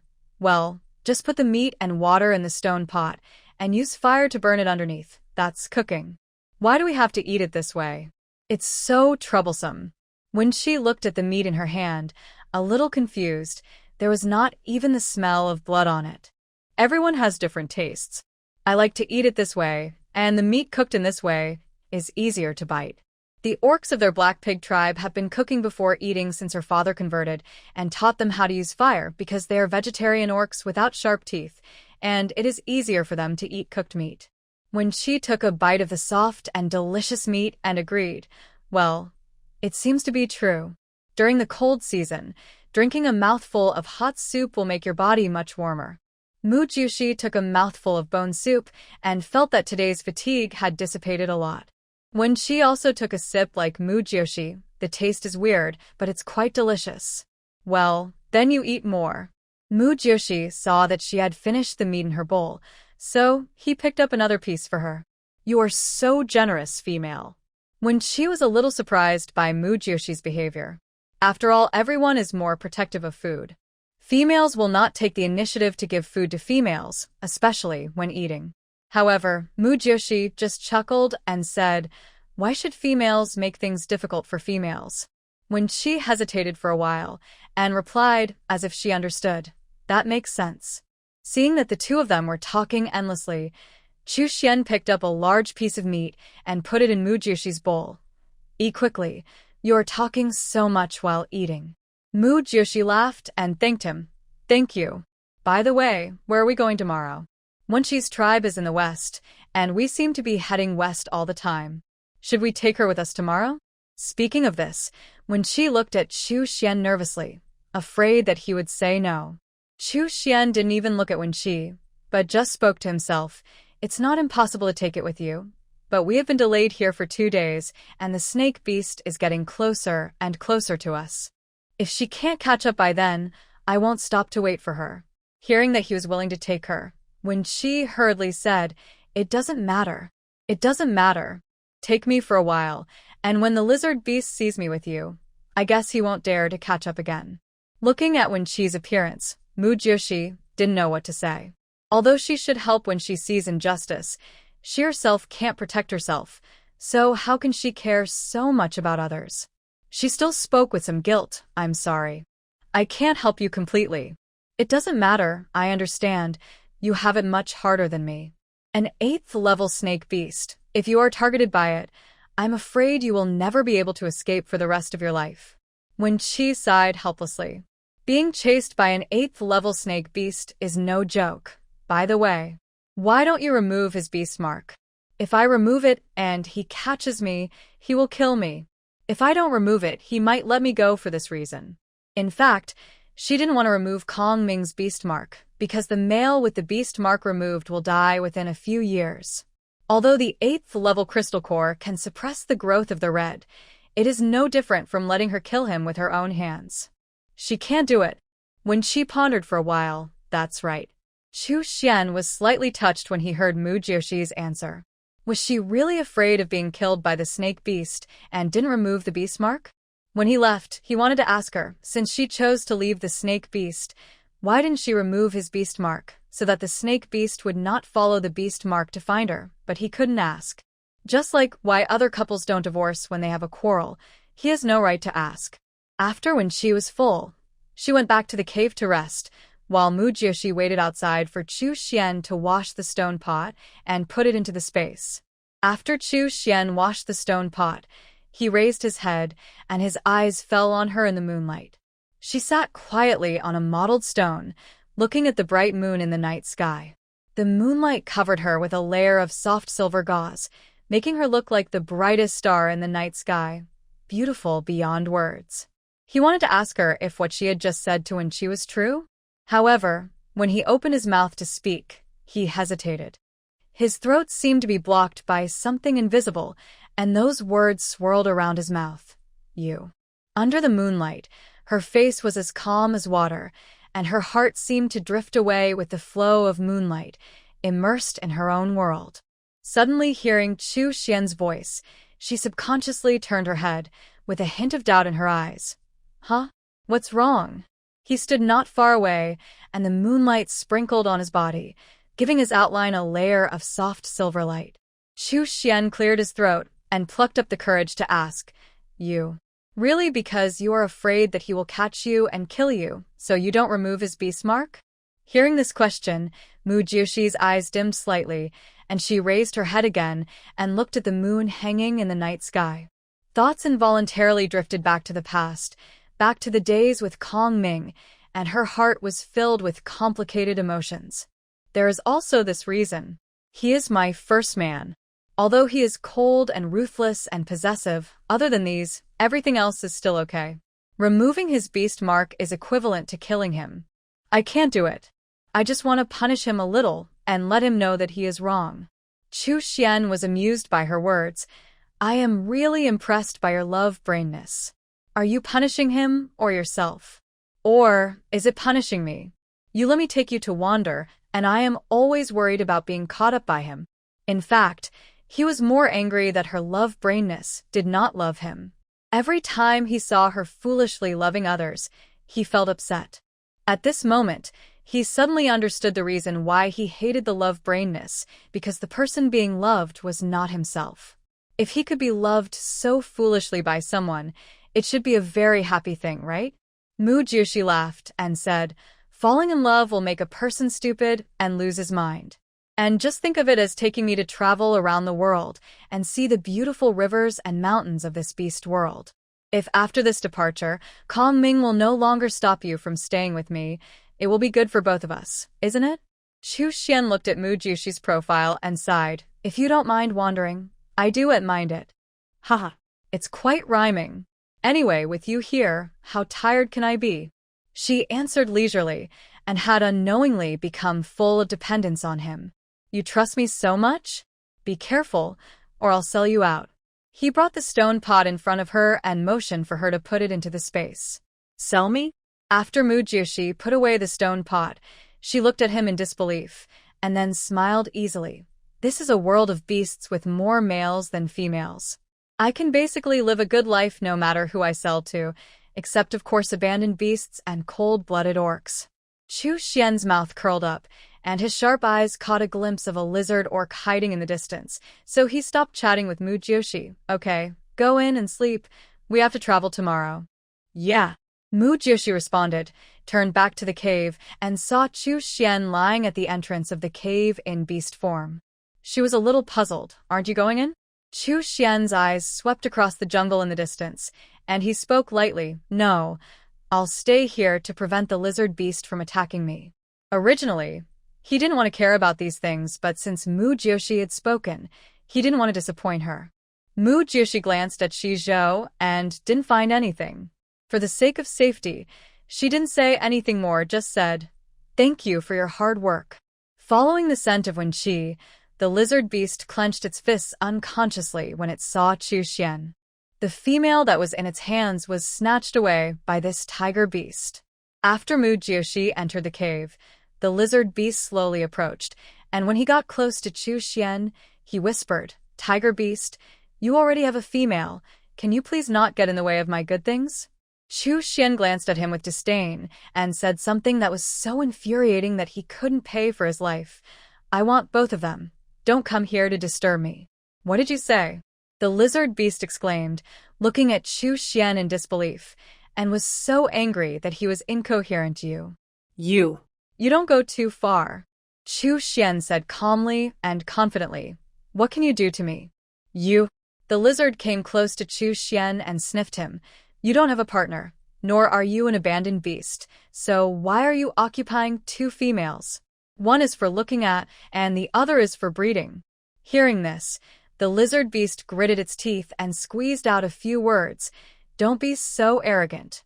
Chu Xian stood up and stretched, his bones creaking. "I'm already level 8.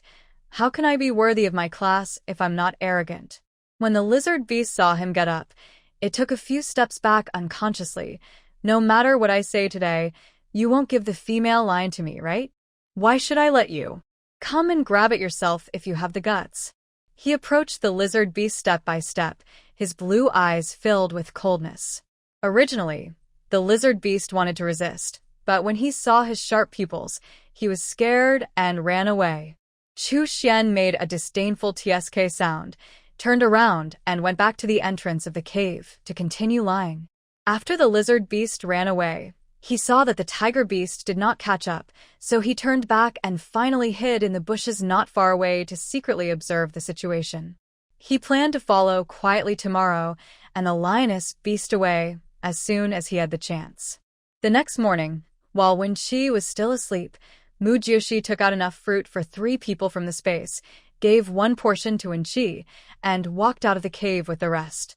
As soon as she got outside, she saw that Chu Xian had woken up. She sat next to him excitedly. "Chu Xian, are you awake? Have breakfast." She put the fruit in front of him and picked one up to eat. "Why did you get up so early?" Chu Xian did not change into human form, but ate them directly in beast form, 1 bite at a time. "I feel empty all over, and I can't sleep well." She is afraid of loneliness and being alone. In her previous life, there were a bunch of children around her in the orphanage, and there were classmates in the dormitory when she was in school. When she just entered the society, she found out that her yellow-haired boyfriend was cheating on her. As a result, she couldn't stand the viciousness of the society and her boyfriend's betrayal, so she committed suicide. After experiencing that incident in her childhood in the beast world, she was even more afraid of being alone, so her room in the beast world has always been the innermost room in the house. As a result, when she was with Kong Ming, he always left her alone once or twice. Her words had a different taste in Chu Xian's ears. He paused, and his chewing movements slowed down a little. He looked at her affectionately. Did she rely on him so much? "Don't worry, I will always be with you in the future, and will not leave you alone." Mu Jiushi raised her head and looked at the sincerity in his eyes. The corners of her mouth rose slightly, and a faint smile bloomed.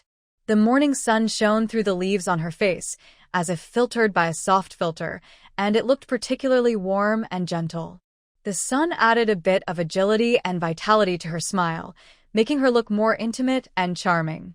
Her face looked particularly delicate under the sunlight, like an exquisite painting, which made people want to appreciate it carefully. At this moment, she was like a goddess bathing in the morning light, exuding an irresistible charm.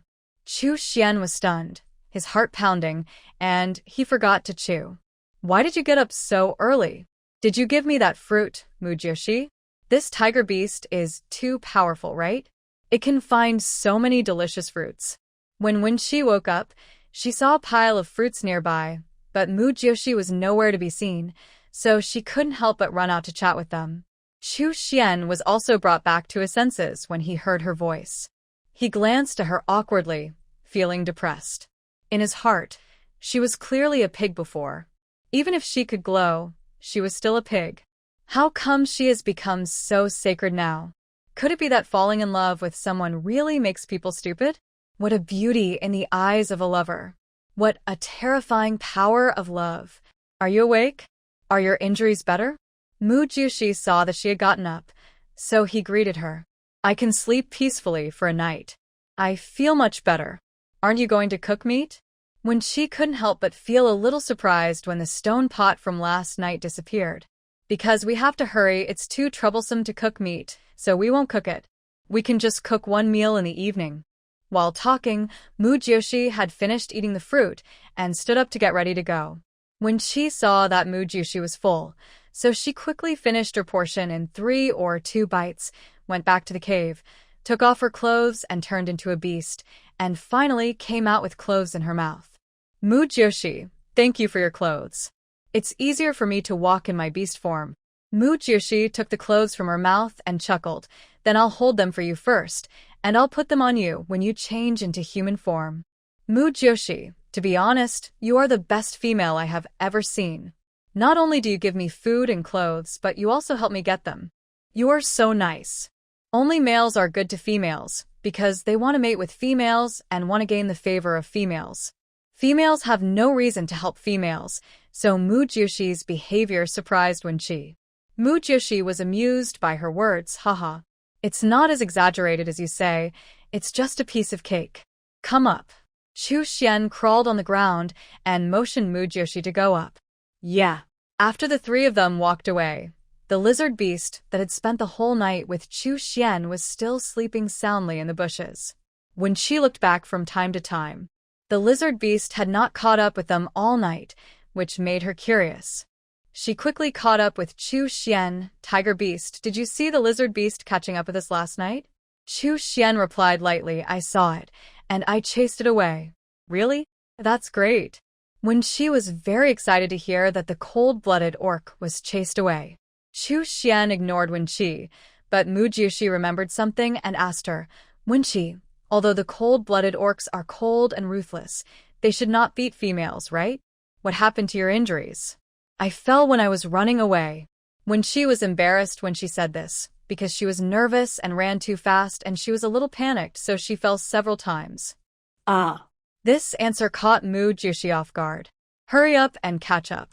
Chu Xian reminded, and then he ran quickly. Wenqi was startled and hurried to catch up. Chu Xian was running slowly in front, and Wenqi was exhausted behind, but when she thought of the lizard beast following behind her, she gritted her teeth and caught up. Compared with the 5th-level lizard beast, the 8th-level snake beast chasing Mujioshi was more terrifying, so she was embarrassed to ask them to stop and wait for her. At noon, the 3 of them drank water by the river and took a rest. The weather was getting hotter and hotter, and Mujioshi went to the river to take a casual bath. Looking at the 3 or 4 finger-sized stone snails in the river, her eyes suddenly lit up, and she hurriedly called Chu Xian. Chu Xian, I haven't eaten snail duck for a long time. How about we eat snail duck next time? You little glutton, you want to eat everything you see, Chu Xian chuckled and continued, settle down first next time. Your space can't hold living things. You have to keep these things for a few days and wait until they spit out all the mud before you can eat them. Well, let's prepare the sour or dried bamboo shoots first. Mujioshi poked the big stone snails in the water with her hand with a smile, feeling that it was such a pity that she couldn't eat them. She had never been to the beach and didn't know if the snails in the sea were bigger than her palms. Even if they were, She couldn't afford to eat them. Now, seeing that the stone snails here were so big but couldn't be eaten, it was really a pity. After the three of them rested, they continued on their way. When night fell, the three of them found a cave to rest. Wen-chi, who was already exhausted, went to sleep directly in the cave and asked Mu-jioshi to call her when it was time to eat. Mu-hyuk-shi smiled. Her absence made it much more convenient for her to use the space.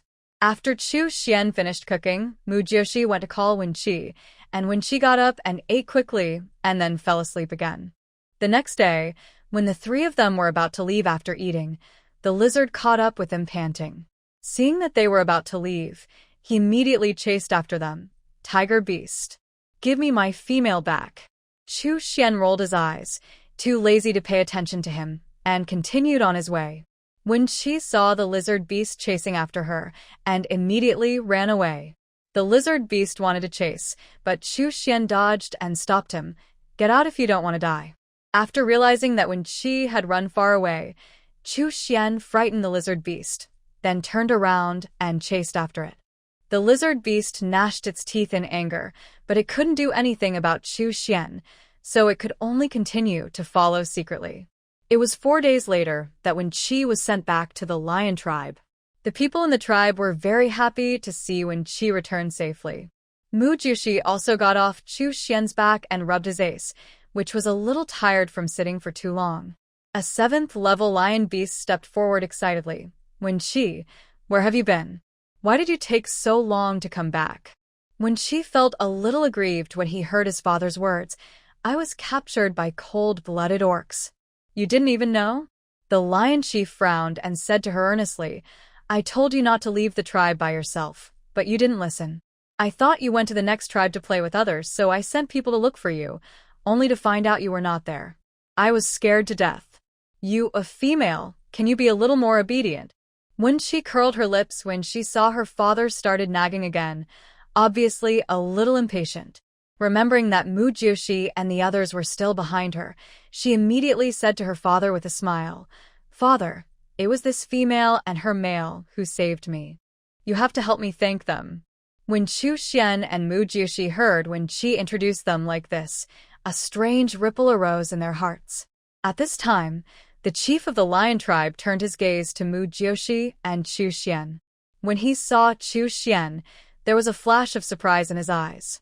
He looked young, but he was already at the 8th level. He thanked Mu-jioshi and the others with a gentle expression. Thank you for helping me rescue Qi. If you have nothing to do, just stay in our lion tribe. We will provide you with food for the next few days. Seeing the lion beast talking to them, Mu-jioshi stopped rubbing his ace and said awkwardly, No, we are in a hurry to get on the road. Just send Wen-chi there. At this time, Wen-chi pulled the corner of her father's clothes, and the chief of the lion tribe immediately understood. He tore off a beast leather bag from his waist, took out a 6th-level crystal core from it, and handed it to Mu-jioshi. In this case, you can accept this crystal core as a reward for your rescue of Wen-chi. No, my male. He is very powerful. He will hunt a 6th-level beast. When Mu-jioshi was talking about Chu Xian, her cheeks flushed slightly. When she took the crystal core from her father's hand and stuffed it directly into Mu-jioshi's hand, You don't want anything. How can I feel embarrassed? You slow down and wait for me. The snake beast is probably getting closer and closer to you. If you are caught by it, I will feel guilty. You should accept it. Well. Seeing that she was so persistent, Mu-jioshi did not refuse anymore, holding the crystal core in her hand, turned around and prepared to leave. Then we will leave first. Don't let the lizard beast catch you again. When she responded with some reluctance, Well, you too. Don't let the snake beast catch you. However, before Mu-jioshi climbed onto Chu Xian's back, she suddenly felt a sharp pain in her lower abdomen, followed by a warm current flowing out from her crotch. She stood there with an embarrassed look on her face. Why is she in heat at this time? Perhaps they smelled her in heat, and many males gathered around. It's the female in heat. Or it's a female pig beast. I heard that pig beasts can give birth to many cubs in one litter. It's just that female pig beasts are too weak. Once they are caught, they have no ability to resist. Her estrus smells so good. Little female, be my partner. Several lion beasts swarmed around Mujioshi. Seeing this, Chu Xian frowned, wishing he could slap them away with one claw. Mujioshi was so embarrassed that she just wanted to find in the ground to crawl into. She buried her face in Chu Xian's chest, pulled his fur to cover her face, and her ears were red. Chu Xian looked at her actions and was immediately pleased. He raised his claws and gently held her in his arms, and showed his sharp fangs to the orcs and warned them fiercely. Seeing this, the chief of the lion tribe hurried forward. Look, your female is in estrus. You should stay for a few days and wait until her estrus is over before leaving. When she also stepped forward to persuade, that's right, Mujioshi, it's very dangerous to be outside during the estrus period. I'll take you to an uninhabited cave. Chu Xian changed into a human form and picked up Mujioshi horizontally. Let's go. When she took them to the cave and left. After all, she was exhausted after traveling for several days. When she left, Mujioshi immediately took out clothes from the space to change and put on a homemade sanitary napkin. She lay weakly on the ground covered with animal skins.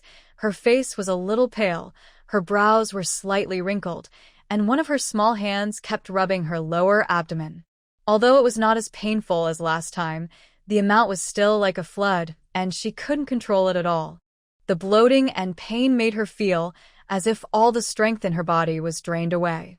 Chu Xian saw her in so much pain, his brows were frowned, and he felt distressed but didn't know what to do. Seeing that she kept rubbing her lower abdomen, he stretched out his hand. Let me help you. When Mujioshi touched his warm palm, she did not refuse. His hand was big and warm, and he rubbed it gently on her belly, which was really comfortable. Thank you. She thanked him weakly, slowly closed her eyes, and fell asleep unknowingly. When she woke up again, it was almost night. Chu Xian just stayed with her quietly. When he saw her wake up, he immediately got up. Are you awake? Are you hungry? The chief of the lion tribe sent some meat. Do you want to eat roasted or boiled meat? Boiled. I want to drink some hot soup to make my stomach feel better. Mujioshi took out a stone pot from the space and gave it to Chu Xian, and took some firewood. Yeah. Chu Xian responded, and then he walked out of the cave carrying the stone pot. Mujioshi was surprised to see him lift such a big stone pot easily. What kind of arm strength does this require? The orcs outside the cave who smelled Mujioshi's estrus breath and came overlay not far away and refused to leave. The smell of female estrus was really tempting to them. Seeing Chu Xian carrying the stone pot out, they were surprised. Where did this strange thing come from? Chu Xian didn't care about their expressions. He just did his own thing, and all his movements were smooth. When they saw Chu Xian use stones to create sparks and ignite the wood, they were even more stunned. This tiger beast could actually make fire? Wen Qi, who smelled the fragrance, ran over shamelessly to ask for food. Seeing Chu Xian serving meat, she smiled and said, Tiger beast, Mujioshi, have you eaten? Chu Xian, who was serving meat to Mujioshi, saw Wen Qi coming over and knew what she was up to. So he handed her an empty stone bowl. If you want to eat, serve it yourself. Wen Qi took it with a smile. Thank you. Thank you. After she filled a bowl, she took it into the cave to see Mujioshi, who was sitting on the ground carelessly. Mujioshi, how do you cook this meat? Teach me, and when you leave I'll let my new male cook it for me. Mujioshi took a sip of the hot soup and spoke slowly. Let Chu Xian teach you. I'm in heat now, and it's not very convenient. When she looked at Chu Xian expectantly, Tiger beast? Is it okay? Chu Xian replied indifferently, Come earlier tomorrow morning. I won't wait for you if you're late. Just like that, Wen Qi went back to her residence happily after eating. Early the next morning, she came here to wait and called several males who had been pursuing her. She was mainly worried that she would not be able to learn, so she asked them to help her remember a little bit, and whoever learned it would be her partner. Chu Xian also taught them one by one from digging stone pots, identifying flints, making fire and adding salt, how much ingredients to put, etc., and told them that there was a salt cave not far from where they met Wen Qi, and they could go there to get salt. Although it collapsed a little, it should have stabilized now. When the cooked aroma drifted to the entire tribe again, the females and cubs in the tribe came here one after another. This strange smell is here again. It's coming from over there. Go and have a look. What a strange smell. My mouth is watering. Mom, I want to eat. A group of people gathered around and saw Wenqi and the others tinkering with something, and they were all very curious. When they asked Wenqi what was going on, they immediately ran home and asked their partners to come and learn. Chu Xian also patiently taught them for 3 days. On the 4th day, after Mu Jiuxi's menstrual flow had decreased a lot, he took her away. Wenqi held her hand reluctantly. Mu Jiuxi, if possible, you must come back to see me. Mu Jiuxi smiled and nodded. Well, if there is a chance, I will definitely come back. Mu Jiuxi. Wenqi wanted to say something but was interrupted by Mu Jiuxi. Wenqi, I really have to go. Kongming has caught up. Hearing this, Wenqi reluctantly let go of her hand. You are my friend forever. Take care of yourself. Well. You too. After Mu Jiuxi finished speaking, she climbed onto Chu Xian's back. After she sat firmly, Chu Xian walked away quickly. As expected, the day after Mu Jiuxi left, Kongming came to the lion tribe with a gloomy face. He broke into the lion tribe and came to the cave where Mu Jiuxi lived. After finding that she was not there, he left quickly. At this time, the lion tribe leader surrounded him with his tribesmen because Wenqi had told him the reason why Mu Jiuxi had to leave. Whether it was to repay Mu Jiuxi for saving their female cubs, or because they didn't like cold-blooded orcs, and the snake beast actually broke into their tribe directly, which was a provocation to them, so he led people to stop Kongming. Although he couldn't beat the snake beast in front of him, it was good to buy some time for Mu Jiuxi and the others, not to mention that the strength of the adult males in their tribe was basically above level 5, and most of them were level 6. So hundreds of adult lion beasts provoked, intercepted, and tailed Kongming. After blocking Kongming for 3 days and 3 nights, they were already at their limit and had no energy to stop Kongming anymore. Kongming was so angry that his teeth itched, and he was eager to chase Mu Jiuxi, so he didn't bother with those lion beasts. After running for 3 days and 3 nights, Chu Xian, seeing that he had pulled away from Kongming, took Mu Jiuxi to a cave to rest. During this time, Mu Jiuxi sat on Chu Xian's back and felt sleepy. When he was hungry, he ate fruits, while Chu Xian ate raw meat directly. The next day, they ate something simple and started on their journey. However, fate did not seem to give them a chance to breathe.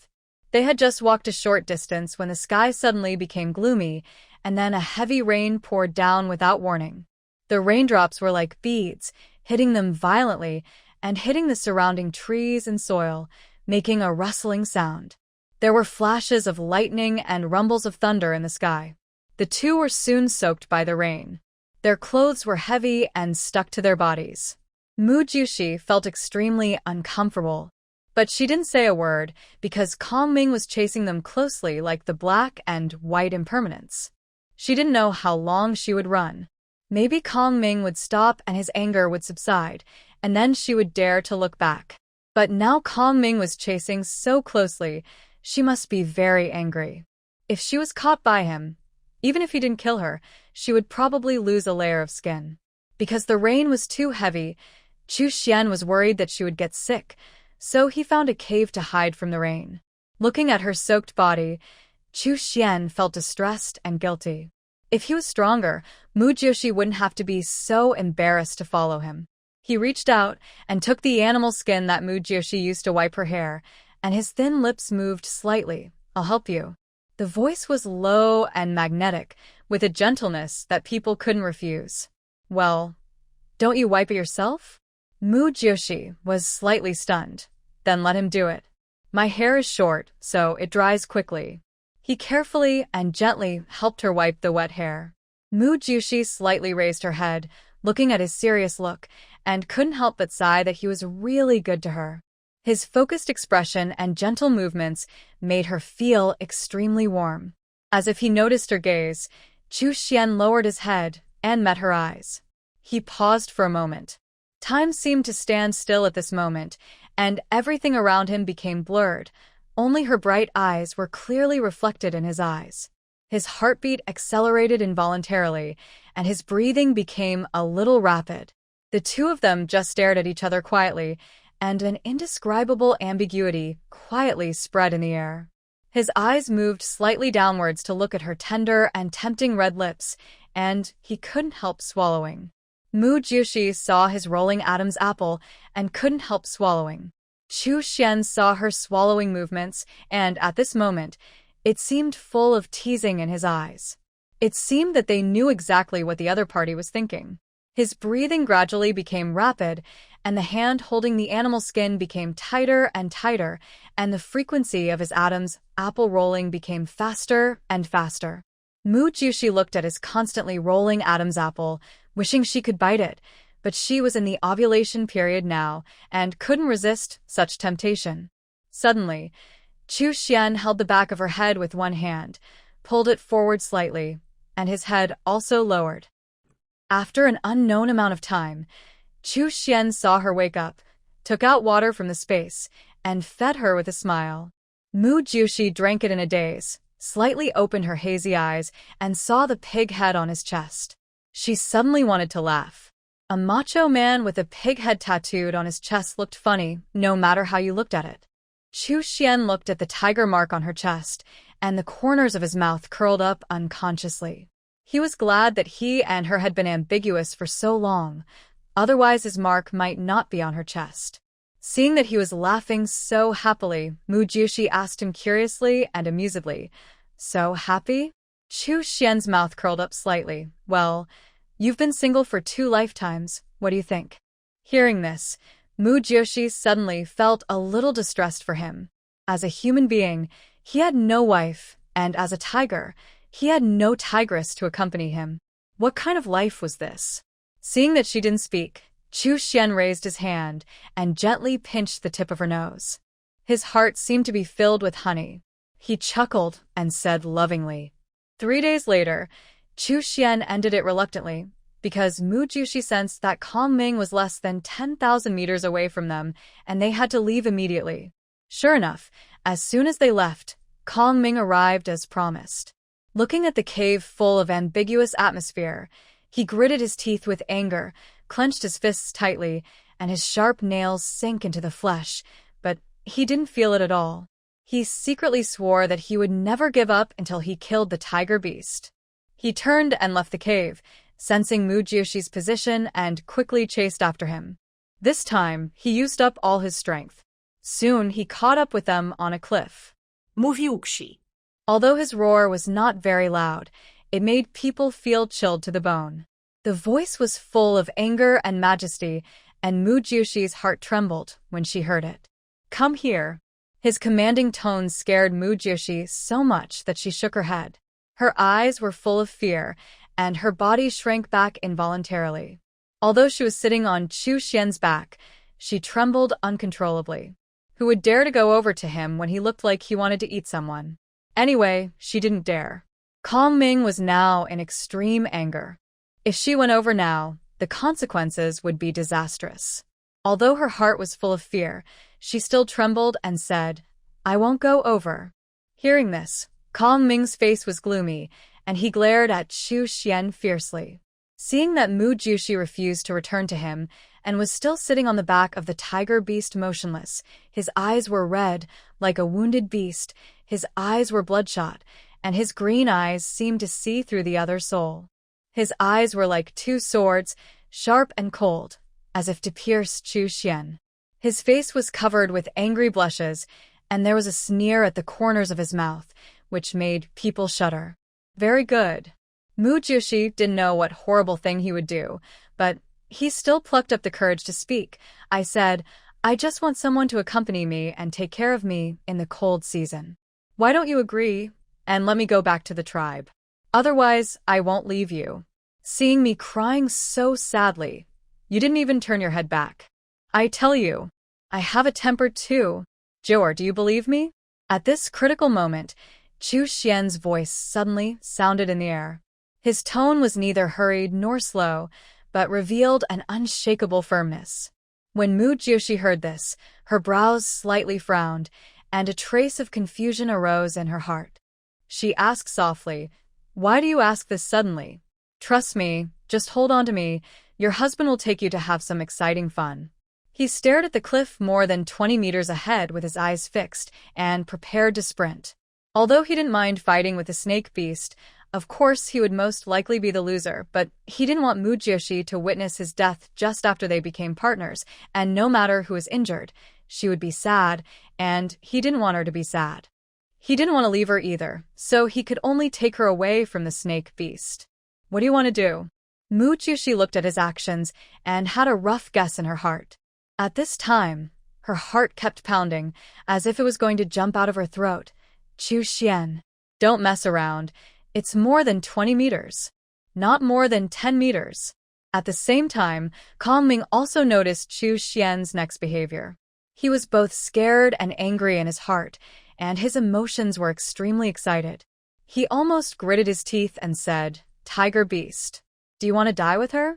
When Chu Xian heard Kong Ming's words, he turned around and glanced at him coldly. He snorted coldly, with a hint of blame in his tone. "If you hadn't pushed me so hard, I wouldn't have taken her this way."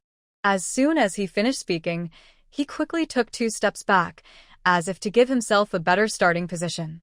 Then, he sprinted forward without hesitation and headed straight for the edge of the cliff. When he reached the edge of the cliff, all the strength in his body seemed to be concentrated on this leap. He used all his strength and leaped suddenly. His whole tiger body drew an arc in the air. At that moment, his explosive power was as if he had poured all his strength into this jump. At this moment, Mujioshi held him tightly with both hands. At this critical moment, it seemed that everything around him had slowed down. She took a deep breath, her heart beating violently and hanging in her throat, but she found that she couldn't even scream. "Xiao Bai."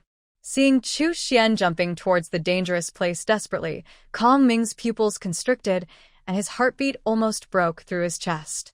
He could no longer care about anything else and rushed towards them with all his strength. As soon as Chu Xian's feet touched the ground, due to the force of the previous sprint, his body could not stop immediately and continued to rush forward. However, the edge of the cliff where he was standing began to collapse and disintegrate because it could not bear the weight he suddenly exerted. So he continued to run forward, and the ground behind him continued to. This scene was like a thrilling scene in a disaster movie.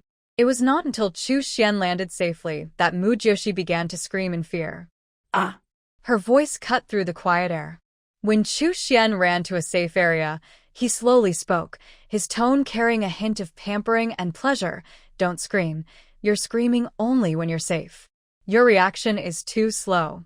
Kong Ming behind him, seeing them land safely, his tense heart finally relaxed. Just looking at the cliff that had broken again, he knew he couldn't go directly over and could only choose to take a detour. He clenched his fists, and a feeling of unwillingness surged in his heart. He finally caught up with the other party, but was escaped by the other party again. Mujioshi covered his heart that still couldn't calm down and said in shock, "I said, I won't play with you like this. I will be scared to death by you if I don't die." She thought they had just become a couple, and he would have weak legs after working hard for 3 days and 3 nights, but she didn't expect him to be so vigorous.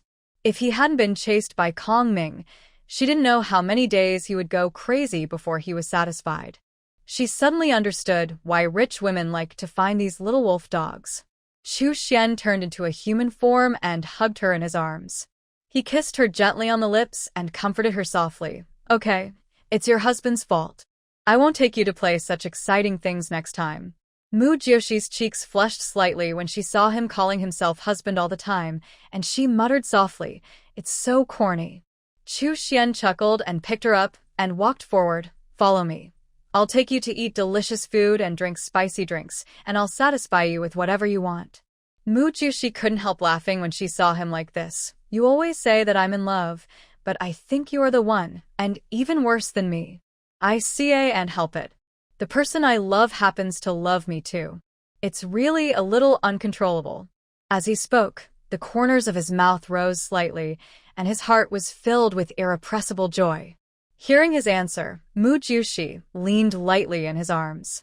She thought he would mind that she had Kong Ming. After all, they all lived in a monogamous world, but she didn't expect. By the way, Chu Xian suddenly thought of something, so he put her down, took out the small bag he had given to Mu Jiushi from the space, took out a 6th-level crystal core from it, and fed it into her mouth. I always forget to give you this crystal core. Eat it now while you remember. Although you are still young and don't need to eat it, I still want you to stay like this forever. Don't you think I look a little childish now? Although she gave birth to a litter of cubs, her face still had a little baby fat, and she didn't look like a charming woman. He stroked her face and said affectionately, I just like your pure, innocent, and a little silly look. What? Are you praising me or scolding me? Mu Jiushi slapped his hand away in frustration. He really couldn't praise anyone properly. Chu Xian chuckled and gently held her in his arms, whispering in her ear, I hope you will always be innocent, don't worry about worldly things, and be a little pig who is always happy and doesn't have to grow up by my side. Mu Jiushi was slightly stunned. Isn't this the love she wanted? She stretched out her hands and hugged his dog waist. Chu Xian, thank you. Chu Xian's mouth corners slightly raised. Call me husband and listen. Husband. Mu Jiushi blushed and called softly, and then secretly held back her laughter. What are you laughing at again? Seeing that she was shaking all the time, Chu Xian looked at her curiously. However, Mu Jiushi couldn't hold it back anymore, and said directly, I thought you would let me call Daddy, ha ha ha. Hearing her answer, Chu Xian's mouth corners opened even wider. If you call me, I will answer you. Do you want to call me husband and listen? Go away, stop fooling around. Mu Jiushi smiled and pushed him away and walked forward. Chu Xian smiled and followed her silently. The two continued to travel westward. Perhaps it was because of the continuous heavy rain in the past few days. When they passed by the vegetarian orc tribe, they found that a lot of their crops were destroyed. Mu Jiushi took out a lot of food from the space and placed it not far from their tribe. For a moment, she felt that she and Chu Xian were like a chivalrous couple walking around the world and saving people. And it was only then that she discovered that her planting space had increased by 200 acres. She excitedly called Chu Xian, Chu Xian, Chu Xian, my planting space has increased by 200 acres. You actually have 2,000 kilograms. How about it? Your husband is awesome, right? He raised the corner of his mouth slightly, holding her hand and smiling happily. In fact, he had known it for a long time, but just wanted her to find out for herself. At the beginning, she told him that she only had 80 grids, and after she became a partner with Kong Ming, it became 1,000, and after she became a partner with him, it became 3,000, so there is no need to think about it to know that her planting space must have increased a lot. Awesome. Awesome. What should I plant with so much land? I can't eat all of it, and there are so many grids in the space, I don't know what to put in it. Mu Jiushi looked at the land and space, feeling like she had become rich overnight, but didn't know how to spend the money. Plant what you like to eat. With only 300 acres of land, if it were during World War II, the crops produced would not be enough to eat. Plant more of each fruit. If there is a natural disaster and the vegetarian orcs have no harvest, you can help them so that you won't feel like you have a lot of food but nowhere to sell it. That makes sense. I didn't expect you to have a kind heart. Mu Jiushi admired her warm man for a moment, who not only warmed her heart, but also cared about the suffering people.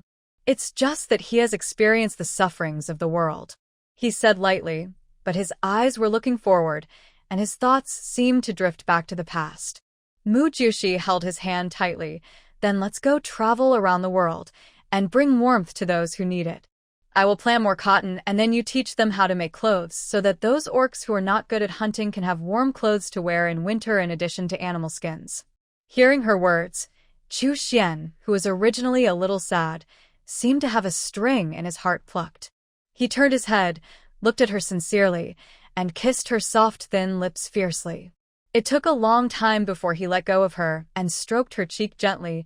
Joer, you are the living bodhisattva in my heart. Hearing this, Mu Jiushi laughed. Do not make trouble. I feel unworthy of your title. Chu Xian raised the corner of his mouth slightly and walked forward with her hand, as if he had a goal in this beast world, instead of running around aimlessly. Of course, protecting his lover was still his responsibility. The two walked around the area of vegetarian beastmen and secretly put thousands of kilograms of food in each tribe. They traveled westward. As the weather became hotter and hotter, droughts occurred in many places.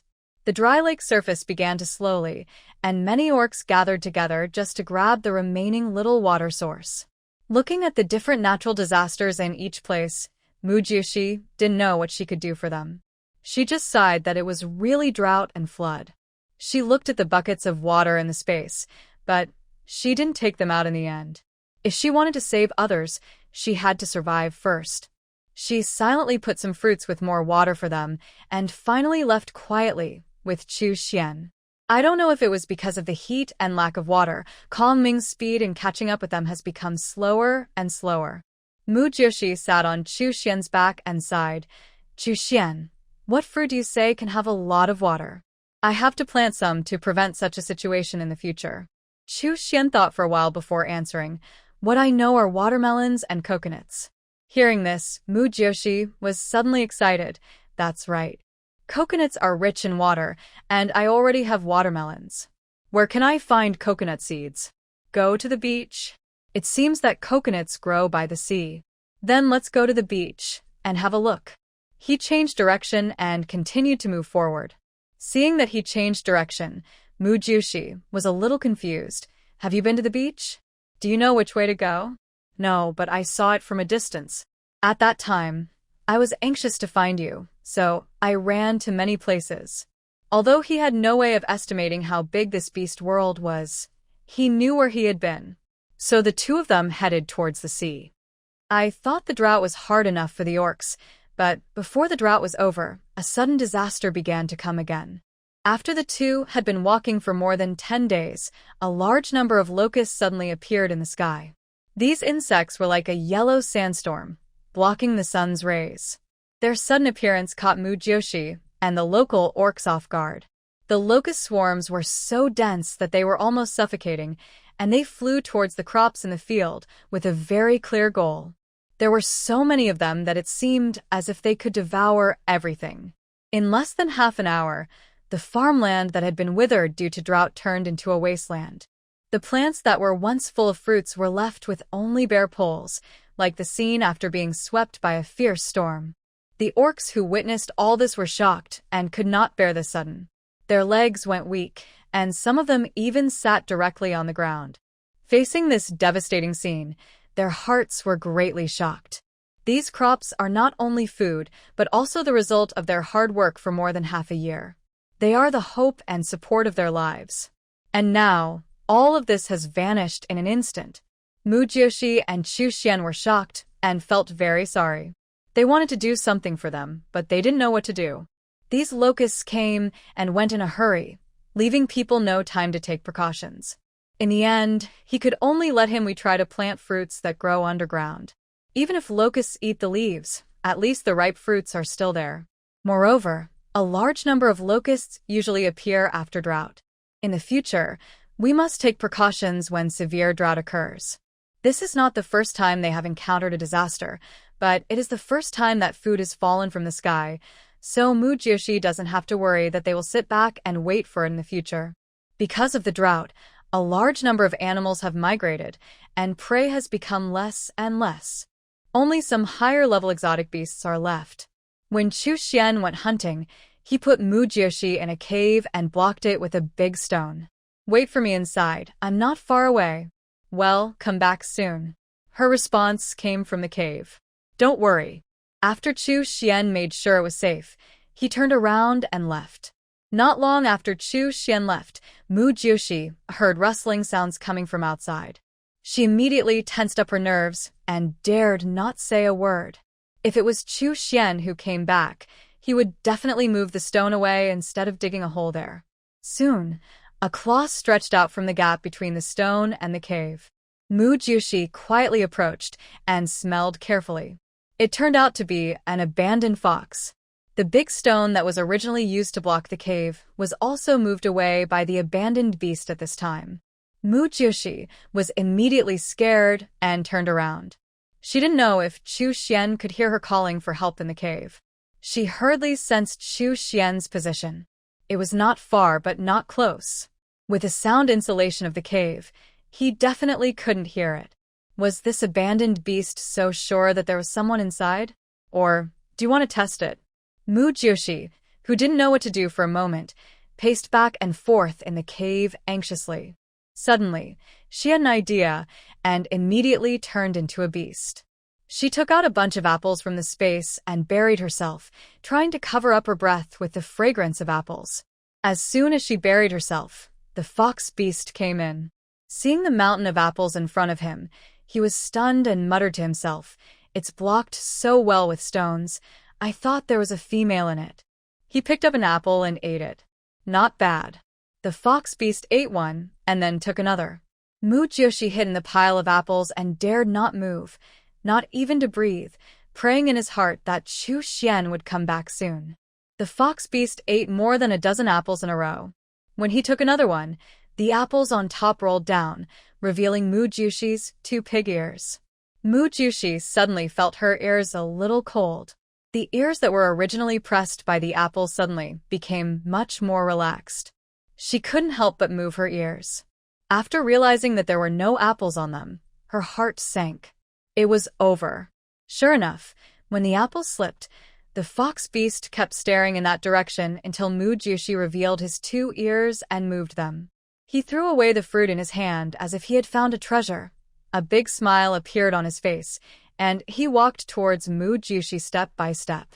"I was wondering how the stones could block it so well. It turns out there really is something good. Haraha." Mu Jiushi watched the fox beast slowly walking towards her through the gap in the apple. She was sweating all over, gritted her teeth, and secretly gathered strength in her limbs. As long as the fox beast got closer, she would immediately hit it. Seeing the fox beast getting closer, her heartbeat became faster and faster, and the number of steps was like the countdown of the god of death. Maybe it was because she was with Chu Xian and saw more of the world. She also had the idea of daring to resist this abandoned beast that was not very powerful and did not look very ferocious. Suddenly, she exerted a sudden force, rushed out of the pile of apples, hit the fox beast's belly, and quickly ran out of the cave. The sudden attack caught the fox beast off guard, and it groaned while holding its belly. "Stop right there." But Mu Jiushi didn't care what he said. She just ran. The fox beast gnashed its teeth in anger, changed into beast form, and pounced directly on her, pinning Mu Jiushi under it. Mu Jiushi was so scared that she struggled desperately. "Let me go. Help. Chu Su-an. Save me." She struggled desperately, and the fox beast almost couldn't hold her down, cursing, "I didn't expect that you, a small female pig beast, are so strong. You'd better be honest, otherwise don't blame me for being rude." Mu Jiushi struggled regardless of anything. How could he, an abandoned beast, be polite to her? He would either kill her after he was done, or let her give birth to a child. However, she suddenly felt a heat on her neck. She froze, stopped struggling, and someone bit the back of her neck. Her face suddenly turned pale. "I won't move. Don't kill me." The fox beast snorted coldly, loosened its mouth, but still pressed on Mu Jiushi. He ordered, "Change into human form." Mu Jiushi obediently changed into human form, lying on the ground and not daring to move. The fox beast also changed into human form at this time. Looking at the relatively honest Mu Jiushi, he squatted on the ground and said sternly, "Turn around." Mu Jiushi was frightened and trembled. Although he was afraid and angry, he could not beat the other party, so he could only turn around slowly with tears in his eyes. When the fox beast saw her tearful and pitiful face, he couldn't help but widen his eyes. Why is a pig in human form so beautiful? And even crying is so beautiful? That miserable appearance makes people feel guilty and distressed, but also makes people want to bully him more severely. Seeing that he was frozen and motionless, Mu Jiushi choked and begged for mercy. "Fox beast, just let me go." The soft voice softened the fox beast's heart. He looked at her blankly and murmured, "But you hit me just now." "I'm sorry." Hearing her apology, the fox beast was stunned for a moment. He apologized so quickly, so he should try to be gentle later.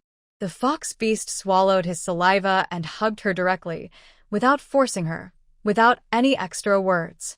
Mujioshi was shocked and pushed him away with all her strength, with Chinese quintessence constantly coming out of his mouth. IU%. Let me go. Seeing that she couldn't push it open, she made up her mind and bit the fox beast on the shoulder, refusing to let go even if she died. The fox beast felt pain and pushed her away with force. Mujioshi, who was pushed away, ran to the pile of fruits, picked up an apple and threw it at the fox beast. The speed was like firing a series of artillery shells. She clenched her teeth and did not dare to stop for a moment. The fox beast raised its hands to cover its face and was hit by her and retreated repeatedly. At this time, the big rock blocking the entrance of the cave was moved away, and Chu Xian walked in. When Mujioshi saw Chu Xian coming back, she stopped throwing apples, as if she had found a backer. All the grievances suddenly came to her heart. Chu Xian. He hit me. He also wanted to force me. An abandoned beast and her disheveled appearance. Chu Xian knew what had happened without her saying anything. Anger suddenly surged in his heart, and without saying a word, he turned into a beast and pounced on the fox beast. The fox beast turned into a beast at this moment and avoided Chu Xian's attack, but was still bitten on the shoulder.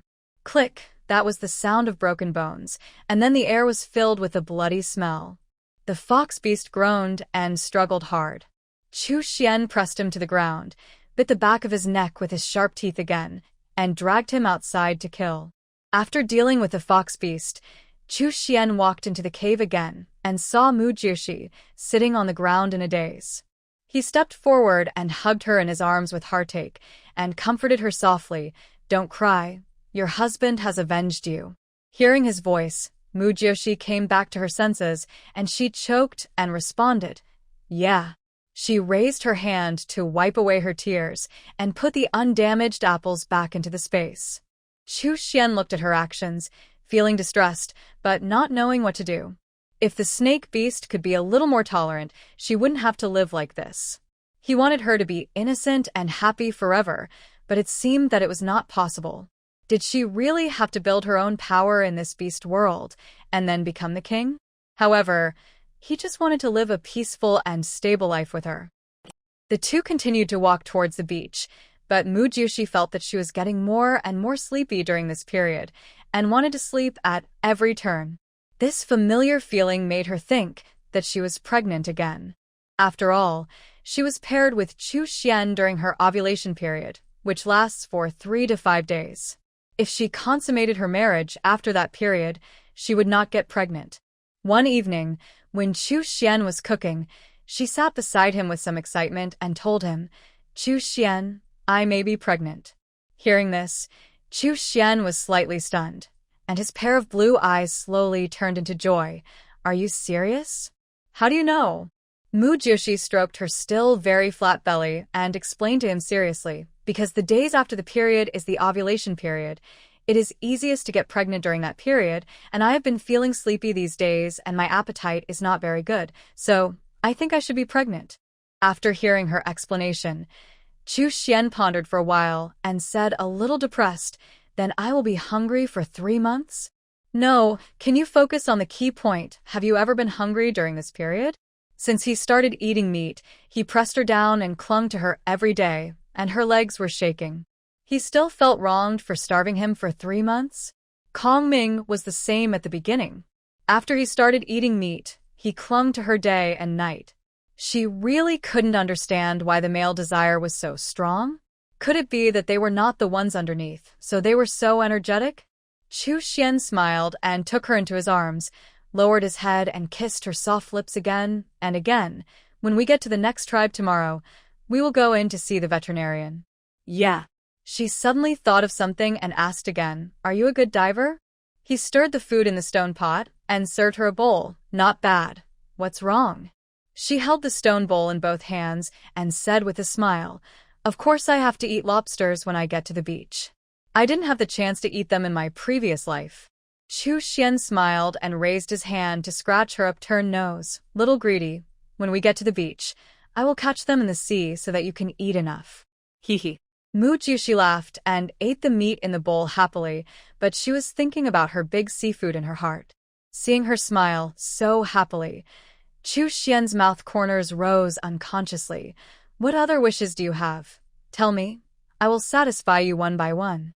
Mujushi thought for a while. I don't know yet. I'll tell you when I think of it. Well, don't worry. We still have a long time to live. The next afternoon, the two finally found a tribe before dark. It was a tiger tribe. Before they got close, several tiger beasts jumped out to stop them. Seeing the colorful beast patterns on Chu Xian's face, the attitude couldn't help but be a little respectful. A leader asked, "What's the matter with you coming to our tribe?" Chu Xian also replied politely, "My female is not feeling well, and I want to find your veterinarian to help. Then follow me."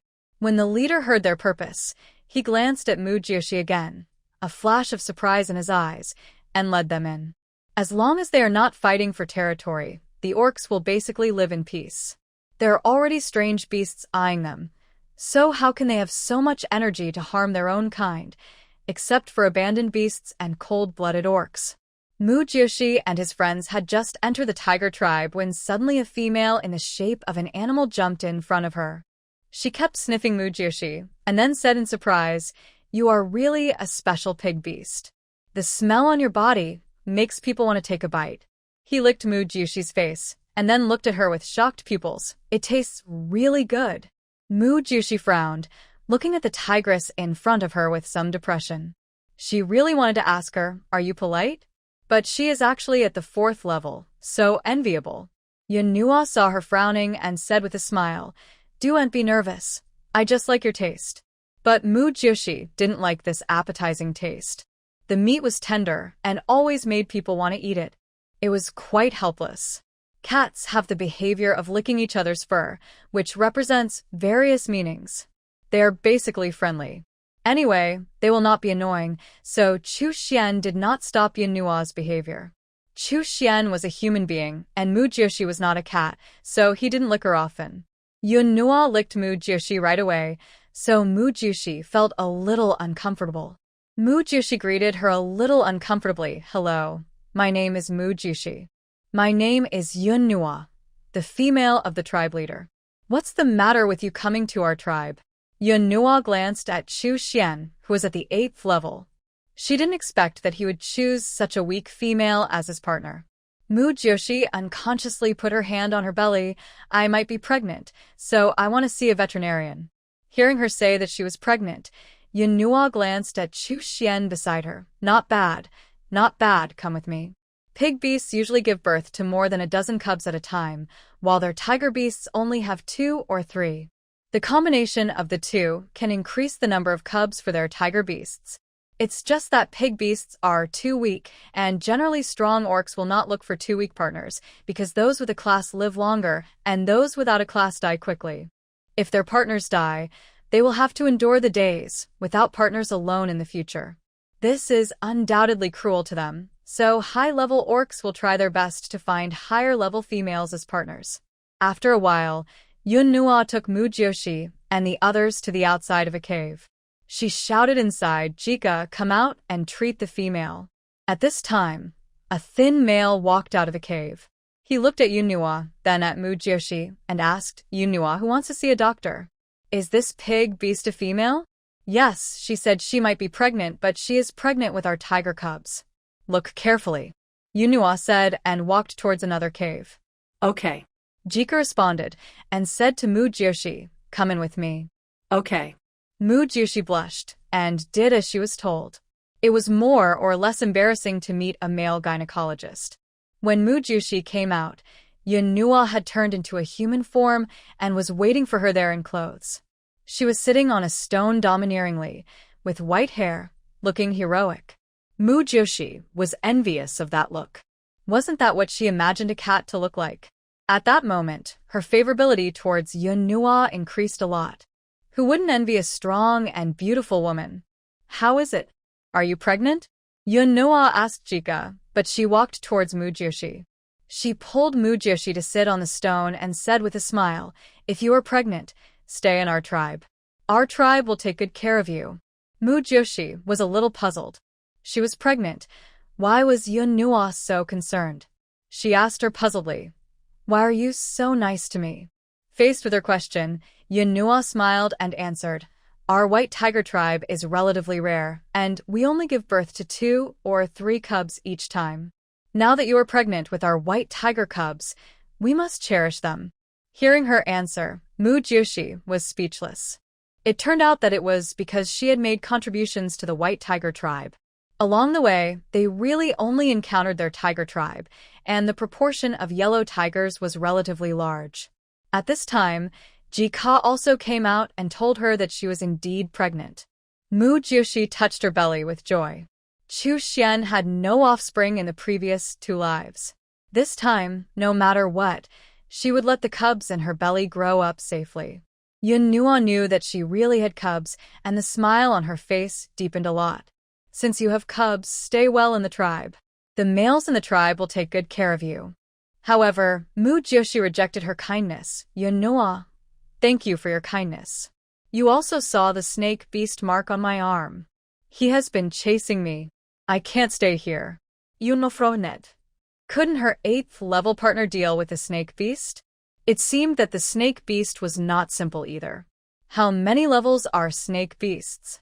Isn't your tiger beast partner the 8th level? Why is it being chased by the snake beast? Mu Jiushi pursed his lips and whispered, 8th level. Hearing this, Yunhua smiled helplessly. You are really likable. You actually have 2 8th level partners.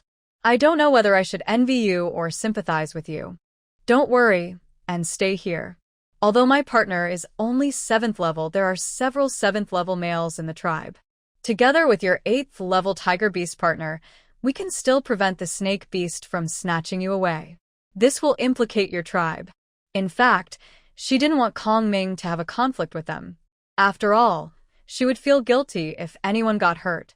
Yunhua smiled and patted her hand gently, motioning her to rest assured. Only by uniting and strengthening the tribe will we not be afraid of being bullied by other tribes. You are pregnant with the cub of our tiger tribe, so we will naturally protect you. Don't say such words about implicating others or not. Mu Jiushi was shocked by her words and looked at her in disbelief.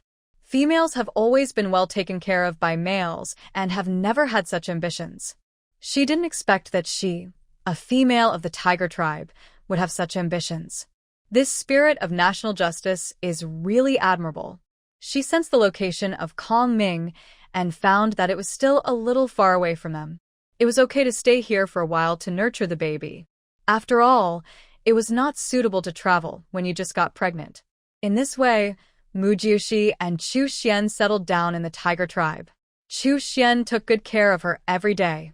Yunhua often came to see her and chat with her, and asked her to find more males so that they could better protect her. But she smiled and refused. Kong Ming was almost furious with only Chu Xian. If there were more, he would probably destroy them. This beast world. But Yunhua said that females are rare, so he can be angry, and at most he can just leave him. There is more than one male in the world, so there is no need to wrong himself for a male. Tell him in a tough way that although he is not as strong as him, he is not at his mercy. The more Mu Jiushi looks at Yunhua, the more he admires him. The words of a powerful person are domineering.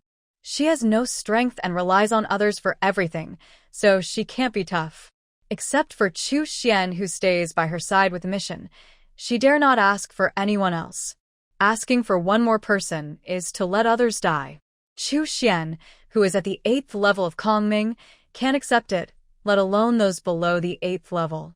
At night, Mu Jiushi and Chu Xian sat outside the cave. She leaned in Chu Xian's arms to look at the moon. Chu Xian gently hugged her and sighed, I used to work under the river god, but now I actually like you a pig. It's unbelievable. Mu Jiushi smiled softly. What's wrong? Do you think you are a cabbage? You are not willing to be pushed by a pig like me, are you? Chu Xian lowered his head and pecked her lips lightly, with a smile on his face. I am willing to be pushed by you. Let's go back to sleep, I'm a little sleepy. She got up and walked into the cave, but accidentally fell into a small pit, and her body fell forward involuntarily. Just as she was about to make close contact with the ground, Chu Xian quickly caught her. You're so stupid. Don't you take your eyes and brain with you when you go out? After being caught by Chu Xian, Mu Jushi breathed a sigh of relief and said to Chu Xian with a smile. Someone asked, "What is a sense of security?" Someone answered that a sense of security means that you don't need to use your brain when you go out with him. She smiled happily. Chu Xian looked at her, and the corners of his mouth couldn't help but rise slightly, smiling with a doting face. Some males in the tribe sent her fruits from time to time, but Mu Jushi refused them. Instead, she took out a bunch of fruits from the space and gave them to them. Those orcs were a little confused. Where did she get so many fruits? During this period, Chu Xian taught them how to use fire and how to cook meat to make it delicious. He also discussed with their chief how to stop Kong Ming outside the tribe or make him compromise while minimizing casualties. Chu Xian has never felt very safe living in the tiger tribe. After so many years of experience, he knew that after a drought, various natural disasters would be triggered, especially earthquakes. He wanted to take Mu Joshi away from here, but she was pregnant, and it was not a solution to keep running around like this. After thinking about it, he decided to wait until she gave birth to the child before leaving. Just 3 months, not a long time. I hope everything is still in time. When Mu Jushi's belly grew bigger, Kong Ming had already caught up. He was stopped outside the tribe by the orcs of the tiger tribe, and the leader was Chu Xian. Kong Ming clenched his fists, his eyes full of murderous intent, hand over Xiaobai. Chu Xian snorted disdainfully. Jur said that if your anger was reduced a little bit, she would not run away. Now it seems that nothing has changed. So much nonsense. Kong Ming disdained any meaningless verbal confrontation. He threw down a sentence coldly and launched a fierce attack on Chu Xian without hesitation. In his opinion, if the problem can be solved by force, there is no need to waste so much nonsense. If he wins, Xiaobai will be his. Chu Xian dodged quickly and fought back, and kept mocking, "You can't give her a sense of security. Why do you want to monopolize her? You are a selfish person. You don't deserve to have her at all." This sentence hit the point directly, and the tone was full of contempt and disdain for Kong Ming. She is willing to live the life of a stray beast with me, rather than stay in that safe, deep pit with you. Shouldn't you reflect on yourself? Chu Xian's words were like sharp arrows, sharp and direct, and every word seemed to be piercing Kong Ming's self-esteem. "Shut up!" Kong Ming roared. He didn't want to hear the words that his Xiaobai left him and didn't want to stay with him. Just when the two were fighting fiercely, the ground began to shake, and there were signs of cracks. The two were startled and let go of each other at the same time and quickly ran towards Mu Jushi. The other orcs also ran to their partners, and those without partners fled for their lives. When Mu Jushi heard the ground shaking a little, she hurriedly ran out of the cave and ran towards the open ground in a panic, but because of her big belly, she ran very slowly. The orcs in the tribe began to flee with their families, their eyes full of panic. After all, in the face of natural disasters, no matter how strong they could not compete. Chu Xian came to Mu Jushi 1 step earlier than Kong Ming. He crawled in front of her and said urgently, "Come up." After she sat firmly, he took her and ran all the way. But the intense running made Mu Jushi frown. She held Chu Xian tightly. Finally, she couldn't help but say, "Chu Xian, too fast, my stomach can't take it." Hearing this, Chu Xian's heart trembled. At this dangerous moment, he couldn't stop at all. He said cruelly, "If it's gone, it's gone. Let's escape first." However, Mu Jushi felt a pain in her heart. During this time together, she could see that Chu Xian was looking forward to this litter of cubs, but now, is it really impossible to save her? At this time, Kong Ming came to their side. "Give her to me." He turned into a human body with a snake tail and directly carried Mu Jushi from Chu Xian's back. When he saw her bulging belly, he clenched his hands, wishing he could dig out the things inside and throw them away. Seeing his gloomy face, Mu Jushi called out carefully, "Kong Ming." Kong Ming did not respond to her, but held her and continued to flee. Since Kong Ming glided instead of jumping like Chu Xian, Mu Jushi felt much more comfortable in his arms. The three of them had been running fast, as if racing with the god of death.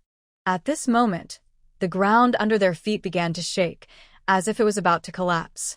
Sure enough, the ground began to collapse, as if torn apart by a huge force, and the rocks on the ground fell one after another, forming a bottomless black hole. Chu Xian keenly sensed the danger, and without hesitation, he jumped up with all his strength, his body like an arrow from a bow.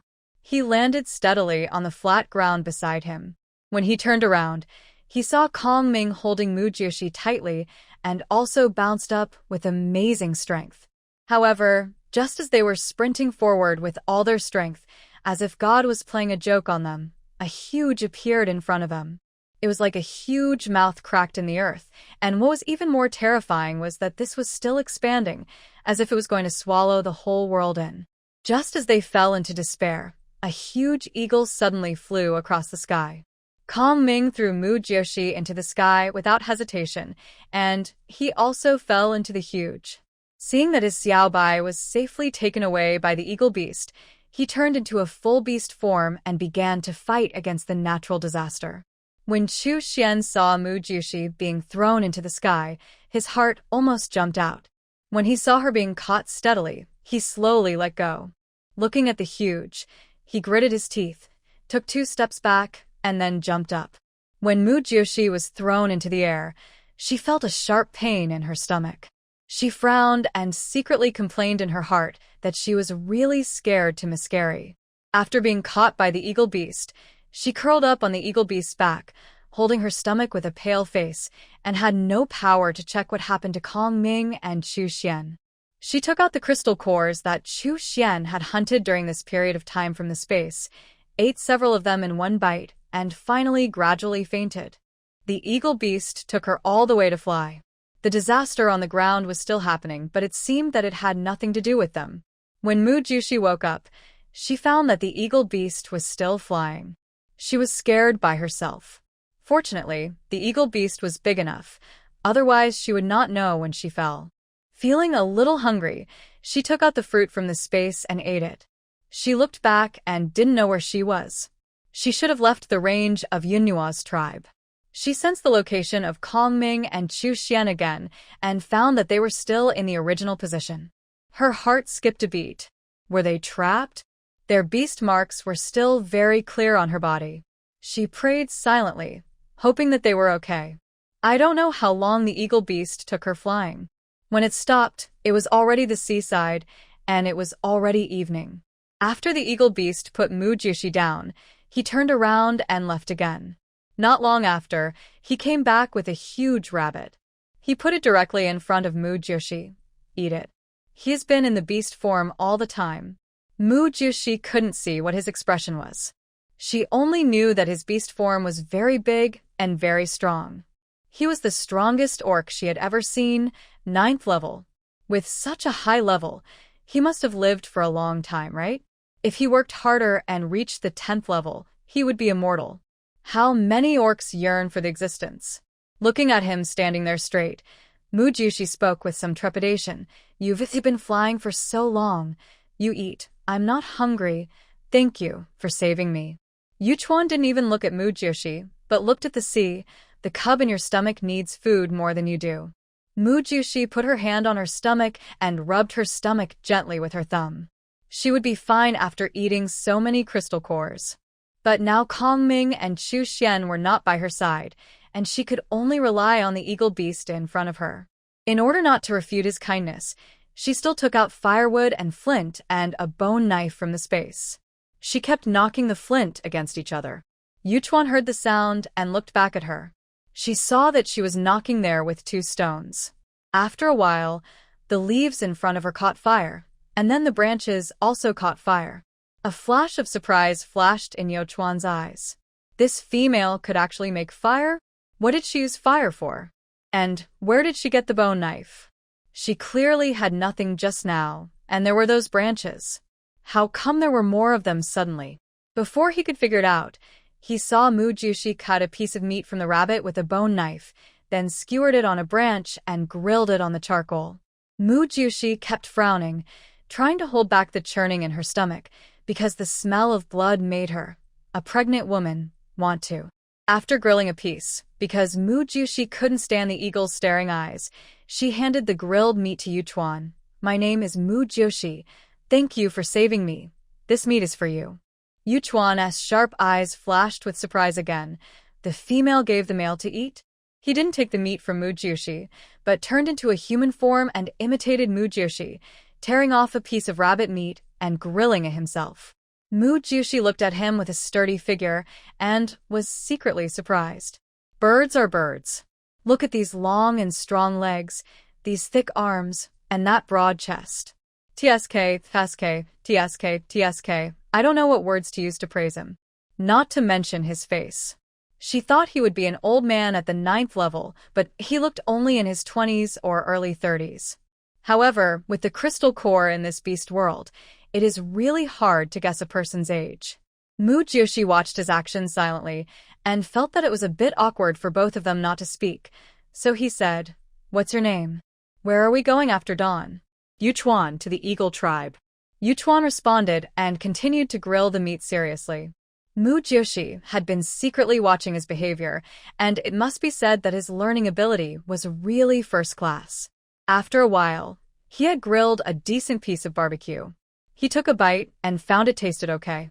How did you come up with this way of eating? Why did you have to cook it with fire? Seeing him asking her, Mu Joshi answered politely, because I am an omnivorous beast man and I don't have fangs. The meat will be softer after being roasted with fire, which is convenient for me to eat. Yuchuan responded thoughtfully, yeah. After eating, Yuchuan took her to a cave he had just found when he was hunting.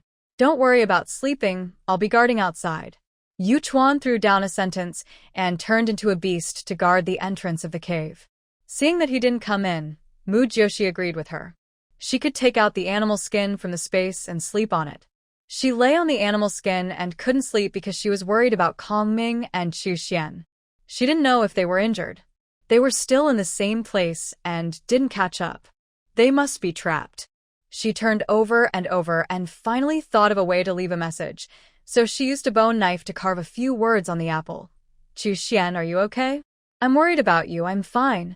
After carving, she placed it in a relatively empty grid in the space and arranged it in the shape of a question mark because it was more conspicuous, and she hoped that Chu Xian could see it.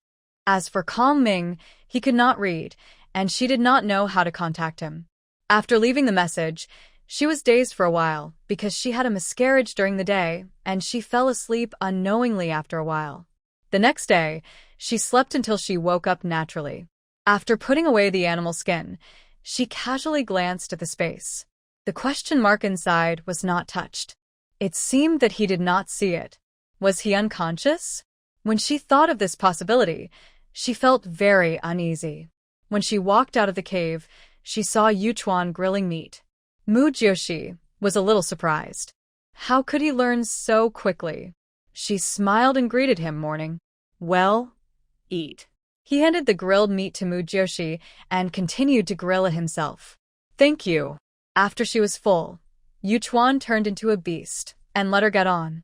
Then he flapped his wings and took her to the sea. Seeing him flying into the sea, Mu Joshi was a little worried.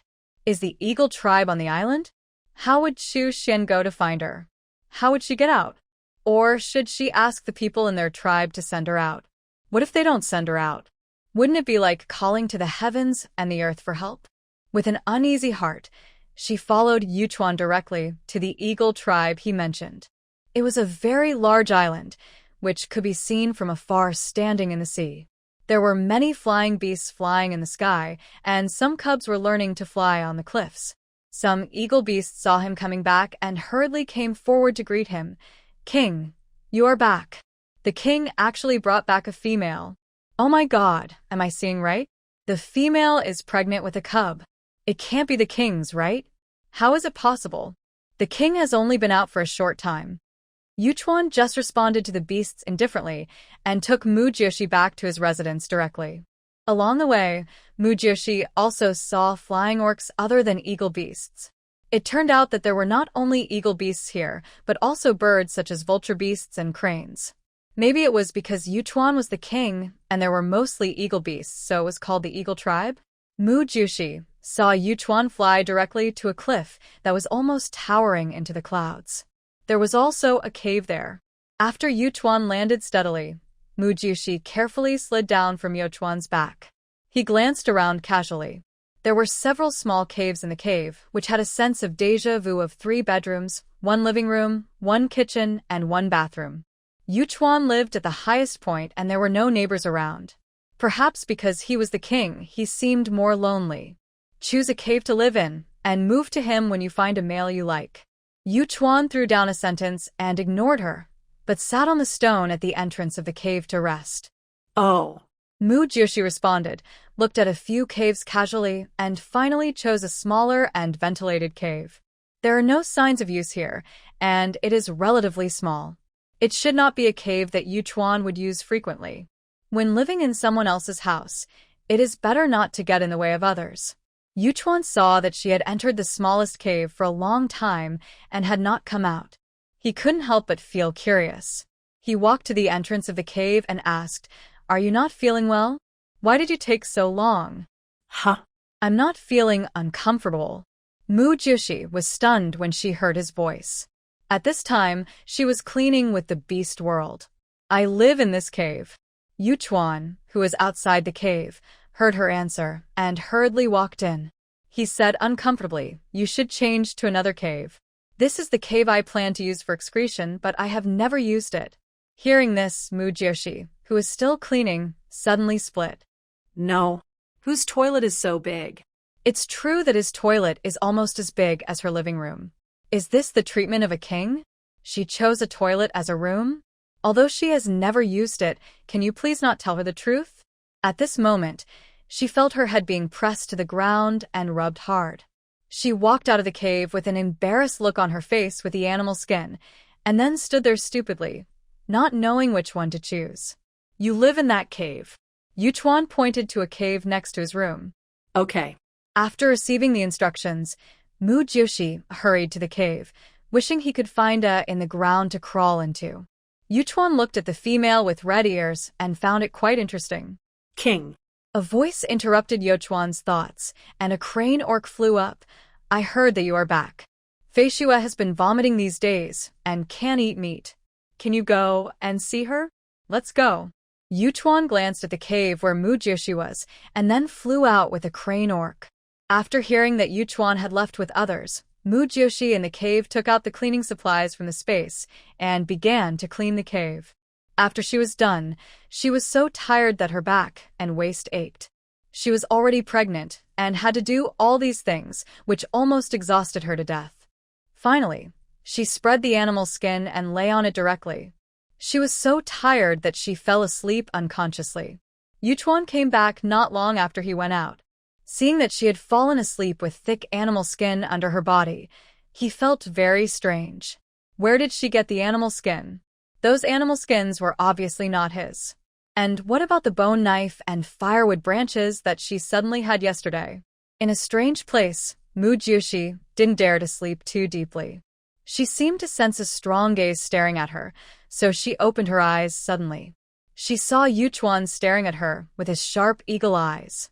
Although his eyes were not as scary as Kongming's, she felt uncomfortable being stared at like that. She looked at him with some fear and said nervously, "Why are you looking at me like that?" Yuchuan pointed at the animal skins under her, and his thin lips moved slightly. "Where did you get these animal skins?" Mu Jushi was afraid that he would misunderstand that she was touching his things, so she hurriedly said, "These are mine. I didn't take yours." Yuchuan frowned. Of course, he knew that the animal skins were not his, but when he brought her here, she obviously had nothing, and now there were so many of them. It was really a strange female. Mu Jushi knew that he had become suspicious, and said cautiously, "Maybe you feel very strange, but I don't want to say it, okay?" Well. As a male, he naturally would not force a female to say something she did not want to say. Looking at her big belly, he thought of what happened when he went to see Feishua just now, and he asked, "When you females are pregnant with cubs and can't eat, how do you solve it?" Busy eating fruit. In the eyes of them carnivorous orcs, only meat can fill their stomachs, and fruits are just supplementary food. When their females are pregnant with cubs and can't eat, they will lose a lot of weight. Although the pig beast in front of him is pregnant with cubs, her figure is still plump. It seems that she has not been affected by the pregnancy, so he is curious about how she did it. Mu Jiushi didn't expect him to ask her such a question. She also had times when she couldn't eat in the early days, but she didn't eat so monotonously and ate everything, so the reaction was not too big. When eating meat, just mix some peppers or sour things. Try to remove the fishy smell. It will be better after cooking, and try to eat lean meat, not fat. Yuchuan raised his eyebrows when he heard this. What kind of strange taste is this? He doesn't even eat fat? What's the meaning of cooking? Teach me how to do it, and I will exchange it with you for a 6th level crystal core. If this problem is solved and the females of their tribe can suffer less, then he doesn't mind this few crystal cores. Mu Jiushi found it a little unbelievable. He just told him how to do it, but he gave her a 6th level crystal core? It has to be said that the king's reward is generous. She smiled and said, "That's not necessary. You saved me, gave me a place to live, and brought me to a safe place. I can't thank you enough. So how can I ask for your things? I can teach you for free." Yuchuan brought Mu Jiushi to the ground, and under her instructions, dug a stone pot similar to a tripod, except that the legs of the stone pot were thicker and shorter than those of the tripod. She taught him how to cook meat, what ingredients to put, and how much salt to put. Since they lived on an island, she taught him how to extract salt from seawater. With Mu Jiushi's endless guidance, Yuchuan made a pot of fragrant broth. During this time, many curious orcs came up to watch. They heard that it was possible to be nice to females, so the watching orcs also learned a little bit. When Mu Jiushi took the first bite of meat, he couldn't help but praise, "Eagle King, you are so smart. You do it so well just by saying it once." Yuchuan felt a little strange when he heard her call him Eagle King, and he couldn't tell what the feeling was. She called him Eagle King, but her tone didn't have the feeling of keeping a distance like other orcs. It seemed that to her it was just a title, not a king who was high above him. He did learn everything quickly, except for coaxing females, so even though he was as strong as the 9th level and was still a king, he was still a single beast. Females of his age thought he was too cold and had many partners, while females younger than him, because he was a king, most of them respected him more and didn't dare to have improper thoughts about him. He couldn't help but look at Mu Jiushi a few more times. This female, who was full of secrets, really made people want to know more. After Mu Jiushi was full, he saw Yuchuan still teaching those orcs what she had just taught him, and couldn't help but think that he was really a good king who cared about the people and would share any benefits with his people. She got up and walked to Yuchuan and asked him, "Eagle King, you are teaching them here, can I walk around nearby?" Actually, she just wanted to get some coconut seeds. When Yuchuan took her flying in the sky, she had already seen a small patch of coconut trees not far away. "Yeah," Yuchuan responded, and continued to teach the orcs. Mu Jiushi quickly walked towards the place where the coconut trees were, and then put them into the space when no one was around. When she walked under the coconut tree, many of them had fallen from the bottom because they were ripe. Seeing such a scene, she was simply delighted. When she walked over, she was still worried that the tree was too high for her to reach it. Unexpectedly, so many of them fell on the ground. She looked around happily, and when she found that there was no one, she quickly picked up the coconuts that fell on the ground and put them into the space like picking up money. Yuchuan was still teaching the orcs. In his spare time, he looked around, and when he didn't see Mu Jiushi, he frowned. "Has anyone seen where the female pig beast went?" Everyone said no. "It seems to have gone over there." One of the orcs pointed in the direction of the coconut tree. Yuchuan looked in the direction he pointed. Her heart skipped a beat, and she quickly ran over. Mujiukshi. When he saw Mu Jiushi picking coconuts under the coconut tree, he rushed towards her even faster. When Mu Jiushi heard him calling her, she was so scared that she didn't dare to put the coconut into the space. She quickly stopped moving, holding a coconut tightly in her hand. She turned her head stiffly and saw Yuchuan rushing towards her with an anxious look on his face. After coming to her side, he quickly picked her up and left the range of the coconut tree. Mu Jiushi's heart was frightened by his actions. After he stopped, She asked inexplicably, "What's wrong? Are these fruits planted by orcs?" She had just looked at it, and it didn't look like someone planted it at all. And if someone planted it, how come so many of them fell and no one came to pick them up? Yuchuan checked whether she had any injuries on her body and said with some concern, "What are you doing in there? Those fruits are so big, they will hurt you if they fall." Mu Jiushi looked up at the coconuts that had fallen off, and a row of ellipses appeared in her mind. In order not to embarrass Yuchuan, she muttered softly, "I want to eat." Yuchuan looked at her in disbelief. "Eat this fruit?" None of the orcs here liked to eat this hard thing. Thinking that she came from outside, maybe she had never seen this fruit, so she thought it was edible, so she explained to her, "This is not edible, it's very hard, you can't eat it." How could the orcs who even found it difficult to eat raw meat eat this hard fruit? Mu Jiushi told him seriously, "It's edible, I can eat it." Yuchuan frowned slightly and looked at her with confusion. Why is she so stubborn? Seeing that he didn't believe what she said, Mu Jiushi took out a bone knife from the space and cut open the shell of the coconut and cut off the top of the coconut where it sprouted. In order to prevent the coconut milk from pouring out, she only cut a small piece to reveal a small hole in the coconut. She brought the coconut close to her nose and smelled it. A sweet and elegant smell with a unique fragrance and a slight milky aroma made her feel relaxed and happy. "I think it should not be spoiled." After taking a light sip, the sweetness is relatively light. Unlike artificially added sugar or flavors, it is more natural and pure. In addition to being sweet, it also has a unique fragrance. This fragrance is fresh and pleasant, as if it carries the breath of ocean and tropical style. When people taste it, they feel as if they're on an island and feel a kind of spiritual pleasure and relaxation. In addition, coconut milk also has a subtle, milky fragrance. This milky fragrance is not very strong, but light and continuous, as if it is the natural fragrance brought by the flesh of the coconut itself. The taste is very unique. It is a slightly viscous liquid. It is smooth as silk when it enters the mouth, giving people a soft and delicate feeling. In this hot summer, drinking a sip of coconut juice can make people feel refreshed and satisfied. Seeing her intoxicated expression, Yuchuan thought she was poisoned and quickly snatched the coconut from her hand. "Mu Jiushi, are you okay?"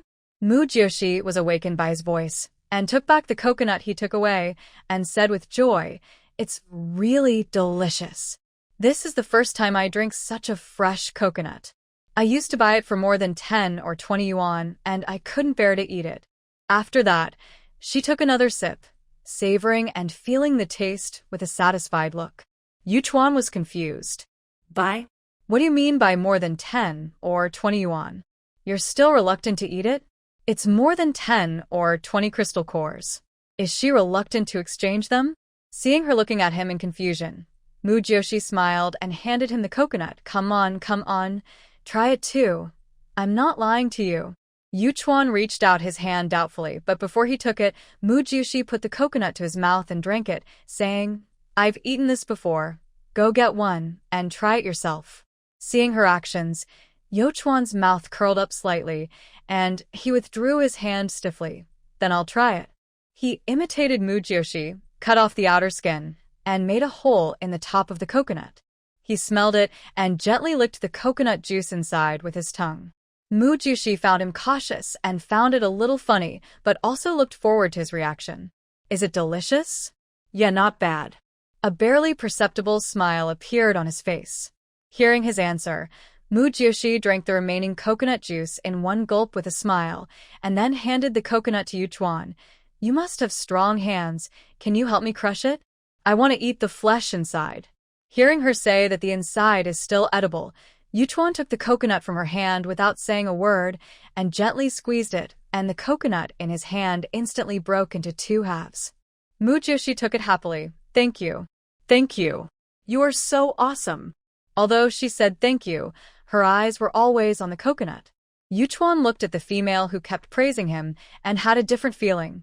He was a 9th level, and everyone would think that it was a small thing like crushing fruits, but this female thought he was awesome? Were the males she met too weak? But when she rescued her, Her two males were also obviously 8th level. However, what he didn't know was that it was just Mujoshi's sincere thanks, and more of a polite remark. Mujoshi scraped the coconut meat with a bone knife, and soon a layer of coconut meat was scraped off by her, and she put it into her mouth to taste it carefully. Wow. It's really delicious. I'll get another one, she said, and walked into the coconut forest. Yuchuan quickly reached out to stop her. Just wait here, I'll get it for you.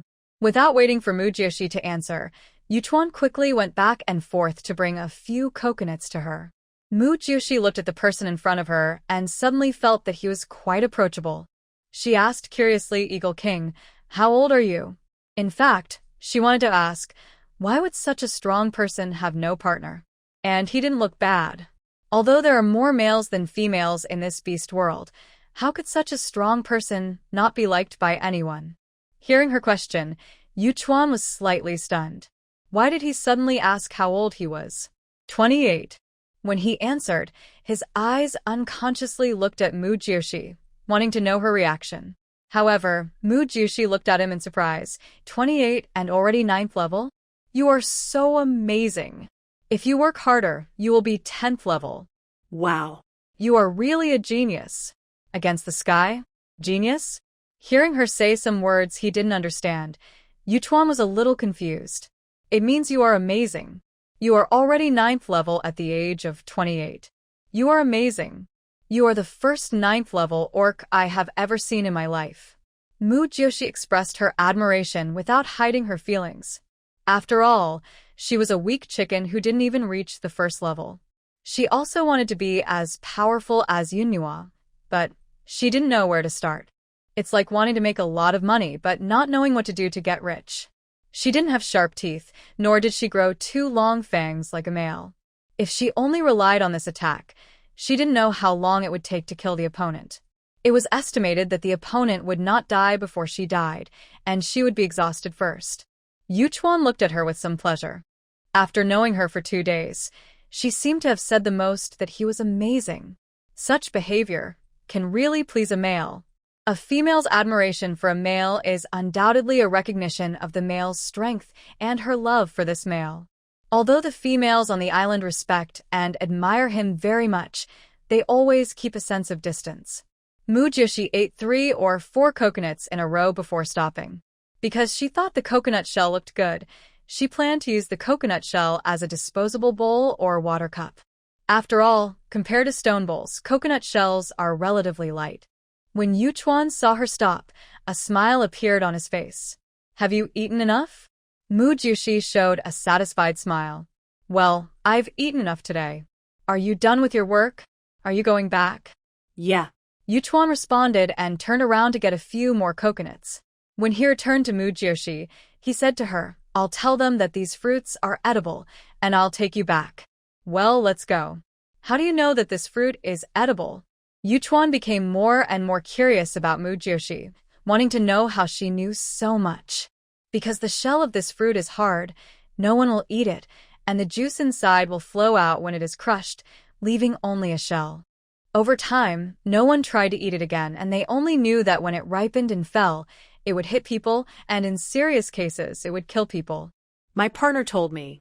Mujoshi was worried that he would ask questions to the end, so she threw the questions directly to others. After cooking meat and refining sea salt, Mujoshi knew that Yuchuan was just a curious baby. If there was anything he didn't understand, he would ask to the end. The most asked question was, how did you know all this? If she asked too many questions, she didn't know how to answer, and if she talked too much, she would even talk about her previous life. Your partner is quite special and knows a lot. When he said this, Yuchuan felt a little uncomfortable while admiring him. He felt like he was being outdone. Hearing his words, Mujoshi smiled and said nothing more. It was not that her partner was great, but that the people in her previous life dared to try anything. The two returned to the place where they had just cooked. After Yuchuan told the orcs how to eat coconuts, he changed into an animal form and said to Mujoshi, come up, I'll take you back. Yes. After Yuchuan took Mujoshi to high altitude, the orcs behind him began to whisper, why is the king so good to a female pig beast? That female pig beast doesn't seem to be afraid of the king. That's the 9th level. She is so comfortable next to the king. You know what, I always feel very nervous every time I stay next to the king. Me too. Mu Joshi, who was sitting on Yu Chuan's back, saw that he was not flying in the direction of the cave on the cliff, so he leaned close to him and asked loudly, "Eagle King, where are we going?" Yu Chuan replied slowly while flying, "The weather is hot. Let's go take a bath in the lake." "You don't have to shout so loudly. I can hear you." Mu Joshi laughed awkwardly twice. "The wind is so strong. I thought you couldn't hear it." Yu Chuan took Mu Joshi and flew directly into the center of the lake. Mu Joshi took a breath and subconsciously grabbed the fur on his back.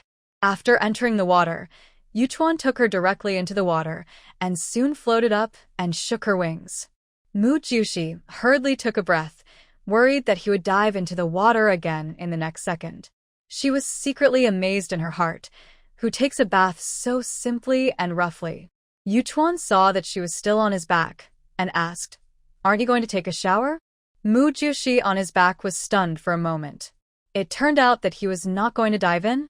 She quickly let go, got off his back, and slid directly into the water. If Kong Ming hadn't forced her to learn how to swim when she was a child, she would have been scared to death. She rubbed and washed her body, and then dived into the water to wash her head. Yu Chuan was also using his beak to tidy up and clean his feathers. When Mu Joshi floated up from the water, she saw Yu Chuan tidying up his feathers, and she felt a sense of inexplicable humor. It was really the first time she saw an eagle taking a bath. She asked him while washing clothes, "Your feathers are all wet. Can you still fly later?" Yu Chuan stopped arranging the feathers and looked up at her, who was soaked all over. "Okay, are you done?" Mu Joshi rubbed the dirty spots on the clothes and responded lightly, "Well, it's basically okay." Yu Chuan turned around and carried her on his back, then come up, go back, and change into a dry animal skin. Otherwise, it's easy to get sick. Yes. As soon as Mu Joshi got close to Yu Chuan's back, Yu Chuan spread his broad wings, flapped twice in the water, and immediately took off in the water. This scene shocked Mu Joshi beyond words. She had seen a video of an eagle taking off in the water on her mobile phone before, and she was shocked at the time. That posture, that spirit, was so handsome. Now she has experienced it in person, seen it with her own eyes, and been there in person. She doesn't know how to describe the feeling at this moment. She just wanted to praise him with the most beautiful words, but now she couldn't think of any better words except the word awesome. It's true that if you don't study hard, you will regret it when you need it. After Yu Chuan brought her back to the cave, he returned to his own cave, and Mu Joshi also returned to his own cave, carrying wet clothes. When Yu Chuan took the animal skin to Mu Joshi, he saw her covering herself in the animal skin and arching around. He asked with some confusion, "What are you doing?" After she arched the animal skin open, she smiled and said, "My hair is a little wet. Wipe it off." When Yu Chuan saw her beast form, a flash of surprise flashed in his eyes. It turned out to be a completely white pig beast. The ones he had seen before were all black, or the body was white, the head was black, and the back and buttocks were black. This was the first time he had seen a completely white one. And even in beast form, her skin was very good and tender, making people want to eat her. He glanced at her, swallowed his saliva involuntarily, and spoke slowly, "I thought you didn't have enough animal skins, so I brought some animal skins to you." "Thank you, I have enough animal skins, you can take them back," Mu Joshi said and continued to get into the quilt to wipe her hair. Yu Chuan stood at the entrance of the cave and hesitated to speak, and finally put the animal skins next to her. "Then you should rest early." Her buzzing voice came from the quilt, "Yeah, you too." After Yu Chuan left, Mu Joshi turned into a human form to put on clothes, and hung the wet clothes on the side of the cave. When she saw the animal skins left by Yu Chuan, she didn't know whether to collect them or not. In the end, she didn't move the animal skins, but just left them there. After she was done, she lay on the animal skins and looked at the space again. The question mark still had no signs of being moved. A day has passed, and Chu Xian and the others haven't escaped yet? She couldn't help but raise her hand and touch her belly, praying in her heart that the father of her child would survive this difficulty safely, and Kong Ming as well. Suddenly, the place where she let go moved. She was startled and looked up quickly. She saw a small bulge on her belly. Mu Jiushi was shocked by the look. It was amazing. Before, she was pregnant with snake eggs quietly, but now she could really feel the existence of life in her belly. She was so excited that she wanted to share it with others, but there was no one around her. Her eyes suddenly dimmed. She felt happy because of the fetal movement, but she felt a little lost because there was no one around to share. After sorting out her emotions, she took out the apple and carved some words on it. Chu Xian, I miss you so much. I felt the fetal movement today. It's amazing. Are you and Kongming okay? I'm so worried about you. I am Fine. Don't worry. After carving, she put it in an empty place in the space. This time, it turned from a question mark to several question marks. She planted the coconuts she had just picked up in the planting space. Because she didn't know how long it would take for the coconuts to mature, she left a few outside so that she could eat them directly when she wanted to. Through the planting over the years, she already knew the ripening rules of crops in the planting space. That is, crops that take 2 months to mature outside, take 2 days in the planting space, and so on. Because they mature quickly and have high yields, she has a lot of food stored, which she gives away for free to the orcs who suffer from natural disasters, and she doesn't feel bad at all. On the contrary, because she can do something within her ability for them, she feels a little superior. She lay on the animal skin, with nothing around her and an empty heart. She put her hand on her bulging belly and gently stroked it. She fell asleep unconsciously. Maybe it was because she lived too high, she felt a little cold in the middle of the night. She subconsciously reached out to touch it and took the animal skin that Yuchuan put next to her to cover it. The next morning, she was awakened by the urge to urinate. She hurried to the cave that Yuchuan said was used for excretion. When she arrived at the entrance of the cave, she remembered that there was no sand basin inside, and she forgot to bring some sand back yesterday. She hurriedly ran to find Yuchuan again, wanting him to take her down to solve the problem. She ran and shouted, Yuchuan, Yuchuan, are you awake? I need to defecate, can you take me down? Yuchuan, who was still asleep, heard someone calling his name and felt a little strange. Everyone in the tribe called him the king, who would call his name. This voice was a little familiar. It seemed to be. That's right. The pig beast from yesterday. He slowly opened his eyes, still a little sleepy, and saw Mu Jiushi looking at him dumbfounded. In an instant, his face turned a little red, and he said with a little embarrassment, Is there something wrong with you? Mu Jiushi was awakened by his voice, and his face turned red. Can you take me down? She patted her hot cheeks, but it was so embarrassing. But don't everyone like to use the beast form when they sleep? Except for the Beastmen who have partners, they use human form because they want to be closer to their partners. Perhaps because of embarrassment, Yuchuan changed into beast form and walked to her side, saying a little uncomfortably, Let's go. Mu Jiushi followed him like a quail, feeling depressed. Why did he have to make such an embarrassing situation every day? When they reached the edge of the cliff, Yuchuan stopped and squatted, and Mu Jiushi also climbed up consciously. After solving the 3 urgent needs, Mu Jiushi wanted to go to the beach to get some sand to use as a sand basin so that he would not have to bother Yuchuan all the time. Eagle King, I want to go to the beach to get some sand to use as a sand basin, is that okay? Yuchuan heard her call him Eagle King, and his eyebrows slightly raised. Didn't she just call his name? Let's go, I'll go with you. Because he rarely defecated at home, he had never used the cave for defecating, and naturally, he would not prepare those things. Now there was suddenly a female, and he had to buy the things that needed to be bought. After all, that was his home. Originally, I wanted her to find a suitable male and let her move to her new partner's place, but now she is pregnant with a cub, and I don't know if her 2 partners can come back alive to find her. I guess she is not in the mood to find a new partner now, so it's not impossible for him to take care of her for a while. When the 2 walked to the beach, it was early in the morning, and everything was immersed in tranquility. The waves gently hit the beach, making a peaceful and rhythmic sound, as if it was a lullaby of nature. The air was filled with a light salty smell, and Mujyoshi suddenly felt relaxed and happy, as if all the troubles and depressed moods were blown away with the sea breeze. I just arrived yesterday and had no mood to feel it.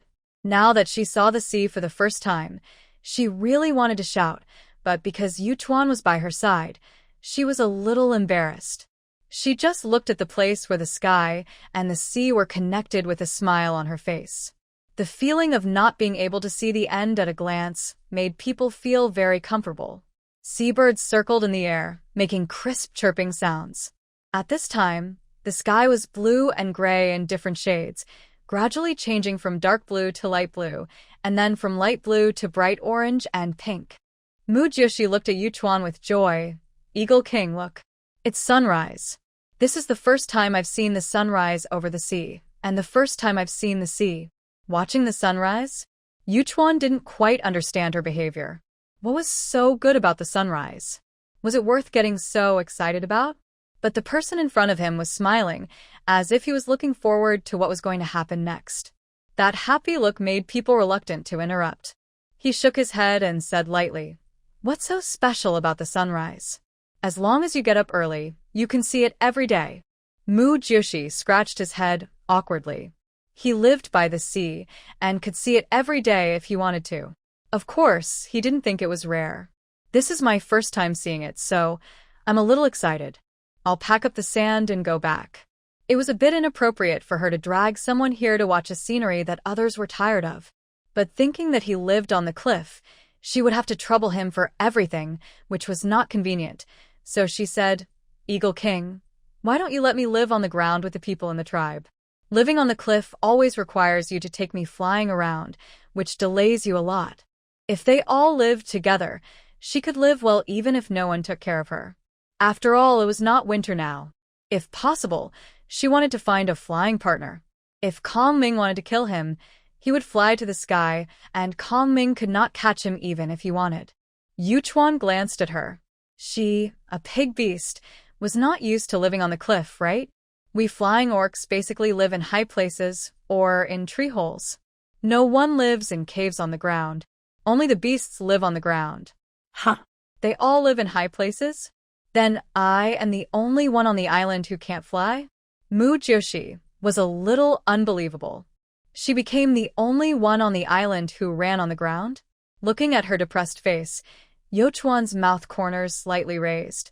Well, some flying orcs find partners who can't fly and live outside the island with their partners, so except for the beasts, everyone on the island can fly. He answered seriously, leaving Mujyoshi no longer with any other ideas. Forget it. Having a king to protect is always better than other orcs. At this time, a dazzling light appeared on the sea level. Look, the sun is coming out. Mujyoshi pointed to the sea level happily, his eyes full of joy. Yuchuan looked at her quietly, wondering why the sunrise could make her so happy and how a spoiled female could be so easily satisfied. As time went by, the edge of the sun began to quietly appear on the horizon. At first, it was just a small, faint bright spot, but as time passed, it gradually became larger and brighter. When the first ray of sunlight from the sun shone on the sea, the whole world seemed to be lit up. The seawater began to reflect the sun's light, shining with golden spots, and the entire sea surface became a golden ocean, sparkling and dazzling. Mujyoshi retracted her gaze and turned to look at Yuchuan with a satisfied light in her eyes. "Let us go." Yuchuan pointed to the sun, which had only a small head. "Don't you want to see the sunrise? It hasn't risen yet." "I've seen it." She turned her head to look at the sea level, with a slight smile on her lips. "It's beautiful."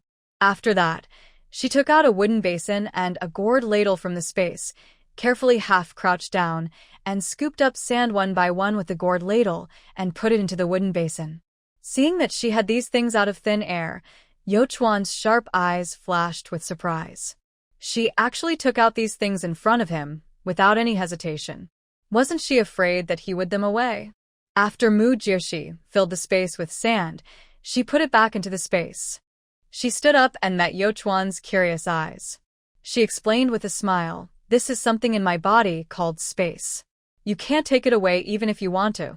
Even if you kill me, you can't get it, so I don't mind using it in front of you. And as a 9th level, you're also quite upright. You will think of the tribe when there is anything good. I think you should not do things that harm others and benefit yourself, right? It seemed like an easy question, but her palms were sweating. If the Eagle King didn't help her with the trivial matters in life, then she couldn't have been using the space secretly under his nose. Sooner or later, it would be exposed. It would be better to confess earlier so that she could use it earlier and feel more comfortable. Yuchuan looked at her with a smile. You really trust me. As a male and a 9th level male, he naturally would not covet a female's things, not to mention that it was something he could not get even if he coveted. She had 2 8th level partners.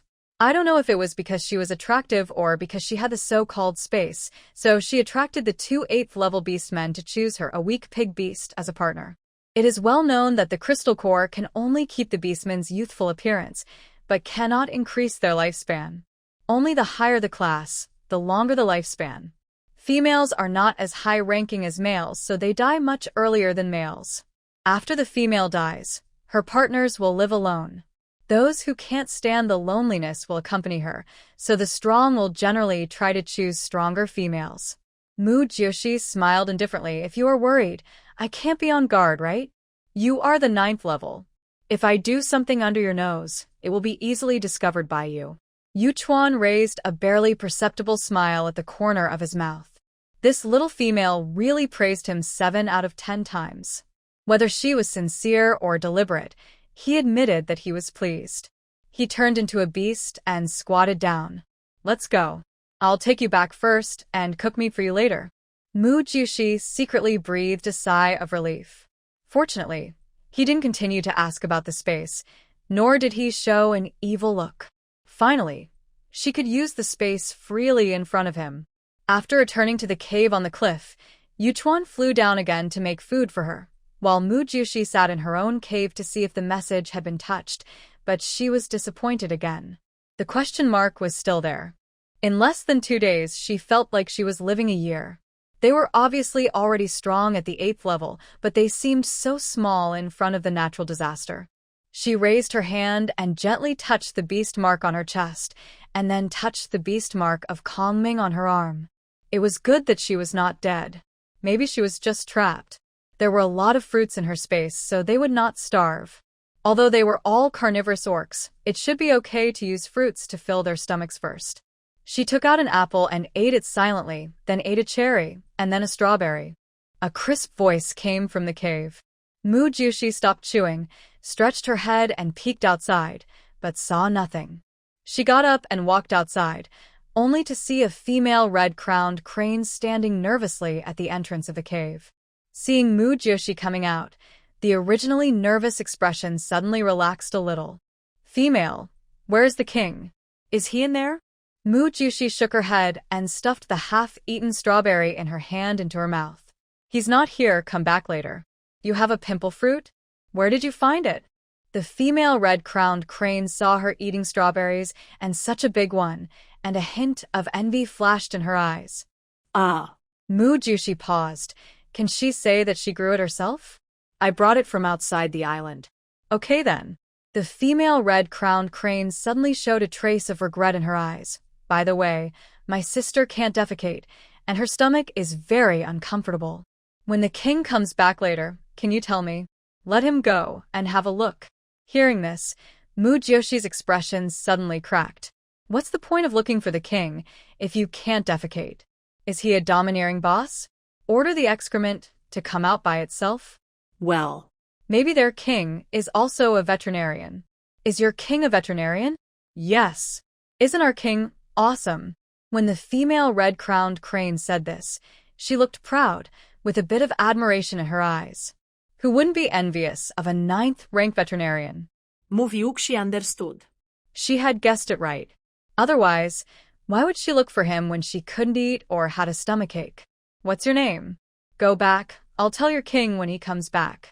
Seeing that she was willing to tell him, the female red-crowned crane happily spread her wings and flapped them. Thank you so much. My name is Xiaoro, and my sister's name is Xiaowen. Mu Jiushi agreed with a smile. Okay, I'll tell them. Just when she thought she was leaving, she started gossiping. She looked around like a guilty thief, then leaned close to Mu Jiushi and whispered, "Aren't you afraid to live with such a powerful king? Aren't you nervous?" Mu Jiushi looked at her strangely. "He won't eat me. Why should I be afraid? I haven't done anything wrong. Why should I be nervous?" Xiao was a little angry, but he is at the 9th level. Just standing there, the aura is different. It makes people want to kneel down. He is your king, not my king. You want to worship him, but I don't. Although it was a bit creepy when Yuchuan stared at her, he didn't stare at her all the time. Besides, she was pregnant with a cub. She was in a nervous state all day, which was not good for the cub.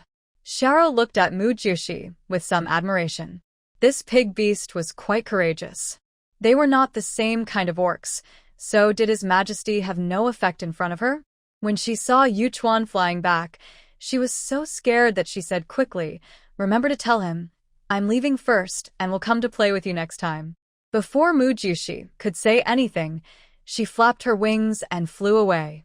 As soon as she left, Yuchuan flew to not far behind Mu Jiushi, holding a piece of meat wrapped in leaves in his mouth. He changed into a human form and caught the meat with his hands, then asked Mu Jiushi, "What is she doing here?" Mu Jiushi turned around and walked towards him with a smile on his face. She said her sister Xiaowen had a stomachache and couldn't defecate, so she wanted you to go and see her. Yuchuan put the meat in her hand and replied softly, "Yeah, I see." She took the meat with a smile, her eyes full of gratitude. "Thank you. Eagle King, are you a veterinarian? You are so amazing, you know everything." The corners of Yuchuan's mouth rose slightly. She was talking about how amazing he was again. For some reason, she felt as if she had become much happier in her heart, because I learn everything quickly, I know a little bit of everything. You are so humble. As he spoke, Mu Jiushi walked towards the cave. The meat had to be eaten while it was hot. And Yuchuan followed her silently. Mu Jiushi saw him coming in as well, and was a little confused. "Aren't you going to see Xiaowen? She is also pregnant, and is about to give birth. I want to take you with me. You are of different races, so you can get to know each other and know each other's situations, and you can communicate with each other about what to cook and what to eat." His answer surprised Mu Jiushi. He actually knew to let two pregnant women of different races learn from each other and gain experience from it. This king is really dedicated and considers everything for the tribe. "Then can I go with you after I am full?" "Well, it's okay. You eat slowly, and I'll wait for you." Since Yuchuan followed her, Mu Jiushi did not return to her own small cave, but sat directly in the cave that was similar to a hall and ate with relish. Carnivorous orcs do not need to eat every meal, so Mu Jiushi did not intend to pay attention to him, but having someone watching her eat next to her made her feel guilty that she was eating alone. So she took out several kinds of fruits from the space and handed them to Yuchuan. "You give me meat, and I give you fruit." Yuchuan was a little surprised. It was normal for males to take care of females, so why did she give him fruit in exchange? And there were fruits in her space? He couldn't help but become more and more curious about the person in front of him. He took the fruit handed over by Mu Jiushi with a little stiff movement. In addition to giving food to females, males would also protect their food. This female actually took the initiative to give food to males. He really couldn't understand the female in front of him more and more. He blurted out, "Are you so nice to everyone?" "Ah? Nice to whom?" Mu Jiushi was a little confused. Who did he see her being nice to? When he saw the fruit in his hand, he reacted and said with a smile, "That's not the case. I will be nice to whoever is nice to me. Do you think I'm nice to you?" Yuchuan looked doubtful. "We are not related in any way. As a king, you even cook meat for me. Of course you are nice." Now that she has no partner around her, she has to rely on the person in front of her in everything, no matter if it's true or flattering. She must not be willful and make the relationship awkward. Yuchuan smiled unconsciously. If this female continued to praise him, he was afraid that he would feel happy every time he thought about it in the future. After Mu Jiushi finished eating the meat, he took out some fruits from the space and packed them in a leather bag to eat when he went to Xiaowen's place later. After all, they had to communicate with each other, and it would be quite embarrassing to just sit there and chat. Xiao looked very gossipy and she would probably be there later. If she had a good relationship with her, she would not be so bored on this island in the future. Yuchuan saw that she took out so many fruits again, and a hint of surprise flashed in his eyes. How could her space hold so many things? What are you going to pack these fruits for? Go to Xiaowen's place to eat. It will be boring to sit there and chat later. Since we are going to chat, how can we do without melon seeds? Although there are really no melon seeds, it is not impossible to use fruits instead. Yuchuan had a question mark on his face and left after saying what he needed to say. Why was he bored? Mu Jiushi carried a bag of fruit and said with a smile, "Let's go." "I'll get it." Yuchuan took the bag from her hand and walked out of the cave. After Mu Jiushi sat on his back, he picked up the fruit bag on the ground with his claws, spread his wings, and glided in one direction without even flapping his wings. Seeing this, Mu Jiushi exclaimed in his heart, "Cool. Ah, So cool." Yuchuan glided directly to the branch of a big tree and stopped. After he stabilized his body, he let Mu Jiushi down. Mu Jiushi stood on the tree trunk with her feet and dared not move, nor did she dare to look down. Although the tree trunk was quite large, there was no guardrail, and it was so high that she was about to suffer from acrophobia.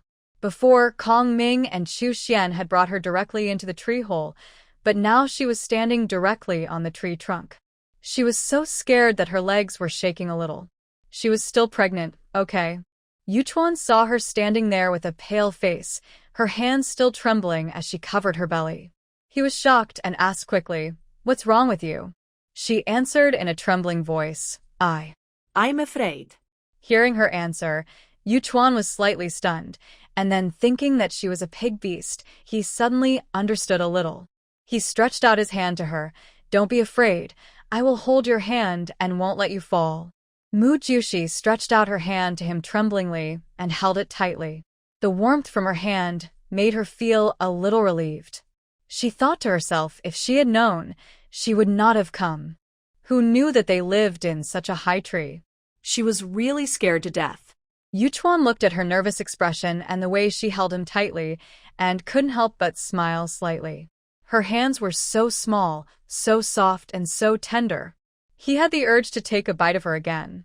That snow-white and delicate skin must be broken by a bite, right? Mu Jiushi moved towards Yuchuan step by step, her heart beating up and down. Although he flew higher and faster when sitting on Yuchuan's back, she just had to sit still, but now she was asked to walk by herself. How could she not be afraid? Feeling the warmth and sense of security emanating from Yuchuan, she gradually relaxed. Yuchuan led her back step by step, smiling and encouraging her. It took Mu Jiushi several minutes to move to the entrance of the tree hole, which was originally a few steps. She breathed a sigh of relief, withdrew her hand, and looked at Yuchuan gratefully. "Thank you." Yuchuan looked at the empty hand. His eyes darkened. "Go in." "Yes." When Mu Jiushi walked into the tree hole, she found that there was no one inside, but there was a staircase leading to the tree hole on the second floor. "Do they live on the second floor?" Yuchuan took her up and explained to her attentively, "Well, everyone lives above the second floor. When it rains, the feathers on their bodies will get wet, and coming in will wet this floor, so no one likes to live directly on this floor." "Is that so?" Mu Jiushi looked left and right curiously. This was the first time she had seen such a big tree house. She had been staying in the tribe before, and everyone walked on four legs, so they all lived in caves. When she left the tribe, she and Kongming occasionally lived in tree holes, but they were not so high, not so big, and not so delicate. Perhaps because she heard the sound of their voices, a female head poked out from the second floor. "King, you are here." When she saw Mu Jiushi, a flash of surprise flashed in her eyes. "Female pig beast, why are you here too?" Hearing the voice, Mu Jiushi knew that the female in front of him was Xiaoro. She also had white hair but with a small part of red. She looked a little playful and didn't seem to be very old. Yuchuan didn't respond to her, but Mu Jiushi smiled and said, "Your king asked me to come here to exchange experiences with your sister about carrying a cub." "Oh, I forgot to ask you, what's her name?" "Mówiłksi." As they were talking, the two had already reached the second floor, where there was only a small window for lighting. Mu Jiushi looked around and there was no one else except Xiaoro sitting alone on the animal skin. "Where's your sister?" Xiaoro pointed helplessly to the third floor. "She went to defecate, and she didn't come down after squatting for a long time." Mu Jiushi chuckled. "Basically, this situation will occur when you are pregnant with a cub, especially when you are about to give birth." Hearing this, Xiaoro immediately became energetic. "Are you like this too? How did you solve it?" He didn't know what caused it, but he knew that most pregnant females would have this situation. This time he flew out of the island just to learn more medical skills, but he didn't expect to rescue her. At this time, a gentle-looking female, with a big belly, walked down from the third floor treehouse carefully, but her face was full of constipation, probably because she still couldn't solve the problem. Seeing her sister coming down, Xiaoro immediately got up from the animal skin and stepped forward to support. "Sister, do you feel better?" Xiaowen shook her head helplessly, still the same. When Xiaoro helped Xiaowen sit on the animal skin, she introduced her to Mu Jiushi. Then the three females began to chat. They were reserved at the beginning, only talking about life during pregnancy and how to solve problems, but in the end they talked about everything, sometimes laughing heartily, sometimes secretly worried, sometimes whispering, and sometimes talking loudly. When they were talking until they were dry, Mu Jiushi asked Yuchuan to share the fruits he brought with them, and the three of them continued to chat. Yuchuan, who was standing aside, almost dozed off while listening. He couldn't understand why the three females had so much to say, and several times they wanted to rush to speak. No wonder Mu Jiushi brought fruits with her. Did she know that she had to say so much? He thought they would leave after saying what they needed to say. The three females chatted for most of the day. When Xiaowen's partner came back from hunting in the afternoon, Xiaoro and Mu Jiushi were reluctant to leave. Yuchuan turned into an animal when he walked outside the tree hole. Because he knew that Mu Jiushi didn't dare to walk on the tree trunk, he let her sit on his back when she was at the entrance of the tree hole. He moved his wings and flew high into the sky. Because the afternoon sun was too strong, Mu Jiushi couldn't stand it, so she quickly wrapped herself with the animal skin that had just wrapped the fruit. When she returned to the cave, she quickly ran to her own small cave, muttering in a low voice, "I'm dying of sun and heat."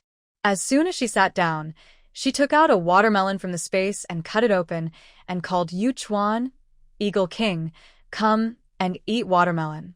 Yuchuan, who was following behind her, raised his mouth slightly. Only when he was a partner and treated his own cubs would he not protect his food. What did she think of him? Why did she call him when there was food? He walked to sit opposite Mu Jiushi and asked her curiously, "Why don't you protect the food?" Mu Jiushi was slightly stunned.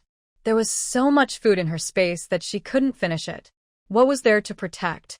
If she had less, she would definitely eat it all by herself. But she still smiled and said, "Didn't I say that you give me meat and I give you fruit?" Yuchuan pondered for a while and said nothing more. Hot and thirsty, Mu Jiushi ate several slices in one breath before stopping. Finally, she lay directly on the animal skin and couldn't help sighing. "It's so comfortable to eat watermelon in the hot season." "Yeah, it's really good," Yuchuan responded and picked up the watermelon rinds. Seeing that he had already started to pick up, Mu Jiushi asked, "Aren't you going to eat it?" "I still have some here. You keep it for yourself. I'll go hunting and cook meat for you in the evening." He took the watermelon rinds and walked to Mu Jiushi's cave. Hearing him say that he would go hunting for her in such a hot sun, Mu Jiushi felt guilty and quickly sat up and said to his back, "The sun is so hot now, let's go later. I don't have to eat meat every meal." Yuchuan stopped and turned back to explain to her, "You are an omnivorous orc and don't need to eat meat every meal, but the cubs in your belly need it. They need to eat meat for their bodies." "Is that so?" Mu Jiushi lowered her head and gently stroked her belly. No wonder Kongming kept asking her to eat more meat when she was pregnant with a snake cub. After Yuchuan left, Mu Jiushi lay on the animal skin and fell asleep. Maybe it was because it was too hot. She was awakened by the heat after only sleeping for a while. At this moment, she suddenly missed Kongming's cool body a little bit, and she didn't know if he was angry after all these things. Anyway, she and Xu Xian were already together, and it was useless for him to be angry. She didn't believe that he would chase them for the rest of their lives.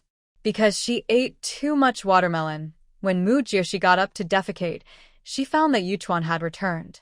He stood at the entrance of the cave in beast form, looking straight into the distance, as if thinking about something. After she finished her 3 urgent needs, she walked towards Yuchuan. Eagle King, you came back so soon? Hearing her voice, Yuchuan turned his head and looked at her. I haven't gone yet. I saw you fell asleep and didn't disturb you. After Mu Jiushi walked to Yuchuan, she sat down not far from him. Feeling the breeze, the scenery here is really good. You can see the sea in the distance, and you can also see the dense forest under the cliff. If you have good eyesight, you can also see prey in a more open place. When you want to eat, just swoop down and grab it. You don't even need to look for it.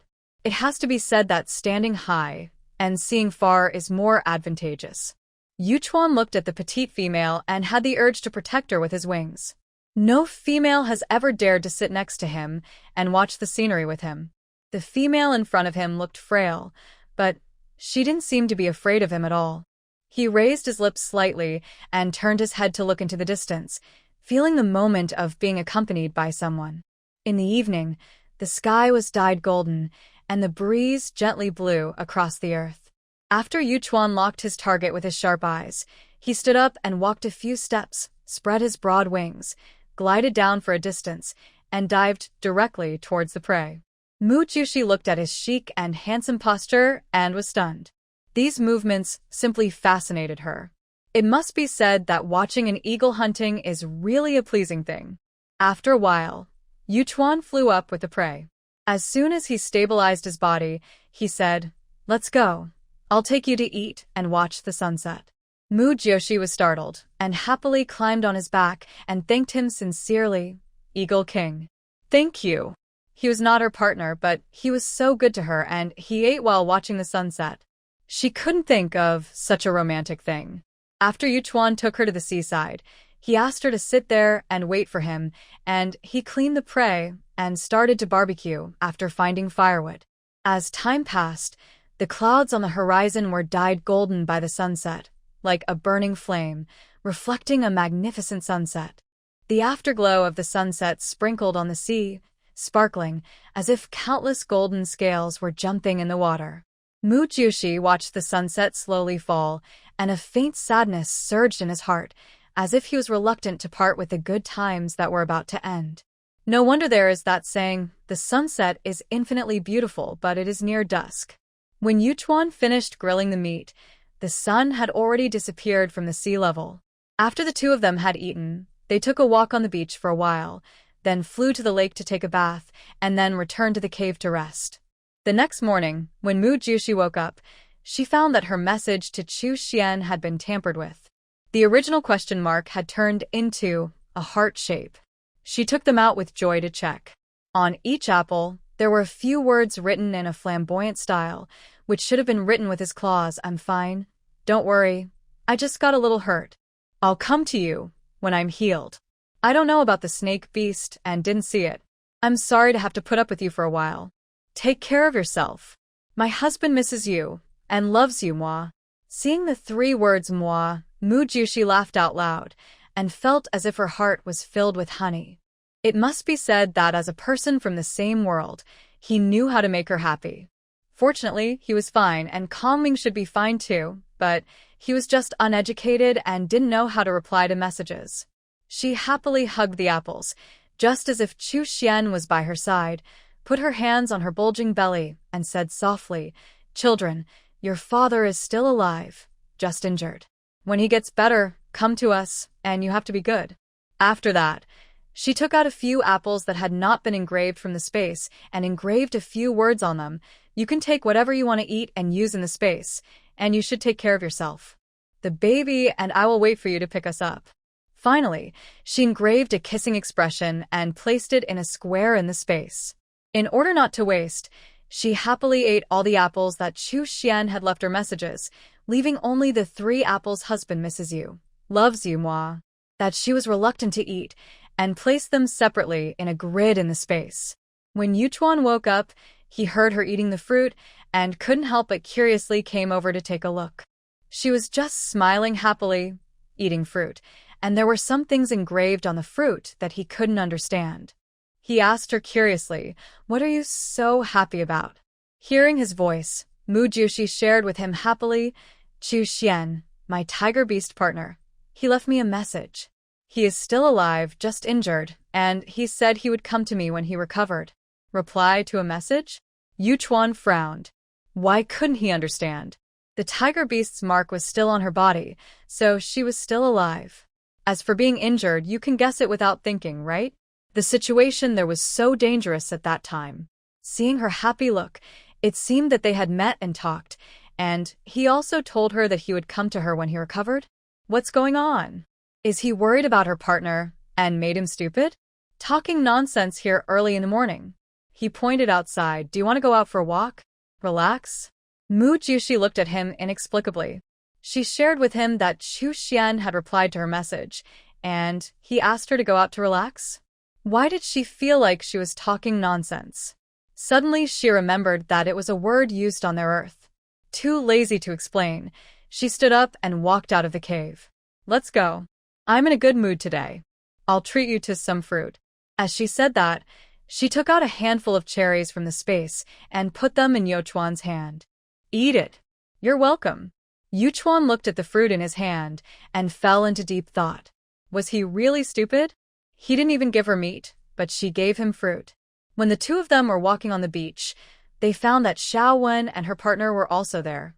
Mu Jushi shouted to her from a distance, "Xiaowen, are you coming for a walk too?" Xiaowen heard her voice, turned around and smiled gently. "Well, you said that walking more would be better, so I asked my partner to accompany me this morning." Yuchuan saw that the two of them were together, and they must be talking endlessly again, so he followed them from a distance.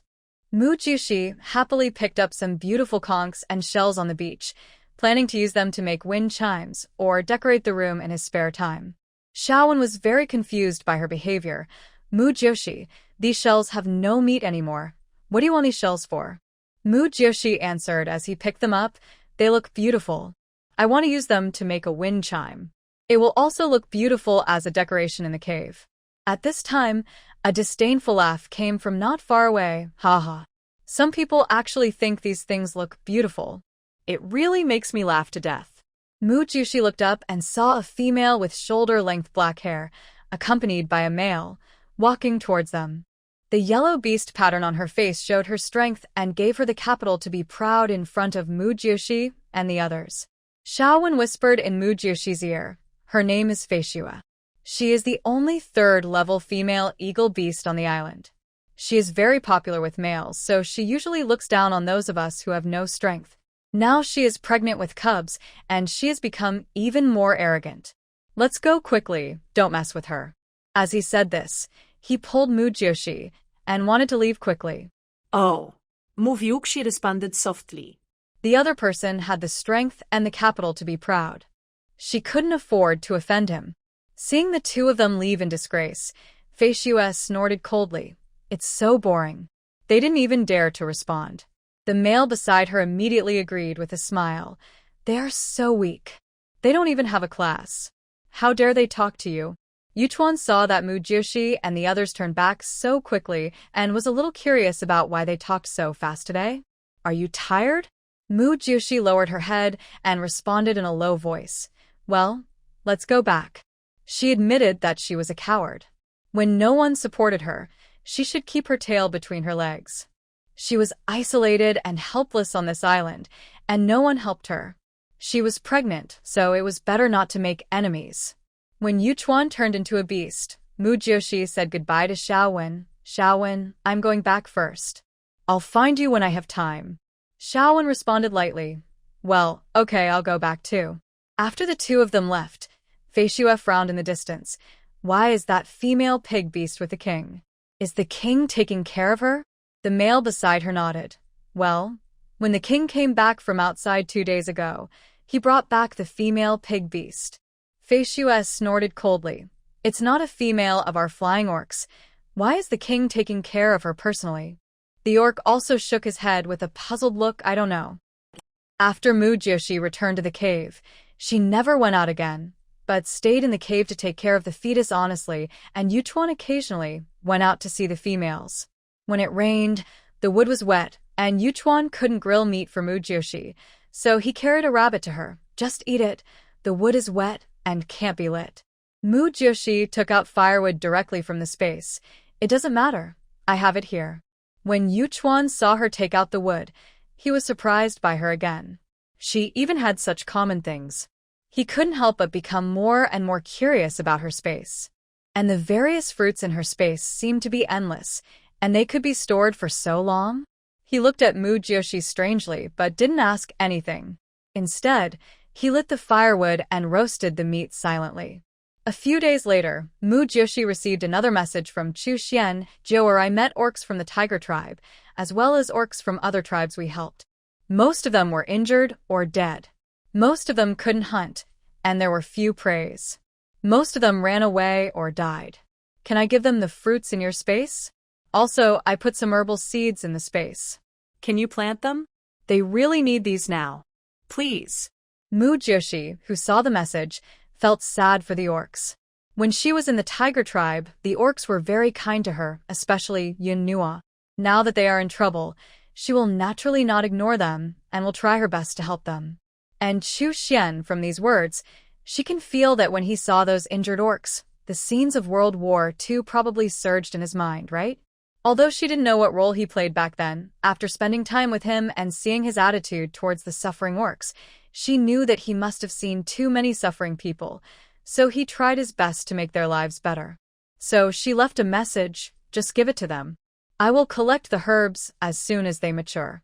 You don't have to rush to find me. I will support them there for a while and help them get through this difficult time. Although I don't have meat to give them, I will give them enough fruits. Finally, take care of yourself. I will always support you.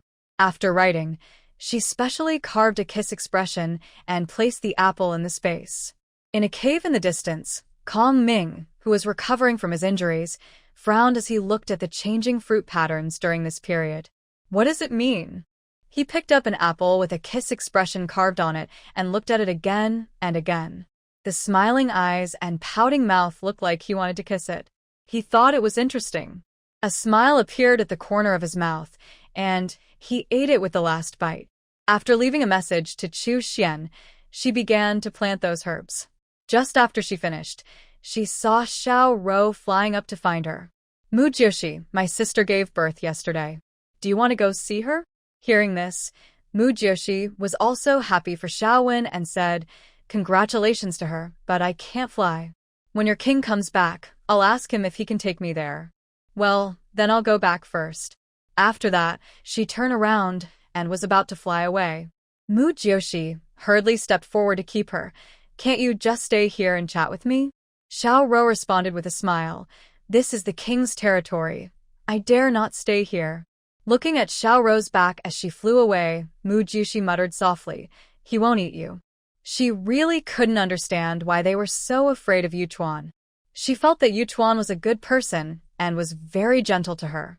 There was nothing to be afraid of. When Yuchuan came back in the evening, Mujioshi told him that she wanted to go see Xiaowen. Yuchuan promised her to go the next day because it was almost dark. So, the next day she packed up all kinds of fruits and went to find Xiaowen, but she found nothing. It turned out that she and Xiao Rou had gone to the beach with their partners. Yuchuan saw that she was finally willing to come out after being bored in the cave for a few days, so he took her to the beach to find them. When they found them, they were sitting under a few coconut trees chatting, so Mujioshi joined them. Just after saying a few words to them, Fei Shui came to them, pointed at the fruits brought by Mujioshi and said, Who brought those fruits? Give me a few, and I will exchange them with your prey. Since she had just gotten pregnant with the cub, she couldn't eat meat at all. There were few fruits on the island, so she was very greedy when she saw all kinds of fruits. When Mujioshi heard that she was willing to exchange them for prey, she was slightly relieved. She thought that she would let them give them away for free because of her strength. She answered a little nervously, I brought them. Which ones do you want? How much prey do you plan to give me? These fruits are brought from outside the island. They are not available here.